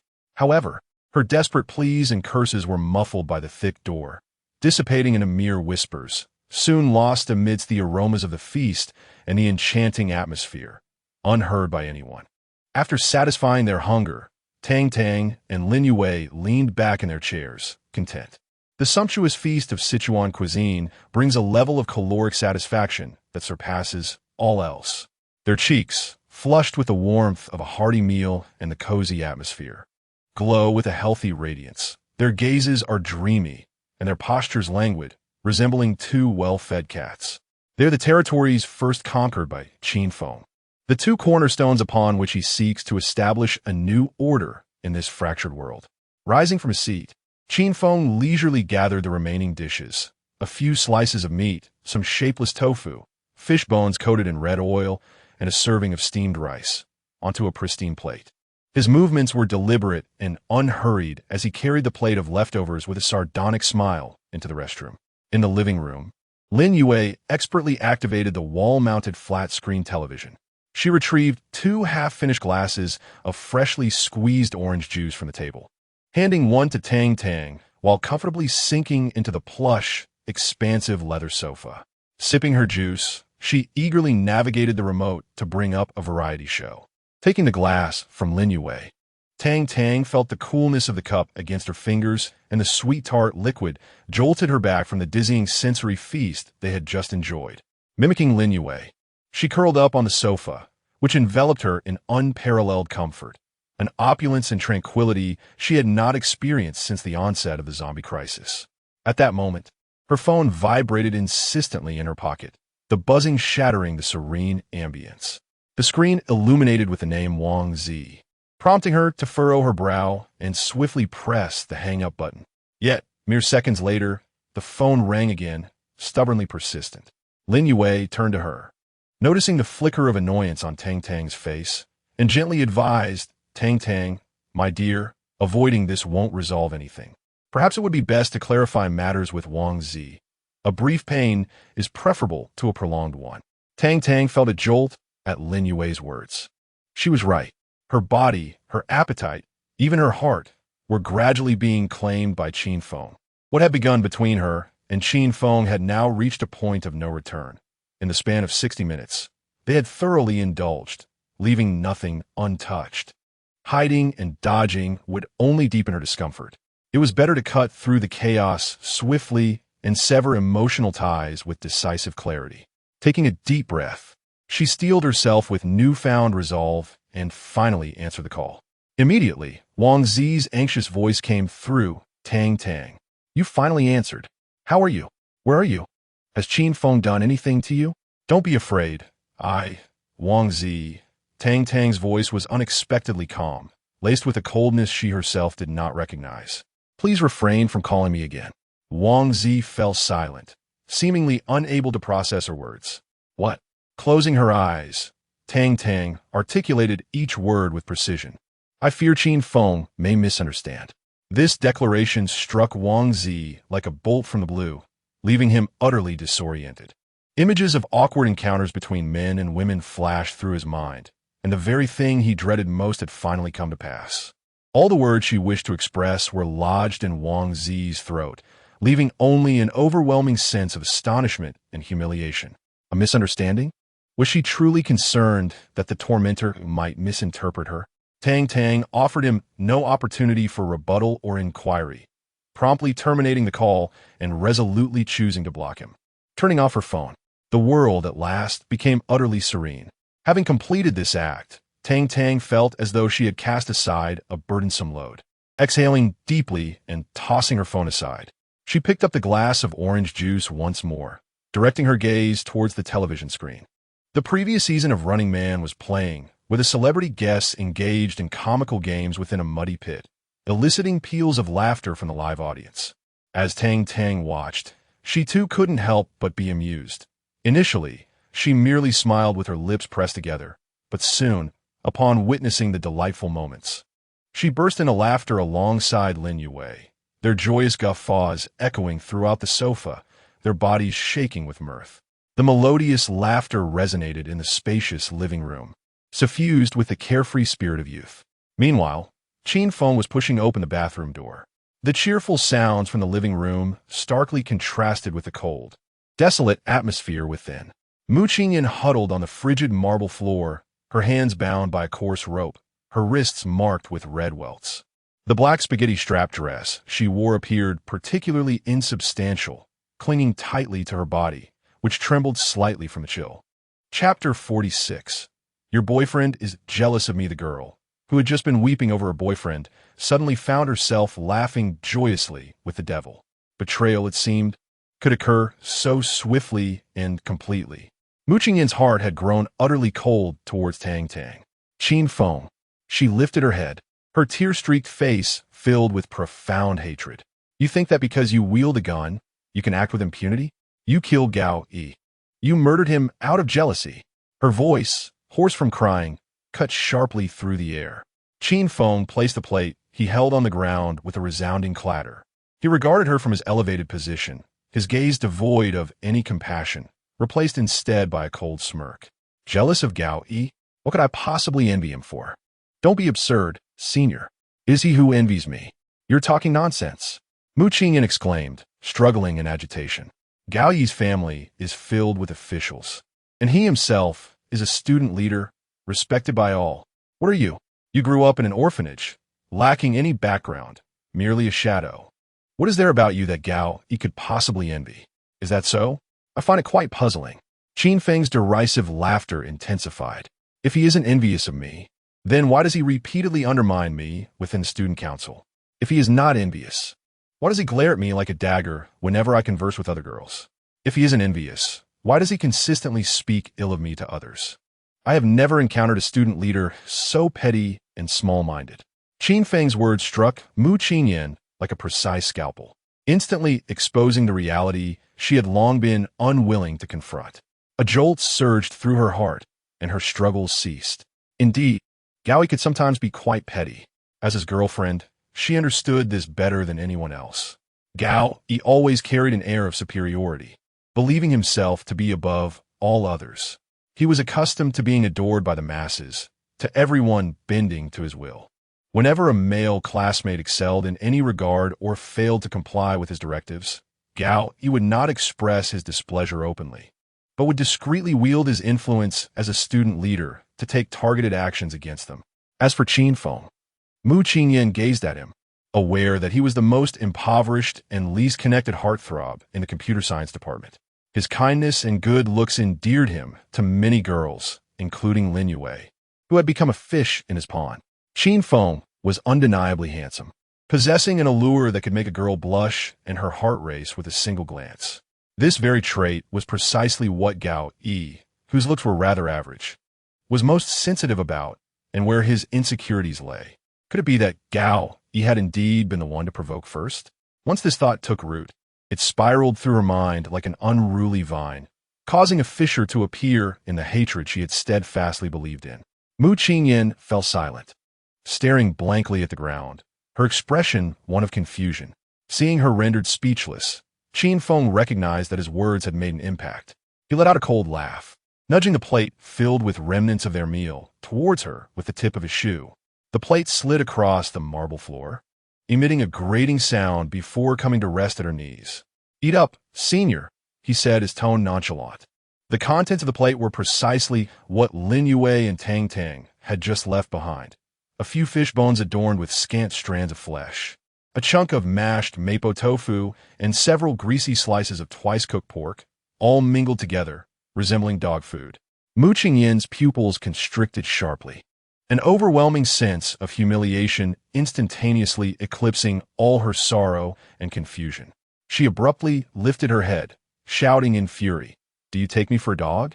"Indeed," Qin Feng replied succinctly, squatting down to meet her gaze. "Weren't you just trying to hit me a moment ago? Did you not look down on me before? When we walked face to face, you charged past me, not even glancing my way, as if I were unworthy of pursuing you. And remember that time in the gym when one of your cheerleaders accused me of secretly filming her? I was merely minding my own business on my phone. What would possess me to do such a thing? Why does your cheerleading squad always feel superior? Do you truly believe you are stunning? Now, you shall be my obedient servant. Let us settle old scores. You will either eat or starve. Dream on. I would rather starve to death or leap from here than consume a single morsel from you." Mu Qingyan shouted with all her might, tears streaming down her face once more. "Yes, I previously couldn't be bothered to look at you. You lack wealth and connections. Why should I notice you? Who are you? After all, it matters not how handsome a boy is. Do not delude yourself. True, I am without money or influence, having grown up in an orphanage." Qin Feng stood up, dusting off non-existent specks from his hands. "Then by all means, starve yourself. I am curious to see how long your pride can endure. And who said I wish to pursue you? I merely found you somewhat attractive and glanced your way. But if you expect me to chase you, you're sorely mistaken." With that, he turned and walked to the nearby toilet, flushing it.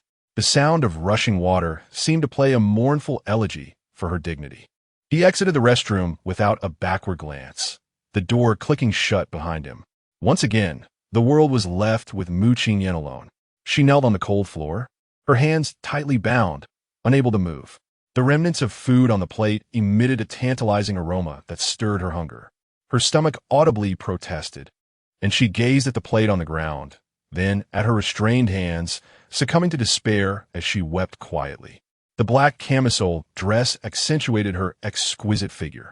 As the captain of the cheerleading squad, her physique was undeniably flawless, with a voluptuous silhouette that was particularly alluring as she knelt on the ground. Her rounded and uplifted curves captivating in their appeal.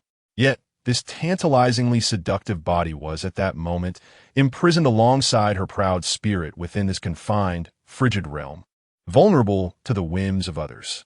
After a while, the restroom door swung open once more, revealing Lin Yue and Tang Tang.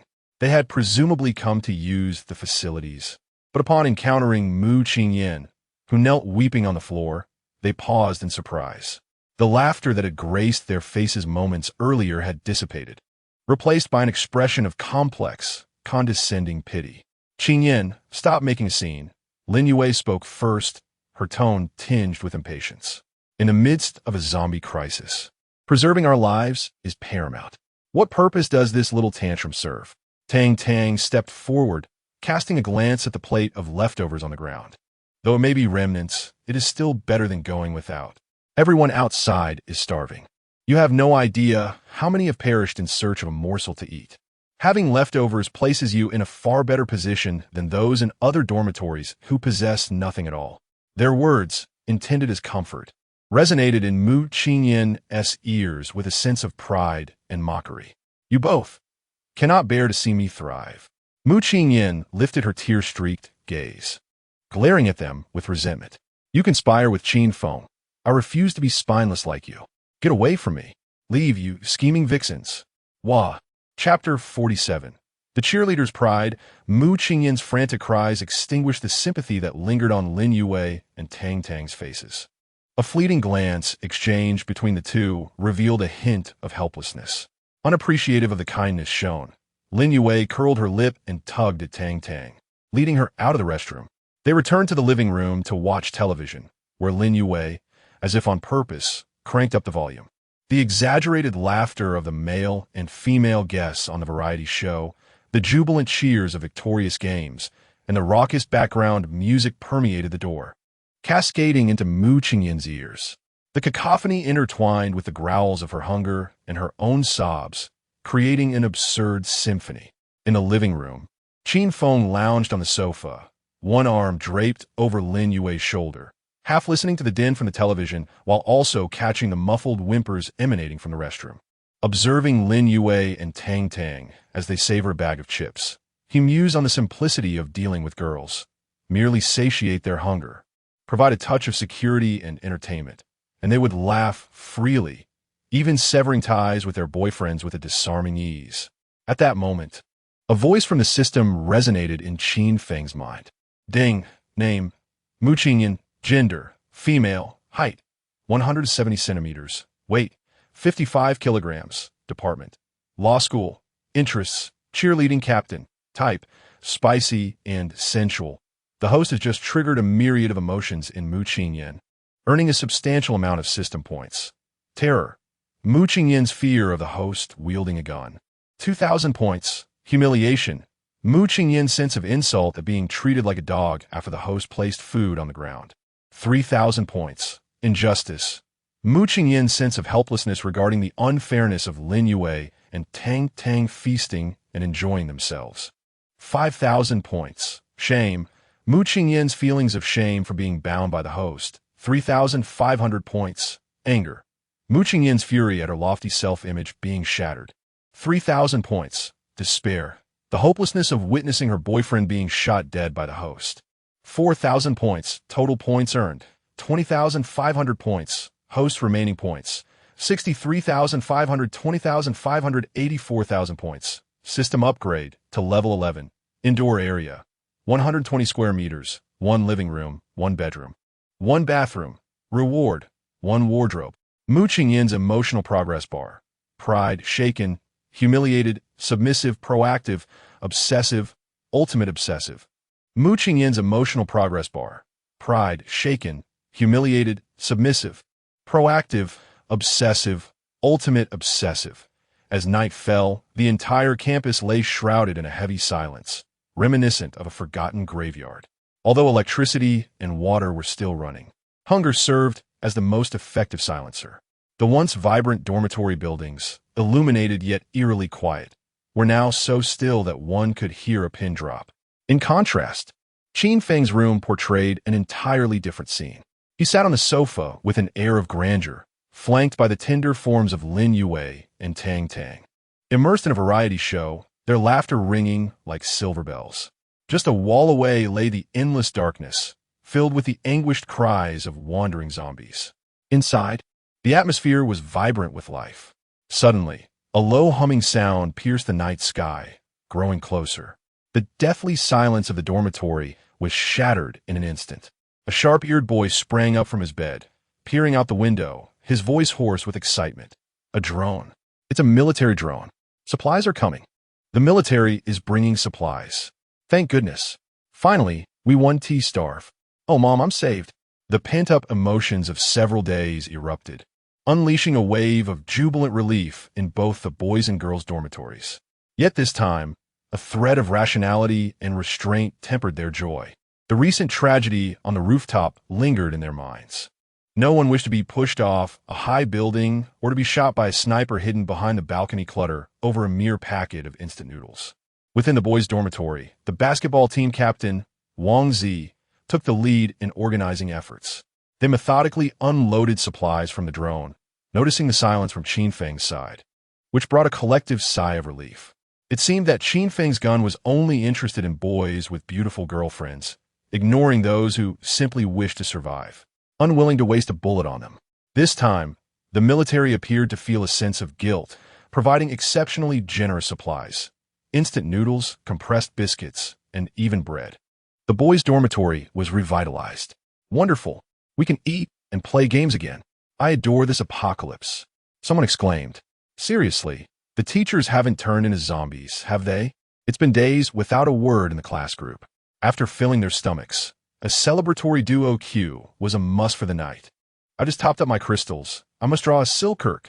Amidst the revelry and excitement, only Wang Zi's dormitory felt a heavy pall of gloom. Sitting in a chair, his bloodshot eyes fixated on the solitary light in the girls' dormitory. His roommates, having just devoured instant noodles, were contentedly picking their teeth.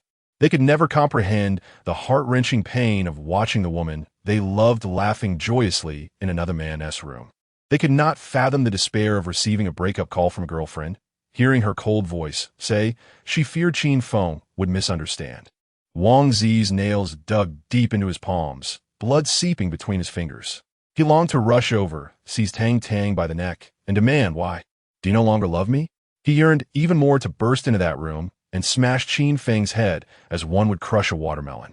Yet, Qin Feng had a gun, an M16, a sniper rifle, and grenades. Powerful, he possessed everything. Weak, he lost it all. The vengeance of a husband betrayed could not be forgiven.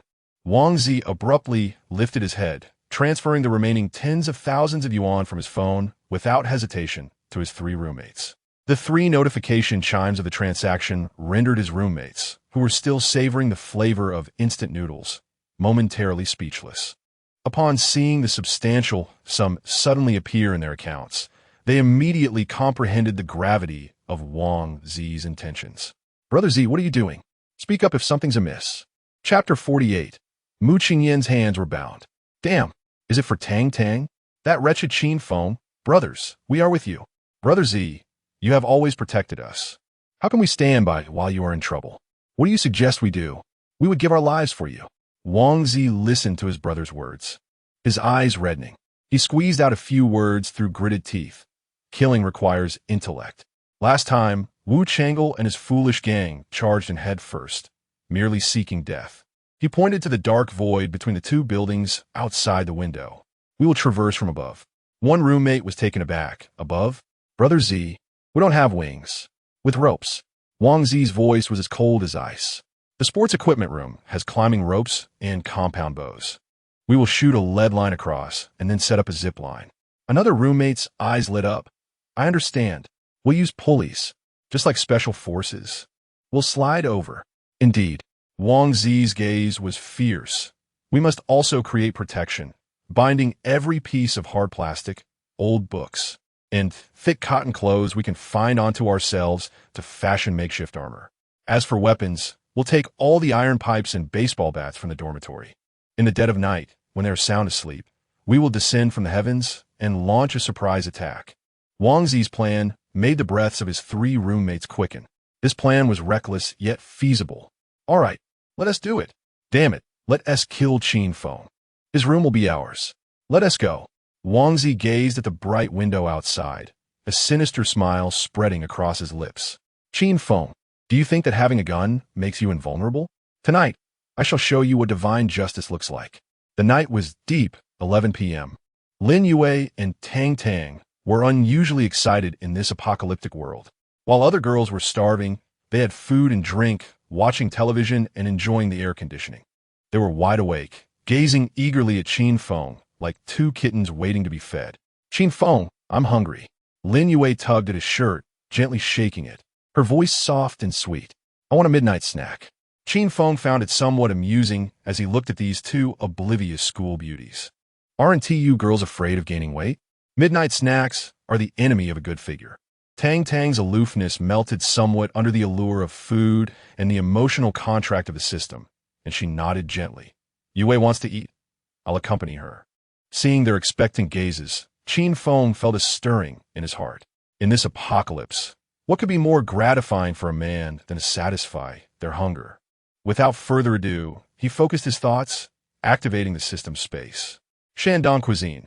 Braised sea cucumber with scallions, sweet and sour carp, red braised pork hock, 4 happiness meatballs, oil braised prawns, mackerel dumplings, and a full range of dishes unlocked.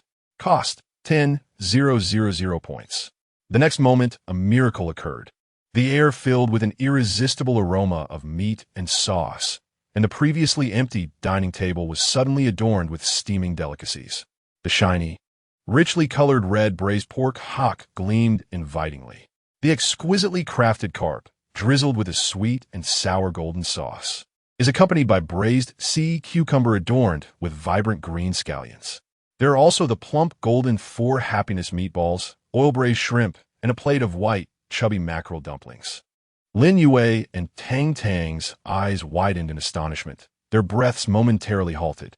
Oh my!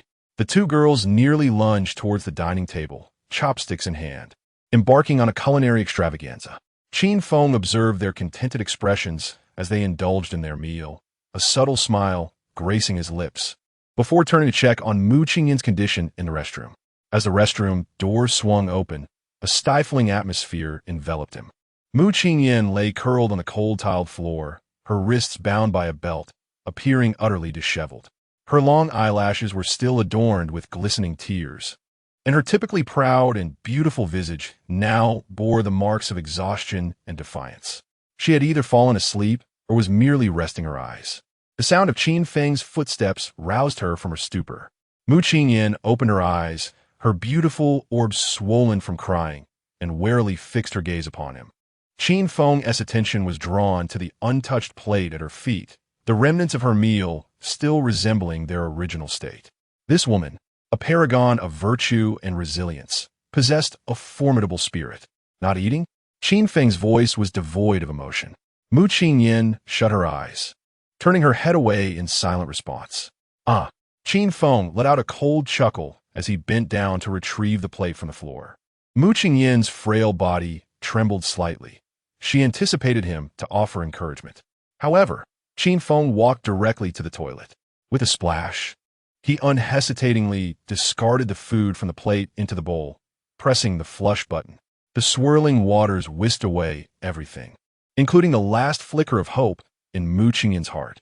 She stared blankly at the empty toilet, her stomach convulsing painfully. Starved. So hungry. Since the outbreak of the zombie crisis, she had survived solely on instant coffee, maintaining the facade of a strong and dignified cheerleading captain in front of everyone. Just moments ago, she had nearly relinquished all her pride, almost on the brink of stooping to lick the remnants from the plate like a dog. Yet now, even though scraps were gone, Qin Feng looked down at her from a superior vantage, his gaze penetrating as if he could see into her soul. "Senior, what about now? Do you wish to eat?" His tone carried a hint of mockery. "I don't want to." Mu Qingyin gritted her teeth, forcing out two words in a hoarse voice. "Very well, eat or not," Qin Feng replied as he turned to leave, shutting the restroom door behind him. Outside, Lin Yue looked up with curiosity, asking, "How is she? Is Yenner willing to eat?" Tang Tang paused her own meal to add, "I bet she won tea. She is far too proud." Qin Feng offered no response. Instead, he retrieved a clean plate and selected the most pristine portions from each dish before the girls. 3 plump braised sea cucumbers, half a whole sweet and sour carp, a generous piece of tender red braised pork, and 2 perfectly rounded four happiness meatballs. There were 4 vibrant, crimson oil-braised prawns and 6 plump mackerel dumplings, all beautifully arranged on a plate, exuding an irresistible aroma. As Tang Tang and Lin Yue gazed in astonishment, Qin Feng returned to the restroom, bearing the plate once more. He gently placed the pristine dish, radiating a tantalizing fragrance, along with a clean pair of chopsticks, before Mu Qingyin, leaving her utterly dumbfounded. This time, it was not leftover food. Rather, it was a treat. The scent of the food surged like an invisible hand, forcefully invading her nostrils and stirring her hunger into a frenzy. Mu Qingyin's mouth watered profusely, her salivary glands working overtime. To her further astonishment, Qin Feng leaned down, unfastened the restraints on her right hand while her left remained trapped by the plumbing. "Senior, please eat." Qin Feng's voice remained calm, imbued with an undeniable sense of authority. "Once you have eaten, you will have the strength to continue your resolve, will you not?" Mu Qingyin lowered her gaze, contemplating her liberated right hand, then glancing at the sumptuous feast laid before her. "To eat, or not to eat. Eating would signify her submission to Qin Feng. But to abstain? Chapter 49. The two campus beauties. Compliance testing. This signified her submission to the demon that had slain her boyfriend. Not eating? He offered her chopsticks and freed one of her hands. Was this an act of respect? A respect akin to a cat toying with a mouse. Humiliation, resentment, indignation, struggle, and an unacknowledged sense of gratitude gnawed at her heart like a venomous serpent. Qin Feng, this demon, how utterly detestable! With food and a modicum of kindness, he was dismantling the last bastion of her femininity. Mu Qingyin's body trembled violently as she clenched her fists, her nails digging deeply into her palms. Ding. Name, Mu Qinyin. Gender, female. Height, 170 centimeters. Weight, 55 kilograms. Department, law school. Interests, cheerleading captain. Type, sassy and sensual. The host has just triggered a myriad of emotions in Mu Qinyin, earning substantial system points. Hesitation. The hesitation of indulging in such delicacies. Not eating would be a waste, thus granting 2,000 points. Resentment. Qin Feng has bound her in the bathroom, seated on the marble floor, stripped of her freedom, 3,000 points. Indignation. I am the cheerleading captain, not a slave, 2,000 points. Humiliation. Although given chopsticks, the food still rests on the floor, 5,000 points. Gratitude. I desire to eat. Oh, how I long to eat. He has provided such delightful treats, which is commendable in this apocalyptic world, 6,000 points. Host remaining points, 74,018,000, 920,000 points. System space upgraded to level 12. Indoor area of 130 square meters. A luxury wine cabinet with temperature control has been gifted. Mu Qingyin's emotional progress bar. Wavering, humiliation, compliance, proactivity, subservience, ultimate subservience. Listening to the cascade of system prompts in his mind, Qin Feng smirked with confidence. Has she already wavered? He chuckled to himself. He understood that this proud swan, Mu Qinyin, would eventually have her wings meticulously clipped by his own hands. The swan would even deliver herself to his doorstep, ripe for the picking. Bang! Qin Feng closed the bathroom door, isolating everything within. Chopsticks have been provided. Her right hand liberated, food granted. Eat if you wish, Mu Qinyin. Struggle and grapple with your own conflict inside. Returning to the dining room, he found Lin Yiwei and Tang Tang eagerly seated at the table, the aroma of oil-braised prawns still lingering in the air, while a historical drama flickered on the television. It seemed as if they were oblivious to the zombie apocalypse, as though they had come to Qin Feng's abode for a vacation. Qin Feng sat down, casually sharing a bite with them before taking a quick shower. He then retreated to the newly established bedroom, sinking into the plush embrace of the king-sized bed, pulling the thin quilt over himself, preparing to sleep. Before long, muffled voices from the two girls and the sound of running water from the bathroom drifted in. Lin Yue yawned. I'm full and tired. Tang Tang replied. This episode is over. Shall we watch another one? Lin Yue said, I'm sleepy. Let's take a bath and go to bed. Tang Tang remarked softly, we actually finished all this food. Lin Yue responded, yes, I'm quite full. Let's wash up and sleep early. Tang Tang whispered, by the way, will we sleep tonight? Lin Yue replied, don't feign ignorance. Just sleep as you normally would. No need to ask. Tang Tang asked, did you bring your pajamas? To which she replied, no, I didn't. What should we do? Lin Yue suggested, you can wear my pajamas. I've packed my clothes. Tomorrow, you should also bring yours. Tang Tang agreed. All right, Yue, I wonder how long this apocalypse will last. Lin Yue encouraged, don't overthink it. So many have already perished. Every day we survive is a gain. Tang Tang declared, no, I want to live well. I hope this apocalypse passes. I still want to fulfill my life as dreams, to be a dancer and perform on stage. Lin Yue conceded, all right. Dreams can encompass everything. Come on, let us shower together, shall we? Tang Tang hesitated. If we bathe, won't Mu Qinyin see us? Lin Yue replied, so what if she does? What's there to fear? Aren't public baths all about seeing one another? Are you still embarrassed? Tang Tang stammered. Qin Feng lay in the bedroom, imagining how Lin Yue and Tang Tang would nonchalantly wash themselves under Mu Qingyin's complex gaze. He could also hear them attempting in vain to persuade Mu Qingyan afterward. Qingyan, stop causing a scene. You can't win against a man. What's the difference who you sleep with? Boys are all the same. Tang Tang's words carried a sense of resigned liberation. Qin Feng, however, was different. Lin Yue's rebuttal held a hint of barely perceptible embarrassment. The two girls continued to lecture Mu Qingyan for a minute until she snapped, "Shut up. Let me have a moment of peace." Following this, Qin Feng heard Lin Yue and Tang Tang close the bathroom door. The two girls, clad in slippers and exuding fragrance, entered the bedroom. In the dead of night, silence enveloped everything. Qin Feng's eyelids shot open suddenly, like a tiger disturbed from its slumber. It was not a sound that roused him, but an instinctive sensation of being watched, a chilling malice piercing through the cocoon of warmth and comfort he had built. He quietly withdrew his arm from Lin Yue's warm neck and brushed aside Tang Tang's long hair that had fallen across his face.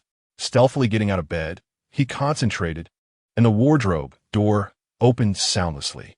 He strapped an M16 automatic rifle to his waist, loading the magazine with practiced ease. Then, gripping a menacing shotgun in his hand, the cold steel ignited a surge of adrenaline within him. Like a specter, he stood behind the invisible door of the system space, his gaze penetrating the wall, precisely directed toward room 301. In the darkness, furtive figures stealthily crept in. At the forefront stood a tall and muscular man, Wang Zi. Trailing behind him were three accomplices, clad in makeshift armor fashioned from books, cotton clothing, and plastic sheets, gripping iron pipes and baseball bats tightly in their hands. Wang Zi wielded a heavy steel pipe, cautiously signaling in a tactical manner reminiscent of a soldier from a film. In the shadows, Qin Feng silently scoffed.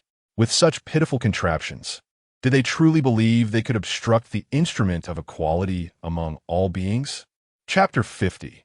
The campus bell. The force of a shotgun blast could shatter even a bulletproof vest, let alone a few tattered books. However, when Wang Zi entered dormitory 301 with three of his roommates, they were taken aback. The space was littered with refuse, devoid of any semblance of habitation. Three of the four beds were heaped with clutter, while one lay completely bare, lacking even a pillow or blanket. Naturally, there was no sign of Qin Feng, Lin Yue, or Tang Tang. Wang Zi and his companions felt a surge of trepidation, akin to a scene from the Romance of the Three Kingdoms, where a general, intent on a night raid, discovers the enemy tents deserted. An overwhelming sense of dread enveloped them, realizing they had fallen into a trap. Whispers of confusion filled the air. Strange. Doesn't Qin Feng reside in 301? And where are Lin Yue and Tang Tang? This place hardly appears lived in. The beds are all vacant. Thus, they deduced, Qin Feng had not been in 301 for quite some time. He must either be staying with Lin Yue in 302 or moved into Tang Tang's room in 303. Their conclusions weighed heavily on Wang Zi's heart. Indeed, they were correct. Qin Feng had taken up residence in the girls' dormitory, relishing the comfort it afforded him, especially since he was armed. Why endure the dilapidation of 301 when he could enjoy the luxury of 303? Their naivety was palpable. Yet, this deduction pierced Wang Zi deeply. With no one living there, the only logical conclusion was that Qin Feng had moved in with Tang Tang, meaning he had forced her into cohabitation. In the dim light, Wang Zi's roommates noticed him grinding his teeth, his nails digging into his knuckles. They attempted to console him, saying, "Forget her, brother. She's not worth it." "Exactly. She's tainted now," they echoed. "Let's take down both Qin Feng and Tang Tang, one buried in the Arctic, the other in the Antarctic. Even Lin Yue can join them, avenging our friend Wu Changle, that green-haired scoundrel." Poor guy. Though Wang Zi's heart bled, he nodded in agreement, his voice barely above a whisper. "Let us go to 303. We'll eliminate anyone we encounter, including Tang Tang. She's done for." His eyes reddened, his teeth clenched, he forced out the words. And by the time he uttered the phrase about Tang Tang being forsaken, his voice quivered with restrained sorrow. After all, the girlfriend he had loved for 2 years was now sullied by another man, and that was altogether unacceptable. "Let us move." The four turned, a menacing aura surrounding them as they advanced towards 303, exposing their unguarded backs entirely. At that moment, Qin Feng pressed a red button. materializing like a phantom from the system space, standing squarely in the center of dormitory 301. In other words, he found himself right behind Wang Zi and his three companions, who had foolishly laid their vulnerable backs bare to him. As if in a game of CS, one moves swiftly and stealthily, positioning oneself right behind the unsuspecting enemy engaged in conversation. How pitiful! Qin Feng scoffed softly, as if pronouncing a death sentence. He could hardly muster the effort to aim, casually raising the M16 at his waist, murmuring, "Farewell, brothers." Rat-a-tat-tat, rat-a-tat-tat. The sharp, staccato gunfire shattered the stillness of the deep night, illuminating the darkness of the corridor in fleeting flashes of fire. The three roommates' bodies stiffened abruptly, as though struck by an invisible hammer to their backs. They barely had time to emit a cry of despair before blood began to spray forth, their eyes wide with disbelief, and then they crumpled lifelessly to the ground. Wang Zi turned abruptly, his pupils constricting in horror. Before him lay three warm corpses, and behind them stood the figure of Qin Feng, resembling a demonic entity. How did he appear behind them? Qin Feng, shocked, Wang Zi let out a primal roar, regaining his composure as he swung a steel pipe to retaliate. Rat-a-tat! Qin Feng lowered his gun, delivering a few precise shots. Bullets tore through Wang Zi's lower legs, erupting in a spray of blood and shattered bone fragments. Wang Zi screamed in agony, collapsing to the ground, unable to exert strength in one leg, his hands braced on the floor. His massive frame convulsed violently from the excruciating pain, clutching his mangled leg tightly. "Oh, my leg! Qin Feng, you are ruthless!" Wang Zi howled in torment, embracing his injury as the steel pipe fell aside. Qin Feng stepped forward, gazing down upon him with an expression devoid of emotion. "Wang Zi, you brought your roommates to kill me, yet you dare to claim I am the toxic one?" Wang Zi spat defiantly, "Of course. You slept with my woman. How could I not kill you? Am I still a man?" Qin Feng shook his head. "No, you are mistaken. I did not force your girlfriend to do anything. She willingly lay in my bed, comfortable and at ease." Wang Zi's eyes blazed with fury. "You lie. You must have threatened her, done something against her will." "Sobi, sobi, sobi." Qin Feng sneered. "Oh, when your girlfriend Tang Tang begged me to save you, she was far more proactive than she is now." "What?" Wang Zi exclaimed. Qin Feng continued with a cold smile. "Do you know? That day, had Tang Tang not knelt before me, pleading for me to fire on the balcony, you would have been minced to pieces by Gao Yi and his gang on the rooftop of the boys' dormitory. Do you think those brutes would have spared you? Tang Tang offered her body to plead for your life. When Gao Yi was about to rain blows upon you, Tang Tang and I struck a deal. I would kill Gao Yi, and she would become my girlfriend. Tang Tang, dear, how foolish you are." Wang Zi's gaze turned vacant, filled with despair and anguish. "I would rather be beaten to death than to think you would betray me." Indeed, Tang Tang was truly a Na'vi girl. A cold smirk spread across Qin Feng's face. However, it mattered little. Tang Tang was now with me, enjoying food and drink and sleeping soundly. "You may embark on your journey with peace of mind." "On what?" Wang Zi still wished to utter something. Bang! Qin Feng raised the shotgun in his hands. With a thunderous roar, Wang Zi's body was propelled by an irresistible force, crashing violently against the wall. Hell! Yet, Wang Zi's vitality was remarkably tenacious. His chest a gruesome mess of flesh and blood, he still struggled on the ground, gripping a steel pipe with all his might. I commend your spirit." Qin Feng's praise dripped with scorn. "Then let this shot serve as a tribute to you, daring to descend from such dark heights on this pitch-black night to kill me. I shall grant you a swift end." Bang! The equalizer roared once more, shattering the tranquility of the night. Wang Zi's body was hurled again, this time collapsing to the ground, never to move again. Chapter 51. The art of capture and release. The second shot from the equalizer shattered the tranquility of the night, resonating throughout the campus. Many boys, deep in slumber, were startled awake by the thunderous gunfire, reminiscent of the sound effects from their computer games. Numerous girls were roused from their dreams, bewildered by the cacophony, voicing their complaints about the disturbance. "How annoying! Who is causing such a ruckus at this hour?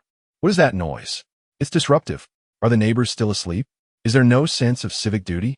Under the relentless assault of the equalizer, Wang Ziya's body was once again propelled backward, this time collapsing motionless on the ground, a pool of blood seeping beneath him. In a fleeting moment, Wang Zi and his 3 roommates met a tragic end in the corridor outside room 301. A few audacious girls peeked out, curiosity piqued, particularly Xiao Jinrong from room 311, who weighed in at 230 pounds. She leaned out to observe, exclaiming, "Qin Feng, have you killed someone again?" Upon recognizing the stout figure of Xiao Jinrong, renowned for her robust stature at Binhai University, Qin Feng nodded. "Indeed, I've just taken 4 of my classmates' lives. My apologies for disturbing your rest." Xiao Jinrong remained remarkably composed, as if this were the norm in a world overrun by zombies. "Qin Feng, not only have you killed, but what are the bodies left in the corridor? Won't they start to smell? Attract flies?" Qin Feng, ever the reasonable individual, proposed, "How about this, Xiao Jinrong? I'll give you a loaf of bread in exchange for your assistance in disposing of the bodies." Xiao Jinrong considered this and agreed. "That seems fair." Returning to room 301, Qin Feng retrieved a leftover loaf of bread, presenting it to her upon his return. Xiao Jinrong gazed at the fragrant loaf, freshly baked, and licked her lips, exclaiming, "This bread looks delicious." Then, with a wistful glance at Qin Feng, she remarked, "Honestly, Qin Feng, you're quite handsome, yet you remain single. If it weren't for that gun of yours, I might feel inclined to claim you for myself." Qin Feng, taken aback, thought to himself, "How does giving you a loaf of bread lead to such temptations?" He felt a chill run down his spine. Fortunate was he to possess a firearm, for in a confrontation with her, being both hefty and a member of the women's basketball team, he could hardly predict who would emerge victorious. Thus, the tales of a world with an abundance of women and scarcity of men seemed ludicrous. The handsome were often the first to fall prey to such formidable women, leaving no room for the campus beauties. A wicked thought crossed Qin Feng's mind. Perhaps it would be prudent to take the initiative and eliminate Xiao Jinrong first. In this brutal world of survival of the fittest, where morality held little sway, he watched as she disposed of the 3 bodies, casting them from the balcony, and remarked, "Thank you, Sister Jinrong. Farewell, or perhaps it's best we do not meet again." Xiao Jinrong retorted, "You." Qin Feng promptly returned to dormitory 301, and with a swift motion, he entered the realm of the system space. The dining area was serene, with remnants of uneaten food still scattered upon the table. The ambience was adorned with a sofa, a coffee table, a television, a massage chair, and a temperature-controlled wine cabinet. In the restroom, Mu Qingyan appeared to be seated and asleep, her silence a testament to her tranquility. He made his way to the bedroom and laid down beside Tang Tang, who lay with her eyes closed. She murmured softly, "Qin Feng, where have you been?" Qin Feng replied casually, "Nothing much. I went out and dealt with a mouse." Tang Tang nestled into Qin Feng's embrace, playfully protesting, "At this hour of the night, why would you be chasing mice?" With both arms encircling Tang Tang, he responded, "Mice are quite bothersome. They must be eliminated." There were 4 in total. Tang Tang's cheeks flushed as she trembled slightly. "In the dead of night? Really?" "I certainly did," Qin Feng affirmed. "Very well then. Beep. The system detects that the second campus beauty, Tang Tang, has experienced a surge of emotions. Having undergone her second baptism of love, she is utterly devoted to the host, completely enamored.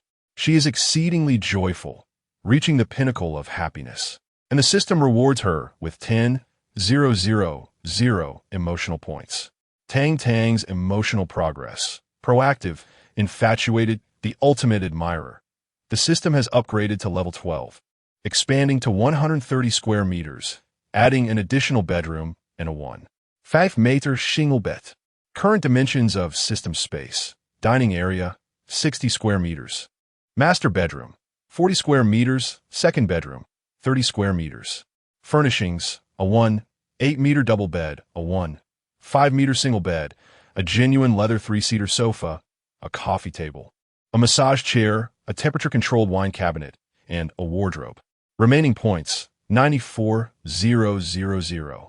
Afterward, Qin Feng humbly concealed his achievements and turned to sleep. Tang Tang was blissfully unaware that her boyfriend, Wang Zi, had dealt with matters of his own with a shotgun. The body was disposed of from Xiao Jinrong's balcony, becoming a meal for the undead. Subsequently, she held Qin Feng tightly, finding solace in his embrace as she drifted into a peaceful slumber, a sweet smile gracing her lips. The following morning, the sun rose as it always does. It was the 7th or 8th day of the zombie apocalypse. No one could recall precisely. Regardless, another day had passed, ushering in a new dawn. Sunlight streamed down, illuminating the dormitory balcony, where clothes were drying alongside the basin of toothpaste and toothbrushes. All life depends on the sun, which shines equally upon the virtuous and the wicked. A few zombies meandered along the campus paths or sought out the living within the lecture halls. Some students had not ventured outside for several days, relegated to counting zombies from their balconies. 1 zombie, 2 zombies, 3 zombies, 4, 5, 6, 7, 8, 9. A handful of particularly bored girls critiqued the zombies below, debating which one appeared more handsome. Look, that zombie is undoubtedly more attractive. The way it walks is quite captivating. Far better than those in Resident Evil. Never mind that, look at that one. Long legs, slender waist, broad shoulders. It must have been a handsome fellow in life. I wonder which department he belonged to. What a pity. Indeed, how splendid it would be to have such a handsome zombie as a boyfriend. A boyfriend for you? Your ex-boyfriend has already left you with a debt of 30,000 yuan in online loans. Within the confines of the system's space, time seemed to stand still. The scene appeared far more beautiful and harmonious. Qin Feng gently pushed aside the sleeping Tang Tang in his arms, quietly barefoot as he made his way to the bathroom. He was curious to see how the proud cheerleader, Mu Qingyan, had been tamed. As soon as the bathroom door swung open, a subtle fragrance of shower gel mingled with the aroma of food wafted out. Mu Qingyan was curled up on the cold porcelain tiles, her head drooping as if she had dozed off while sitting. One of her snow-white wrists was still firmly bound to the water pipe by 7 wolves. In front of her lay a plate that once held leftovers, now entirely devoured, as if even the chopsticks had been licked clean. A smile crept onto Qin Feng's lips. This was as it should be. In the apocalypse, survival was the only truth. Dignity, decorum, and beauty were all meaningless trinkets. Ding! The system has detected various emotions from Mu Qingyan, and the host's actions have once again earned a substantial amount of points. Frustration, being locked in the bathroom for a day and a night, 2,000 points. Shame, eating food off the floor, living like a dog, 3,000 points. Satisfaction, the Shandong cuisine was exquisite, the best meal in days amidst the zombie crisis. For 1,000 points, surprise, Qin Feng let me go? Not like Lin Yue and Tang Tang, who were left as hostages. 1,000 points, agony. My wrist hurts terribly. Sob sob. It's excruciating. 1,000 points. Total points earned. 11,000 points. Current remaining points. 105,000 points.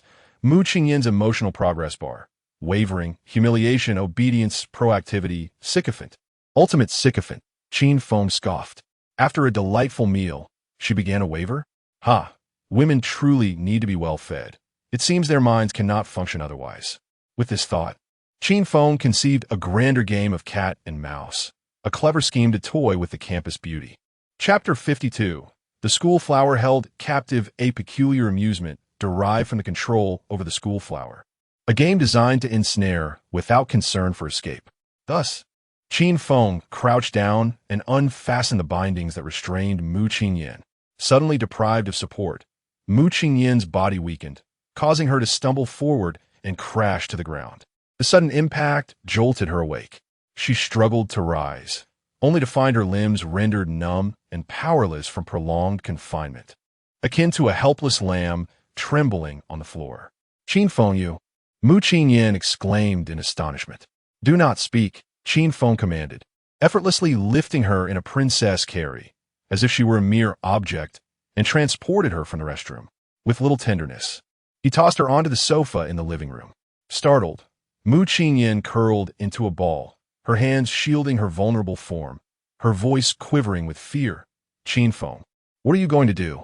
With a smile that offered no answers, Qin Feng approached the coffee table, opening a drawer from which he retrieved a first aid kit.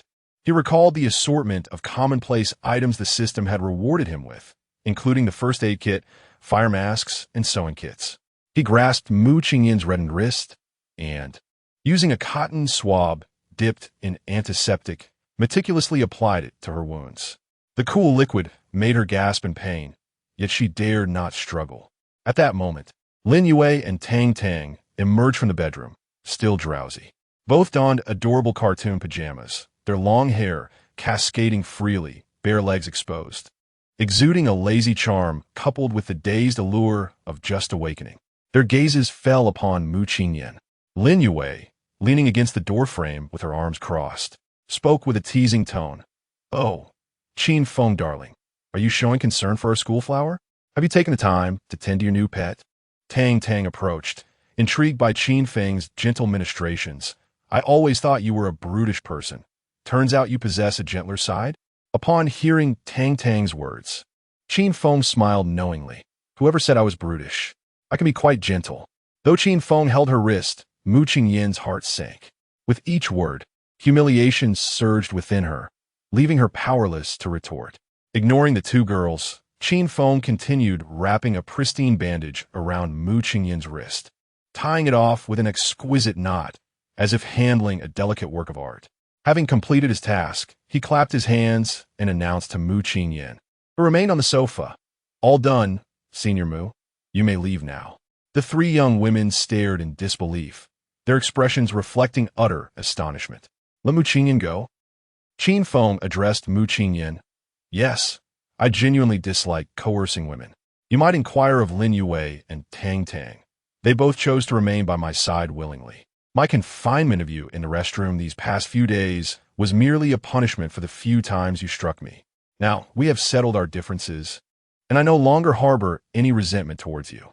Therefore, you may leave, return to your dormitory, go home, or do as you please." Qin Feng spoke with an air of nonchalance, yet inwardly he chuckled coldly, having already laid a trap to lure her back. He was certain that this newly liberated canary would soon find her way back to him. A girl in a world on the brink of collapse. Could she truly survive without the support of a formidable man? The Na'vi, Mu Qingyin, was momentarily taken aback by this unexpected act of forgiveness. Her beautiful eyes filled with disbelief. "Can I really leave?" Qin Feng scoffed. "What do you think I am, some notorious seducer? Capturing a pretty girl necessitates some ulterior motive? No, that is not my nature. I repay grievances in kind. You have settled our accounts, and thus there is nothing more to it. Senior, you may depart." Mu Qingyin, still uncertain, rose from the soft sofa, her body reminding her of the confinement she had endured. Tentatively, she took a step, then another, intending to return to her dormitory. Qin Feng reached out and gently grasped her wrist. Mu Qingyin stiffened, fearing he might change his mind. However, Qin Feng merely smiled faintly, escorting her out of the system's confines and to the door of room 301. Standing in the familiar corridor of the girls' dormitory, she was enveloped by a faint odor of decay, glancing back at the door of room 301 3 times. Inside, Qin Feng's figure had vanished, and he made no move to pursue her. It appeared he had truly set her free. Ah, how wonderful! She had finally escaped the clutches of that demon. Mu Qingyin exhaled deeply, a wave of relief washing over her. So, the scoundrel Qin Feng had locked her in a dark bathroom for an entire day and night and treated her with such humiliation merely for the sake of revenge for a few playful slaps? Yet, during that time, he had also fed her an abundance of delectable treats. Each bite was a culinary delight that would drive any survivor in this apocalyptic world to madness, carelessly served on a plate and pushed towards her. Qin Feng was a man of contradictions, at times as cold as ice, capable of killing without a blink, yet at other moments, seemingly quite kind to girls. What was his true nature? Mu Qingyin shook her head, forcing herself to cease pondering the enigma of that man and hastened towards her own room, 424. Upon opening the door to room 424, she was greeted by a familiar atmosphere, imbued with a hint of perfume and a fragrant air. The dormitory remained unchanged, meticulously organized by her two roommates, contrasting sharply with the eerie decay of the corridor outside. The pink bed linens and quilts, along with curtains adorned with adorable PPMT dolls, created a sense of comfort. On the desk, skincare and makeup products were neatly arranged, accompanied by bags of unfinished snacks. On the balcony, delicate lace-trimmed garments were hung out to dry, all evoking the peaceful and tranquil yesterday. Only her roommate, Jiang Chui, occupied the room. The other two had ventured out shopping on the day of the apocalypse and had never returned, likely becoming one of the wandering zombies on campus. Jiang Chui, the belle of the School of Economics, stands at an impressive height of 176 centimeters. With her astonishingly long legs and flawless proportions, she gained a modest reputation as a part-time car model during her university years, recognized within the modeling circle as a stunning beauty with an enviable figure. On Douyin, she boasts hundreds of thousands of followers. She sits at her desk, meticulously polishing an LV handbag, a birthday gift from her affluent boyfriend's classmate. Yenner, where have you been these past few days? Upon seeing her, Jiang Chui's face reveals a hint of surprise.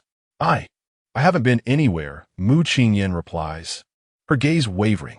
Jiang Chui's sharp eyes quickly catch sight of the fresh bandage on her wrist. You're injured? What happened to your wrist? Oh, it's nothing.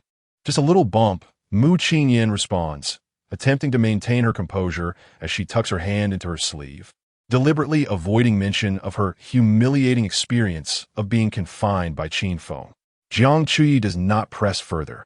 Instead, she retrieves a small item from her drawer and hands it over, a subtle air of superiority gracing her features. By the way, I received some supplies last night. You can have this. Xiao Jinrong was quite considerate and specifically got it for me. Mu Qingyan glances down to find a dry, yellowish compressed biscuit. Such a morsel is filling, yet devoid of nutrition, laden solely with carbohydrates. It is the kind of thing a beautiful girl would never touch unless absolutely necessary. I'm not hungry. You eat it. Mu Qingyan declines with a dismissive shake of her head. In truth, she is not hungry at all. The memories of last night's feast linger vividly in her mind. 3 fragrant braised sea cucumbers, half a sweet and sour carp, a piece of melt-in-your-mouth braised pork knuckle, 2 full-bodied meatballs, along with 2 oil-braised prawns and 4 mackerel dumplings. Although she had consumed this culinary delight while seated on the cold bathroom floor, with all the gourmet dishes disgracefully crammed onto a single plate, and despite the overwhelming shame that accompanied the experience, the flavors were divine. Now, looking at the dry and unappetizing compressed biscuit in Jiang Chui's hand, Mu Qingyan feels her stomach churn. Is this it? A car exhibition model. Yet this is what she offers? A supposed rich boyfriend, and she derives superiority from a mere biscuit? Mu Qingyan smiles on the surface, but internally scorns Jiang Chui countless times. Such is the nature of girls. When faced with outsiders, one might think they share a genuine camaraderie, yet in a one-on-one setting, they readily speak ill of each other. Chapter 53. The school bell feeds me, Jiang Chui scoffed. Aren't you going to eat the compressed biscuits? Once you miss this opportunity, it won't come again. Mu Qingyan merely shook her head.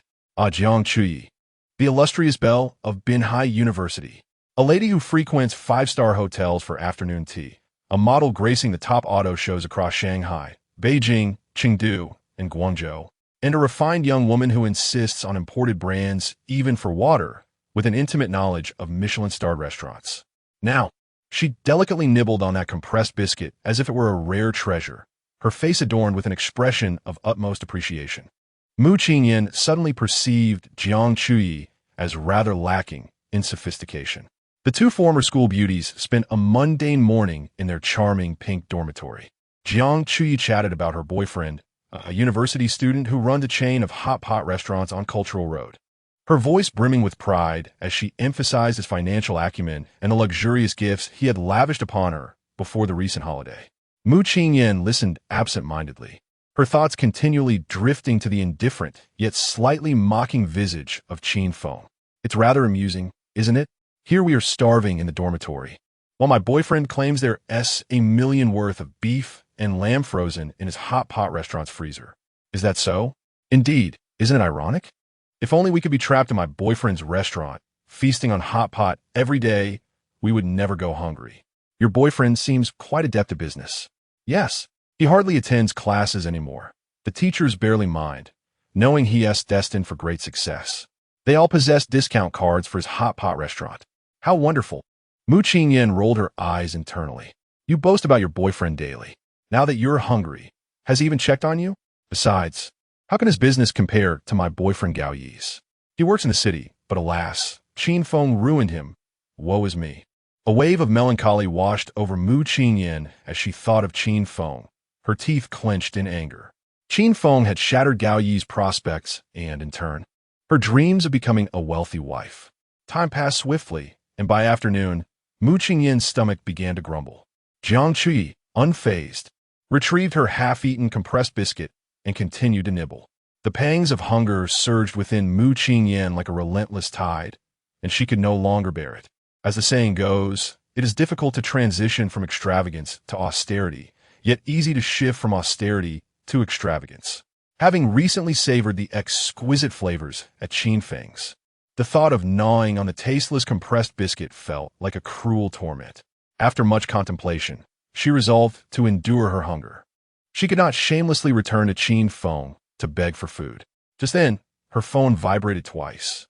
It was a WeChat photo from Lin Yue and Tang Tang. Upon opening it, Mu Qingyan's pupils dilated in shock. There it was again, the familiar yet opulent white space from which she had just returned. A grand dining table was laden with an array of steaming, exquisite dishes. This time it was Hunan cuisine, the vibrant and enticing fish head, lavishly adorned with chopped chili peppers, exudes a spicy aroma. Beside it lies the golden brown Mao-style braised pork, glistening with a rich sheen.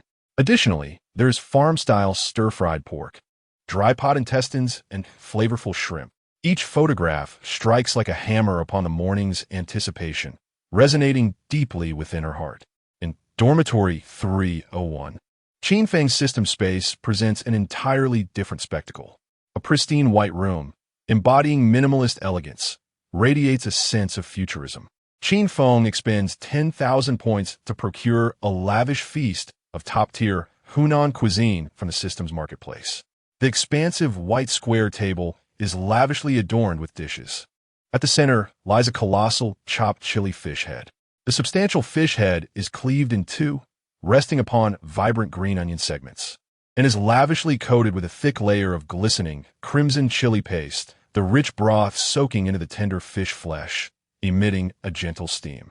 Adjacent to it is a bowl of glistening golden brown Mao-style braised pork, each piece meticulously cubed, a perfect balance of fat and lean meat, with the glossy, reddish skin appearing translucent. The table is further graced with farm-style stir-fried pork, flavorful shrimp, spicy chicken, Yongzhou blood duck, and steamed cured meats. Each dish, set against the desolate backdrop of the apocalypse, appears all the more precious. Lin Yue and Tang Tang, the two stunning campus beauties, sit poised at the dining table, their small fists clenched in eager anticipation. Their sparkling eyes are fixated on Qin Feng, brimming with admiration, dependence, and unmasked desire. He, Qin Feng, is their deity in this desolate world, their sole savior. With an air of leisure, Qin Feng takes his seat at the head of the table, observing the two beauties who seem ready to leap forward and devour their meal. A subtle smile graces his lips as he gestures grandly. Ladies, dig in. At his command, the two appear liberated by the grace of divine music. Thank you, husband, for the delectable feast, Lin Yue exclaims first, her voice sweet and syrupy, as she eagerly lifts the largest piece of braised pork to her lips, her eyes squinting with bliss. Thank you, Junior.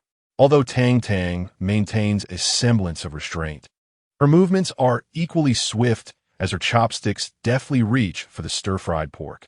Lin Yue, while chewing, smiles and teases, "Are you still calling him Junior?" Tang Tang's cheeks flush a deep crimson, akin to a ripe peach, as she shoots an indignant glare at Lin Yue, her mind racing for a retort. "What else should I call him?" she murmurs softly, her voice barely above a whisper. Lin Yue, with a mischievous grin, leans closer and, in a conspiratorial tone meant for just the three of them, quips, "Last night, were you two in the room merely chatting under the covers?" You, Dang Dang, flustered and anxious, swiftly picks up a scalding piece of braised pork and unceremoniously shoves it into Lin Yue's incessant mouth. "Hurry and eat. Why do you talk so much?" Watching the playful banter between the two, Qin Feng chuckles and picks up his chopsticks. On the table, 3 bowls of steaming rice await, the grains plump and glistening, emanating the pure fragrance of rice. In the apocalyptic world, one need not mention a banquet of Hunan cuisine. Even a simple bowl of plain white rice would compel those outside to fight for it. He relished this sensation. Of course, Lin Yue and Tang Tang were no longer like Mu Qingyan from a few days prior, who had lost her sanity from hunger. Their appetites had been spoiled by Qin Feng, and at this moment, their experience had transcended mere sustenance to a realm of appreciation and savoring of culinary delights. The freshness of the fish head deserves applause. The braised pork is simply exquisite, surpassing anything I've ever tasted. The two girls began to critique the dishes. Lin Yue, a woman whose adoration was evident, commenced her performance. Using her chopsticks, she delicately navigated through the vibrant layers of chopped chili on the colossal fish head. Selecting the most tender piece of fish cheek, and lovingly presented it to Qin Feng's lips. "Darling, you must try this piece first. It is the most tender morsel from the fish head, melting in your mouth." Lin Yue's voice was sweet and enticing, her gaze brimming with flattery and admiration. Qin Feng calmly opened his mouth and savored the fish, which was indeed extraordinarily tender, dissolving on his tongue with virtually no need for chewing. The rich spiciness melded seamlessly with the fish's sweetness, igniting his taste buds in an instant. Qin Feng nodded in satisfaction. "Delicious, thank you." Min Wei Hin, Dang Dang, observing Lin Yue's antics, sported a smirk that danced at the corners of her mouth. "You two are quite something, exchanging saliva right in front of me." Upon hearing this, Lin Yue feigned indignation, lightly swatting Tang Tang with her delicate hand. "As if you have never exchanged saliva. I am feeding Qin Feng. Do you envy me? If you have the courage, why not feed him yourself?" Her words were laced with clear provocation. A spark of competitiveness flickered across Tang Tang's exquisite face as she straightened her petite nose. Feeding is feeding. Who fears whom? With that, she mimicked Lin Yue, meticulously searching for a piece of fish near the head. Moments later, she extracted a succulent piece from the fish's mouth and, with bright eyes glimmering with delight, presented it to Qin Feng, saying earnestly, "Junior, try this piece.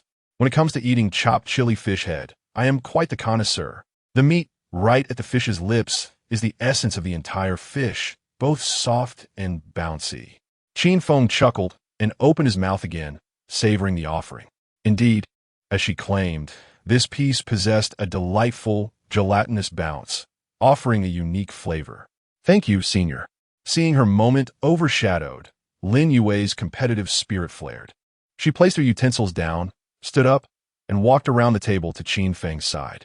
Then, to Tang Tang's astonishment, Lin Yue unhesitatingly spun around and sat on Qin Feng's lap. "Lin Yue, how much do you weigh?" Qin Feng was taken aback by the sudden warmth and fragrance enveloping him, instinctively asking. Lin Yue pouted in discontent, wriggling her soft waist in his embrace. "I weigh 95 pounds, so what? Do you think I'm heavy? I'm so slender." Qin Feng chuckled softly, his right hand instinctively encircling her delicate waist. "Slender as an A4 sheet, light as a feather. How could the illustrious school beauty, Lin, possibly be heavy?" Chapter 54. Culinary Temptation. Lin Yue, thoroughly satisfied, raised her chin with an air of pride and cast a provocative glance at Tang Tang across the table. "If I sit on your lap, will I crush you?" she questioned with a hint of arrogance. Qin Feng shook his head, replying, "You won't crush me." Lin Yue laughed joyfully, resembling a fool. "Then it's settled. Come, darling. Let's feed each other while making her watch. It will drive her mad." Tang Tang, observing this scene, could only shake her head in resignation yet amusement, picking up her chopsticks to indulge in a generous mouthful of food. "What is there to be upset about? You two are busy flaunting your affection, and I might as well seize the opportunity to enjoy it a bit more." Qin Feng reveled in the warm presence of the enchanting Lin Yue, delighting in the sight of the two stunning school beauties vying for his attention. One was assertive, while the other played the role of an admirer. Indeed, it is the obedient and charming woman who possesses the utmost allure. After some playful banter, Qin Feng gently squeezed Lin Yue's shoulder and said, "All right, enough of the antics. You two should take several clear and exquisite photos of these dishes and send them to Mu Qingyan, asking if she would like to join us." If she agrees, set some aside for her. If she declines, well, you understand. Qin Feng smirked, nodding knowingly. Lin Yue and Tang Tang exchanged glances, both wearing expressions that conveyed their understanding. So you were waiting for her here, Lin Yue teased. Indeed, Qin Feng affirmed. How could one let go of such a captivating cheerleader with an alluring figure so easily? Tang Tang chimed in. So you are deliberately toying with Mu Qingyin's feelings? Allowing her to experience the despair of abandonment before tempting her back with culinary delights? You boys truly are incorrigible. You have an uncanny ability to understand a girl's heart. In this regard, Qin Feng, you are indeed a master. Listening to their playful jabs, Qin Feng did not refute, but merely urged, all right, send them now. Fine. The two girls, not daring to say more, promptly took out their phones. They embarked on a comprehensive photo shoot of the vibrant and enticing chopped pepper fish head, the glistening Mao's braised pork, and various other delectable dishes. Close-ups, wide shots. Filters they strive to capture the irresistible allure of each dish to the fullest. Once the photos were taken, they opened their WeChat conversation with Mu Qinyin and sent the mouth-watering images in one fell swoop. After completing this task, they felt it was insufficient and began to send a flurry of persuasive messages. Lin Yue, beautiful Mu, hurry over for a feast. It smells divine. Drooling emoji, Tang Tang. We've saved some just for you, freshly made and still warm. Lin Yue, Qin Feng said that if you want to eat, you can come anytime. He.S. waiting for you. Tang Tang. Yes. Qin Feng also mentioned that you are a distinguished guest, and a seat must be reserved for you. Lin Yue, if you don't come, we'll finish it all. Such delicious food would be a waste to throw away. If it's here, we must enjoy it. Tang Tang. Qin Feng mentioned that he felt quite remorseful for hurting your wrist earlier, and this meal shall serve as a sincere apology to you. Lin Yue, are you really not coming? You might regret it for a lifetime. Tang Tang. Just take a whiff of the delightful chopped chili fish head. A taste of the unforgettable braised pork. In dormitory 324. Buzz, buzz. The phone vibrated incessantly on the desk, the sound shattering the tranquility of the silent room.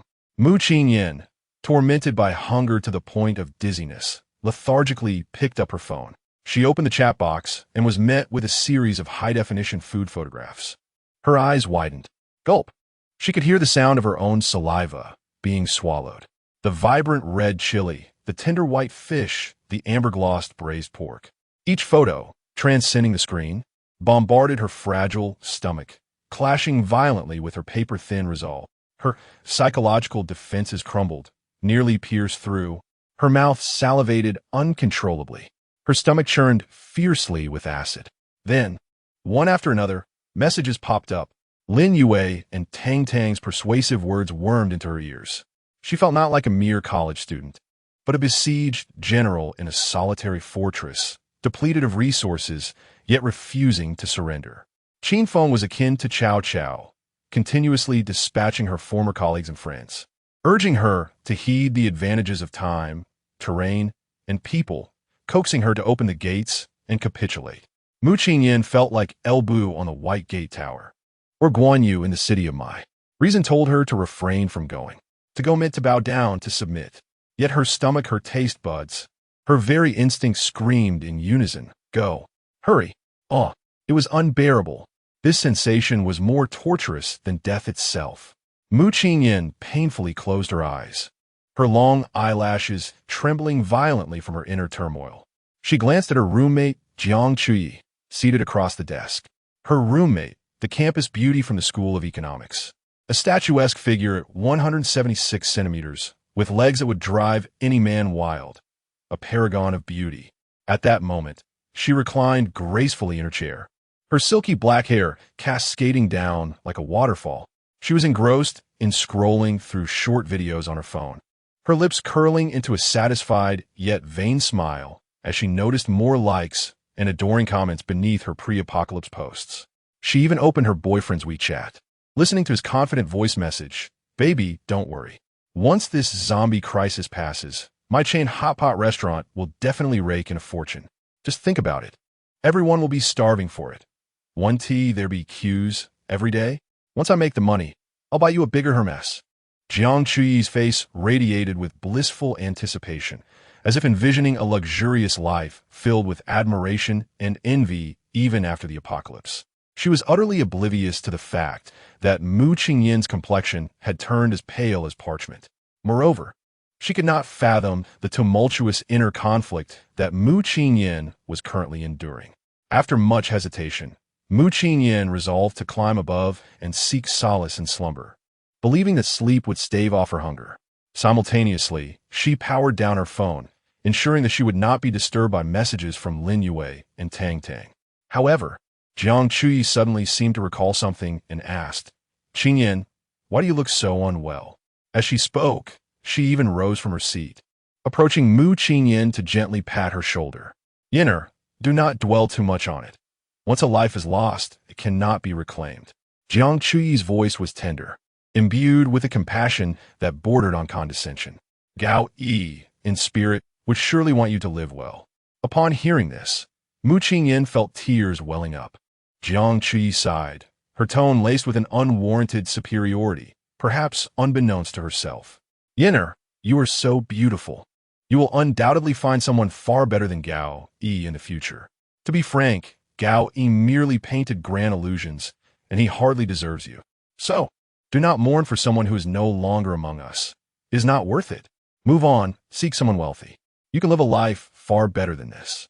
Each of Jiang Chuyi's remarks struck Mu Qingyin like a hammer, shattering her self-esteem. What did it mean to find someone better than Gao Yi? What did she mean by saying Gao Yi merely painted illusions? What did she mean by seeking someone wealthy? Gao Yi hailed from a family of officials. Was he not superior to your boyfriend who runs a hot pot restaurant? An uncontrollable fury surged from the depths of Mu Qingyin's heart, igniting her eyes with a furious blaze. She abruptly lifted her head, fixing Jiang Chuyi with a piercing glare. "Jiang Chuyi, what do you mean? Speak clearly." Mu Qingyin's voice was hoarse, brimming with venomous hatred. "My boyfriend is dead. Do you think you're better off than I am? Your boyfriend runs a hot pot restaurant, so you feel superior to me? Are you pitying me? What are you even bragging about?" Jiang Chuyi was momentarily taken aback by Mu Qingyin's outburst, her expression shifting to one of discomfort. "Mu Qingyin, what madness is this? I was merely trying to comfort you. What is this attitude? Did I ask for your pity? Do I need your sympathy?" Mu Qingyin roared. "Do I need your compassion? Leave me be." Jiang Chuyi's face turned pale with anger, and she stomped her foot. "Have you lost your mind? You're insane." With that, Jiang Chuyi turned back to her upper bunk, pulled down the curtain, donned her headphones, and ceased to acknowledge Mu Qingyin. Trembling all over, Mu Qingyin's chest heaved violently as she shouted through her tears, "Jiang Chuyi, you are the one who is insane. Do not speak to me. I cannot be bothered to converse with you." Anger, humiliation, and sorrow intertwined within her, nearly tearing her apart. She bit her lip in anguish, recalling her boyfriend's death, and, overwhelmed, climbed on her bed, forcefully drawing the curtain shut. She lay on the pillow, weeping. The zombie crisis had erupted, and her boyfriend had been shot dead. It was a reality she could scarcely accept. This world was utterly fantastical. At that moment, her phone vibrated incessantly. Through her tear-filled eyes, Mu Qingyin glanced at her device and discovered she had been added to a stranger group chat. Brotherhood of Gao. Within the chat were Gao Yi's 3 roommates, Wang Bowen, Li Haoran, and Zhao Wenyu, a boy who had once pursued her. "Sister-in-law, Qingyin, are you all right? Lin Yue told us that Qin Feng locked you up for 2 days?" "Yes, sister-in-law, don't be afraid.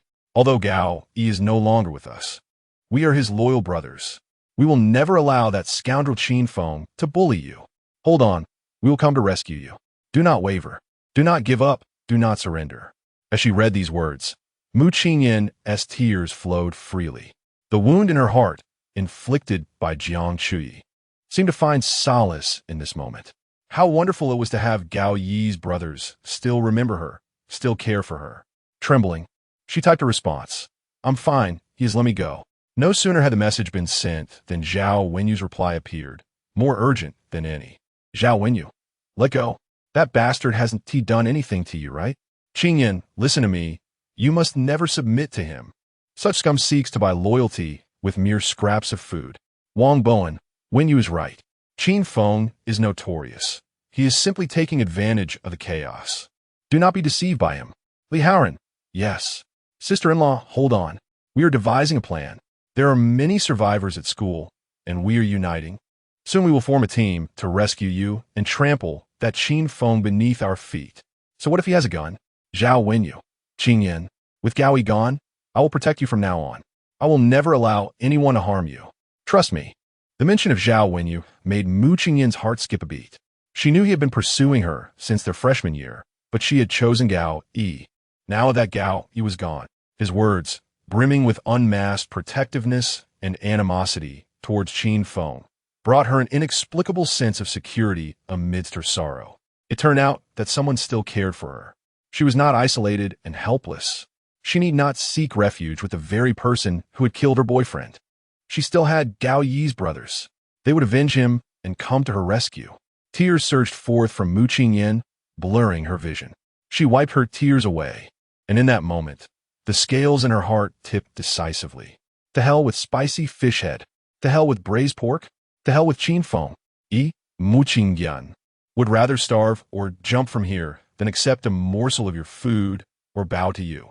With tears streaming down her face, she deleted the enticing images of delectable dishes from her phone, her gaze transforming into one of unwavering determination and resolute defiance.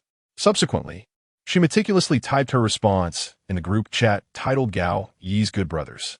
Indeed, I have faith in you all. I await your rescue. Mu Qingyan.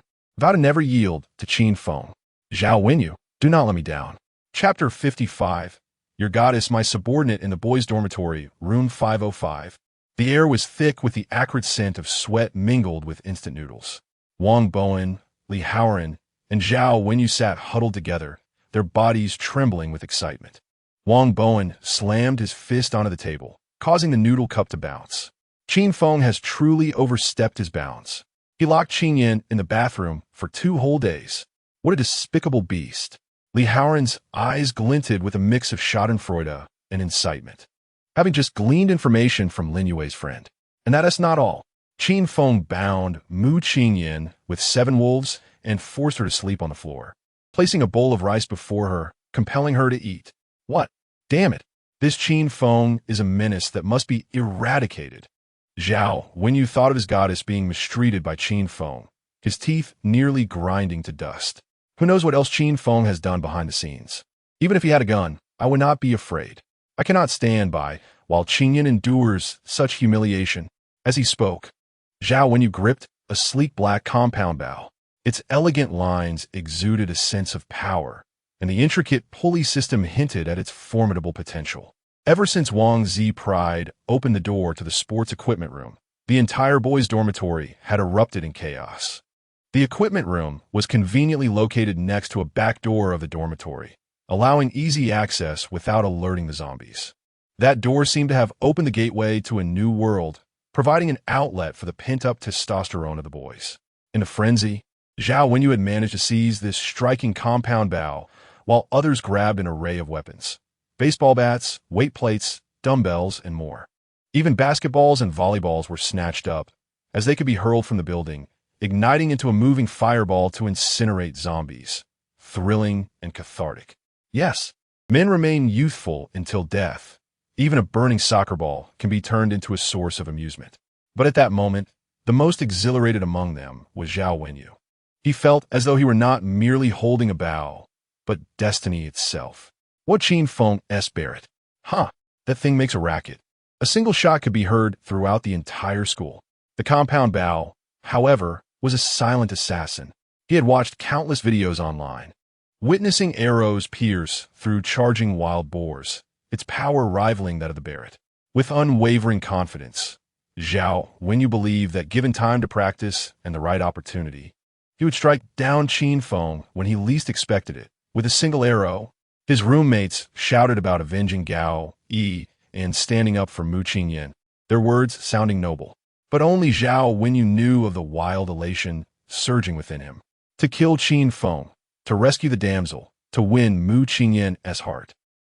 Zhao Wenyu had pursued Mu Qingyin since his freshman year. He assisted her cheerleading squad in filming short videos at the gym. He was the first to present flowers when she performed a dance at the welcome party.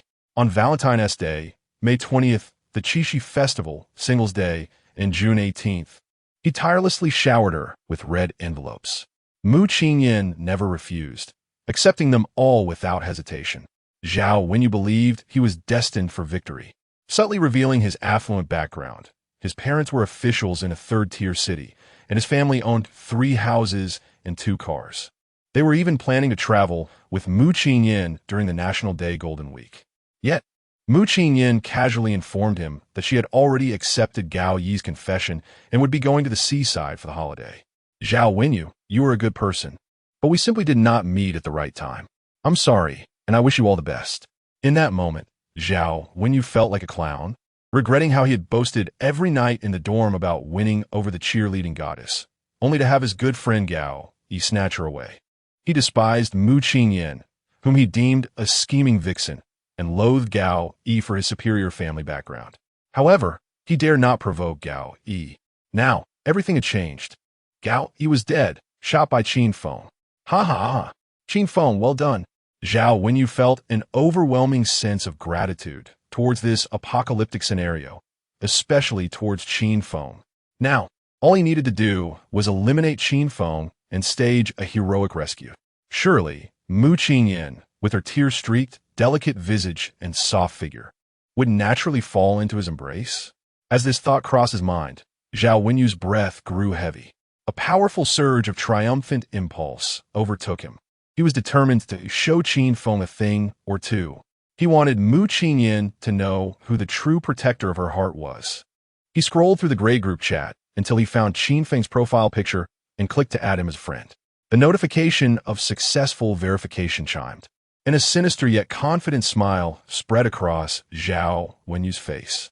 He snapped a photo of his compound bow and, adopting a tone of pronouncement, composed a message. Qin Feng, you are formidable.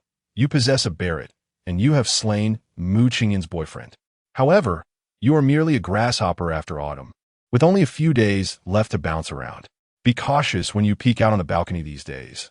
I will shoot you down with an arrow, pinning you like a dead dog to the ground, leaving you to struggle, unable to live and unable to die. Meanwhile, within the pristine white confines of the system's self-service dining space, Lin Yuai and Tang Tang were satiated after indulging in a sumptuous feast of Hunan cuisine. The 2 ladies lounged lazily on a genuine leather sofa, ready to watch some television. Tang Tang, darling, which drama shall we binge today? Lin Yuai inquired. How about a blockbuster movie? Suggested Tang Tang. As Lin Yuai clicked away on the remote, Qin Feng noticed the points were depleting far too quickly. He pulled Lin Yuai up from the sofa, disregarding Tang Tang's slightly bashful gaze, and dragged Lin Yuai into a bedroom. The door was gently closed behind them. Qin Feng pressed Lin Yuai against the wall, his fervent kiss landing on her fair cheek. Lin Yuai's body melted instantly. Husband, I love you. I like you so much. I truly cannot bear to be apart from you for even a day. I wish these days could last forever, free from early morning classes and job hunting. Aside from not being able to shop or online shop, everything is perfect. In Lin Yui's eyes, there existed a profound and unreserved admiration and attachment towards Qin Feng. In this apocalyptic world, where human life is treated as insignificant, Qin Feng was her deity, her everything. Qin Feng responded in a low murmur, his hands grasping Lin Yui's slender waist. Behave well. Ding. Name, Lin Yue. Gender, female. Height, 168 centimeters. Weight, 55 kilograms. Figure, pure and alluring. Appearance, 90 points. Department, foreign languages. Interests, dance, gardening. Current emotional progress, ultimate devotion. System detected a significant increase in happiness and admiration values for the campus beauty Lin Yue. Comprehensive assessment, rewarding host with 10,000 points. Afterward, Qin Feng reclined on the bed, watching Lin Yue as she began searching for a new dress. His phone emitted a soft buzz. A notification of a friend request approval appeared, along with a message from someone named Zhao Wenyu. Qin Feng picked up his phone, accepted the request, and opened the message, revealing a photo of a compound bow accompanied by a childish yet venomous threat. Instantly, Qin Feng's gaze transformed from warmth to frigid coldness, a faint, chilling smile gracing his lips. He sprang up, hastily dressing himself. He then approached the wardrobe, retrieving the entirely black Barrett M82A1, exuding an aura of death.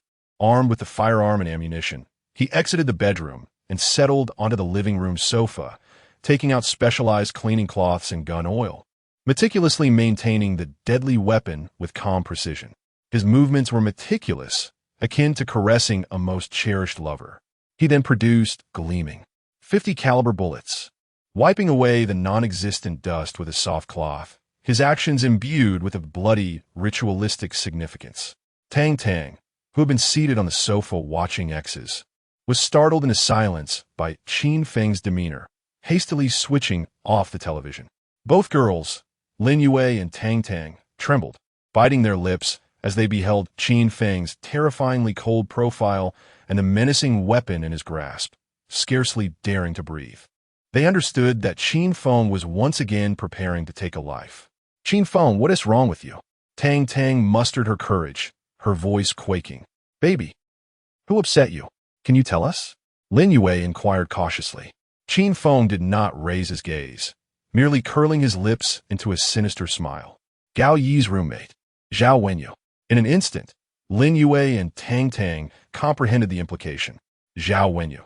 He has been pursuing Mu Qingyan since freshman year. Lin Yue's complexion drained of color as she explained.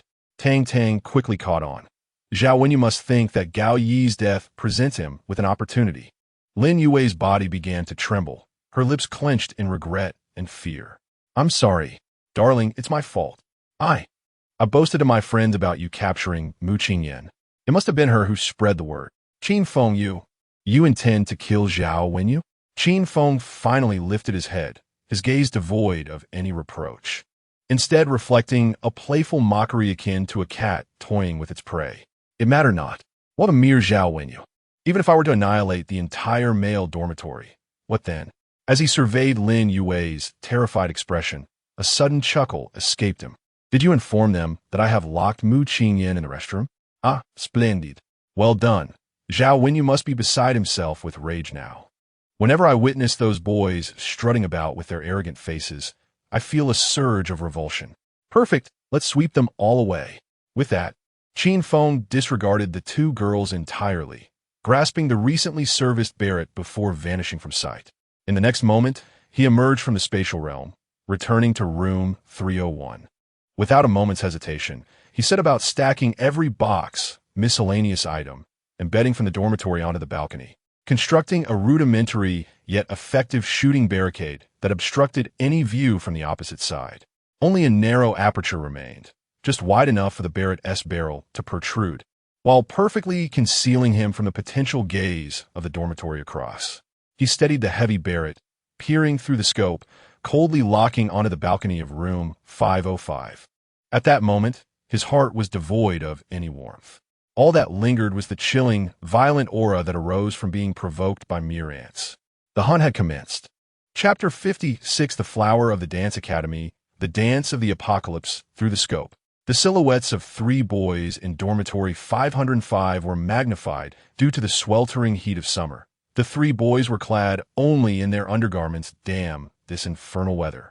Even the zombies are nearly being roasted alive. Li Haoran, bare-chested and clad in only his shorts, fiddled with a weight plate, cursing in frustration. Wang Bowen leaned against the balcony door, chuckling. "I wonder how the girls are faring in this heat. What are they wearing? Liudan Rublia. Where's that scoundrel Qin Feng hiding, enjoying air conditioning and a feast in some corner?" Wang Bowen added, "Speaking of which, Qin Feng has monopolized both Lin Yue and Tang Tang. Isn't that a slap in the face to us boys? With so many of us, can we deal with just him?" Li Haoran retorted, "Once Yugu's compound bow is ready, I'll shoot an arrow through Qin Feng's throat." The one referred to as Yugu, Zhao Wenyu, was toying with a sleek black compound bow. He drew the string back, mimicking an aiming posture into the air, his gaze fierce. "Don't worry, I've been practicing diligently. Once I shoot Qin Feng dead with an arrow, we'll head to room 424 and rescue Mu Qingyan. To be honest, Mu Qingyan has always been the one I've pursued. She should be my girlfriend." Zhao, when you envisioned Mu Qingyan rushing into his arms, tears glistening like pear blossoms, a smile involuntarily spreading across his face. Li Haoran, and Wang Bowen laughed heartily, completely unaware that the grim crosshairs were now fixed upon one of their heads. A cold smile crept upon Qin Feng's lips, though he could not hear their banter. Their audacious demeanor against a king was utterly amusing. Qin Feng gently adjusted his breath, his fingers steadily resting on the trigger. Boom! The thunderous sound instantly shattered the silence of the entire campus. Without a silencer, the terrifying sonic boom of a 12.7mm bullet gripped everyone's hearts like an invisible hand. Some girls washing up on the balcony were paralyzed with fear. Some collapsed to the ground, while others frantically scurried back into their dorms, desperately pulling the curtains and hiding beneath their blankets. The boys' dormitory echoed with cries and screams. What was that sound? Where did the explosion occur? It can't be Qin Feng again. Has that lunatic lost his mind? He is shooting again. Quickly hide. That fiend. Meanwhile, in dormitory 505, just a second ago, Wang Bowen, who had been shouting, suddenly had his head explode like a watermelon crushed by a heavy blow. His brain splattered red and white, instantly coating the glass doors of the balcony. Wang Bowen's towering figure fell backward, crashing heavily onto the floor, his gaze vacant, his face turning ashen, blood swiftly pooling into a glaring puddle. Damn! Li Haoran and Zhao Wenyu's pupils constricted in shock. The ultimate terror rendered their minds blank. As the two of them tumbled and crawled into the corner, hiding behind the concrete load-bearing wall, their bodies trembling uncontrollably. What on earth is happening? No, don't move. Don't move. Listen to me. Keep an eye on the angle. Stay behind the wall. Ah, dear God. A warm liquid swiftly spread along Zhao Wenyu's inner thigh, a foul stench immediately permeating the air. Zhao Wenyu had wet himself. It's Qin Feng. That brat has used the sniper rifle again. Li Haoran's voice trembled uncontrollably. Don't move. For heaven's sake, don't move. Zhao Wenyu pressed his voice down, howling like a dying wild dog. He is definitely still aiming. We can't see him. Snipers. It's been portrayed in movies. Show your head and you die. Thus, they remained crouched behind the wall, paralyzed with fear, their breathing nearly halted as an hour passed, feeling like several centuries. On the balcony, Qin Feng coldly observed the two quaking live targets through the scope, a sneer curling his lips. He slowly retracted the barrett, his movements unhurried, before turning back into the dormitory. Upon turning, he noticed Lin Yue and Tang Tang, their legs and chins trembling, and Qin Feng smirked slightly, grasping their hands, instantly vanishing back into the system space. In the pure white world, everything was eerily tranquil. This was the system's independent space, immaculate, resembling a pristine cage or an impenetrable fortress. Qin Feng sat on the sofa, spreading a black velvet cloth over the surface of the coffee table. Upon the cloth, the components of the Barrett M82A1 were meticulously disassembled, glimmering with a cold metallic sheen. Each inch of steel seemingly still imbued with a residue of gunpowder and blood from earlier. He focused intently on cleaning each part with gun oil, his movements precise and methodical, as if he were polishing a beloved piece of art rather than a weapon that had just claimed a life. Lin Yue and Tang huddled on the distant sofa, not daring to come too close. The two girls were striking. One exuded an innocent allure, dressed simply in a white t-shirt and denim shorts that accentuated her youthful curves, while the other was a tall and elegant dancer, clad in a black strappy long dress that highlighted her snow-white skin and cold, captivating demeanor. Yet at this moment, their beautiful faces were etched with pallor, their slender legs continuing to tremble uncontrollably. The thunderous gunshot that had torn through the sky still echoed in their ears. The air felt suffocating. Finally, Lin Yue mustered her courage to break the silence with a voice barely above a whisper. Qin Feng, have you killed again? Without lifting his head, Qin Feng continued his task, his tone devoid of any emotion, simply nodding. Wang Bowen, deceased. Tang's heart lurched painfully, her fingertips turning icy in an instant. She queried with a quivering voice. Yes. Dead? Qin Feng picked up a golden .50 caliber bullet, toying with it between his fingers, a cruel smile playing at the corners of his mouth. Quite dead. His head resembled a rotten watermelon. The complexions of the two girls turned a shade paler, their stomachs churning tumultuously. Lin Yue, suppressing her discomfort, voiced her deepest curiosity. Why? Only kill one. Qin Feng finally ceased his actions, lifting his gaze to sweep over the two girls. The game of cat and mouse loses its allure if played in one go. His voice was soft yet carried a chilling resonance that sent tremors through the very soul. Today one shall perish, tomorrow another. I intend to make the remaining Zhao when you live in constant dread of death with every fleeting second. I will compel him to witness his companions fall one by one, until it is his turn. I desire to see him crumble in despair. Tang Tang and Lin Yue exchanged glances, each reflecting the utmost terror and a hint of morbid admiration. This man is a devil. Fortunately, they stood beside the devil. Qin Feng shifted his gaze from the girls to a brand-new wine cabinet nestled in the corner. Inside the temperature-control cabinet lay a bottle of Ch. Lafite Rothschild from Bordeaux and a bottle of Royal Salute 21-year-old Scotch whiskey. Senior Tang Tang, Qin Feng spoke casually. Let us uncork a bottle to celebrate. Oh, very well. Tang Tang appeared relieved, promptly rising from the sofa. Lin Yue quickly followed suit. ILL fetched the glasses and a corkscrew. The two girls worked together, and with a soft pop, the cork of the red wine was removed, releasing a rich fruit aroma that enveloped them.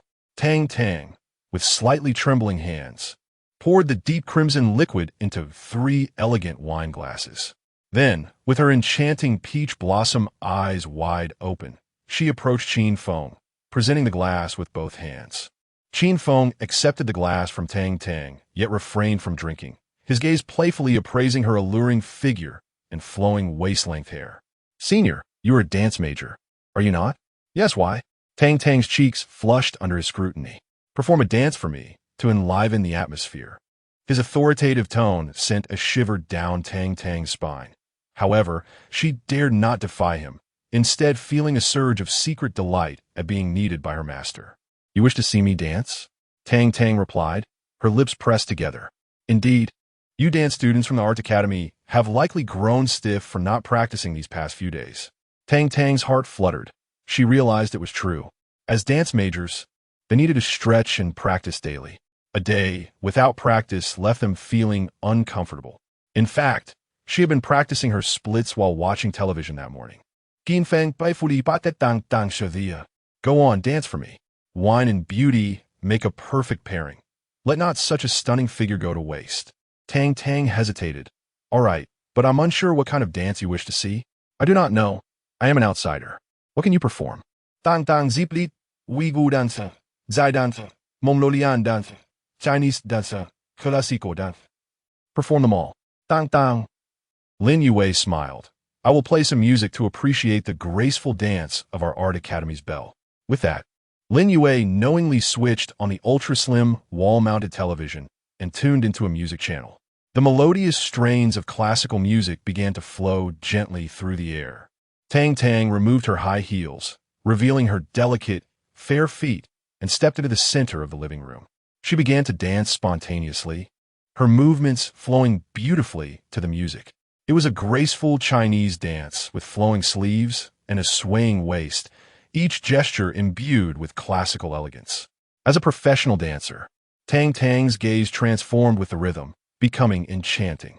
However, as the music shifted, her dance took on a different essence. Her eyes, filled with reverence, were fixed on Qin Feng, reminiscent of a court dancer from ancient palaces.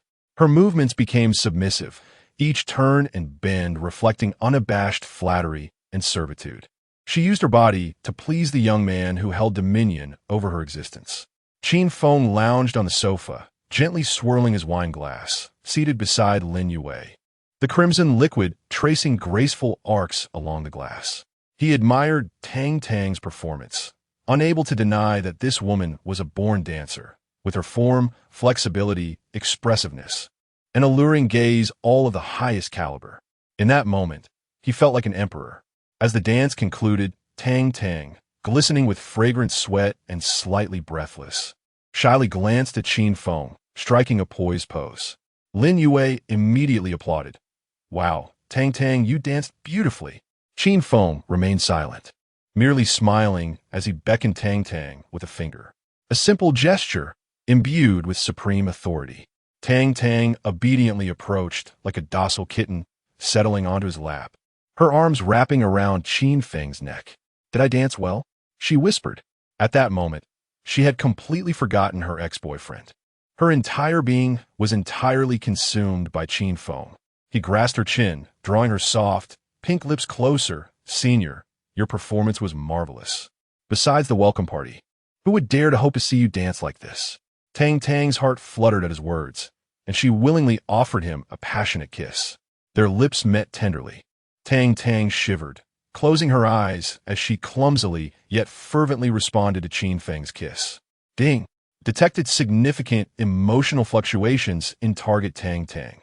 Name: Tang Tang. Gender: female. Height: 172 centimeters. Weight: 50 kilograms. Figure: curvaceous. Beauty score: 92. Department: Art Academy. Dance major. Hobbies: dancing, watching dramas. Emotional progress: active, devoted.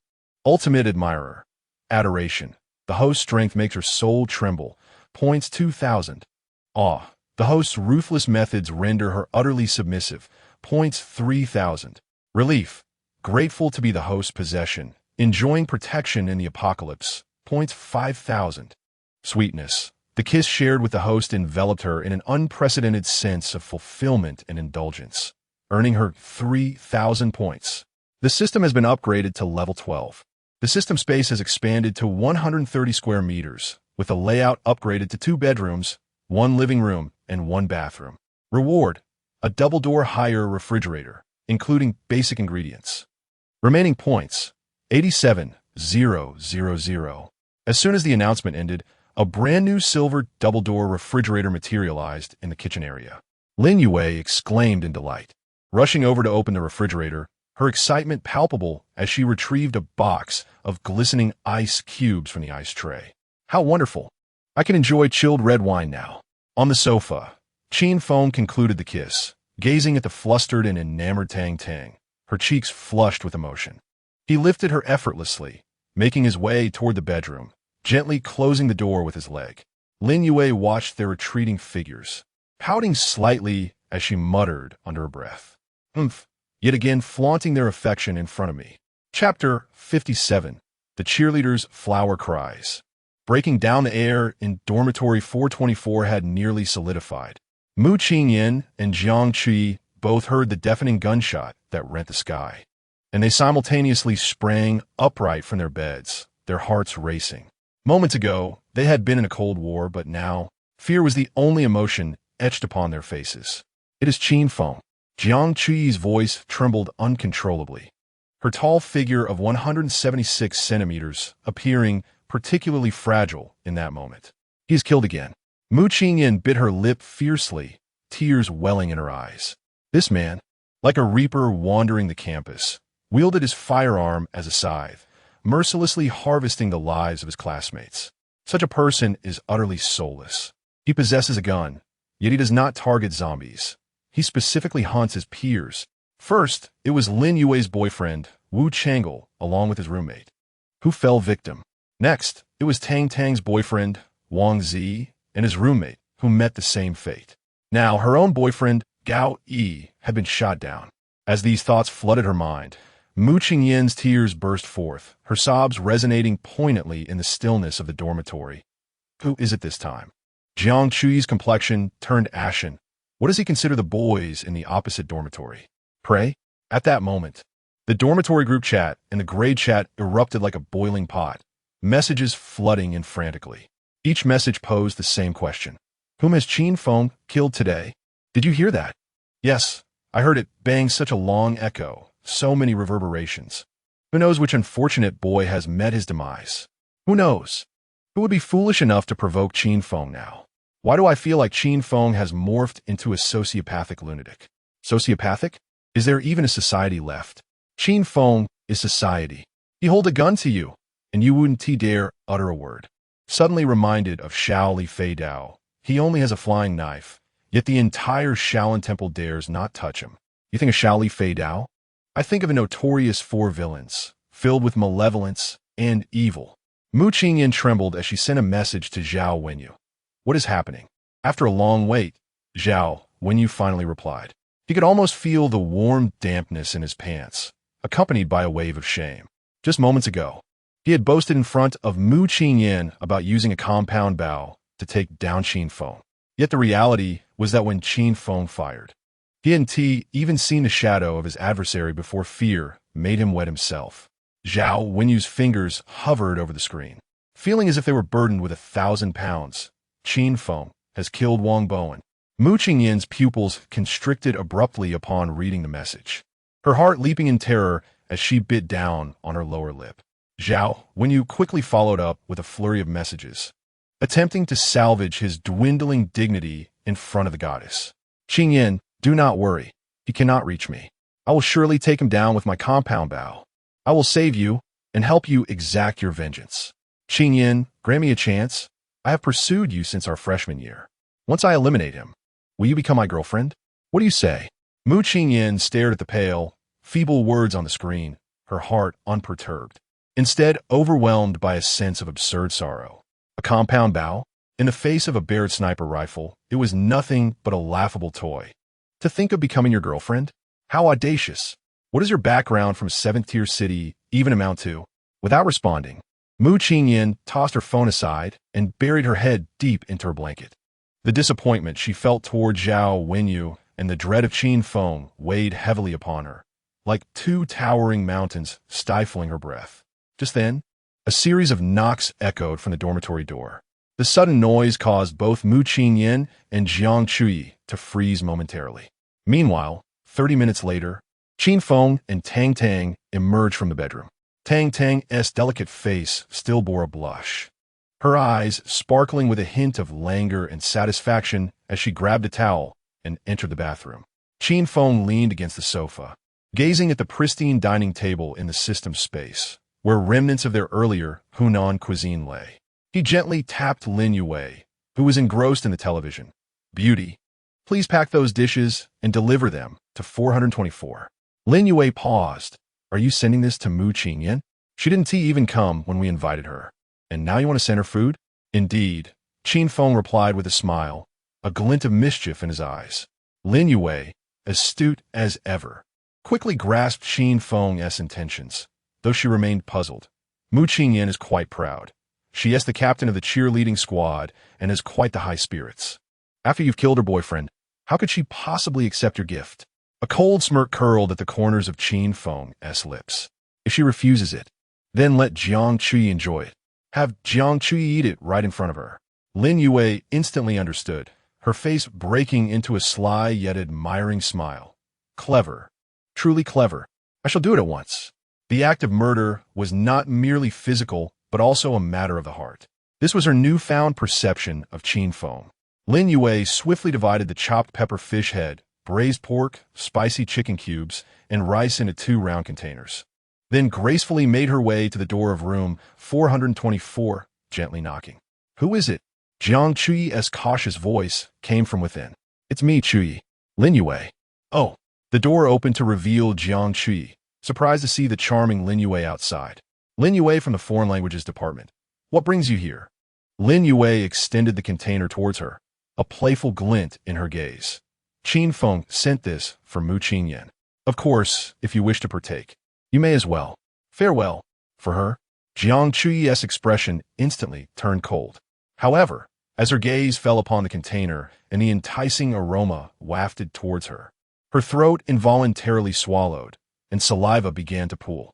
Since the apocalypse, Jiang Chui hadn't encountered a proper hot meal in far too long. Now, she found it impossible to resist. Just one glance sent her mouth watering uncontrollably. Lin Yue observed Jiang Chui, a part-time car model, with a smirk in her heart. In ancient times, there was a tale of 2 peaches leading to the demise of 3 warriors. In modern times, there was Qin Feng, who used a simple lunchbox to sow discord between 2 beautiful roommates. Jiang Chui coldly placed 2 meal boxes on Mu Qingyan's desk. Dear, I've left your things here. Mu Qingyan, lying in bed, felt a surge of humiliation and anger upon overhearing the conversation. Qin Feng, he has killed my boyfriend. Now he brings food to tempt me? Mu Qingyan abruptly leaped from her bed, her eyes burning with rage, exclaiming, Is Qin Feng out his mind? I would rather starve than touch anything he has brought. Dispose of it. Lin Yue smiled and shrugged, saying, Yin'er, I've delivered the message. Whether you eat or not is entirely up to you. With that, she turned and walked away, leaving behind a graceful silhouette. Mu Qingyan trembled with fury, jumping off the bed. Though hunger gnawed at her, thoughts of Qin Feng locking her in the bathroom for 2 days and the memory of him taking the life of her promising boyfriend fueled her rage. She seized the meal boxes from her desk, intent on storming to the restroom to dispose of them in the toilet. However, a delicate yet firm hand seized her wrist. It was Jiang Chui. What are you doing? Let go. Mu Qingyan screamed, standing tall at 176 centimeters. Jiang Chui possessed both height and strength. She fixed her cold gaze upon Mu Qingyan and stated, If you wish to end your life, do not drag me along. I will eat. Do not throw it away. Mu Qingyan cried, This is the humiliation Qin Feng has inflicted upon me. It is food.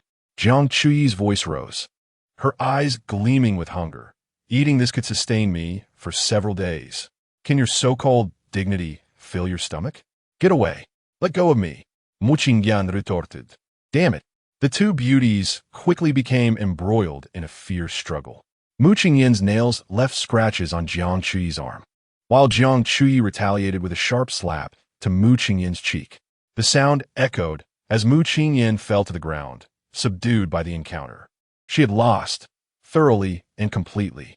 Crouching on the floor, Mu Qingyan sobbed, then rose to grab the cup that Gao Yi had gifted her, hurling it to the ground in a fit of rage, shattering it into pieces. Despair enveloped her as she cried out, Woo, my boyfriend is gone. Has my world crumbled too? Who are you throwing things for? What if the glass shards injure my foot? Clean it up. Jiang Chui ordered angrily. I won't clean it. Let hurt you. It's your fault. If you dare, hit me. Mu Qingyan cried. Bitch.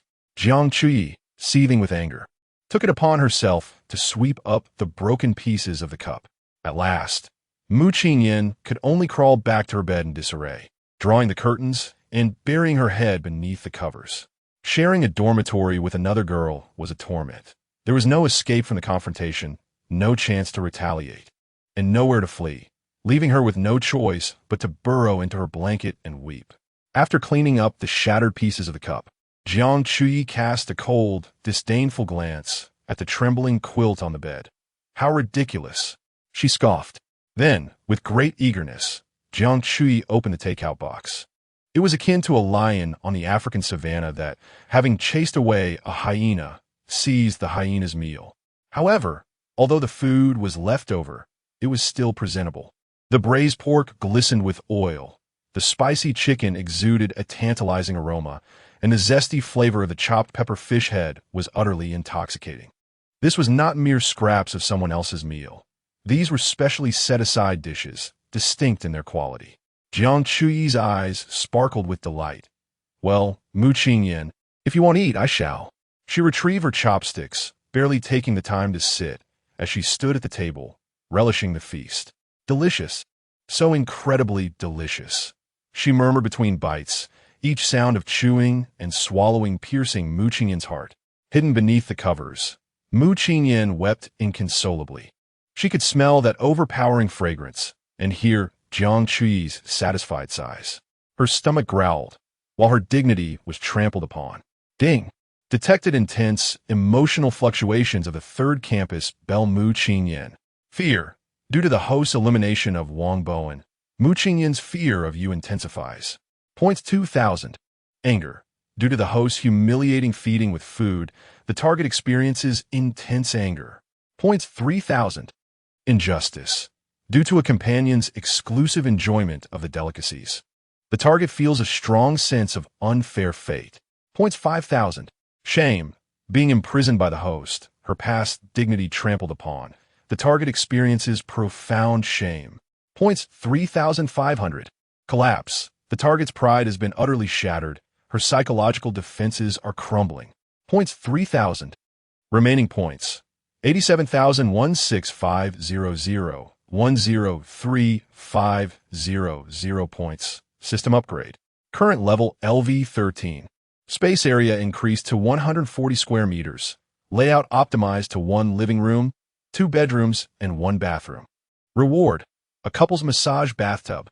Living room: 50 square meters, master bedroom. 40 square meters, new secondary bedroom. 30 square meters, bathroom. 20 square meters. Mu Qingyin's emotional progress bar updated. Humiliation: submissive. Proactive: dog-like, ultimate dog-like. Chapter 58. Lin Yue and Tang Tang's bath. Jiang Chui indulges in delight. She sat comfortably at Mu Qingyin's desk, clad in an exceedingly short pair of denim shorts that barely concealed her well-defined curves. Her long, slender legs were crossed with abandon, and her bare feet swayed gently in the air, creating a provocative arc.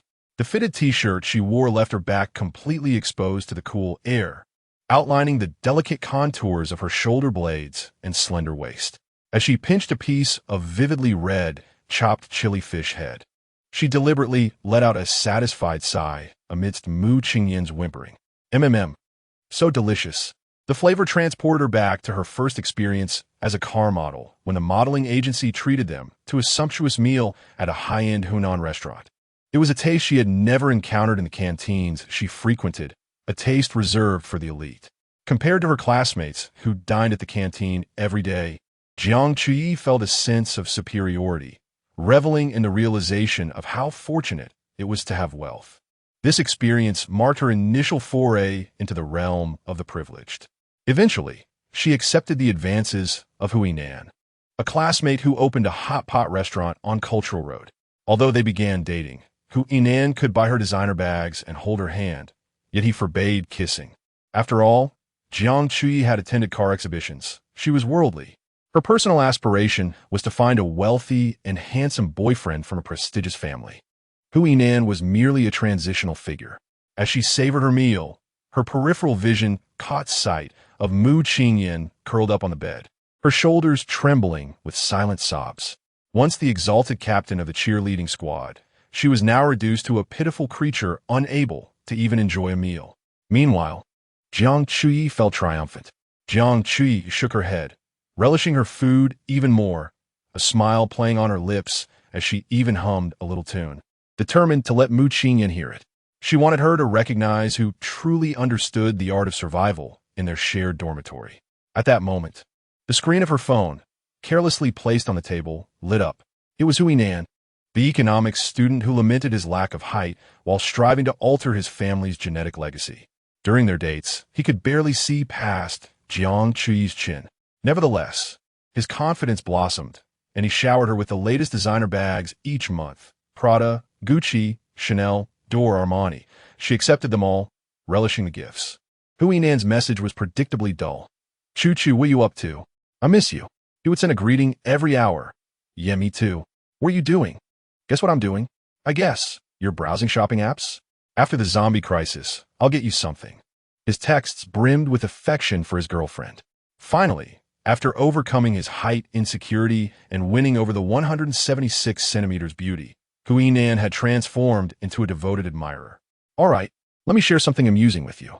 ISNT Qin Feng, involved with Lin Yue and Tang Tang?" He remains undeterred, continuing to harass Mu Qingyan, even bringing her meals, spicy fish head and braised pork, delicious fare indeed. "Did Qin Feng come to your dorm? Did he really bring you food?" "Yes. Qin Feng sent Lin Yue over. He himself did not come." "Oh, that's good. The entire male dormitory is planning to unite against Qin Feng, so be cautious." "Don't worry. Since Qin Feng didn't come, I won't see him. However, the food he provided is truly delightful." "Where did he procure these Hunan dishes?" "How would I know? He has his ways." "Nonsense. The only way to thrive in this society is with money. I have the means." "My dear, just wait. I will give Qin Feng some money to ensure he delivers meals to you daily. Money can work wonders. Await my good news." Jiang Chui was bewildered, her mind filled with questions.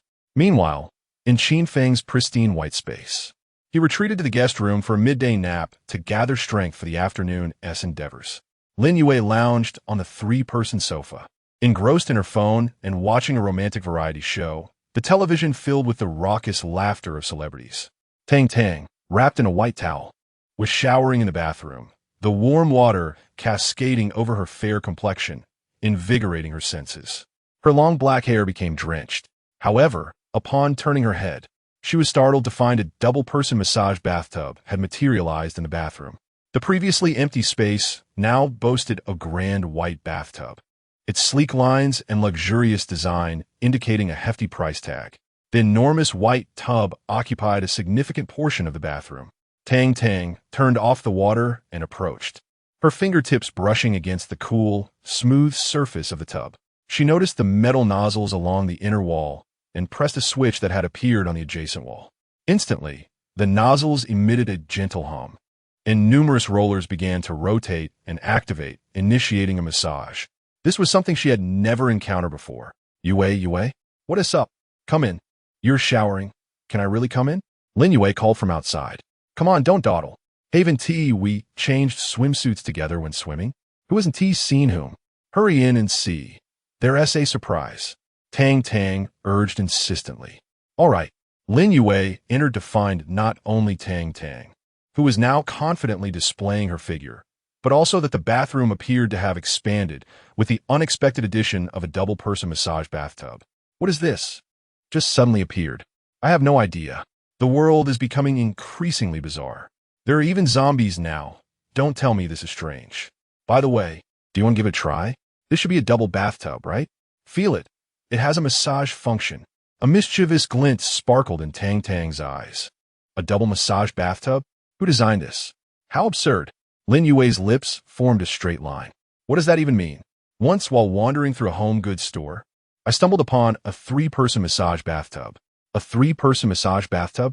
Who would indulge in such a peculiar notion of bathing together? Lin Yue bit her lower lip. It's for parents and children, silly, Tang Tang said, affectionately gazing at her best friend. Ah, fine, Lin Yue nodded. Hey Yue, how about we give it a try together? Tang Tang's eyes sparkled with mischief. Lin Yue widened her eyes in disbelief. Us? Bathing together? Tang Tang? How bold of you. How audacious. I like it. Tang Tang smiled. Yes, while Qin Feng is asleep, let us have a girls' night.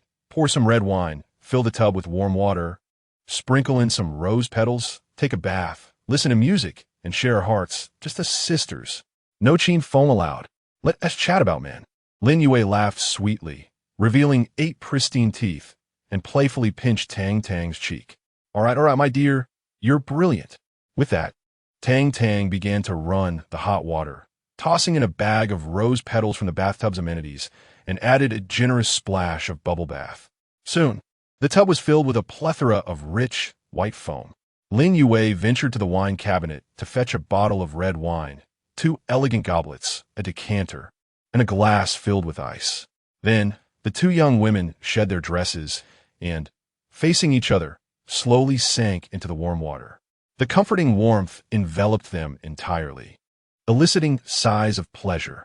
The foam rose to their chests, leaving only their fair shoulders and necks exposed. Ah, this feels divine. Clink. Lin Yue and Tang Tang's glasses met with a soft chime. A toast to the end of days. Lin Yue proclaimed after a moment's thought. Goodness, why toast to the end of days? Dang dang gao de. Because today marks the most delightful day since I began university.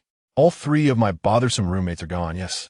Those annoying ones, including Chao Hong. Meanwhile, many beautiful girls are starving, like Mu Qingyan, yet here I am, luxuriating in a bath with my best friend. Don't you think that is splendid? Lin Yue smiled. All right then, let us toast to the end of days. Tang Tang replied, also smiling as she clinked her goblet against Lin Yue's.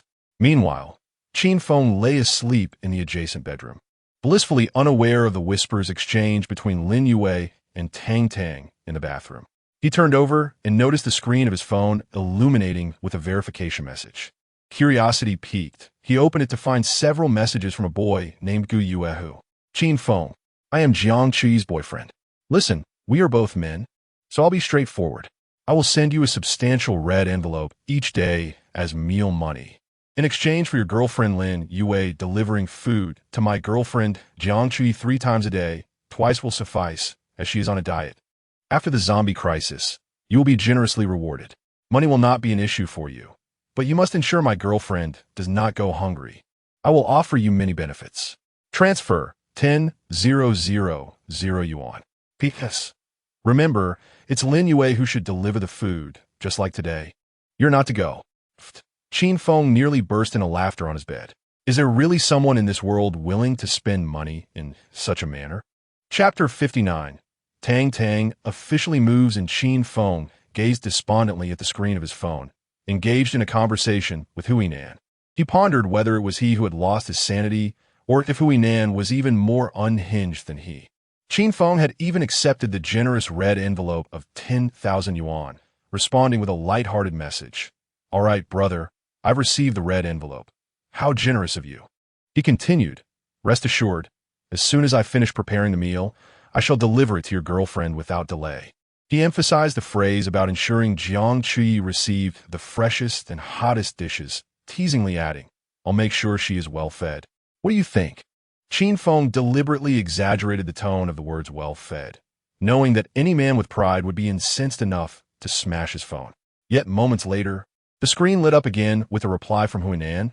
Yes, money is not an issue. I'm counting on you. Qin Feng couldn't help but burst into laughter, nearly toppling off the sofa in amusement. Rest assured, I shall take great pleasure in being of assistance. He tossed his phone aside and sank into the soft embrace of the three-seater couch. Grabbing the remote, he switched off the mindless variety show that Lin Yue adored. The screen now displaying a sports channel as he aimlessly scrolled through classic NBA and match replays from previous years. In the bathroom, the sound of running water intertwined with the laughter of the girls, the soft music of their chatter drifting through the air like feathers teasing the ears. Qin Feng strained to listen. Their light-hearted gossip showed no signs of abating. Unable to resist any longer, he rose and tiptoed to the bathroom door, peeking inside. Goodness! Amidst the swirling steam, two figures emerged from the foamy bath. Lin Yue and Tang Tang held elegant wine glasses, swaying the deep red liquid within while engaging in an animated discussion about life. Their damp hair flowed like seaweed, artfully concealing their forms below the collarbone, revealing only their soft, fair shoulders and delicate collarbones. Qin Feng's gaze lingered for a moment longer than intended. How infuriating! You mustn't look. Lin Yue was the first to notice him, playfully scolding as she tossed a handful of foam in his direction. Get out! This is our girl time. Tang Tang chimed in, her cheeks flushed, whether from the steam or embarrassment. It was hard to tell. Qin Feng chuckled silently and promptly retreated, resuming his seat on the sofa, his attention returning to the television, which was now showcasing a Bulls game from 1998. Meanwhile, the whispers continued in the bathtub. Honestly, Wang Zi was quite sincere with you. Lin Yue sighed softly. Did Wu Changle ever treat you poorly? Tang Tang replied wistfully. Alas, it's all over now. They're all gone.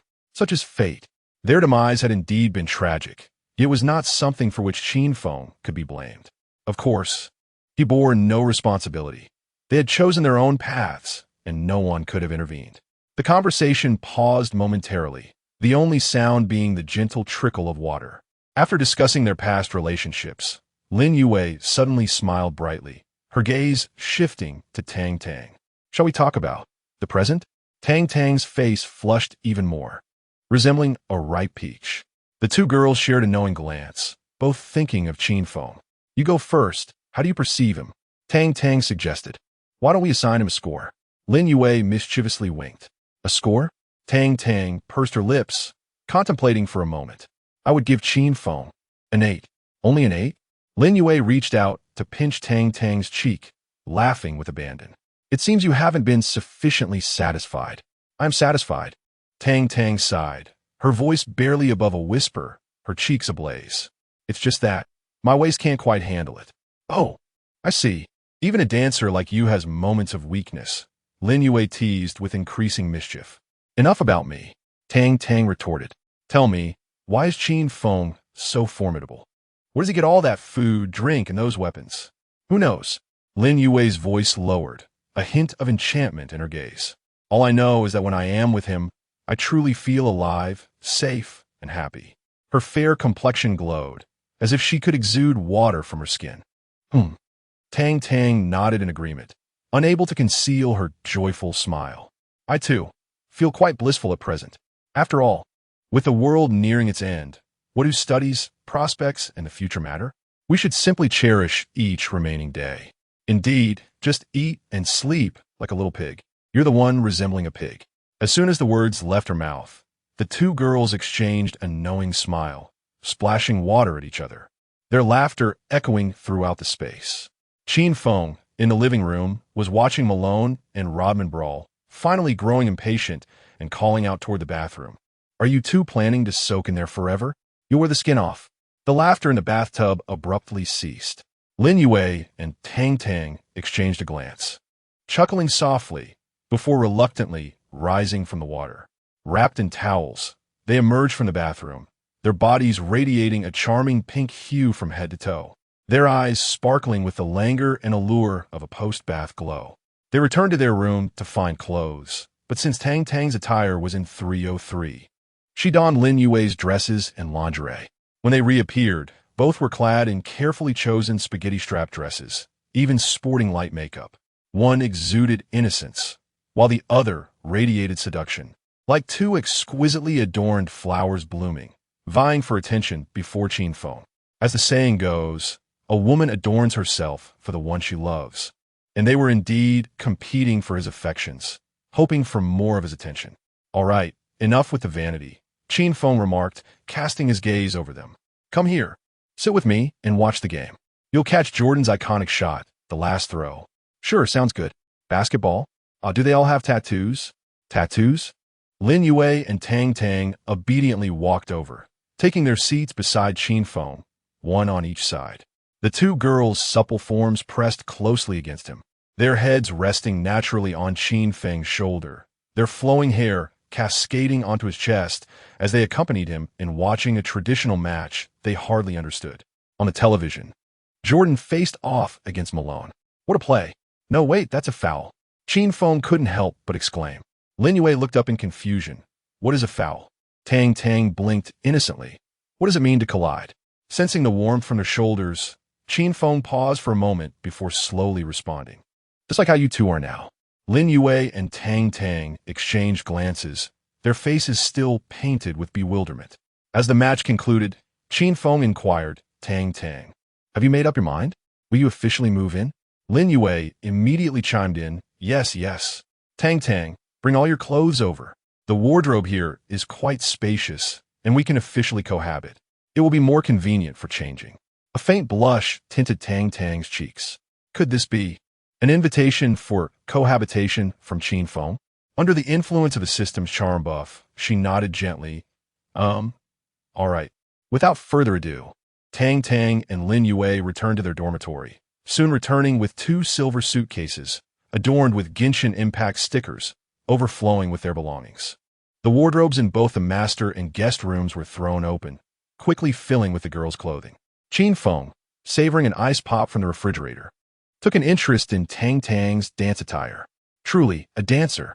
Various colored, fitted practice outfits, gymnastics leotards that perfectly accentuated her curves, and several pairs of distinct dance shoes exuded an alluring charm.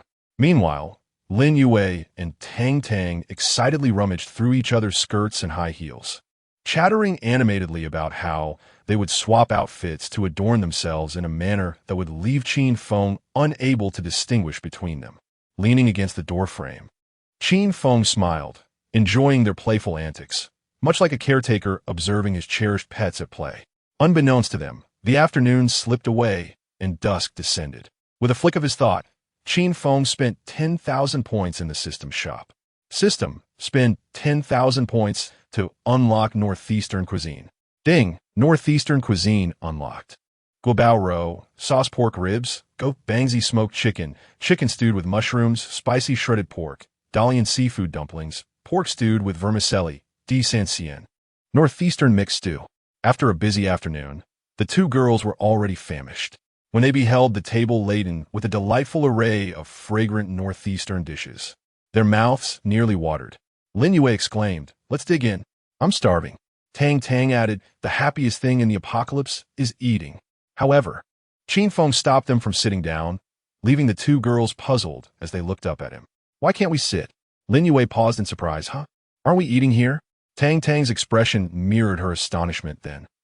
What are we supposed to do? A sly smile curled at the corners of Qin Feng's lips, his eyes gleaming with a mischievous sparkle. Let's pack everything. We shall head to dormitory 424 and enlist Jiang Chui to join us, feasting before Mu Qingyan. Lin Wei. Dang dang. All right, you truly are incorrigible. Chapter 60. In front of Mu Qingyan, displaying affection with the three school beauties Lin Yue and Tang Tang exchanged knowing smiles, diligently packing their items. 10 steaming dishes of hearty northeastern cuisine were meticulously categorized and placed into exquisite thermal containers. Fragrant rice was also packed separately, yet conspicuously. There was no portion prepared for Mu Qingyan. With everything in place, the two girls returned to the mirror, carefully retouching their makeup. Even in the face of apocalypse, they were determined to maintain the refinement and elegance befitting school beauties. Qin Feng leaned against the doorframe, reveling in the picturesque scene before him. The two girls, each carrying large bags filled with carefully packed delicacies, followed Qin Feng out of room 301, traversing the desolate corridor towards room 424. Qin Feng lagged behind, his gaze lingering on the swaying figures ahead. Delicate straps accentuated their graceful shoulder and neck lines, while their long hair danced alluringly with each step, tracing enchanting arcs. Their slender waists, barely graspable, twisted with an array of captivating charm. Soon, the trio arrived at the entrance of room 424. The sound of knocking echoed sharply in the quiet hallway. Inside the dormitory, Jiang Chui was engrossed in her phone screen, a barely perceptible smirk playing on her lips. Huinan, baby, I have good news for you. Jiang Chui. Huinan, I've managed to bribe Qin Feng. From now on, he will ensure Lin Yue delivers meals to you every day. Am I impressive? Jiang Chui. This series of ellipses conveyed her disdain. Ah, are all men this childish? You think you can manipulate Qin Feng? Ha! He wields a gun and seems to possess boundless resources. Does he truly need your petty sum? His sending Lin Yue is merely a charade for Mu Qingyan, attempting to dismantle the psychological defenses of that beautiful cheerleading captain with food and a semblance of stability. Of course, there could be another possibility. Jiang Chui's gaze flickered to her blurred reflection in the mirror. Perhaps Qin Feng's intentions were aimed at me as well. After all, she harbored absolute confidence in her looks and figure. Qin Feng, do you think a mere meal can lure me? I shall not allow you to succeed. Jiang Chui lazily shifted her posture, her long, slender legs crossed elegantly, one knee raised. On her feet, a pair of 8-centimeter black high heels swayed gently, the spoils Huinan had purchased for her at the cost of 2,400 yuan. Even in the dormitory, she relished the occasional opportunity to wear them, savoring the feeling they bestowed. At that moment, the knocking at the door confirmed her thoughts. Knock, knock, knock. They're here. She quickly replied to Huinan. Got it, baby. How much did you give Qin Feng? Huinan, a generous gift of 10,000 yuan. He accepted it instantly. Money truly can buy everything.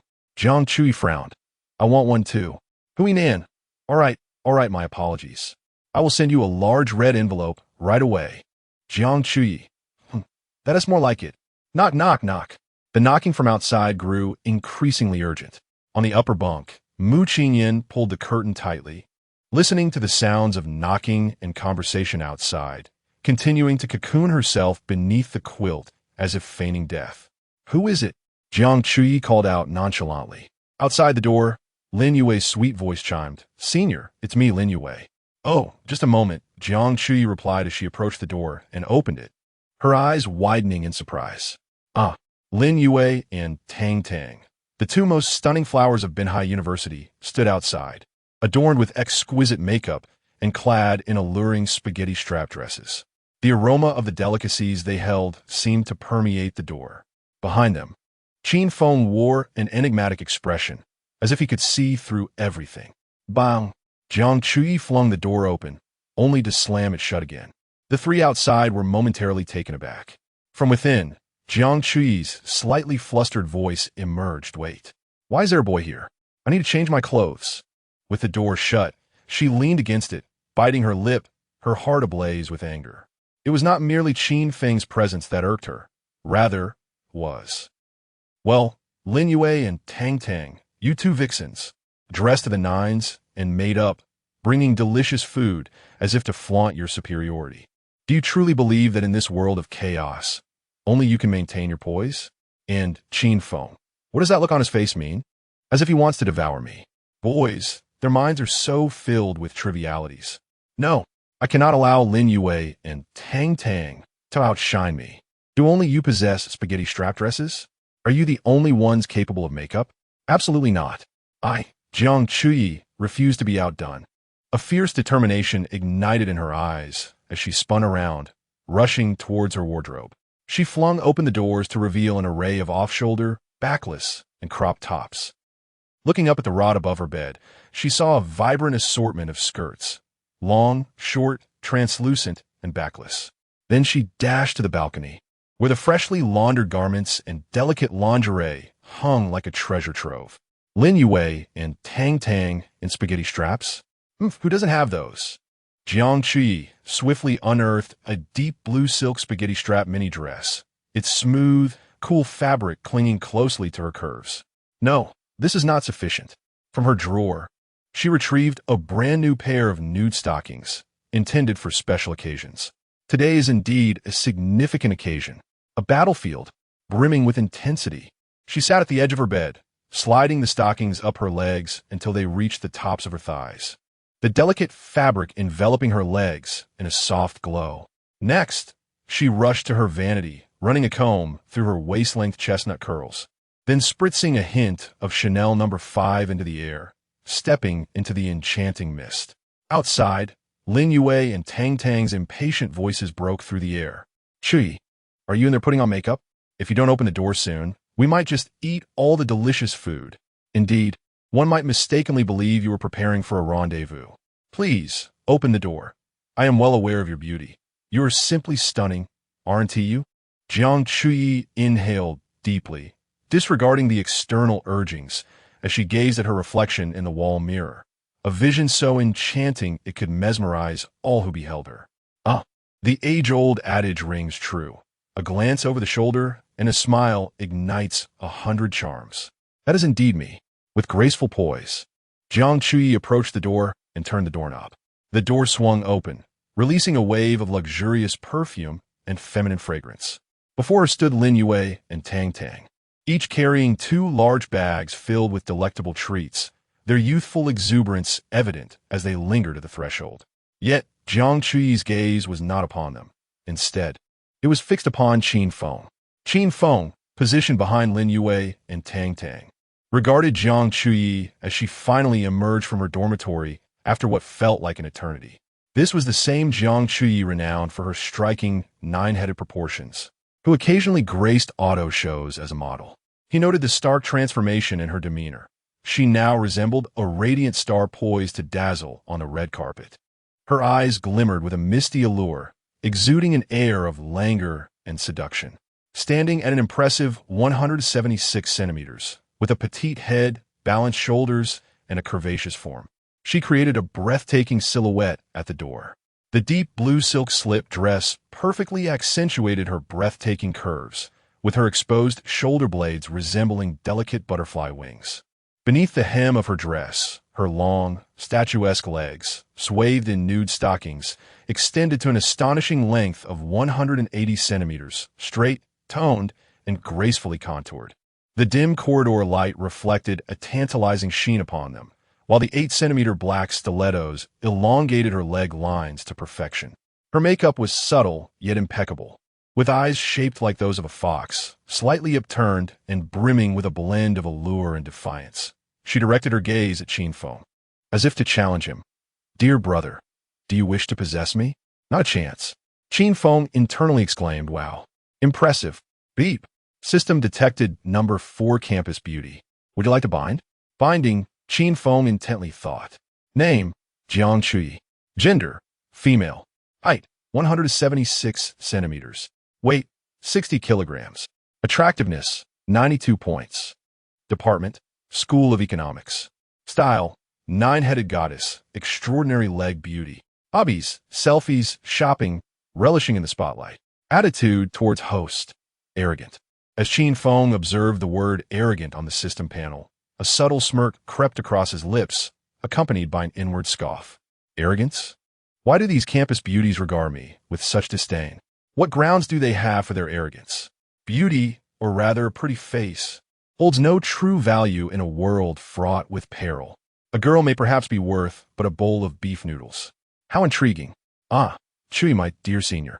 You have finally opened the door, Lin Yue remarked, her tone laced with a hint of playful amusement. Wow, Chui, are you attending the grand soiree? How alluring. Tang Tang teased exaggeratedly.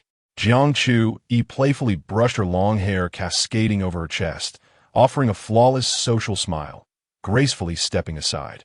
I never anticipated so many of you would show up. One must exhibit a modicum of decorum when hosting. Please come in.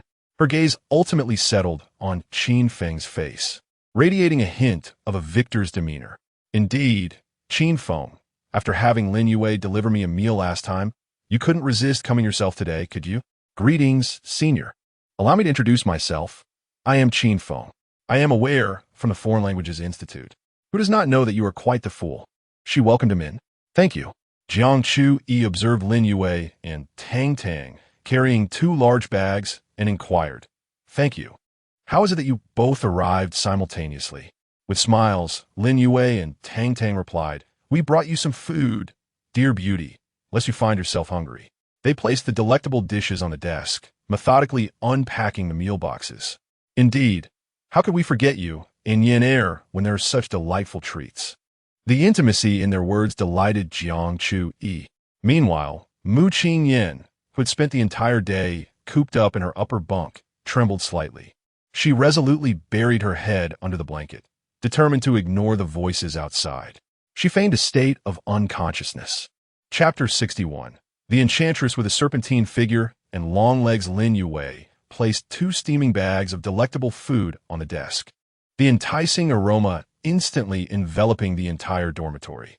She glanced around, her curiosity piqued, and inquired, Where is the beautiful Yin Er? Tang Tang also tiptoed to peek, her gaze landing on the upper bunk, where a curtain was drawn tightly, her eyes sparkling with intrigue. Indeed, where has our cheerleading captain vanished? Jiang Chui gestured towards the bed with a hint of impatience in her tone. Feigning death, perhaps? It has been a day without any sign of life. Who knows if she is alive or dead? Lin Yue and Tang Tang exchanged knowing glances and boldly approached, swiftly pulling aside the curtain. Beneath the covers, a petite silhouette was nestled, only a mass of dark hair visible, with her face buried deeply within the bedding. A cold, stifled voice emerged from the cocoon, trembling slightly with barely detectable agitation. Leave me alone. Close it. Startled, Lin Yue and Tang Tang quickly obeyed, pulling the curtain shut once more. Yeah, do not be upset. Lin Yue gently coaxed, We brought delicious food. Come down and eat. From behind the curtain came a more irritable response. I'm not eating. Be quiet. Tang Tang leaned in, adopting a tone one might use to soothe a child. Sweetheart, grant us a favor. The food is getting cold. Get lost, Tang Tang. A low, suppressed growl followed, and silence reigned behind the curtain. Lin Yue and Tang Tang exchanged awkward glances with Qin Feng, momentarily at a loss for words. Yet, Qin Feng merely smiled faintly, as if everything were under his control. His gaze swept across the desks cluttered with garments and cosmetics, his tone exuding undeniable assurance. Let us combine those desks and have our meal. He pointed to Jiang Chui's most chaotic desk. Today, we shall feast on northeastern cuisine. Jiang Chui paused, her eyes lighting up at the mention of northeastern food, her favorite culinary style. Frustration mingled with helplessness surged within her. After all, he had brought food she could hardly refuse. The 3 pampered campus beauties, typically accustomed to indulgence, began to tidy up. Bottles and jars of cosmetics, colorful mirrors, open contact lens cases, and even a few crumpled pairs of stockings and a stray black piece of lingerie were hastily gathered. Qin Feng leaned against the door, one hand in his pocket, observing with a playful smile. They say boys' dormitories are messy. Today, he was indeed enlightened. Jiang Chuyi sensed his gaze, her cheeks flushing slightly, and she hastened her movements. She crouched down, gathering a plethora of scattered high heels from beneath her bed. dressed in a strapless mini dress. This action accentuated her alluring curves, particularly her pert peach-shaped rear, which created breathtaking contours beneath the deep blue fabric. Qin Feng's eyes deepened with intrigue. My heavens! Jiang Chui, are you a centipede? How many pairs of high heels have you acquired? Nevertheless, he acknowledged, her figure was indeed exquisite. Soon, 2 desks were combined to form a makeshift dining table. The 3 girls first urged Qin Feng to take the seat of honor, for he was the true master of the dormitory. Only then did they each pull up a chair and settle around him. Mu Qingyan and Lin Yue finally turned to the upper bunk and inquired, "Are we really going to start? Last time, are you coming down or not?" In the upper bunk, Mu Qingyan bit her lip tightly, burying her face in the pillow, which was now soaked through. She could hear Qin Feng's voice and the cheerful sounds of meal preparations outside, akin to a lively party. The demon who had shot her boyfriend was now flaunting her culinary delights with other girls, while she could only hide in bed, weeping like a fool. This food, bestowed upon her, she would certainly not consume. A wave of profound grievance and resentment surged within her, causing her body to tremble uncontrollably as soft, suppressed sobs escaped her nostrils.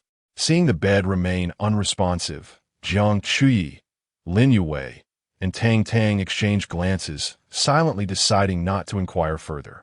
Jiang Chui's stomach had long been growling. She licked her lips, now glistening with translucent lip gloss, and fixed her gaze intently on Qin Feng. "So, can we begin?" Qin Feng nodded, as if granting permission. "Please enjoy, Senior Jiang." Jiang Chui, as if receiving a pardon, immediately picked up her chopsticks and scooped a generous mouthful of fragrant rice. Her first bite, without hesitation, reached for the golden, glistening sweet and sour pork. Yes, sweet and sour pork was her favorite. The tangy, sweet aroma had already wafted into her nostrils. As she lifted a piece, she could almost hear the crisp crunch as her teeth sank into the hot, tangy orange sauce. She eagerly placed it in her mouth, sour, sweet, fragrant, and crispy. All sensations burst upon her taste buds, delicious enough to make her squint her eyes, washing away all her restraint and pride in that moment. Qin Feng observed Jiang Chui's satisfied and voracious demeanor, a smile deepening at the corners of his lips. "Did Huinan give me money? Huh. Money is merely waste paper in this apocalypse. Now, I'm feeding you. You are my little pet." Meanwhile, Lin Yue and Tang Tang had completely let go of themselves. After all, they had already shared an intimate bond with Qin Feng, rendering any pretense of ladylike demeanor unnecessary. The 2 sisters each seized a massive piece of saucebone, abandoning their usual elegance and grace. They posed with delicate fingers, yet engaged in the most uninhibited actions, voraciously gnawing before Qin Feng, their upper lips smeared with grease, while Qin Feng kindly offered them napkins to wipe their mouths. After all, he had witnessed their most embarrassing moments. Why pretend to be demure? In the dormitory, the aroma was intoxicating. 3 radiant campus goddesses surrounded a single man, indulging unreservedly in their feast, showcasing their delight. Yet from behind the curtain of the upper bunk, a muffled, suppressed whimper akin to a small beast emerged. Mu Qingyan cried even harder, the blanket rising and trembling incessantly. Her pillow was completely drenched. The system detected a surge of intense emotions from 2 campus beauties. Name: Mu Qingyan. Gender: female. Height: 170 centimeters. Weight: 55 kilograms. Department: law school. Interests: cheerleading. Captain type: seductress. The host has just elicited a myriad of emotions from Mu Qingyan, gaining substantial system points. Disappointment: Lin Yue and Tang Tang, her 2 close friends, are now accomplices to Qin Feng, 1,000 points. Humiliation: Qin Feng repeatedly entices her with delicacies, compelling her to yield, 3,000 points. Anger: Qin Feng bestowed treats upon her rival, Jiang Chui, inflating her ego, 2,500 points. Despair: none of the cheerleaders she usually cares for came to her aid in her hour of need. How ungrateful, 2,000 points. Injustice: it seems she is the only one left in this world, feeling ravenously hungry, as if her own belly were consuming her from within, 5,000 points. Mu Qingyan's emotional progress towards the host. Humiliation, final tier. Next stage: wavering. The system upgrades to level 14, expanding the area to 150 square meters, with a reward of a treadmill. Ding! Jiang Chuyi's first interaction with the host also generated a wealth of emotional points. Name: Jiang Chuyi. Gender: female. Height: 176 centimeters. Weight: 60 kilograms. Beauty score: 92. Department: economic. Style: a statuesque goddess with enviable legs. Interests: selfies, shopping, reveling in the spotlight. Curiosity: Jiang Chuyi is intrigued by the origins of the host's culinary delights. 1,000 points. Interest: Jiang Chuyi is profoundly fascinated by the host's secret identity. 1,000 points. Ambiguity: Jiang Chuyi perceives a sense of self-satisfaction in the host's gaze directed towards her. 2,000 points.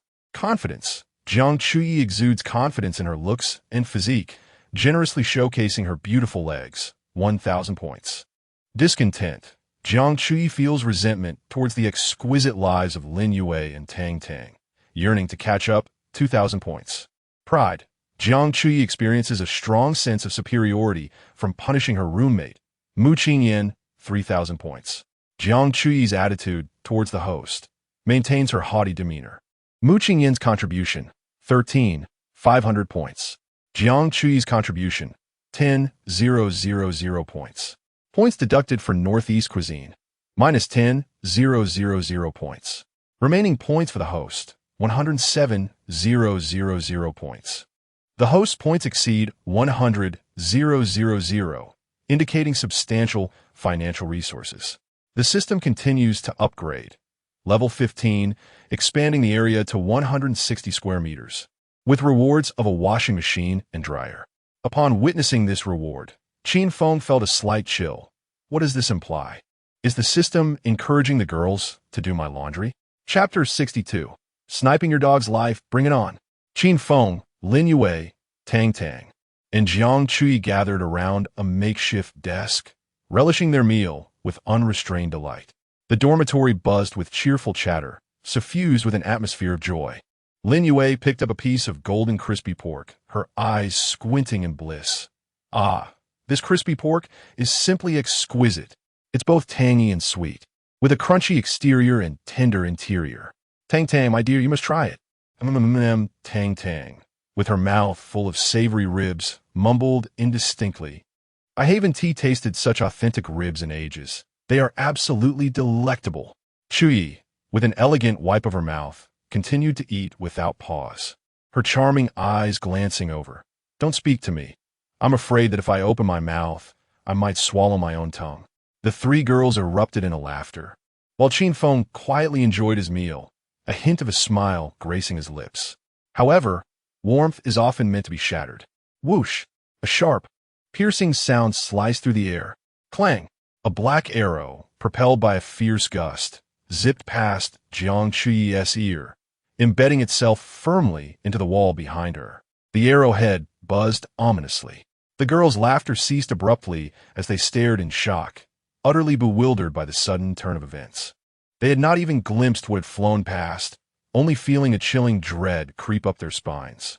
As their gaze fixated on the trembling arrow in the wall, their minds went blank. Get down! Qin Feng's thunderous shout resonated like a clap of thunder, sending shockwaves through their ears. Yet, Lin Yue and the others remained frozen in terror, paralyzed by confusion. Lie down if you want to live. Someone is shooting at us with a bow and arrow. Qin Feng bellowed again, his body already springing into action like a cheetah, darting behind the dormitory's load-bearing wall. Clang! Another deafening sound erupted. The second arrow whistled through the air, accurately piercing the backrest of the chair where Lin Yue had just sat, completely shattering the plastic frame. The chilling intent of murder loomed perilously close.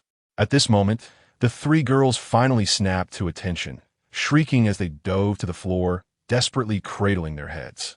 Qin Feng's expression turned as cold as ice. He needed no further conjecture.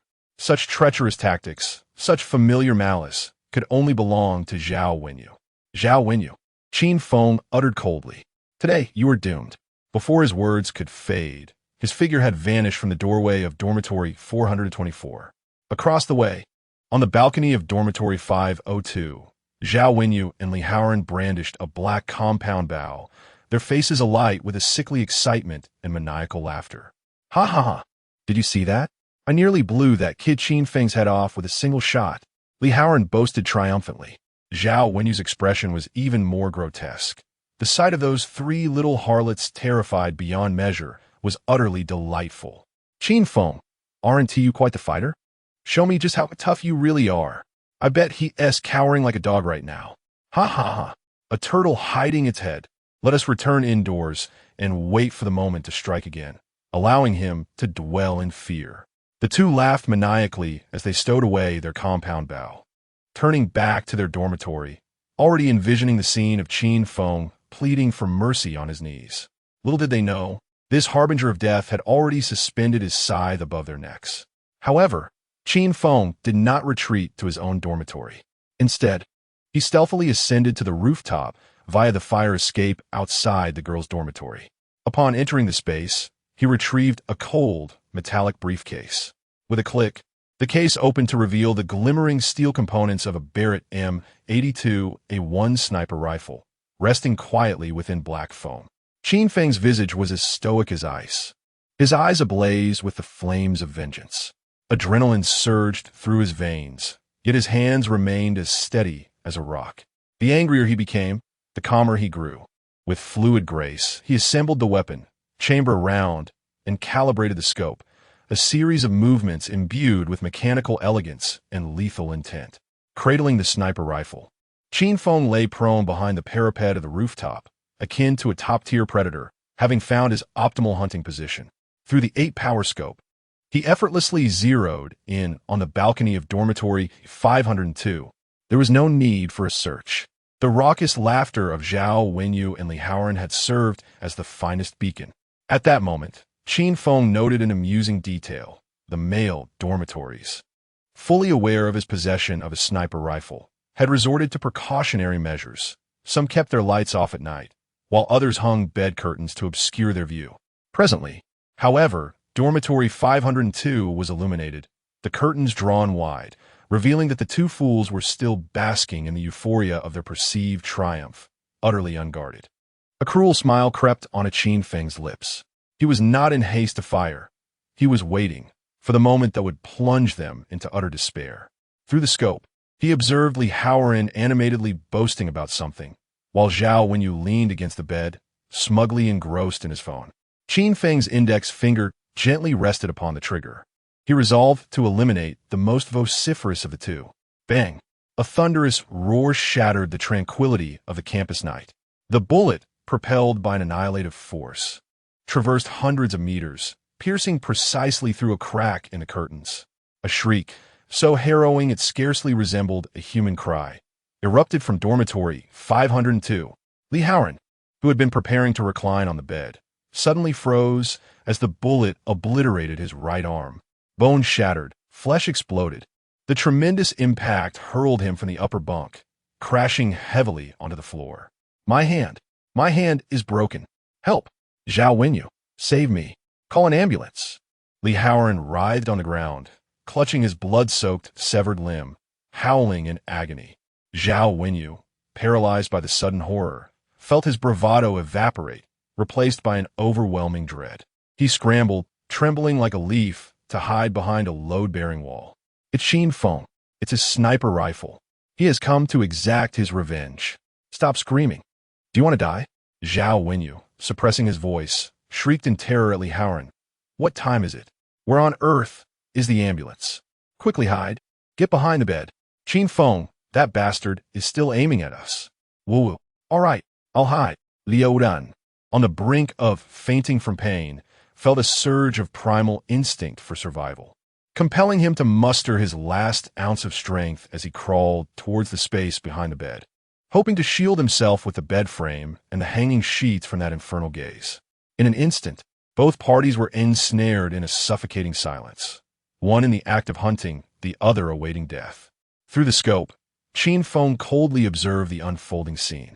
Regrettably, his previous shot had only incapacitated Li Haoran's arm. He had not delivered a fatal blow. However, the game had only just commenced. He possessed an abundance of patience. For a true hunter, The greatest thrill lay in watching his prey slowly bleed out in terror, struggling, and ultimately succumbing to despair. Time ticked away. Each second for the two in dormitory 502 felt like an agonizing eternity. Li Haoran's cries gradually weakened, the excessive loss of blood rendering him dizzy and his consciousness hazy. Igriegaju, brother you. I can't hold on. I'm so cold. I want to lie down. Zhao Wenyu's voice, laced with sheer terror, became sharp. Do not lie down. If you dare to move even an inch, the next bullet will be for your head. But I really am dying. I've lost so much blood. Li Haoran's voice was barely a whisper. Even in death. You must hold on for me. Try moving, I dare you. Zhao Wenyu had completely lost his sanity. He understood that as long as Li Haoran remained alive, Qin Feng's primary target would still be him. Li Haoran whimpered in despair. He merely wished to adjust his position, seeking a modicum of relief from the agony of his severed arm. Curling his body, he thought himself secure as he shifted slightly toward the corner. For a fleeting moment, the back of Li Haoran's head emerged from the shadow of the bed frame. Now's the moment. Qin Feng's pupils dilated sharply. Bang! The second gunshot rendered the final verdict of death. The bullet, with unparalleled precision, penetrated the narrow gap between the bed frame and the wall, striking the moving shadow. Li Haoran's head exploded like a watermelon smashed by a hammer, splattering red and white across the corner and the bed frame in an instant. His body twitched twice before falling utterly silent. Silence. A silence so profound that one could hear a pin drop. Zhao Wenyu stared in disbelief at the carnage in the corner and the lifeless body of his last remaining roommate. 3 roommates, all slain by Qin Feng. Fear engulfed him like frigid ocean waves, drowning him completely. The third roommate had also perished. Li Haoran was dead. Right before his eyes, Zhao Wenyu's body began to tremble uncontrollably, his teeth chattering, a foul liquid trickling down his pant leg, causing him to wet himself in terror once more. Zhao Wenyu understood. Next it is him. Chapter 63. Mu Qingyan fainted. Li Haoran's body shuddered violently, then collapsed like a lifeless mass, utterly devoid of strength. His eyes remained wide open, reflecting the remnants of anguish, terror, and a flicker of release. A fatal shot. A single strike to end it all. Zhao Wenyu crouched just under 2 meters away, distinctly hearing the dull thud of shattered skull and the overwhelming scent of blood and brain matter that permeated the air. Stiffly, he turned his head, inch by inch. In the darkness, he beheld the lifeless form of his final roommate. The head, helplessly drooping, bore a gaping wound at the back, while the wall behind it displayed a ghastly, glistening stain illuminated by the faint moonlight. Zhao Wenyu emitted a strangled sound from his throat, his pupils constricting to their utmost limit. Another life extinguished. Just yesterday, they had shared drinks and banter, and now, right before his eyes, his comrade lay lifeless. It was Qin Feng, with that legendary sniper rifle, who had executed the deed effortlessly, as if playing a game, from hundreds of meters away. An unprecedented, bone-deep terror obliterated every psychological defense he had. Zhao Wenyu could no longer endure the penetrating gaze of death. He let out a heart-wrenching scream, scrambling onto the balcony, directing his desperate cries toward the rooftop of the girls' dormitory. Don't shoot. Qin Feng, I was wrong. I was wrong. Spare me. I won't dare again. Please don't kill me. His voice echoed far and wide through the stillness of the campus. At that moment, his phone screen flickered to life. It was a message from Qin Feng. Trembling, Zhao Wenyu opened it. The message contained a single, chilling line. Shout loudly. Grandpa Qin Feng, I was wrong. I won't dare again. Keep shouting until I'm satisfied, and I won't kill you. Upon reading this, all of Zhao Wenyu's dignity and pride crumbled into dust. Without hesitation, he complied. Kneeling on the balcony, he faced the opposite side, his voice trembling and laced with sobs, repeatedly crying out, Grandpa Qin Feng, I was wrong. Please, don't shoot me with a Barrett. Grandpa Qin Feng, I won't dare again. I'm nothing but trash. I am worthless. Woo-woo. Each humiliating plea echoed like pebbles cast into the silent campus, stirring waves of laughter. Behind the sheets-draped balconies of the boys' dormitory, Uncontrollable laughter erupted. Did you hear that? Zhao Wenyu is calling Grandpa Qin Feng. Ha ha ha ha. This is hilarious. Wasn't he supposed to be a hero, saving the damsel? How did he become a grandson? Zhao Wenyu, you are such a weakling. You've brought shame upon all men. What are you crying for? You spineless wretch. If you have guts, face Qin Feng in a duel. You know, so quickly? Truly a worthless being. If I were to confront Qin Feng head-on, then so be it. Death would be my fate. Truly, a man must not plead for mercy with tears.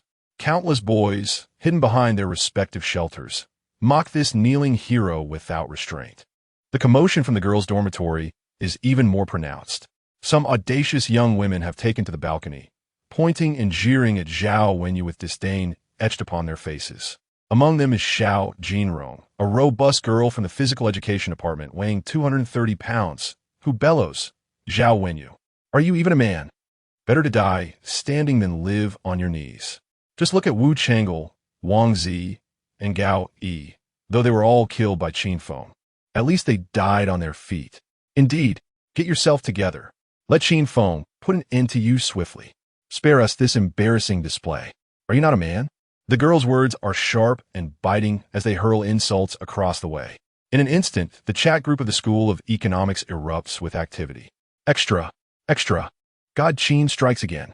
A single shot from a Barrett has taken down Li Haoran. What? Li Haoran is dead? So sudden. Who told them to provoke Qin Feng? They brought this upon themselves. No way. Is that true? I thought I heard gunfire again. Absolutely true. Zhao Wenyu is currently kneeling on the balcony, begging for mercy from Qin Feng. The entire school can hear him. This is hilarious. Gao Yi and his roommates must be out of their minds to think they could challenge a Barrett with a compound bow. What kind of twisted logic is that? I heard that Zhao Wenyu has a crush on Mu Qingyan and wanted to impress her by playing the hero, but instead, he's turned into a complete fool. So that's the case. Wasn't he Zhao Wenyu pursuing Mu Qingyan during his freshman year? Now, it seems our top campus beauty, the cheerleading captain, is poised to fall completely under Qin Feng's sway. Who knows? All I know is that in the girls' dormitory, Qin Feng has become utterly uncontrollable. I sincerely hope Qin Feng faces the law's retribution soon. Law, brother, are you awake? It's the end of days. Who still cares about the law? In dormitory 424, Mu Qingyan has cocooned herself tightly in her blanket, her body trembling slightly. The sounds of gunfire, Zhao Wenyu's pleas for mercy, the derisive laughter of her classmates, and the incessantly refreshing messages in the class chat group are all too clear to her. She frantically scrolls through her phone, encountering shocking messages. Good for nothing. Zhao Wenyu is truly worthless. She curses him vehemently within her mind. She had urged him to teach Qin Feng a lesson, to show him some backbone, not to walk into death. Now, not only has he failed to harm Qin Feng in the slightest, but he has also jeopardized both his and his roommates' lives, all while humiliating her in front of the entire school by kneeling and begging for mercy. The thought fills Mu Qingyan with a mix of anger and fear, leaving her feeling utterly wronged. At that moment, her stomach, having gone 2 days without food, growls audibly. Hunger, fear, shame, and indignation intertwined, and Mu Qingyan could no longer restrain herself, sobbing quietly beneath her blankets. In the dormitory, Lin Yue, Tang Tang, and Jiang Qi bore witness to the flash of fire on the rooftop, heard the gunshot, and saw the splatter of blood from the opposite dormitory. Qin Feng had taken another life. So coldly, so decisively, he extinguished a soul. The faces of the 3 girls were etched with horror and disbelief. In the candlelight, they remained breathtakingly beautiful. Lin Yue's ethereal beauty was now marred by a complex array of emotions. Fear mingled with an indescribable shock. Tang Tang's cherubic face had drained of color, her petite form trembling uncontrollably as she clutched her knees. Jiang Qi's doe-like eyes were filled with terror. Instinctively, she grasped Lin Yue's arm, seeking solace in the connection. After a long silence, the 3 girls lifted their gazes towards the curtain of Mu Qingyan's upper bunk, beginning their plea. We implore you, Mu Qingyan, please cease this madness. Indeed, Yinner, you witnessed it. Do not bring further harm to others. Jiang Qi chimed in, yes, Mu Qingyan, do not let your sycophant wreak havoc any longer. It is self-deception that only brings pain to yourself and others. You have already lost your own life. Mu Qingyan abruptly drew back the curtain. Sitting at the edge of her bed, looking down at her three companions with fury, demanding, What? What are you saying? Lin Yue replied, We are merely stating that you should abandon any fantasies of Zhao when you rescuing you, with a compound bow. Tang Tang, still shaken, patted her chest. Zhao, when you nearly injured us with that bow just moments ago. Look at that arrow in the wall. Was he aiming to kill me? Zhang Hui scoffed, Mu Qingyan. Observe how Zhao Wenyu is utterly outmatched by Qin Feng. He is not even worthy to carry his shoes, now reduced to kneeling and begging. Is that what a man does? Mu Qingyan, silent, acknowledged the truth. Zhao Wenyu had indeed brought shame upon himself, losing not only his dignity, but also his face. Expressionless, she leapt from her bed, passing between her three friends without uttering a word, her complexion as pale as parchment, her eyes vacant. She strode directly toward the bathroom on the balcony. She had been holding her bladder for far too long.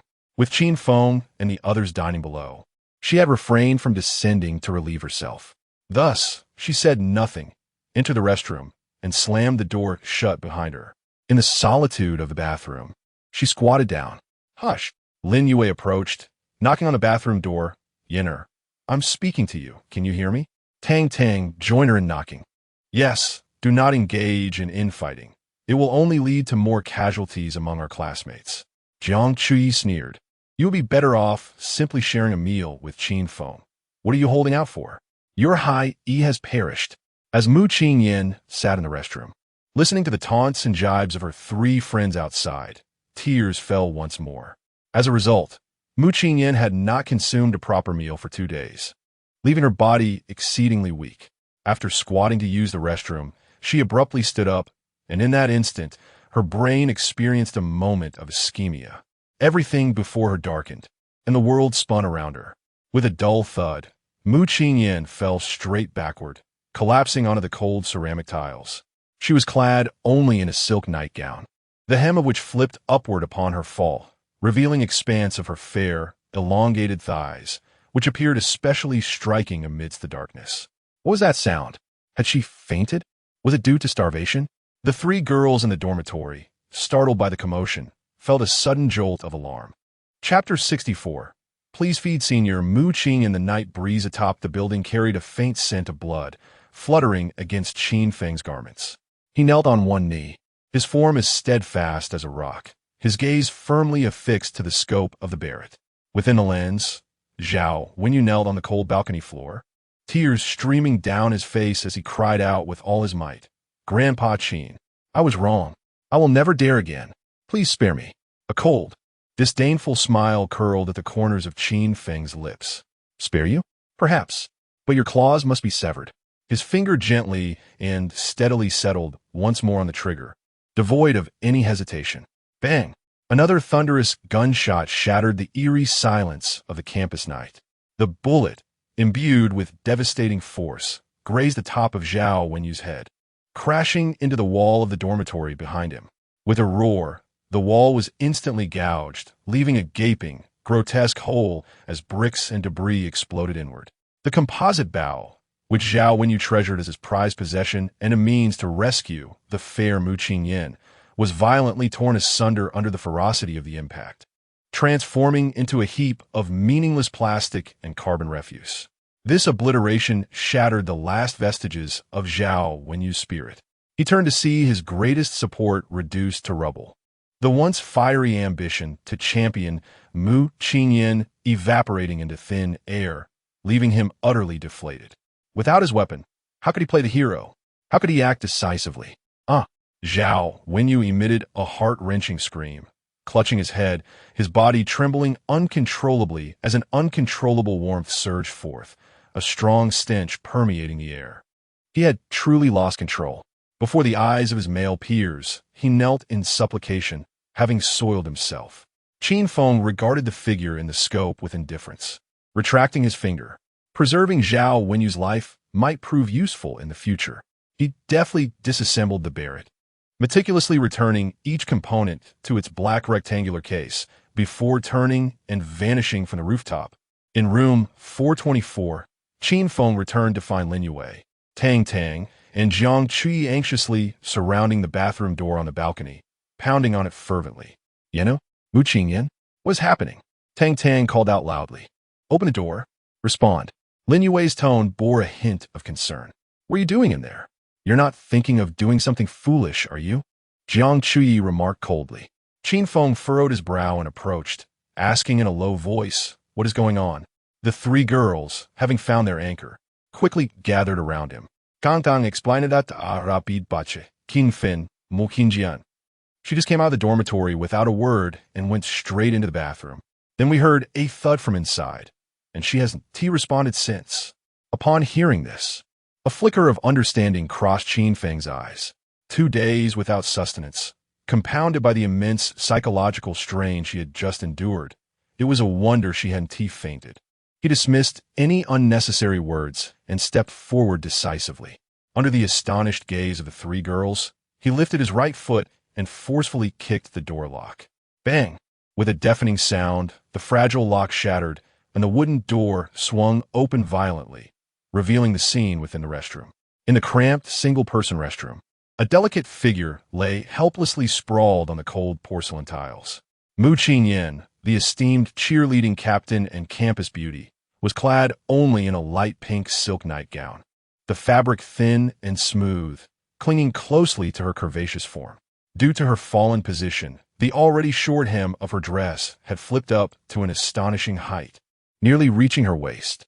Her long, slender legs, pale and devoid of any excess flesh, were exposed without restraint to the air, their delicate skin gleaming like exquisite mutton fat jade against the dark marble floor, mesmerizing onlookers. Her face was as pale as paper, lacking any trace of color. The once proud and alluring phoenix eyes were now tightly shut, long, curled eyelashes adorned with unshed tears that glimmered faintly in the candlelight, adding a touch of fragile vulnerability to her demeanor. She resembled a beautiful rose, ravaged by a tempest, stripped of its brilliance and hue, leaving only a heart-wrenching beauty that evoked pity. Qin Feng's gaze lingered on her for a brief moment before he bent down and extended his strong arms, lifting Mu Qingyan into a classic princess carry. Her soft and warm body felt almost alarmingly light, clearly a result of hunger. Though not merely skin and bones, she still felt soft and delicate, a true soft girl. Turning around, he issued a succinct command to the still-stunned Lin Yue and Tang Tang. "Let us go home." His words naturally excluded Jiang Chui. Aware of her own position, Jiang Chui watched Qin Feng carry Mu Qingyan, while Lin Yue and Tang Tang followed closely behind, feeling no disappointment at being left behind. Instead, she sighed in relief, her eyes glancing at the steaming northeastern delicacies on the 2 desks. Fortunately, the earlier arrows had interrupted dinner just before she could finish. With a decisive motion, Qin Feng cradled Mu Qingyan and exited with Tang Tang and Lin Yue. Meanwhile, Jiang Chui contentedly sat down, eagerly picking up a piece of braised pork bone and continuing to savor her meal. "How wonderful. You're not eating, so it's all mine now," she mumbled happily, a beaming expression on her face. "I want to be polite." As Qin Feng carried Mu Qingyan through the narrow corridor of the girls' dormitory, Lin Yue and Tang Tang closely followed behind. In the darkness, the 2 girls exchanged a knowing smile. Tang Tang remarked with a smile, "It seems our group is growing stronger." Lin Yue, having anticipated this moment, softly replied, "A larger group is harder to manage." Qin Feng, overhearing their conversation, chose to ignore it. Soon, the 3 returned to the familiar door of dormitory 301. Qin Feng gently nudged the door with his toe, and it slid open silently. He then grasped the hands of Lin Yue and Tang Tang, entering the system space. Inside and outside the door lay 2 starkly contrasting worlds. Outside was a cold, dark corridor fraught with unknown dangers of the apocalypse. Within the space, however, it was brightly lit, as radiant as daylight, and the spacious living room was immaculate, filled with the fragrance of essential oils set by Lin Yue and Tang Tang.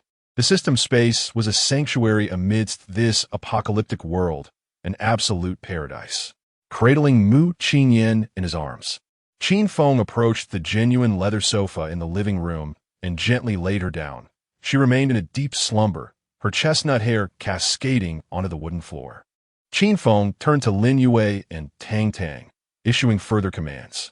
Yue, dear, please fetch some honey from the refrigerator. Tang Tang, my love, boil a kettle of warm water.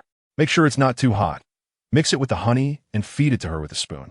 Lin Yue and Tang Tang exchanged puzzled glances, wondering, are we both wives now? Is he establishing a harem? Nevertheless, they promptly sprang into action, having grown accustomed to heeding Qin Feng's directives. Lin Yue opened the enormous double-door refrigerator and sifted through the array of supplies, eventually locating a glass jar of pure, natural honey. Tang Tang skillfully operated the water dispenser, combining hot water with cooled water to achieve the desired temperature.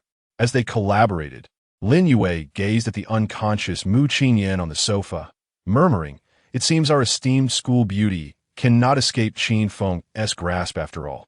Tang Tang stirred the honey water and chimed in, "Indeed, Qin Feng has a school beauties dancing to his tune." Lin Yue sighed, "Alas, in tumultuous times, a girl finds herself vulnerable and adrift so fragile." Tang Tang playfully nudged Lin Yue, "Enough with the theatrics." Qin Feng cast a casual glance at the reclining Mu Qinyan, her features exquisite, skin fair, and form alluring, and remarked to the two, "Have I wronged her? I simply wish to prevent her from an untimely demise. Besides, such an intriguing plaything as Mu Qinyan deserves to be savored slowly." Lin Yue, Tang Tang. Before long, the warm honey water was ready. Lin Yue and Tang Tang, the two school beauties, positioned themselves on either side of the sofa. Lin Yue gently propped up Mu Qinyan's upper body, allowing her to lean against her, while Tang Tang carefully pried open her tightly sealed lips with a small spoon, gradually feeding her the sweet liquid. The warm, sweet nectar slid down Mu Qinyan's parched throat, quenching her thirst. Instinctively, driven by the will to survive, she began to swallow. At last, after several spoonfuls of honey water nourished her, Mu Qinyan's long eyelashes fluttered, and her eyes slowly opened, transitioning from a haze to clarity. The first sight that greeted her was a pristine white ceiling, adorned with an opulent crystal chandelier that radiated a soft glow. "Where am I?" She bewilderedly scanned her surroundings, taking in the pure, white decor of the living room, the simulated floor-to-ceiling windows, the modern minimalist design, and the two open bedroom doors. This place, she had been here before. The floodgates of memory burst open, and an overwhelming wave of humiliation and terror engulfed her. It was here, in this damned space, which resembled both heaven and hell. Here, that demon, Qin Feng, had bound her like a mere dog on the cold bathroom floor, forcing her to eat from a plate on the ground. She struggled to sit up, only to find her body limp and devoid of strength. Turning her head, she spotted her friends, Lin Yue and Tang Tang. Then, her gaze fell upon Qin Feng, standing not far away, watching her with a playful, predatory glint in his eyes. At his feet lay a sleek black case housing a deadly sniper rifle. Boom! It felt as though her mind had been struck by a bolt of lightning. Zhao Wenyu's anguished cries, the deafening gunshot, and all her prior feelings of resentment. Everything intertwined in that moment. Very well, she had lost. Mu Qinyan, she had lost. Defeated beyond measure, with not a shred of dignity intact. Her once prized beauty, the honor of being the campus belle, her meticulously orchestrated rescue plan, all had become a colossal joke in the face of Qin Feng's absolute might. Not only had she failed to enlist her admirers to exact revenge on Qin Feng, but she had also unwittingly walked herself back into this wretched den. There was no escaping now. For the rest of her life, she would dwell in the shadow of Qin Feng. She gazed at Lin Yue and Tang Tang, two girls so beautiful and innocent, yet she could see the resigned calm on their faces, the unwavering loyalty to Qin Feng, sending a chilling sensation coursing through her. She understood that soon, she too would become like them.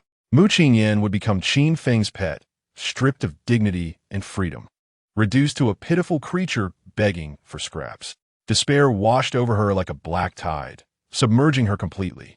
Unable to contain her emotions any longer, tears streamed silently from the corners of her eyes, soaking her temples. Qin Feng slowly approached the sofa, looking down at her with an air of authority. Sister Mu, do not cry. Do not resist futilely any longer. From this day forth, you belong here. The weight of those 4 words shattered Mu Qingyin's last psychological defense. The honey water in her mouth choked her, triggering a violent coughing fit. Cough, cough, cough. Mu Qingyin coughed painfully, her tears flowing more fiercely, her body trembling violently from humiliation and despair. At that moment, a chilling mechanical voice resonated within Qin Feng's mind. Ding! Detected that the psychological defenses of the third school beauty have completely collapsed. Emotional state has undergone a qualitative change. Mu Qingyin's emotional progress toward the host, compliance. Qin Feng's eyes brightened upon hearing this. She has finally complied. After a brief cough, Mu Qingyin softly uttered 2 words. All right. Qin Feng nodded in acknowledgement. Mu Qingyin continued. Qin Feng, I am willing to stay. I can live here with you Wei and Tang Tang. However, I am hungry. I need to eat now. Chapter 65. Campus bell? Go wash my clothes by handing. Mu Qingyin's emotional progress bar towards the host, compliance. Ding! Detecting new members' compliance. System space begins to upgrade. Name, Mu Qingyin. Gender, female. Height, 170 centimeters. Weight, 55 kilograms. Department, law school. Hobbies, cheerleading captain, piano. Type, seductive and alluring. System space upgraded to LV16. Area expanded to 170 square meters. Special reward, virtual balcony space unlocked. Area of 20 square meters. The balcony includes basic gardening tools and random flower seeds, allowing the host to organize the little wives in cultivating plants, experiencing pastoral joys. Qin Feng. A balcony for planting flowers? System, do you truly believe I am someone who delights in gardening? Flowers in my hands would only suffer and be plucked. At that moment, Mu Qingyin finally caught her breath, with her tear-stained, swollen eyes. She looked at Qin Feng with a pitiful gaze and hoarsely made a request. I am so hungry. I promised you. I will listen to you from now on. I, along with you Wei and Tang Tang, will stay here and not leave. Now, could you perhaps give me something to eat? Qin Feng observed the woeful Mu Qingyin and smiled, shaking his head. Senior, you just drank an entire bowl of honey water. Your body has already replenished sufficient sugar. You have been hungry for 2 days, and your stomach is quite fragile. It is not advisable to eat immediately, as it may harm your stomach. Mu Qingyin was taken aback, then, in a fit of despair, exclaimed, Don't care. I wish to burst. You can let me burst. No, if you burst, who will dance for me? You are the cheerleading captain. Such talent must not go to waste. Qin Feng's response was simple yet harsh. Mu Qingyin. This guy still expects to watch me dance in the future? Qin Feng. Senior, if you wish to eat, that is acceptable. Since you are here, you shall certainly be well fed. However, before dining, you must first complete some work. He paused, his gaze sweeping over his surroundings until he recalled the washing machine and dryer awarded by the system. A smile curled at the corners of his mouth as he devised a splendid scheme to elicit emotional value from Mu Qingyin. He turned his gaze toward his strategic partners, Lin Yue and Tang Tang. Yue, Tang Tang, please bring me the dirty clothes I have changed out of these past few days for Senior Mu Qingyin to wash. Lin Yue, Dang Dang. The 2 girls exchanged glances, each perceiving a hint of amusement in the other's eyes. Well, he openly calls us wives? Asking Mu Qingyin to wash his clothes? Has he turned us into maids? Without any hesitation, Lin Yue and Tang Tang turned and walked towards the bathroom, soon emerging with a laundry basket brimming with Qin Feng's dirty clothes. With a resounding thud, they dropped the basket onto the floor before Mu Qingyin. A collection of summer attire lay haphazardly scattered, comprising t-shirts, trousers, and a dozen pairs of men's underwear. Qin Feng exchanged a knowing glance with Lin Yue and Tang Tang. You two, why not take a look at the newly opened balcony and familiarize yourselves with the surroundings? Sounds great. Dang Dang et Galim. Her excitement palpable as she grabbed Lin Yue and sprinted toward the newly appeared glass door on one side of the living room. Beyond that door lay a sunlit virtual balcony, provided by the system, undoubtedly a fine creation. As Lin Yue and Tang Tang pushed the door open, A refreshing breeze, filled with the scent of earth and flowers, enveloped them. On the balcony, over 20 exquisite flower pots were arranged, accompanied by a petite tool rack adorned with watering cans and small spades, among other gardening tools. Wow! Tang Tang, darling, look at this place. It's amazing, Lin Yue exclaimed in delight. Dressed in snug denim shorts, she eagerly crouched down to tend to the flower pots. The fabric clung to her rounded, pert posterior, accentuating a heart-stirring, peach-shaped curve. Her hair cascaded gracefully down her back, smooth and flowing like a waterfall. Indeed, it's quite marvelous, Tang Tang agreed, also bending down. As a dancer, she sported a similar style of shorts, her taller frame and slender waist creating an alluring silhouette that was hard to look away from. This is wonderful, Lin Yue declared, picking up a small watering can to hydrate the soil in the pots. Being cooped up in that white space every day was stifling. Tang Tang nodded in agreement while using a small spade to aerate the soil. With this balcony, it feels as though we've stepped outside. Finally, we can breathe. Lin Yue chuckled lightly. Yes, it used to be a beautiful prison, but now we have a yard to let loose. Their conversation brimmed with an acceptance of their current circumstances, laced with a touch of humor amidst the struggle. Meanwhile, in the living room, Mu Qingyan found herself facing another form of torment from Qin Feng. She had already spotted the brand-new fully automatic washing machine and dryer in the corner of the balcony. Yet, Qin Feng's voice, reminiscent of a devil's whisper, echoed in her ears. "Senior, you are not allowed to use the washing machine. Hand wash the clothes instead." Mu Qingyan shot her head up, her large eyes wide with disbelief as she stared at Qin Feng. "Why? Oh, great one. There's a washing machine right there. Why must I wash by hand?" Woo-woo. Qin Feng's response was laden with an undeniable authority. "Because I say so." He leaned down, gripping Mu Qingyan's chin, compelling her to meet his gaze. "Senior, after you finish washing this pile of clothes, we shall enjoy some Yunnan cuisine, piping hot crossing the bridge rice noodles, along with steamed chicken and mushrooms." Crossing the bridge rice noodles. Mu Qingyan could no longer contain herself. Having traveled to Yunnan before, her mind began to conjure images. The steaming chicken broth, tender slices of Xianwei ham, silky rice noodles, and the fragrant aroma of various accompaniments. Her throat involuntarily swallowed, and she found herself salivating uncontrollably. There exists the enticing aroma of chicken boiled in a steamer, accompanied by maddening mushrooms. A touch of magic, yet undeniably fresh. For a young girl who has endured hunger for 2 days, the allure of these 4 words is utterly lethal. All right. Mu Qingyan managed to utter this word through gritted teeth. Her dignity as a girl, in the face of food, was rendered worthless. Resigned, Mu Qingyan picked up the laundry basket with both hands and trudged into the bathroom. Despite the presence of a washing machine and a dryer, this insufferable individual insisted she wash by hand. And it was underwear. Standing before the sink, she gazed into the mirror at her pale, humiliated yet stunningly beautiful face, one capable of captivating any soul, and found the situation absurdly surreal. She, Mu Qingyan, the belle of the law school, the spotlighted cheerleading captain, had seldom washed her own undergarments by hand throughout her life. Yet now, she was to wash a boy's underwear. Sighing, she squeezed out some laundry detergent, filled the basin with water, and submerged Qin Feng's clothes one by one. Fortunately, they were all summer garments, t-shirts and shorts, so it was quickly done. At last, only the dozen or so underwear remained. Mu Qingyan felt tears welling up, closing her eyes as if facing a death sentence, and plunged her hands into the suds to scrub the garments. Ding! Detected intense emotional fluctuations in Mu Qingyan, generating a significant amount of emotional value points. Frustration. The esteemed campus belle has been reduced to washing a man's underwear. 2,000 points. Absurdity.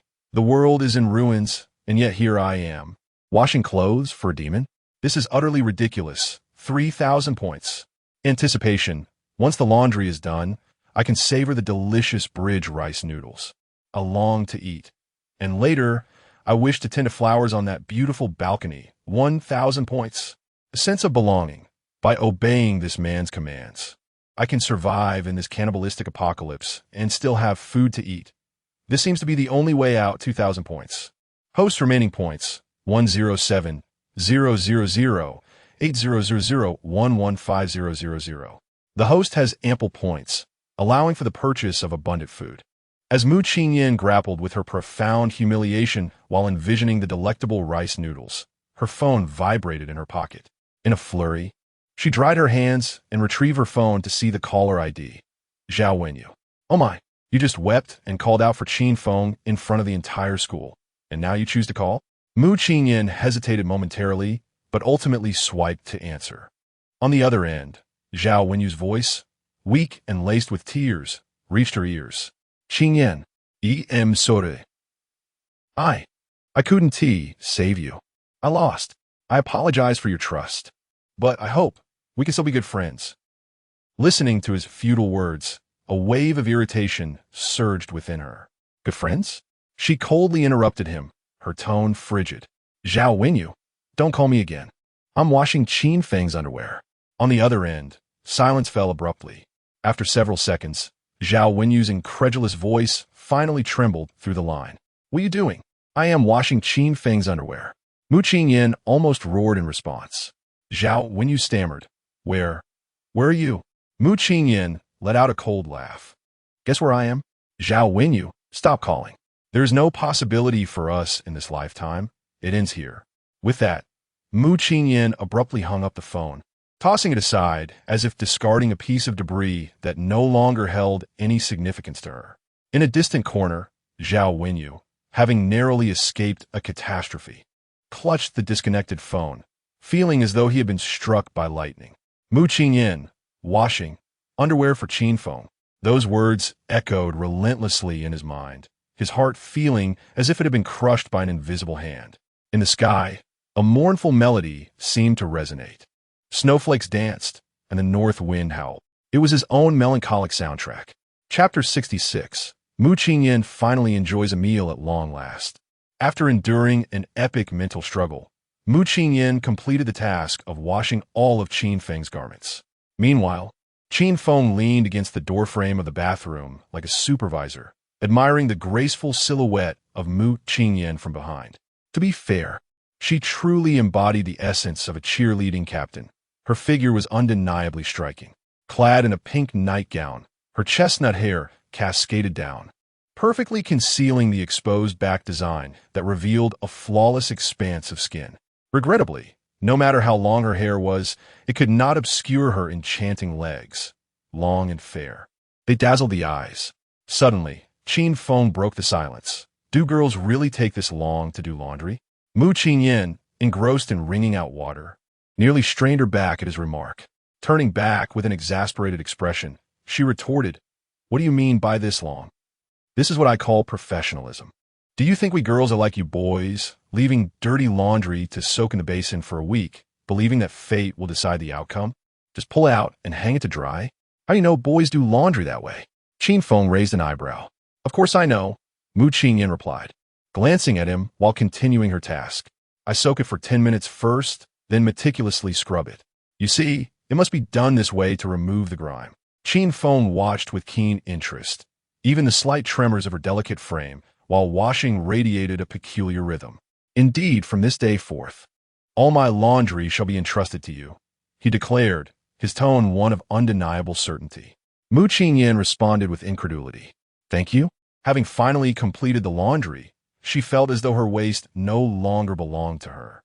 Now, esteemed Junior Qin Feng, may I make use of your luxurious dryer? Qin Feng finally nodded in acquiescence. Granted. A weight lifted from Mu Qingyan's heart, and she relaxed visibly. She patted her chest and murmured, You startled me. I thought you would insist that I dry them by blowing on them, and I certainly lack that skill. Once everything was settled, Mu Qingyan hurriedly made her way to the balcony, where Lin Yue and Tang Tang were enthusiastically tending to several flower pots. The sunlight was just right, and a gentle breeze caressed their faces as the three youthful and vibrant girls squatted together, watering the plants and loosening the soil, creating a serene tableau amid the apocalyptic backdrop. Yin Yin, come look. This pot of mint is thriving. Be careful, Yue. Don't spill the water outside. Tang Tang, shall we plant some tomatoes as well? The girls chattered joyfully, affectionately addressing one another, seemingly momentarily forgetting the harsh realities of their world. Qin Feng reclined on the sofa in the living room, watching this scene with satisfaction. Excellent. This is the essence of a proper sanctuary, not merely lounging on the sofa. Engrossed in frivolous reality shows, there is vitality, life, and absolute obedience. The afternoon swiftly passed, and at dinner time, Qin Feng expended 10,000 emotional value points to purchase a Yunnan cuisine set meal. With a chime, the host's 10,000 points were deducted to procure a feast of Yunnan cuisine. In an instant, a lavish banquet materialized upon the table. The crossing bridge rice noodles, served merely as an appetizer. The Dian-flavored steamed chicken boasted a broth crystal clear, crowned with a layer of golden chicken fat, its rich aroma boldly infiltrating the nostrils of all present. A plate of jinshui fried tofu featured a skin fried to a crisp golden brown, while the inside remained tender as silken tofu. A gentle pinch with chopsticks sent the scalding essence eagerly oozing forth. Accompanying this were the fragrant milk fan, a hot pot of exquisite wild mushrooms, and neatly arranged Lijiang cured ribs with alternating layers of fat and lean meat. Finally, there lay Snow Mountain sour fish, its tangy and spicy broth adorned with vivid red tomatoes and vibrant green scallions. The fish itself as white as snow. Ladies, dinner is served. Come and feast, commanded Qin Feng. Oh, we're coming, Lin Yue replied. Is it already time to eat again? Tang Tang remarked, time flies. I haven't had enough fun yet. If this continues, Qin Feng will surely fatten me up. I'm absolutely famished. It's been 2 days. Mu Qingyan bit her lip, tossing her long hair aside and pinching Tang Tang's slender waist. How annoying. Dan Dan lauget polifuli. The 3 girls on the balcony were drawn by the commotion and stood frozen in awe upon witnessing the table laden with delicacies. Heavens, is this Yunnan cuisine? Lin Yue was the first to exclaim, her memories of a trip to Lijiang flooding back. This mushroom. I want to start seeing little people dancing. Will I? Tang Tang asked, swallowing nervously. Qin Feng smiled calmly, assuring them, what I have prepared is absolutely safe. Wow, this fried tofu is my absolute favorite. Mu Qingyan's eyes were fixated on the tofu, unable to be diverted. In that moment, feelings of humiliation, exhaustion, and hunger were utterly overwhelmed by the enticing aroma of the food. The 3 girls could no longer maintain their decorum. They gathered around the dining table, chattering animatedly about each dish, leaving Qin Feng unable to interject. Yue, darling, you must taste the broth of this steamed chicken. It's divine. Tang Tang, my love. This cured rib is for you. You adore something with a bite, don't you? Yin Yin, let me serve you a piece of fish. It's boneless. They looked after one another, eagerly offering Qin Feng dishes as well, their eyes brimming with gratitude and affection. Brother Qin Feng, you must try this ham. It's exquisite. Lin Yue urged. Host, do enjoy this steamed chicken. It's a classic. Tang Tang smiled. Junior, since they are serving you, I shall also present you with a mushroom. Should you fall ill, do not blame me. Mu Qingyan insisted, stubbornly offering him a dish to avoid feeling like an outsider. Qin Feng sat contentedly in the host's seat, relishing the attentions of the 3 campus beauties, his heart swelling with satisfaction. He lifted a slice of Xianwei ham from the plate, pairing it with the smooth rice noodles. The savory explosion of flavors in his mouth was nothing short of a royal indulgence. Mu Qingyan, still clad in her delicate pink nightgown, remained oblivious to the unabashed, predatory gaze of Qin Feng sweeping over her figure. With a sense of resignation, she used her cascading hair to shield her excessively fair skin. Amidst the fervent revelry of the evening banquet, everyone was immersed in the bliss brought forth by the sumptuous feast. Yet, in another dormitory building, another soul languished, ensconced in darkness and hunger. Room 424. Jiang Qi sat vacantly by the window, gazing at the sky outside, where the resplendent twilight gradually succumbed to a haunting deep blue, a breathtakingly romantic evening in the city. Unfortunately, ever since Qin Feng had whisked Mu Qingyan away as if she were a prized trophy, her entire world had fallen silent. No longer could she hear the vibrant cries of humanity on campus. Only the relentless howls of the undead echoed distantly. The dormitories, both for boys and girls, were enveloped in a terrifying stillness. Military supplies had not arrived for 2 days, and in the absence of Mu Qinyin, Jiang Chui felt an unparalleled void. Once, the greatest joy in her life stemmed from competing with Mu Qinyin, engaging in battles of wit and extravagance. The thrill of rivalry, whether it was about the latest lipstick shades, the costliest handbags, or the wealth of their boyfriends, had filled her existence with fervor. Though their daily skirmishes were often laced with sharp words and even physical confrontations. Now, with Mu Qinyin gone, her adversary, her benchmark, her sole pillar of support had vanished. Jiang Chui felt akin to a ship adrift, lost in an infinite sea of solitude. Who would she compete with now? What meaning did her life hold?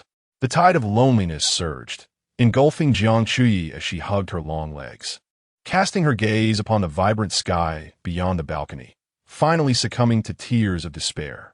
The twilight glow was dazzling, and the city's night sky remained ablaze with crimson. She longed for the days when she could adorn herself with exquisite makeup, basking in the attention of passers-by. She missed the moments spent in her boyfriend's luxurious car, indulging in the vanity of shopping for bags at the Taiku Li. She yearned for the afternoons spent in cafes with her glamorous friends, sipping coffee while gossiping about classmate secrets. Those mundane yet cherished experiences she once dismissed now felt like a distant paradise. A growl from her stomach pulled Jiang Chui back to the harsh reality. The northeastern dish she had consumed at noon was long gone. Now, a new wave of hunger tormented her stomach like a cruel punishment. Where was the food? Where was Qin Feng? Had he not promised to deliver a meal to her? Her beautiful face bore the marks of anxiety and resentment in her beguiling eyes. At that moment, a single thought consumed her mind. Qin Feng. Why had he not yet arrived? Had he forgotten her? Was her leg not beautiful today? Chapter 67. The 176 centimeters tall school beauty, Jiang Chui, lay on the ground, feeling utterly aggrieved. Hadn't her boyfriend promised to send a red envelope of 10,000 yuan to Qin Feng for him to deliver her meal? Did Huinan forget to send it today? With a surge of indignation, Jiang Chui immediately initiated a video call to Huinan. As soon as the call connected, her tear-streaked, delicate face filled Huinan's phone screen. Huinan, where's my food? Jiang Chui's voice trembled with a hint of sobbing, her tone laced with a sense of abandonment, as if the entire world had forsaken her. Did you not transfer 10,000 yuan to Qin Feng? Why hasn't he brought me my meal? Huinan, the ever-obliging boyfriend, felt as if he were facing an insurmountable challenge. Gazing at his girlfriend's enchanting yet distressed visage on the screen, his heart melted, and he quickly reassured her, I was wrong, my dear. I will inquire right away. What's going on with Qin Feng? Didn't I tell him to have Lin Yue deliver your meal? Did she not go? Jiang Chui's tears flowed even more profusely, her voice thick with nasal tones as she lamented. Lin Yue, didn't he come? That wretched Mu Qinyin has also been taken away by Qin Feng. Now the three of them, Mu Qinyin, Lin Yue, and Tang Tang, are all staying in Qin Feng's 301 dormitory. They shamelessly share him as their boyfriend, leaving me all alone. They won't play with me anymore? Whoa, goodness. Huinan was left speechless, taken aback by Qin Feng's audacious exploits. However, he had no time to ponder such matters. His girlfriend's hunger was of utmost importance. Fear not, my dear. Money can indeed work wonders. I will send Qin Feng another substantial red envelope, and ensure he sends someone to deliver your meal. Yes, hurry up. I am Stadovin. Jiang Chui ended the call. In the 301 dormitory, Qin Feng's phone screen lit up. It was a WeChat transfer from Huinan. 10,000 yuan. Accompanying it was a message. Brother, please be sure to have Lin Yue deliver a meal to Chui. Thank you. A sardonic smile curled at the corners of Qin Feng's lips. He leisurely savored a piece of crispy yet tender fermented tofu, relishing the explosion of flavors from the fresh soy milk in his mouth. Huinan had transferred another 10,000 to himself. This Huinan truly regarded money as a universal key. Come on, in a zombie apocalypse, what good is money now? Meanwhile, Jiang Chui, even at this juncture, retained her model-like poise, believing that her beauty and her boyfriend's financial prowess could secure her desires. How naive. Such foolishness. Qin Feng's gaze swept across the dining table, finally resting on the two girls competing for the last piece of pot-roasted chicken, Mu Qingyan and Lin Yue. He dabbed his mouth with a napkin and said, "Senior Qingyan." Mu Qingyan, her mouth full of chicken, responded mumbledly, her left hand brushing her hair behind her ear to grab more food. "I need you to do me a favor," Qin Feng stated. "What is it?" Mu Qingyan asked, lifting her head, her expression shifting as she adjusted her hair. "Go deliver some food to your good roommate," Qin Feng instructed. Mu Qingyan's movements froze instantly as she shot her head up, her eyes widening in disbelief. "What? Me?" Her tone suddenly escalated, as if she had heard an outrageous tale. "Delivering meals to Jiang Chui? Junior Qin Feng, are you mistaken? Did you not witness how she assaulted me? Jiang Chui clawed my arm with her nails. Just this afternoon, she deliberately smacked her lips in front of me to disgust me. I would rather see Jiang Chui starve in room 424 than to deliver her food." Mu Qingyan's chest heaved with indignation, her pink nightgown trembling in concert. Qin Feng's smile remained unchanged, though his tone carried a hint of persuasive allure. "Yes, Senior Mu, it is indeed you." Qin Feng beamed. Mu Qingyan, filled with righteous indignation, retorted, "I refuse. Why should I? Isn't she always boasting about her height of 176 centimeters and weighing only 110 jin? Doesn't she adore dieting? Let her starve. Perhaps she'll become as thin as a lightning bolt. Do not be so agitated." Qin Feng chuckled lightly, leaning slightly forward, lowering his voice as if sharing a monumental secret. "Senior, I know you and Jiang Chui are at odds. Allow me to teach you a splendid method of revenge." Mu Qingyan's bright eyes sparkled as she nodded. "Just imagine you carrying a fragrant meal box, benevolently knocking on the door of room 424. And then, in her presence, you accidentally let it slip from your hands." Qin Feng's voice brimmed with vivid imagery. With a resounding thud, the meal box cascaded to the floor. Those steaming pot chickens, golden, crispy tofu, delectable mushrooms, mingling with the rice noodles, along with the succulent Xianwei ham, all scattered about. What do you suppose her expression would be? Qin Feng grinned wickedly. Mu Qingyan gazed at Qin Feng in disbelief.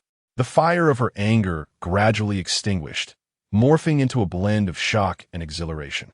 Heavens, this man, Qin Feng, is even more wicked than I anticipated. I merely wished for Jiang Chui to go hungry. Yet Qin Feng aims to utterly obliterate her arrogance, tearing away the final veil of modesty she clings to. This was no mere meal delivery. It was a profound psychological strike. Giggle, giggle. Ha ha. Suddenly, Mu Qingyan burst into laughter, beginning with a soft chuckle that escalated into peals of joyous mirth, her body quivering with delight. "Qin Feng, you are incorrigibly wicked. I adore it." Beside them, Lin Yue and Tang Tang exchanged glances, both recognizing a shared amusement in each other's eyes. They comprehended that Qin Feng's next target had already been set upon the 176 centimeters tall model in room 424. Mu Qingyan was instantly invigorated, her entire demeanor radiating with energy. She swatted away Lin Yue's chopsticks, reaching for the final piece of chicken, delicately placing it into a takeout box as if it were treasure. "Do not eat it. Such delectable chicken must be reserved for our stunning beauty, Chui, to taste." As she spoke, she enthusiastically packed the meal. Steamed pot chicken, crispy tofu, Xianwei ham, rice noodles. She deliberately included a bit of everything, filling the box to the brim, juices flowing, aromas wafting, as if crafting a bento brimming with boundless affection. Then, humming a cheerful tune, she skipped off to change her clothes. Dressed in a cozy pink nightgown, she felt it insufficient to convey her current victorious demeanor. She rummaged through Tang Tang's wardrobe and pulled out an oversized white t-shirt, pairing it with a playful gray pleated skirt that showcased her long, slender, fair legs, transforming into a lively girl ready for a date. Just before stepping out, she flashed a sweet and innocent smile at the mirror. "Perfect. Today is a splendid day. Everything I wish for will come true." Mu Qingyan hummed a folk song, her steps light as she approached the familiar dormitory. "Top, top, Top. The door of room 424 was knocked upon. Inside, Jiang Chuyi jolted awake from her bed. Food is here. Lin Yue has arrived. Qin Feng finally remembers me. Jiang Chuyi dashed to the door, eagerly pulling it open. However, standing outside was not the Lin Yue she had anticipated, but rather the radiant and spirited Mu Qingyan. Jiang Chuyi was taken aback. Qingyan, why are you here? Mu Qingyan smiled like a blooming sunflower, shaking the food container in her hand. Chuyi, dear, Qin Feng felt sorry for your hunger and specially sent me to deliver your meal. Come in. Jiang Chuyi stepped aside, her gaze scanning Mu Qingyan like an X-ray, scrutinizing her closely. Wasn't she supposed to have fainted? Didn't Qin Feng carry her away? How could she appear so revitalized in just one afternoon? Had the die already been cast? Had the flowers already been plucked? Here, today's dish is Yunnan cuisine. It's incredibly fragrant.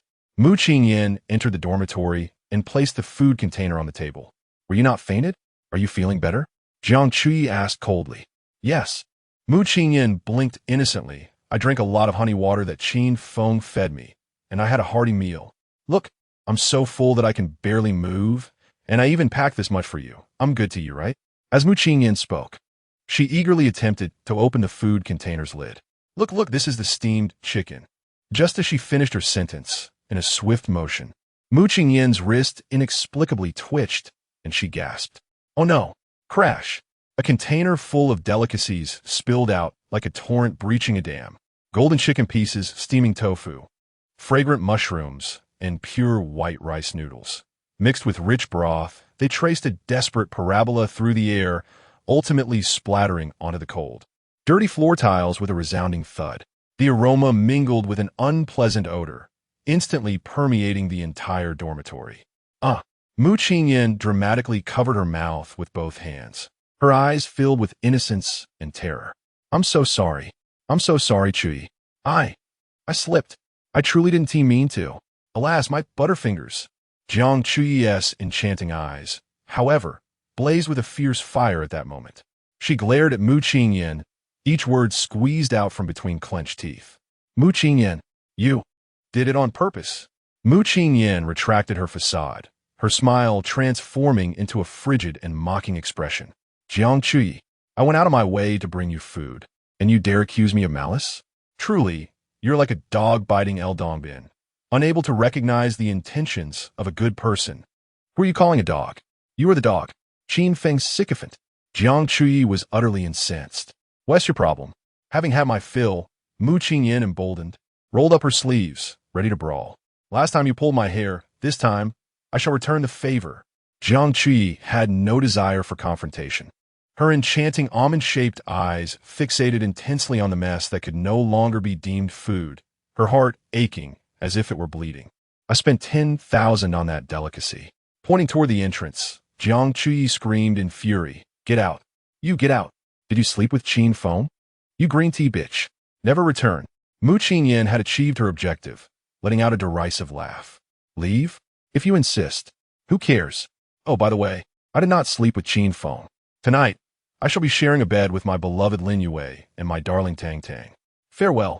With that, Mu Qingyan turned on her heel, too apathetic to gather her belongings from the wardrobe. After all, there would be an endless supply of beautiful clothes from Lin Yue and Tang Tang. Bang! The door to dormitory 424 was slammed shut, effectively severing the connection between two worlds. Mu Qingyan strode away, while Jiang Chuyi remained rooted in place, fixated on the chaos strewn across the floor. A burning sensation of hunger intensified in her stomach, while the intoxicating aroma of chicken and mushrooms wafted tantalizingly in the air. To eat or not to eat? If she ate, how long had it been since the floor was last cleaned? Who knew how much dust and bacteria lay upon it? If she refrained, the intact chicken breast and the nearly unbroken tofu, which had not touched the floor, beckoned her with irresistible allure. A battle raged within her mind. Ultimately, hunger triumphed over all. She approached the door, trembling as she securely locked it. Then, crouching down like a desperate scavenger, she retrieved her chopsticks from the desk and cautiously extracted a piece of unblemished chicken that had evaded contact with the tile floor, swiftly shoving it into her mouth. Delicious. Meanwhile, in dormitory 301, Lin Yue and Tang Tang lounged on the sofa, indulging in snacks while watching television. Qin Feng, captivated by the allure of the double bathtub, was preparing to take a relaxing soak. Just then, the door swung open. Mu Qingyan, humming a cheerful tune, entered like a victorious little peacock, head held high and chest out. Chapter 68. The cheerleader captain's dance. Sweating profusely upon her return, Mu Qingyan resembled a victorious little peacock, her chin almost reaching the heavens. As she stepped through the door, she animatedly recounted a recent triumph. You should have seen it. I slammed the lunchbox down, and Jiang Chuyi's face turned an instant shade of green. Mimicking Jiang Chuyi's shocked and furious expression, Mu Qingyan laughed uncontrollably. Haha! She was so enraged that her whole body trembled, pointing at me and telling me to get lost. Her expression was akin to someone on the verge of tears. It was utterly delightful. Then, I remarked that she was like a dog biting El Dongbin, which only further infuriated Jiang Chui. Waha! Dressed in a loose white t-shirt that gracefully draped over her white pleated skirt, Mu Qingyan revealed a pair of long, slender legs, her most cherished asset as the cheerleading captain. In her excitement, her legs seemed to bounce with youthful vigor. Lin Yue and Tang Tang observed Mu Qingyan closely, their lips curling into knowing smiles. All right. Look at how happy you are. Your face is flushed and drenched in sweat, you silly girl. Dang my sopti, ding. It's evident that Yenner has truly satisfied her appetite. She now possesses the energy to tease others. This statement carried a hint of playful teasing, which Mu Qingyan readily understood. The three women in this dormitory had undeniably succumbed to their respective charms. Simultaneously, a system notification echoed perfectly in Qin Feng's mind. Ding. Name, Jiang Chui. Gender, female. Height, 176 centimeters. Weight, 60 kilograms. Attractiveness, 92 points. Department, School of Economics. Style, a stunning tall beauty with exquisite legs. Interests, selfies, shopping. Basking in the limelight. Mu Qingyan's deliberate act of spilling food on the ground has triggered a surge of emotional points for Jiang Chui. Humiliation. The hardship of eating on the ground with chopsticks. 2,000 points. Frustration. My boyfriend Hui Nan is useless. Apart from spending money, he is incompetent in every other regard. 3,000 points. Sense of struggle. It's so hard for me. The apocalypse has arrived, and, as a beautiful girl, I am left to fend like an ordinary girl. Why are there no admirers delivering meals? 2,000 points. Envy. Envying Lin Yue and Tang Tang, who can indulge in delicacies simply by embracing Qin Feng. 3,000 points. Conflict. Should I join Lin Yue, Tang Tang, and Mu Qingyan as faction? 1,000 points. Anger. That green tea bitch Mu Qingyan. I must retaliate with a harsh slap. 3,000 points. Total points acquired, 14,000 points. Current remaining points, 115,000 points, 14,000, 10,000. Yunnan cuisine, 119,000 points. Jiang Chuyi's current attitude towards the host, beginning to waver. Beginning to waver? A slight smile crept across Qin Feng's lips. Excellent. This signifies that conquering the breathtaking beauty, standing at a height of 176 centimeters, is merely a matter of time. He could almost envision the proud goddess with a perfect figure nestled in his embrace, playfully displaying her affection. Such a day will inevitably come. Qin Feng withdrew his thoughts, gazing at the three chattering beauties before him, momentarily at a loss for words. They were either caressing their abdomens or admiring each other's thighs, wearing expressions of triumphant distress. Oh no, after 2 lavish meals today, my stomach feels round. Woe is me. My abdominal muscles may be lost. Will I become unattractive? What will become of me if this continues? How can I still be the cheerleading captain? Upon hearing this, Qin Feng finally found his entry point and spoke leisurely. Ladies, once you've had your fill, it's time to engage in some exercise to aid digestion. As soon as these words left his lips, the expressions of the 3 young women shifted to something nuanced. Lin Yue's gaze wandered. Exercise? Is it the kind of exercise I'm thinking of? Tang Tang's cheeks flushed suddenly. So soon. Are we going to exercise already? Mu Qingyan's heart raced. Is he suggesting we engage in exercise? So direct? Can't wait even a second? Qin Feng's gaze fell upon Mu Qingyin's alluring figure, gesturing towards the center of the living room. Senior Mu, you're the captain of the cheerleading squad, right? Come, show us a dance. Demonstrate. Mu Qinyin was momentarily taken aback, staring at Qin Feng in disbelief. Huh? I'm the cheerleading captain, and you want me to dance for you? We only perform during halftime at basketball games. Now you want me to dance in your home? Qin Feng nodded, as if it were the most natural thing in the world. Indeed, I enjoy watching your cheerleading performances. They are filled with youthful vigor. He shifted his tone, adding, moreover, when I ask you to dance, it's not merely for my enjoyment. It's for your benefit, dear senior. Haven't you just eaten? It's the perfect opportunity to exercise and digest. Mu Qingyan replied. I truly appreciate your family. So, you want me to dance not for the sake of admiring my grace, but purely to make me sweat and lose weight. Is that it? Lin Yue and Tang Tang immediately saw through Qin Feng's intentions, grinning as they began to encourage her. Oh, Yinner, since Feng Feng asked you to dance, you should just do it. Yes, yes. With your figure, you'll look magnificent dancing. Come on, we all want to see. With a glint of mischief in her eyes, Mu Qingyan wrapped her arms around Tang Tang's waist. No way. Tang Tang, you're a dance major too. You must join me. Qin Feng quickly agreed. Yes, Tang Tang. You should join as well. Upon hearing this, Tang Tang confidently struck a Latin dance pose, saying, all right, it's just dancing. What else there to be shy about? Lin Yue, not to be outdone, stood up. Then I'll join you and flail around a bit for fun. Sound great. The three girls, in perfect harmony, immediately became excited. A woman adorns herself for the one who appreciates her, while a man would lay down his life for a true friend. They perform for the sole resident in this apocalyptic scenario, not only to entertain, but also as a means of survival. Moreover, what girl does not relish displaying her most graceful figure amidst music?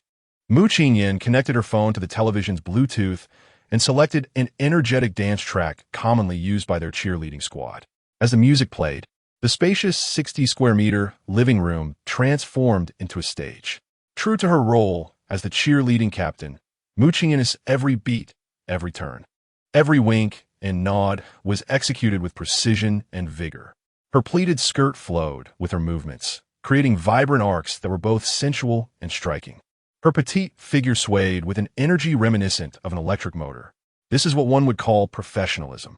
In contrast, Senior Tang Tang's dance leaned more towards grace and technique. Her waist was as supple as if it possessed no bones, and every glance she cast was laced with allure, reminiscent of ancient courtesans entertaining emperors or exotic dancers from the western regions. Lin Yue, the embodiment of youthful innocence, wore white stockings and shorts. Although her movements appeared slightly awkward, she thrived in her carefree spirit, swaying her exquisite hips in rhythm, exuding an effortless charm. The three stunning beauties, each with her distinctive allure, created a tableau under the sweat and lights that could drive any man to madness. Qin Feng reclined on the sofa, squinting as he admired the dance of the three girls through the discerning eyes of a professional artist, devoid of any lascivious thoughts. Do you believe that? Just then, at the height of the fervent atmosphere, a sudden ringtone interrupted the music. Who could it be? Calling at such a late hour? Mu Qingyan halted her movements, grabbed a tissue from the coffee table to dab at the perspiration on her brow, and glanced at the caller ID on her phone. Zhao Wenyu. Her brow furrowed immediately. What a persistent nuisance.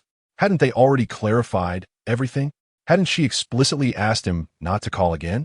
Hadn't she surrendered to Qin Feng already? Besides, your compound bow has been shattered by Qin Feng's sniper rifle. You have lost utterly, and yet still shamelessly persist in calling? Can you truly reverse the situation? Mu Qingyan flicked her hair back, swiped to answer, her tone icy. Hello? Zhao Wenyu, what more do you want? On the other end, Zhao Wenyu's voice, tinged with a hint of solemnity, reached her. Yanea, I just want to tell you one thing. Do not succumb to despair. You must hold on. We boys have elected a new president, and we are gathering our forces. Soon, very soon, we shall come to rescue you. Do not yield to Qin Feng's tyranny. You must endure and persevere until the day of victory. A chuckle escaped Mu Qingyan at his words, finding them both ridiculous and pitiful. Endure and persevere? Resist with all my might? You boys stand there talking without a care. As a frail woman, how can I possibly oppose Qin Feng? Should I simply raise my hands and surrender? I implore you, Zhao Wenyu, if you boys could simply remain still, you might prolong your existence a little longer. Cease your fanciful notions and do not resist Qin Feng any further. Frankly speaking, should you dare to make a move, the next moment could see your demise. Is being shot in the head truly enjoyable? Huh? Mu Qingyan paused, her voice becoming resolutely firm. Furthermore, I will state this for the last time. I have never harbored any affection for you. Do not contact me again. You have significantly disrupted my life. What are you doing? Zhao Wenyu's voice trembled, tinged with a final glimmer of hope. Mu Qingyan glanced at Qin Feng, who lounged casually on the sofa, a cruel smile curling at her lips. With utmost clarity and unwavering conviction, she declared, I am dancing for Qin Feng, and I'm drenched in sweat. I shall hang up now. On the other end of the line, silence reigned like death itself. The soundtrack began to play, snowflakes fluttering, the northern wind howling. Chapter 69, finally consumed by Mu Qingyan. Mu Qingyan ended the call, yearning to continue dancing. Yet the fatigue of her body was undeniable. Sweat trickled down her smooth forehead, dampening the wisps of hair by her temples, a few strands clinging to her flushed cheeks.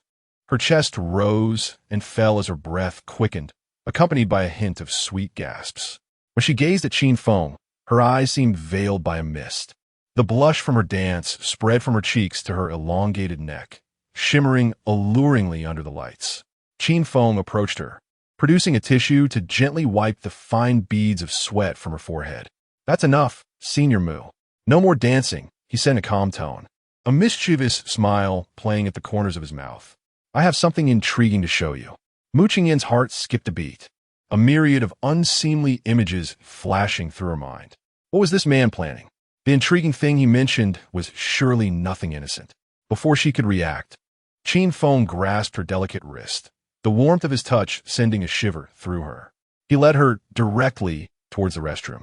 In the living room, Lin Yue and Tang Tang exchanged knowing glances, a playful smile gracing their lips. Being adults, they were all too aware of what was likely to unfold next. Qin Feng turned back to glance at the two girls sitting on the sofa, observing the spectacle. You two silly girls, don't just sit there. Keep moving, he commanded with an authoritative tone. Lin Yue feigned innocence, blinking playfully. Us? Who are we moving with? Tang Tang's cheeks flushed slightly as she mumbled. I can't very well exercise alone, can I? Qin Feng sighed, bemused by the boldness of these girls, who, emboldened by the essence of love, could speak with an audacity surpassing that of many men. He gestured towards the corner of the living room, where a brand new multifunctional treadmill, a reward from the system, stood proudly by the floor-to-ceiling window, exuding a sense of modernity. Go on, the two of you enjoy that, he insisted, his tone leaving no room for argument. 10,000 steps each. You're not allowed to stop until you finish. Lin Yue gasped dramatically. 10,000 steps for a beauty? What about for someone less fortunate? Qin Feng replied, Are you joking with puns? Lin Yue exclaimed, Feng, are you trying to make me collapse in this apocalypse? Tang Tang also stuck out her tongue. Running 10,000 steps feels more exhausting than some other activities. Qin Feng chose to ignore their protests, pulling the somewhat stiff Mu Qingyan into the restroom and shutting the door behind him with a soft click. Outside, Lin Yue and Tang Tang exchanged apprehensive glances, beginning to worry for Mu Qingyan's well-being. Meanwhile, inside the restroom, Mu Qingyan was momentarily captivated. The room was extraordinarily luxurious, even more opulent than during her last visit. The restroom boasts an expansive area of no less than 30 square meters, exuding an extraordinary sense of spaciousness. The floors and walls are adorned with seamlessly joined white snowflake marble, reflecting light with a mirror-like sheen. In one corner resides a smart toilet, equipped with heated seating and an automatic flushing feature, complete with a remote control. On the opposite side lies a shower area that brims with technological sophistication, where metallic shower heads are meticulously arranged from 8 different directions, promising a rainforest-like bathing experience. A colossal electronic smart mirror hangs on the wall, capable of displaying the time, weather, and even playing music, featuring a playlist of favorite songs connected to Lin Yue and Tang Tang's phones, including hits from Blackpink. What captivates her most, however, is the enormous double massage bathtub positioned by the window. The bathtub's sleek lines suggest a hefty price tag. Adjacent to it is a neatly organized collection of Hermes bathing products, emanating a subtle fragrance of citrus and woody notes, complemented by several bottles of essential oils and scented candles that enhance the atmosphere with a hint of intimacy. Is this what one should expect in a world on the brink of collapse? Outside, classmates are fighting tooth and nail over mirror chromes, while here, it feels as luxurious as paradise. Gazing at the bathtub spacious enough for two, Mu Qingyan felt her cheeks flush, her body trembling uncontrollably. Unspeakable images flooded her mind, igniting a sense of embarrassment. She felt as if she were standing on the edge of a volcano, poised to witness its magnificent eruption, with her heart racing wildly. Struggling to free her hand from Qin Feng's grasp, she pressed tightly against her heart, which threatened to leap from her chest. Qin Feng released her hand, speaking calmly. Mu Shuejia, why not run a bath and indulge in a bubble bath? Mu Qingyan's voice was barely above a whisper, like a mosquito's buzz, a bubble bath. Are you washing, or am I? Qin Feng smiled leisurely, his gaze fixed on her. You will wash. After a brief pause, he added, of course, to welcome you back to my home. I could help you wash your hair. Mu Qingyan's eyes widened in astonishment. You will help me wash my hair? Indeed. Qin Feng nodded, his gaze lingering on her lustrous, flowing locks, even reaching out to touch them. Your hair is beautiful. I can wash it for you. How does that sound? I assure you, you will be pleased. Her heart raced even faster. What intentions lay hidden within Qin Feng's words?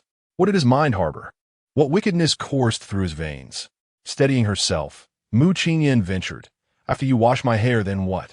Qin Feng met her sparkling gaze, neither confirming nor denying, simply returning her question. Then, what do you wish to do? In that instant, Mu Qingyan comprehended.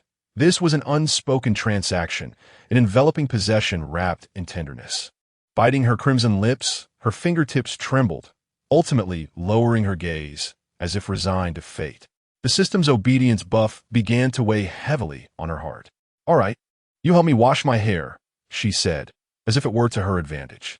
Mu Qingyan approached the edge of the bathtub and bent down to turn on the faucet. This simple action caused her shirt to stretch tightly across her upper body, accentuating her breathtaking curves. Her long, lustrous black hair cascaded down like a waterfall, the ends nearly brushing her knees, swaying gently with her movements. As hot water filled the tub, a steamy mist began to rise. With her back turned to Qin Feng, amid the haze, she blushed and nervously removed her clothing, slowly sliding into the bubble-filled bath. The warm water enveloped her body, allowing her taut nerves to relax slightly.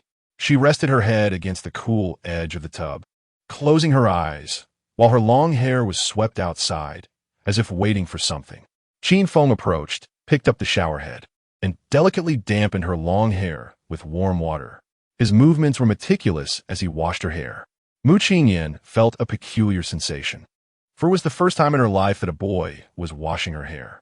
Qin Feng lathered shampoo in his palms, creating a rich foam, which he gently applied to her hair, his long fingers weaving through the strands, massaging her scalp with a tender touch. Just as Mu Qingyan felt herself melting into this extraordinary gentleness, Qin Feng picked up the bathtub's remote control and pressed the soothing massage mode. The hum of the tub's jets and rollers began to operate. Mu Qingyan suddenly let out a suppressed cry, her body arching like a startled cat. Qin Feng paused his actions, asking, "What's wrong, senior?" Mu Qingyan bit her lip, tears welling at the corners of her eyes as she spoke with a quivering voice. "I can't. That roller is pressing right on my lower back. I injured it while dancing before." "Is that so?" Qin Feng set down what he was holding. "Where? Let me take a look." "No, it's fine." Yet, Qin Feng's hand had already plunged beneath the foam-filled water. Instinctively, Mu Qingyan tried to evade him, but he firmly pressed on the painful spot on her lower back. His fingers deftly found a tense muscle not beside her lumbar spine, applying just the right amount of pressure. This time, Mu Qingyan truly cried out in pain. Don't worry, I'm a traditional Chinese medicine practitioner, specialized in treating injuries. Just stay still, I'll take care of it. Oh, what kind of traditional practitioner? Mu Qingyan's back pain flared up and tears streamed down her cheeks. Nevertheless, Qin Feng did not cease. He employed a professional kneading technique, beginning to alleviate her back pain. The pressure varied from light to firm, intertwining sensations of soreness, numbness, fullness, and pain, prompting Mu Qingyan to emit a series of soft murmurs. Gradually, the pain receded, replaced by a refreshing relief. Under Qin Feng's skilled touch, Mu Qingyan's tense muscles began to melt and unfurl. She felt herself soften, collapsing into Qin Feng's embrace. She turned around and, amidst the misty vapor, met Qin Feng's profound gaze, and the two embraced in a kiss. Outside the living room, Lin Yue and Tang Tang were already sweating profusely on the treadmill. In a world teetering on the brink of collapse, such opportunities for exercise felt utterly extravagant. Moreover, Qin Feng was right. With such sumptuous meals, neglecting to work out would inevitably lead to weight gain. Suddenly, from within the bathroom, a faint scream from Mu Qingyan echoed. Though it quickly faded, both women heard it. Lin Yue and Tang Tang exchanged knowing glances, their running pace slowing as a shared, understanding smile crept upon their lips. Gasping for breath, Lin Yue mischievously remarked to Tang Tang, "Did you hear that?" "Indeed," Tang Tang replied. "Shall we time Qin Feng and see how long he takes for this bath?" Wiping the sweat from her brow, Tang Tang nodded and with utmost seriousness speculated, "Judging by that commotion, I believe Qin Feng will need at least an hour for his bath." Chapter 70. Mu Qingyan becomes a devoted admirer for 60 minutes. Mu Qingyan indulged in a refreshing and steamy shower, enveloped by a haze of warm mist. The scalding water left her cheeks, neck, and even her collarbone flushed with a deep crimson hue. Once the water in the bathtub had drained, Mu Qingyan resembled a fish stranded on parched land, floundering helplessly, gasping for air with her gills, yet her body remained immobile. Seeing her in such a state, Qin Feng smiled gently and wrapped her in a large bath towel, akin to preparing a zongzi. Instantly, her delicate curves were accentuated by the towel's embrace. He then hoisted her up like a package, resting her on his shoulder. "Ah, don't drop me," Mu Qingyan shrieked. "Never," Qin Feng assured, carrying her out of the bathroom, past the living room where Lin Yue and Tang Tang were exercising on the treadmill, their eyes wide in astonishment as they beheld the pair, before entering the master bedroom. With a resounding thud, Qin Feng closed the door behind them. Lin Yue and Tang Tang exchanged glances, speechless. Is this what they call being inseparable? More like kindling, igniting a fire. After a 60-minute bath, are they really? In their youth, they had underestimated the charm of their junior, mistaking the senior for a treasure. Once called Little Sweetheart, now she whimsically referred to herself as Madame Yo. Jealousy began to brew in the hearts of Lin Yue and Tang Tang. Did Qin Feng truly prefer the bombshell physique of a cheerleader? They glanced down at their own figures, resolving to enhance their curves through diligent exercise. Thus, the two girls commenced their vigorous workout, perspiration glistening on their brows. In the bedroom, on the expansive king-size bed adorned with soft blue sheets and pillows, Mu Qingyan lay feebly against Qin Feng's shoulder, her gaze dreamy. Qin Feng tenderly brushed his fingers through her freshly washed hair and inquired, "What occupies your thoughts, senior?" Mu Qingyan shook her head, "Nothing in particular." "It seems you are pondering something. Are you thinking of Gao Yi?" With a gaze as fluid as water, Mu Qingyan replied, "Just a fleeting thought, but it matters not. That person has been erased from my memory. He is inconsequential now." Qin Feng gently squeezed her shoulder. "That's good to hear." Mu Qingyan nestled closer into his embrace, contemplating, what does it mean to face the end of the world? A beautiful girl, much like a floating weed, is tossed about in chaotic times, traded and bartered. The best refuge is to find a strong protector. Qin Feng nodded, indeed quite profound. The flush on Mu Qingyan's face lingered thus. One must follow their partner. Marry a rooster, follow a rooster. Marry a dog, follow a dog. Now that I am with you, I shall be your Qin Feng's woman, sharing the life of marriage, clothing, food, and shelter. As long as I am with you, I shall have sustenance each day, a soft bed to rest upon, and a warm bath to enjoy. I'm already content. With a smile, Qin Feng playfully pinched her cheek. Rest assured, I will ensure you are well fed every day. Gulme, my dear. Ah ding, the host has successfully won over the third campus beauty. System upgraded to LV17 with an expanded area of 180 square meters. The distribution of the house area has been reassigned.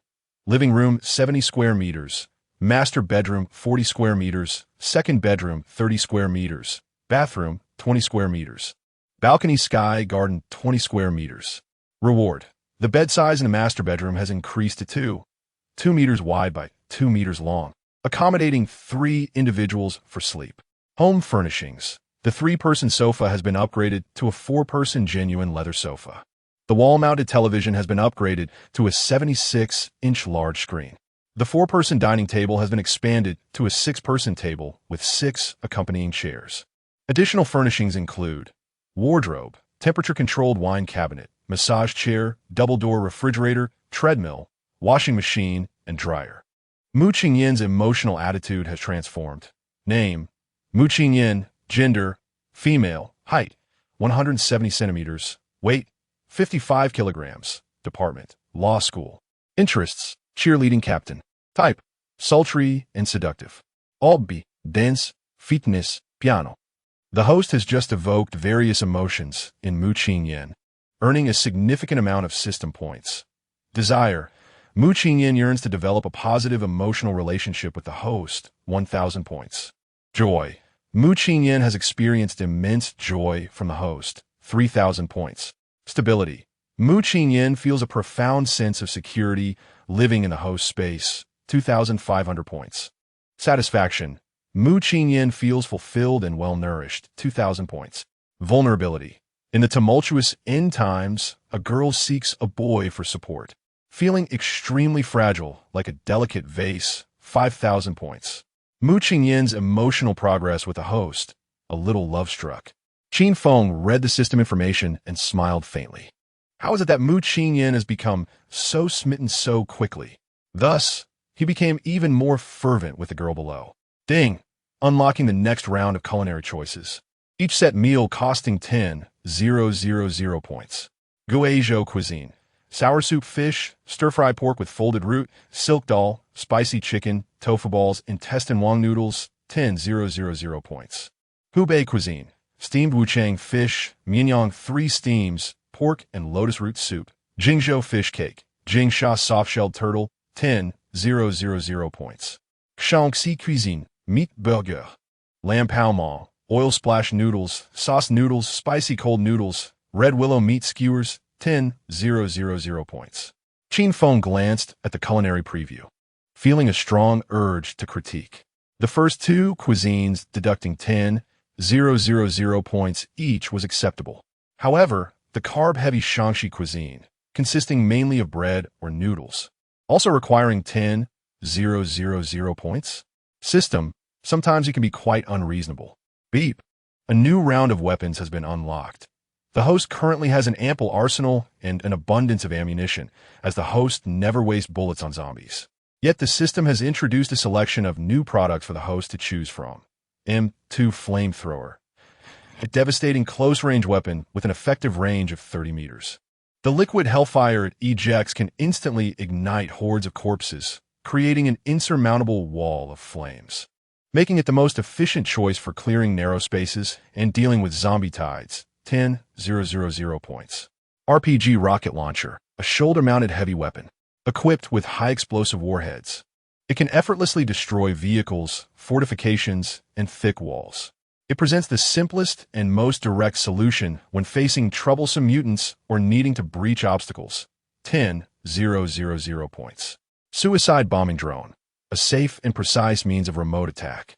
The host can remotely control an explosive-laden drone from a kilometer away, locking on to targets through real-time video transmission to execute a lethal strike without personal risk, elegantly resolving threats. 10,000 points per unit. Qin Feng. Impressive. No longer will I need to aim with a Barrett sniper rifle. I can simply operate a suicide drone to take care of things. Meanwhile, In the male dormitory, room 626, Zhao Wenyu was tearfully lamenting to an artistic long-haired boy about Qin Feng's actions. "Oh, Captain Hong." Qin Feng asked Mu Qingyan to wash his underwear. Mu Qingyan, the cheerleading captain, such a flower-like girl, washing his underwear. Also, I just called Mu Qingyan, and she hung up on me. She said she was dancing for that beast Qin Feng. Just think about it. A pure and innocent cheerleader dancing for Qin Feng? Who does he think he is? An emperor? Ordering his concubines to dance? Can you tolerate that? Furthermore, after my call with Mu Qingyan, she forgot to hang up, and I heard everything. It was unbearable. I felt like I was going to crack. Captain Hong, only you can step in. You wouldn't want to see your brother's favorite girl being tormented by Qin Feng, would you? Qin Feng is nothing but a beast. No, he's even worse than a beast. The long-haired boy named Hong Yaoshan, with an artistic demeanor, gazed at Zhao Wenyu, who was sobbing uncontrollably. With a look of disdain in his sharp phoenix eyes. Calmly, he remarked, "Zhao Wenyu, with your demeanor, you dare to pursue women? You disgrace us men. And what has become of Mu Qingyan? Is she now reduced to being Qin Feng's lapdog after just a few interactions? In the past, Mu Qingyan was my little admirer. When I performed on stage, she would present me with flowers." Hong Yaoshu gazed into the distance from the balcony, seemingly reminiscing about his university days. During his junior year, at the welcome party, Mu Qingyan became his devoted fan. Zhao Wenyu immediately embellished the story, saying, "Indeed, indeed, Mu Qingyan used to be your little admirer. Surely, you wouldn't wish for your little fan to be mistreated and trampled under the hands of Qin Feng now, would you?" Chapter 71. You represent justice.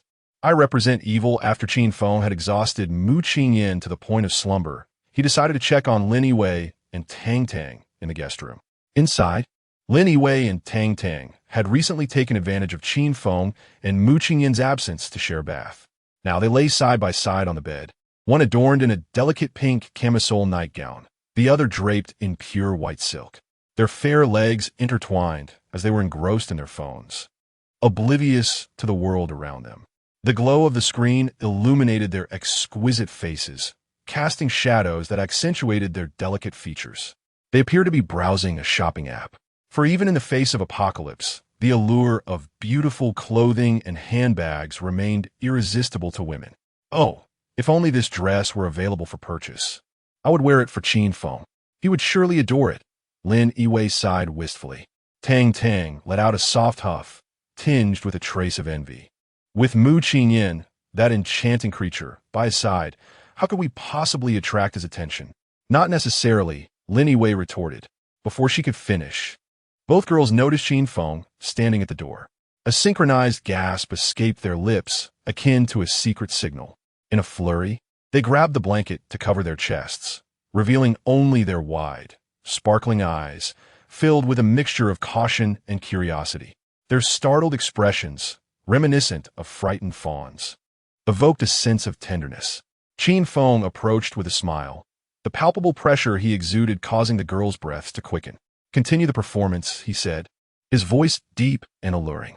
Lin Yiwei bit her lip, creating a slight opening in the blanket, her gaze inviting. "What are we performing? What about you? Did you finish with Mu Qingyan so soon?" From his elevated stance, Qin Feng regarded them. "She's asleep." "Oh." Tang Tang elongated her tone, her eyes sultry. "She sleeps, and you come to seek us? Are we merely backup?" Qin Feng remained silent, simply observing them. The sight of the two young women made his heart race, as he could hardly fathom what might transpire next. Emboldened, Lin Yiwei lifted a corner of the blanket and patted the empty space beside her. Standing must be tiring. "Why not join us for a chat?" Qin Feng smiled faintly. "What a splendid time. Why sleep when we could revel?" Lin Yiwei pouted. "Revel in what? The world outside is filled with zombies. The malls are shuttered. The cinemas closed. We are on the brink of boredom." Tang Tang chimed in. "Indeed. I long to go shopping." Inwardly, Qin Feng scoffed. "My dear ladies, outside lies a graveyard. The malls overrun with the undead, transformed into a living hell." Just as he prepared to speak, his phone vibrated in his pocket. He pulled it out and unlocked the screen, revealing a message from Hong Yaoshan. "Qin Feng, you scoundrel. Mu Qingyan is my little admirer and one of my harem members. You better behave and keep your hands off her." Moreover, the weapon you possess is not solely yours. Relinquish it immediately for collective safekeeping by us boys. Together, we shall hunt the zombies and safeguard everyone. Do not be a coward who only dares to act against classmates. A true man must shoulder his responsibilities and join the battle against the undead. With great power comes great responsibility. Do you understand? I propose that you surrender all your weapons so we can fight together. Let us seize resources and establish a survival base at Coastal University. Consider this and provide me with a response. Qin Feng's gaze instantly turned icy. Hong Yaoshan? That arrogant fool, speaking without forethought. The imbecile who, relying on his height of nearly 2 meters and a worthless guitar worth 2,000, pretends to be a melancholic prince at the stadium to attract naive freshmen? Does he truly believe himself to be a god among men, basking in superiority? Does he think that singing a few songs at the welcome party elevates him to royalty? Huh, you want me to surrender my weapon? My bullets are reserved for pretentious seniors like you. Fingers flew across the screen as Qin Feng typed a swift response. Don't move, or you die. Click send. In dormitory 626, Hong Yaoshan received Qin Feng's message.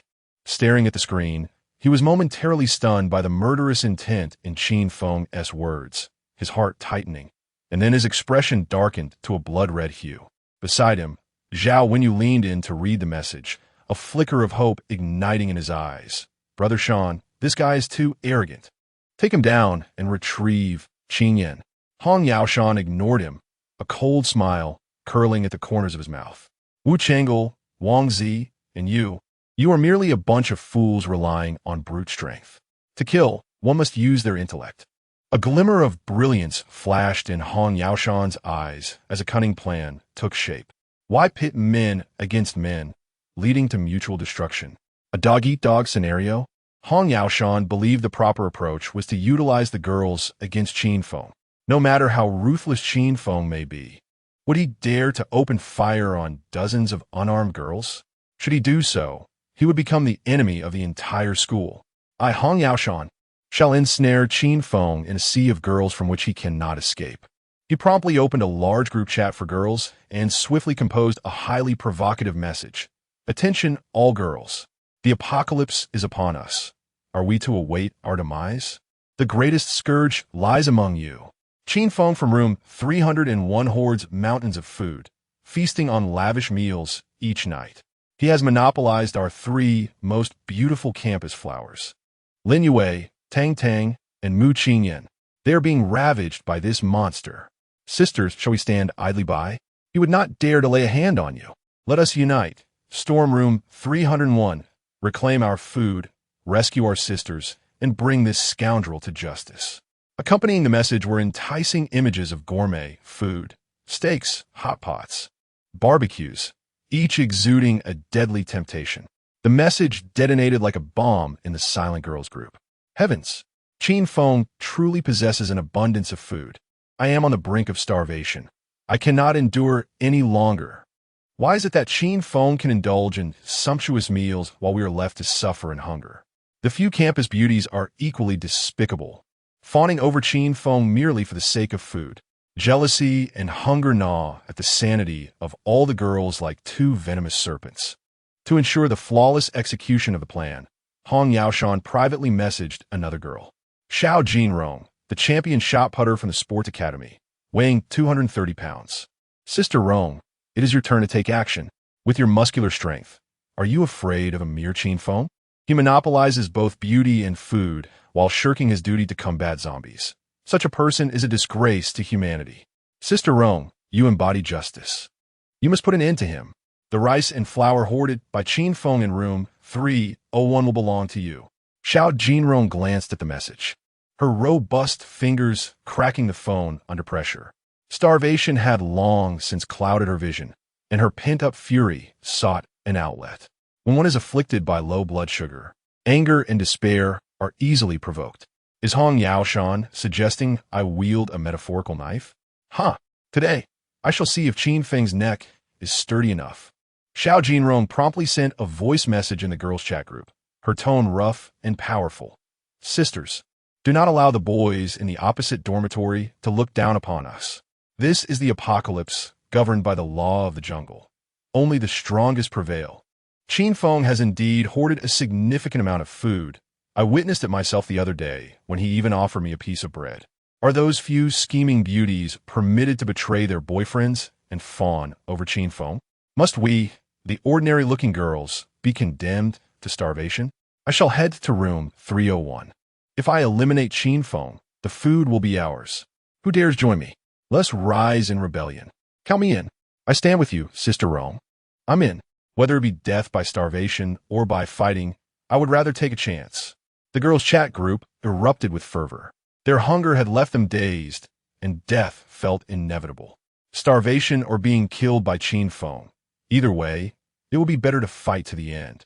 If death is to come, let it come, rather than enduring an interminable hunger. Soon, a formidable assembly of dozens of ravenous girls, their spirits ignited by hunger, was formed.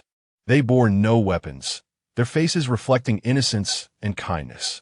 Yet within their pockets lay an array of tools, scissors, utility knives, and nail files gathered from their pencil cases and makeup bags, ready to employ cunning tactics. Their objective was to catch Qin Feng off guard, to stab his eyes with scissors or strike at his throat. With a wave of her hand, Xiao Jinrong led this band of fierce women forth, marching boldly towards the 301 dormitory. Chapter 72. The Male Deity? I am here to conquer the male deity in the stillness of the night, as darkness enveloped the world. Mu Qingyan lay in slumber upon the master bed, having experienced the pleasures of love. In the adjacent room, the bright lights elevated the atmosphere of flirtation to its zenith. The air was filled with the fragrant essence of youthful beauty and the sound of laughter. It was here that Qin Feng engaged in a playful pillow fight with his two stunning wives, their laughter ringing out like melodious chimes. How rare it was for Qin Feng to spend time with them after attending to Mu Qingyan, indulging in this delightful skirmish. With a pillow in each hand, he pushed the two girls into retreat. Lin Yue, clad in a pristine silk nightgown, radiated an ethereal glow under the light, her long hair dancing as she evaded. Breathless and bubbling with laughter, she exclaimed, "Ah, no more, no more. Husband, I surrender." Tang Tang, adorned in a playful pink pajama set that accentuated her alluring figure, feigned resistance while playfully pleading for mercy. "Husband, spare us. You are so wicked, always bullying us." With a mischievous grin, Qin Feng brought both girls down onto the soft bed, playfully pinning them with pillows, relishing this rare moment of warmth amidst impending chaos. Yet just then, a chilling mechanical voice intruded upon his thoughts. Ding! System alert. 19 highly hostile targets detected, rapidly approaching the host's room. Threat level, moderate. Target gender, female. Would you like to activate real-time surveillance? Qin Feng's expression turned icy in an instant. Activate. In the next heartbeat, a vivid surveillance image unfurled in his mind. In the corridor, the hefty sports student, Xiao Jinrong, weighed down by excess flesh, exhibited an expression of hunger and madness. Behind her trailed a dozen similarly deranged girls, their eyes bloodshot and faces twisted with the ferocity born of 2 days of hunger. The system's X-ray scanning feature activated automatically, pinpointing the scissors, utility knives, and small fruit knives concealed within their pockets, each marked with a dangerous red glow. A group of oblivious fools. A cold smirk curled upon Qin Feng's lips. He leaned down, pressing his lips against Lin Yue and Tang Tang's foreheads, his voice dripping with tenderness. "Stay here, my darlings. There are a few rabid dogs outside. I shall handle them shortly and return to keep you company." The two girls, upon witnessing the fleeting glint of cold malice in Qin Feng's eyes, felt a shiver run through their hearts, a primal fear emanating from the depths of their souls. Rabid dogs? Was Qin Feng about to take a life once more? Without further explanation, he gently tucked them in, ensuring their delicate arms were cocooned within the warm blankets, as if safeguarding the most precious treasures. Then, he turned and exited the room, softly closing the door behind him. Inside, 2 tender lambs trembled beneath the covers, while outside stood a sovereign of doom, poised to transform into a harbinger of destruction. Qin Feng made his way to the living room, retrieving his arsenal from the system's space. The Glock pistol lay empty, discarded carelessly aside.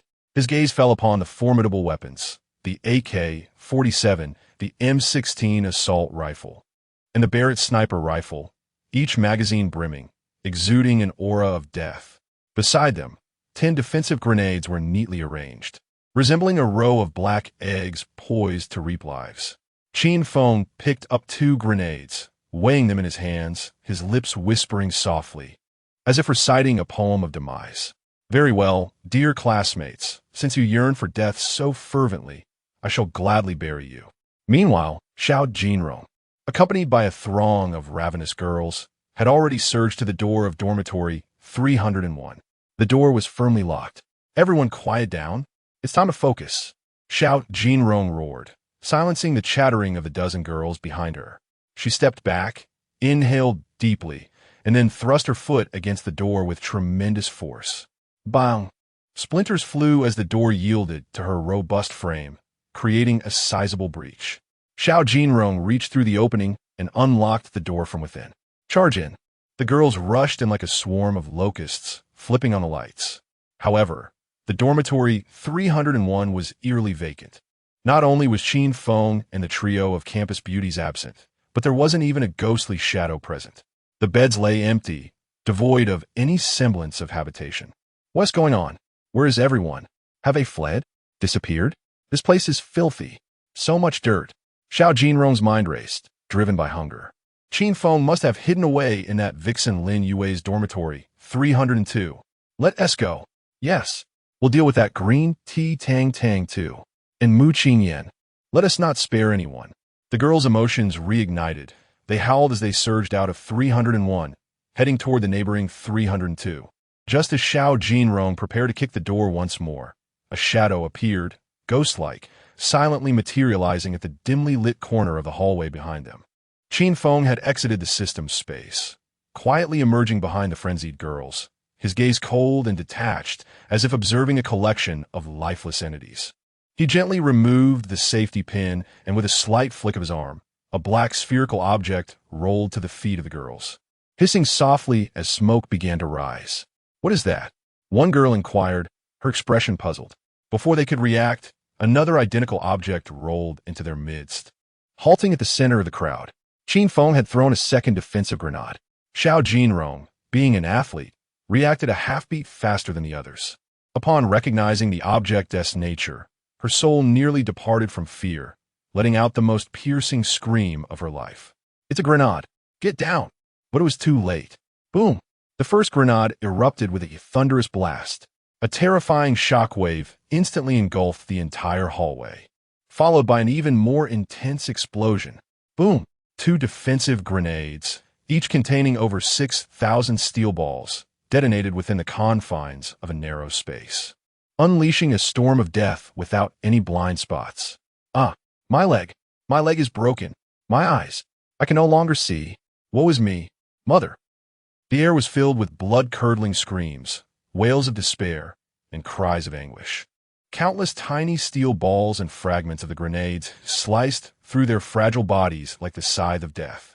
Blood and flesh instantly stained the walls and floor, transforming the corridor into a hellish landscape.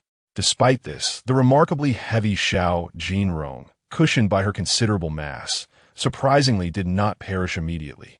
She struggled to turn around, her face drenched in blood, and beheld a figure standing in the shadows, resembling a malevolent deity. Qin Feng was hiding behind them, like a specter. In his eyes, there was not a trace of compassion, only the flames of vengeance burning fiercely.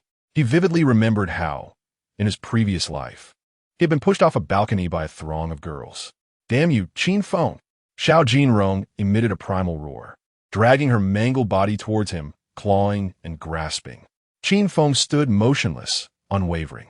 He slowly raised the AK-47 that had long been prepared in his grasp. Tot-tot-tot-tot, tot-tot-tot-tot, tot-tot-tot-tot. The flames of gunfire erupted, bullets raining down. Xiao Jinrong's advancing body seemed to be struck repeatedly by an invisible giant hammer, blood blossoms erupting across her form. She hardly had time to feel the pain before her consciousness plunged into eternal darkness, her massive body crashing to the ground with a resounding thud. Qin Feng's gaze swept across the writhing figures on the floor. A girl with a broken leg, summoning all her strength, pointed a small pair of scissors at him. Her eyes filled with venomous hatred. Another girl, expending her last ounce of energy, cursed him. Qin Feng, I will haunt you, and will never let you go. Very well. Qin Feng nodded, his voice icy. I await your arrival. Rat-a-tat-tat. Rat-a-tat-tat. Rat-a-tat-tat. He pulled the trigger, sending the remaining bullets from the magazine precisely into each still-breathing body. A seamless service, delivering the departed to their final rest. The gunfire and explosions from the girls' dormitory had long since attracted the attention of the boys' dormitory across the way. Countless boys leaned over the balcony, witnessing the entire massacre of their female classmates, filled with both excitement and terror. Some could not help but shout, Qin Feng, well done. Qin Feng, stop. They are our classmates. Are you even human? Stop it. How cruel to shoot women. The cacophony of cries rose and fell. Qin Feng's gaze turned cold, and he abruptly redirected his weapon toward the noisy boys' dormitory balcony across the way. Ha-ta-ta-ta-ta-ta-ta. He replaced the magazine without hesitation, unleashing bullets in a torrential downpour. Holy hell! Get down! The boys on the balcony, terrified, quickly withdrew their heads. Amidst the chaos, a figure concealed behind a load-bearing wall plucked the strings of a guitar. A dashing young man with flowing hair cradled a wooden guitar, his voice resonating with sorrow and fury as he sang aloud. Cover your ears, they thought, believing they would never again hear such a cry. Oh, it was Hong Yaoshu, the president of the Guitar Association, the idol of countless girls. He had the audacity to provoke with his song. Well done. Brother Shun is remarkable. He sings with the fervor of life itself. Yes, Brother Shun leads us in defiance against the sanctions of Qin Feng. Qin Feng gazed at the self-important artistic youth on the opposite balcony, a disdainful smirk gracing his face. Ridiculous. He refrained from wasting ammunition. Instead, he utilized his system space, spending 10,000 points to acquire a palm-sized, futuristic black drone. Suicide attack drone. With a gentle tap of his fingertip on the virtual controller on his wrist, the drone ascended silently, tracing an almost imperceptible arc through the night, instantly locking onto Hong Yaoshu's position. Lost in the throes of his tragic performance, Hong Yaoshu suddenly sensed a profound danger descending from above. His complexion changed drastically.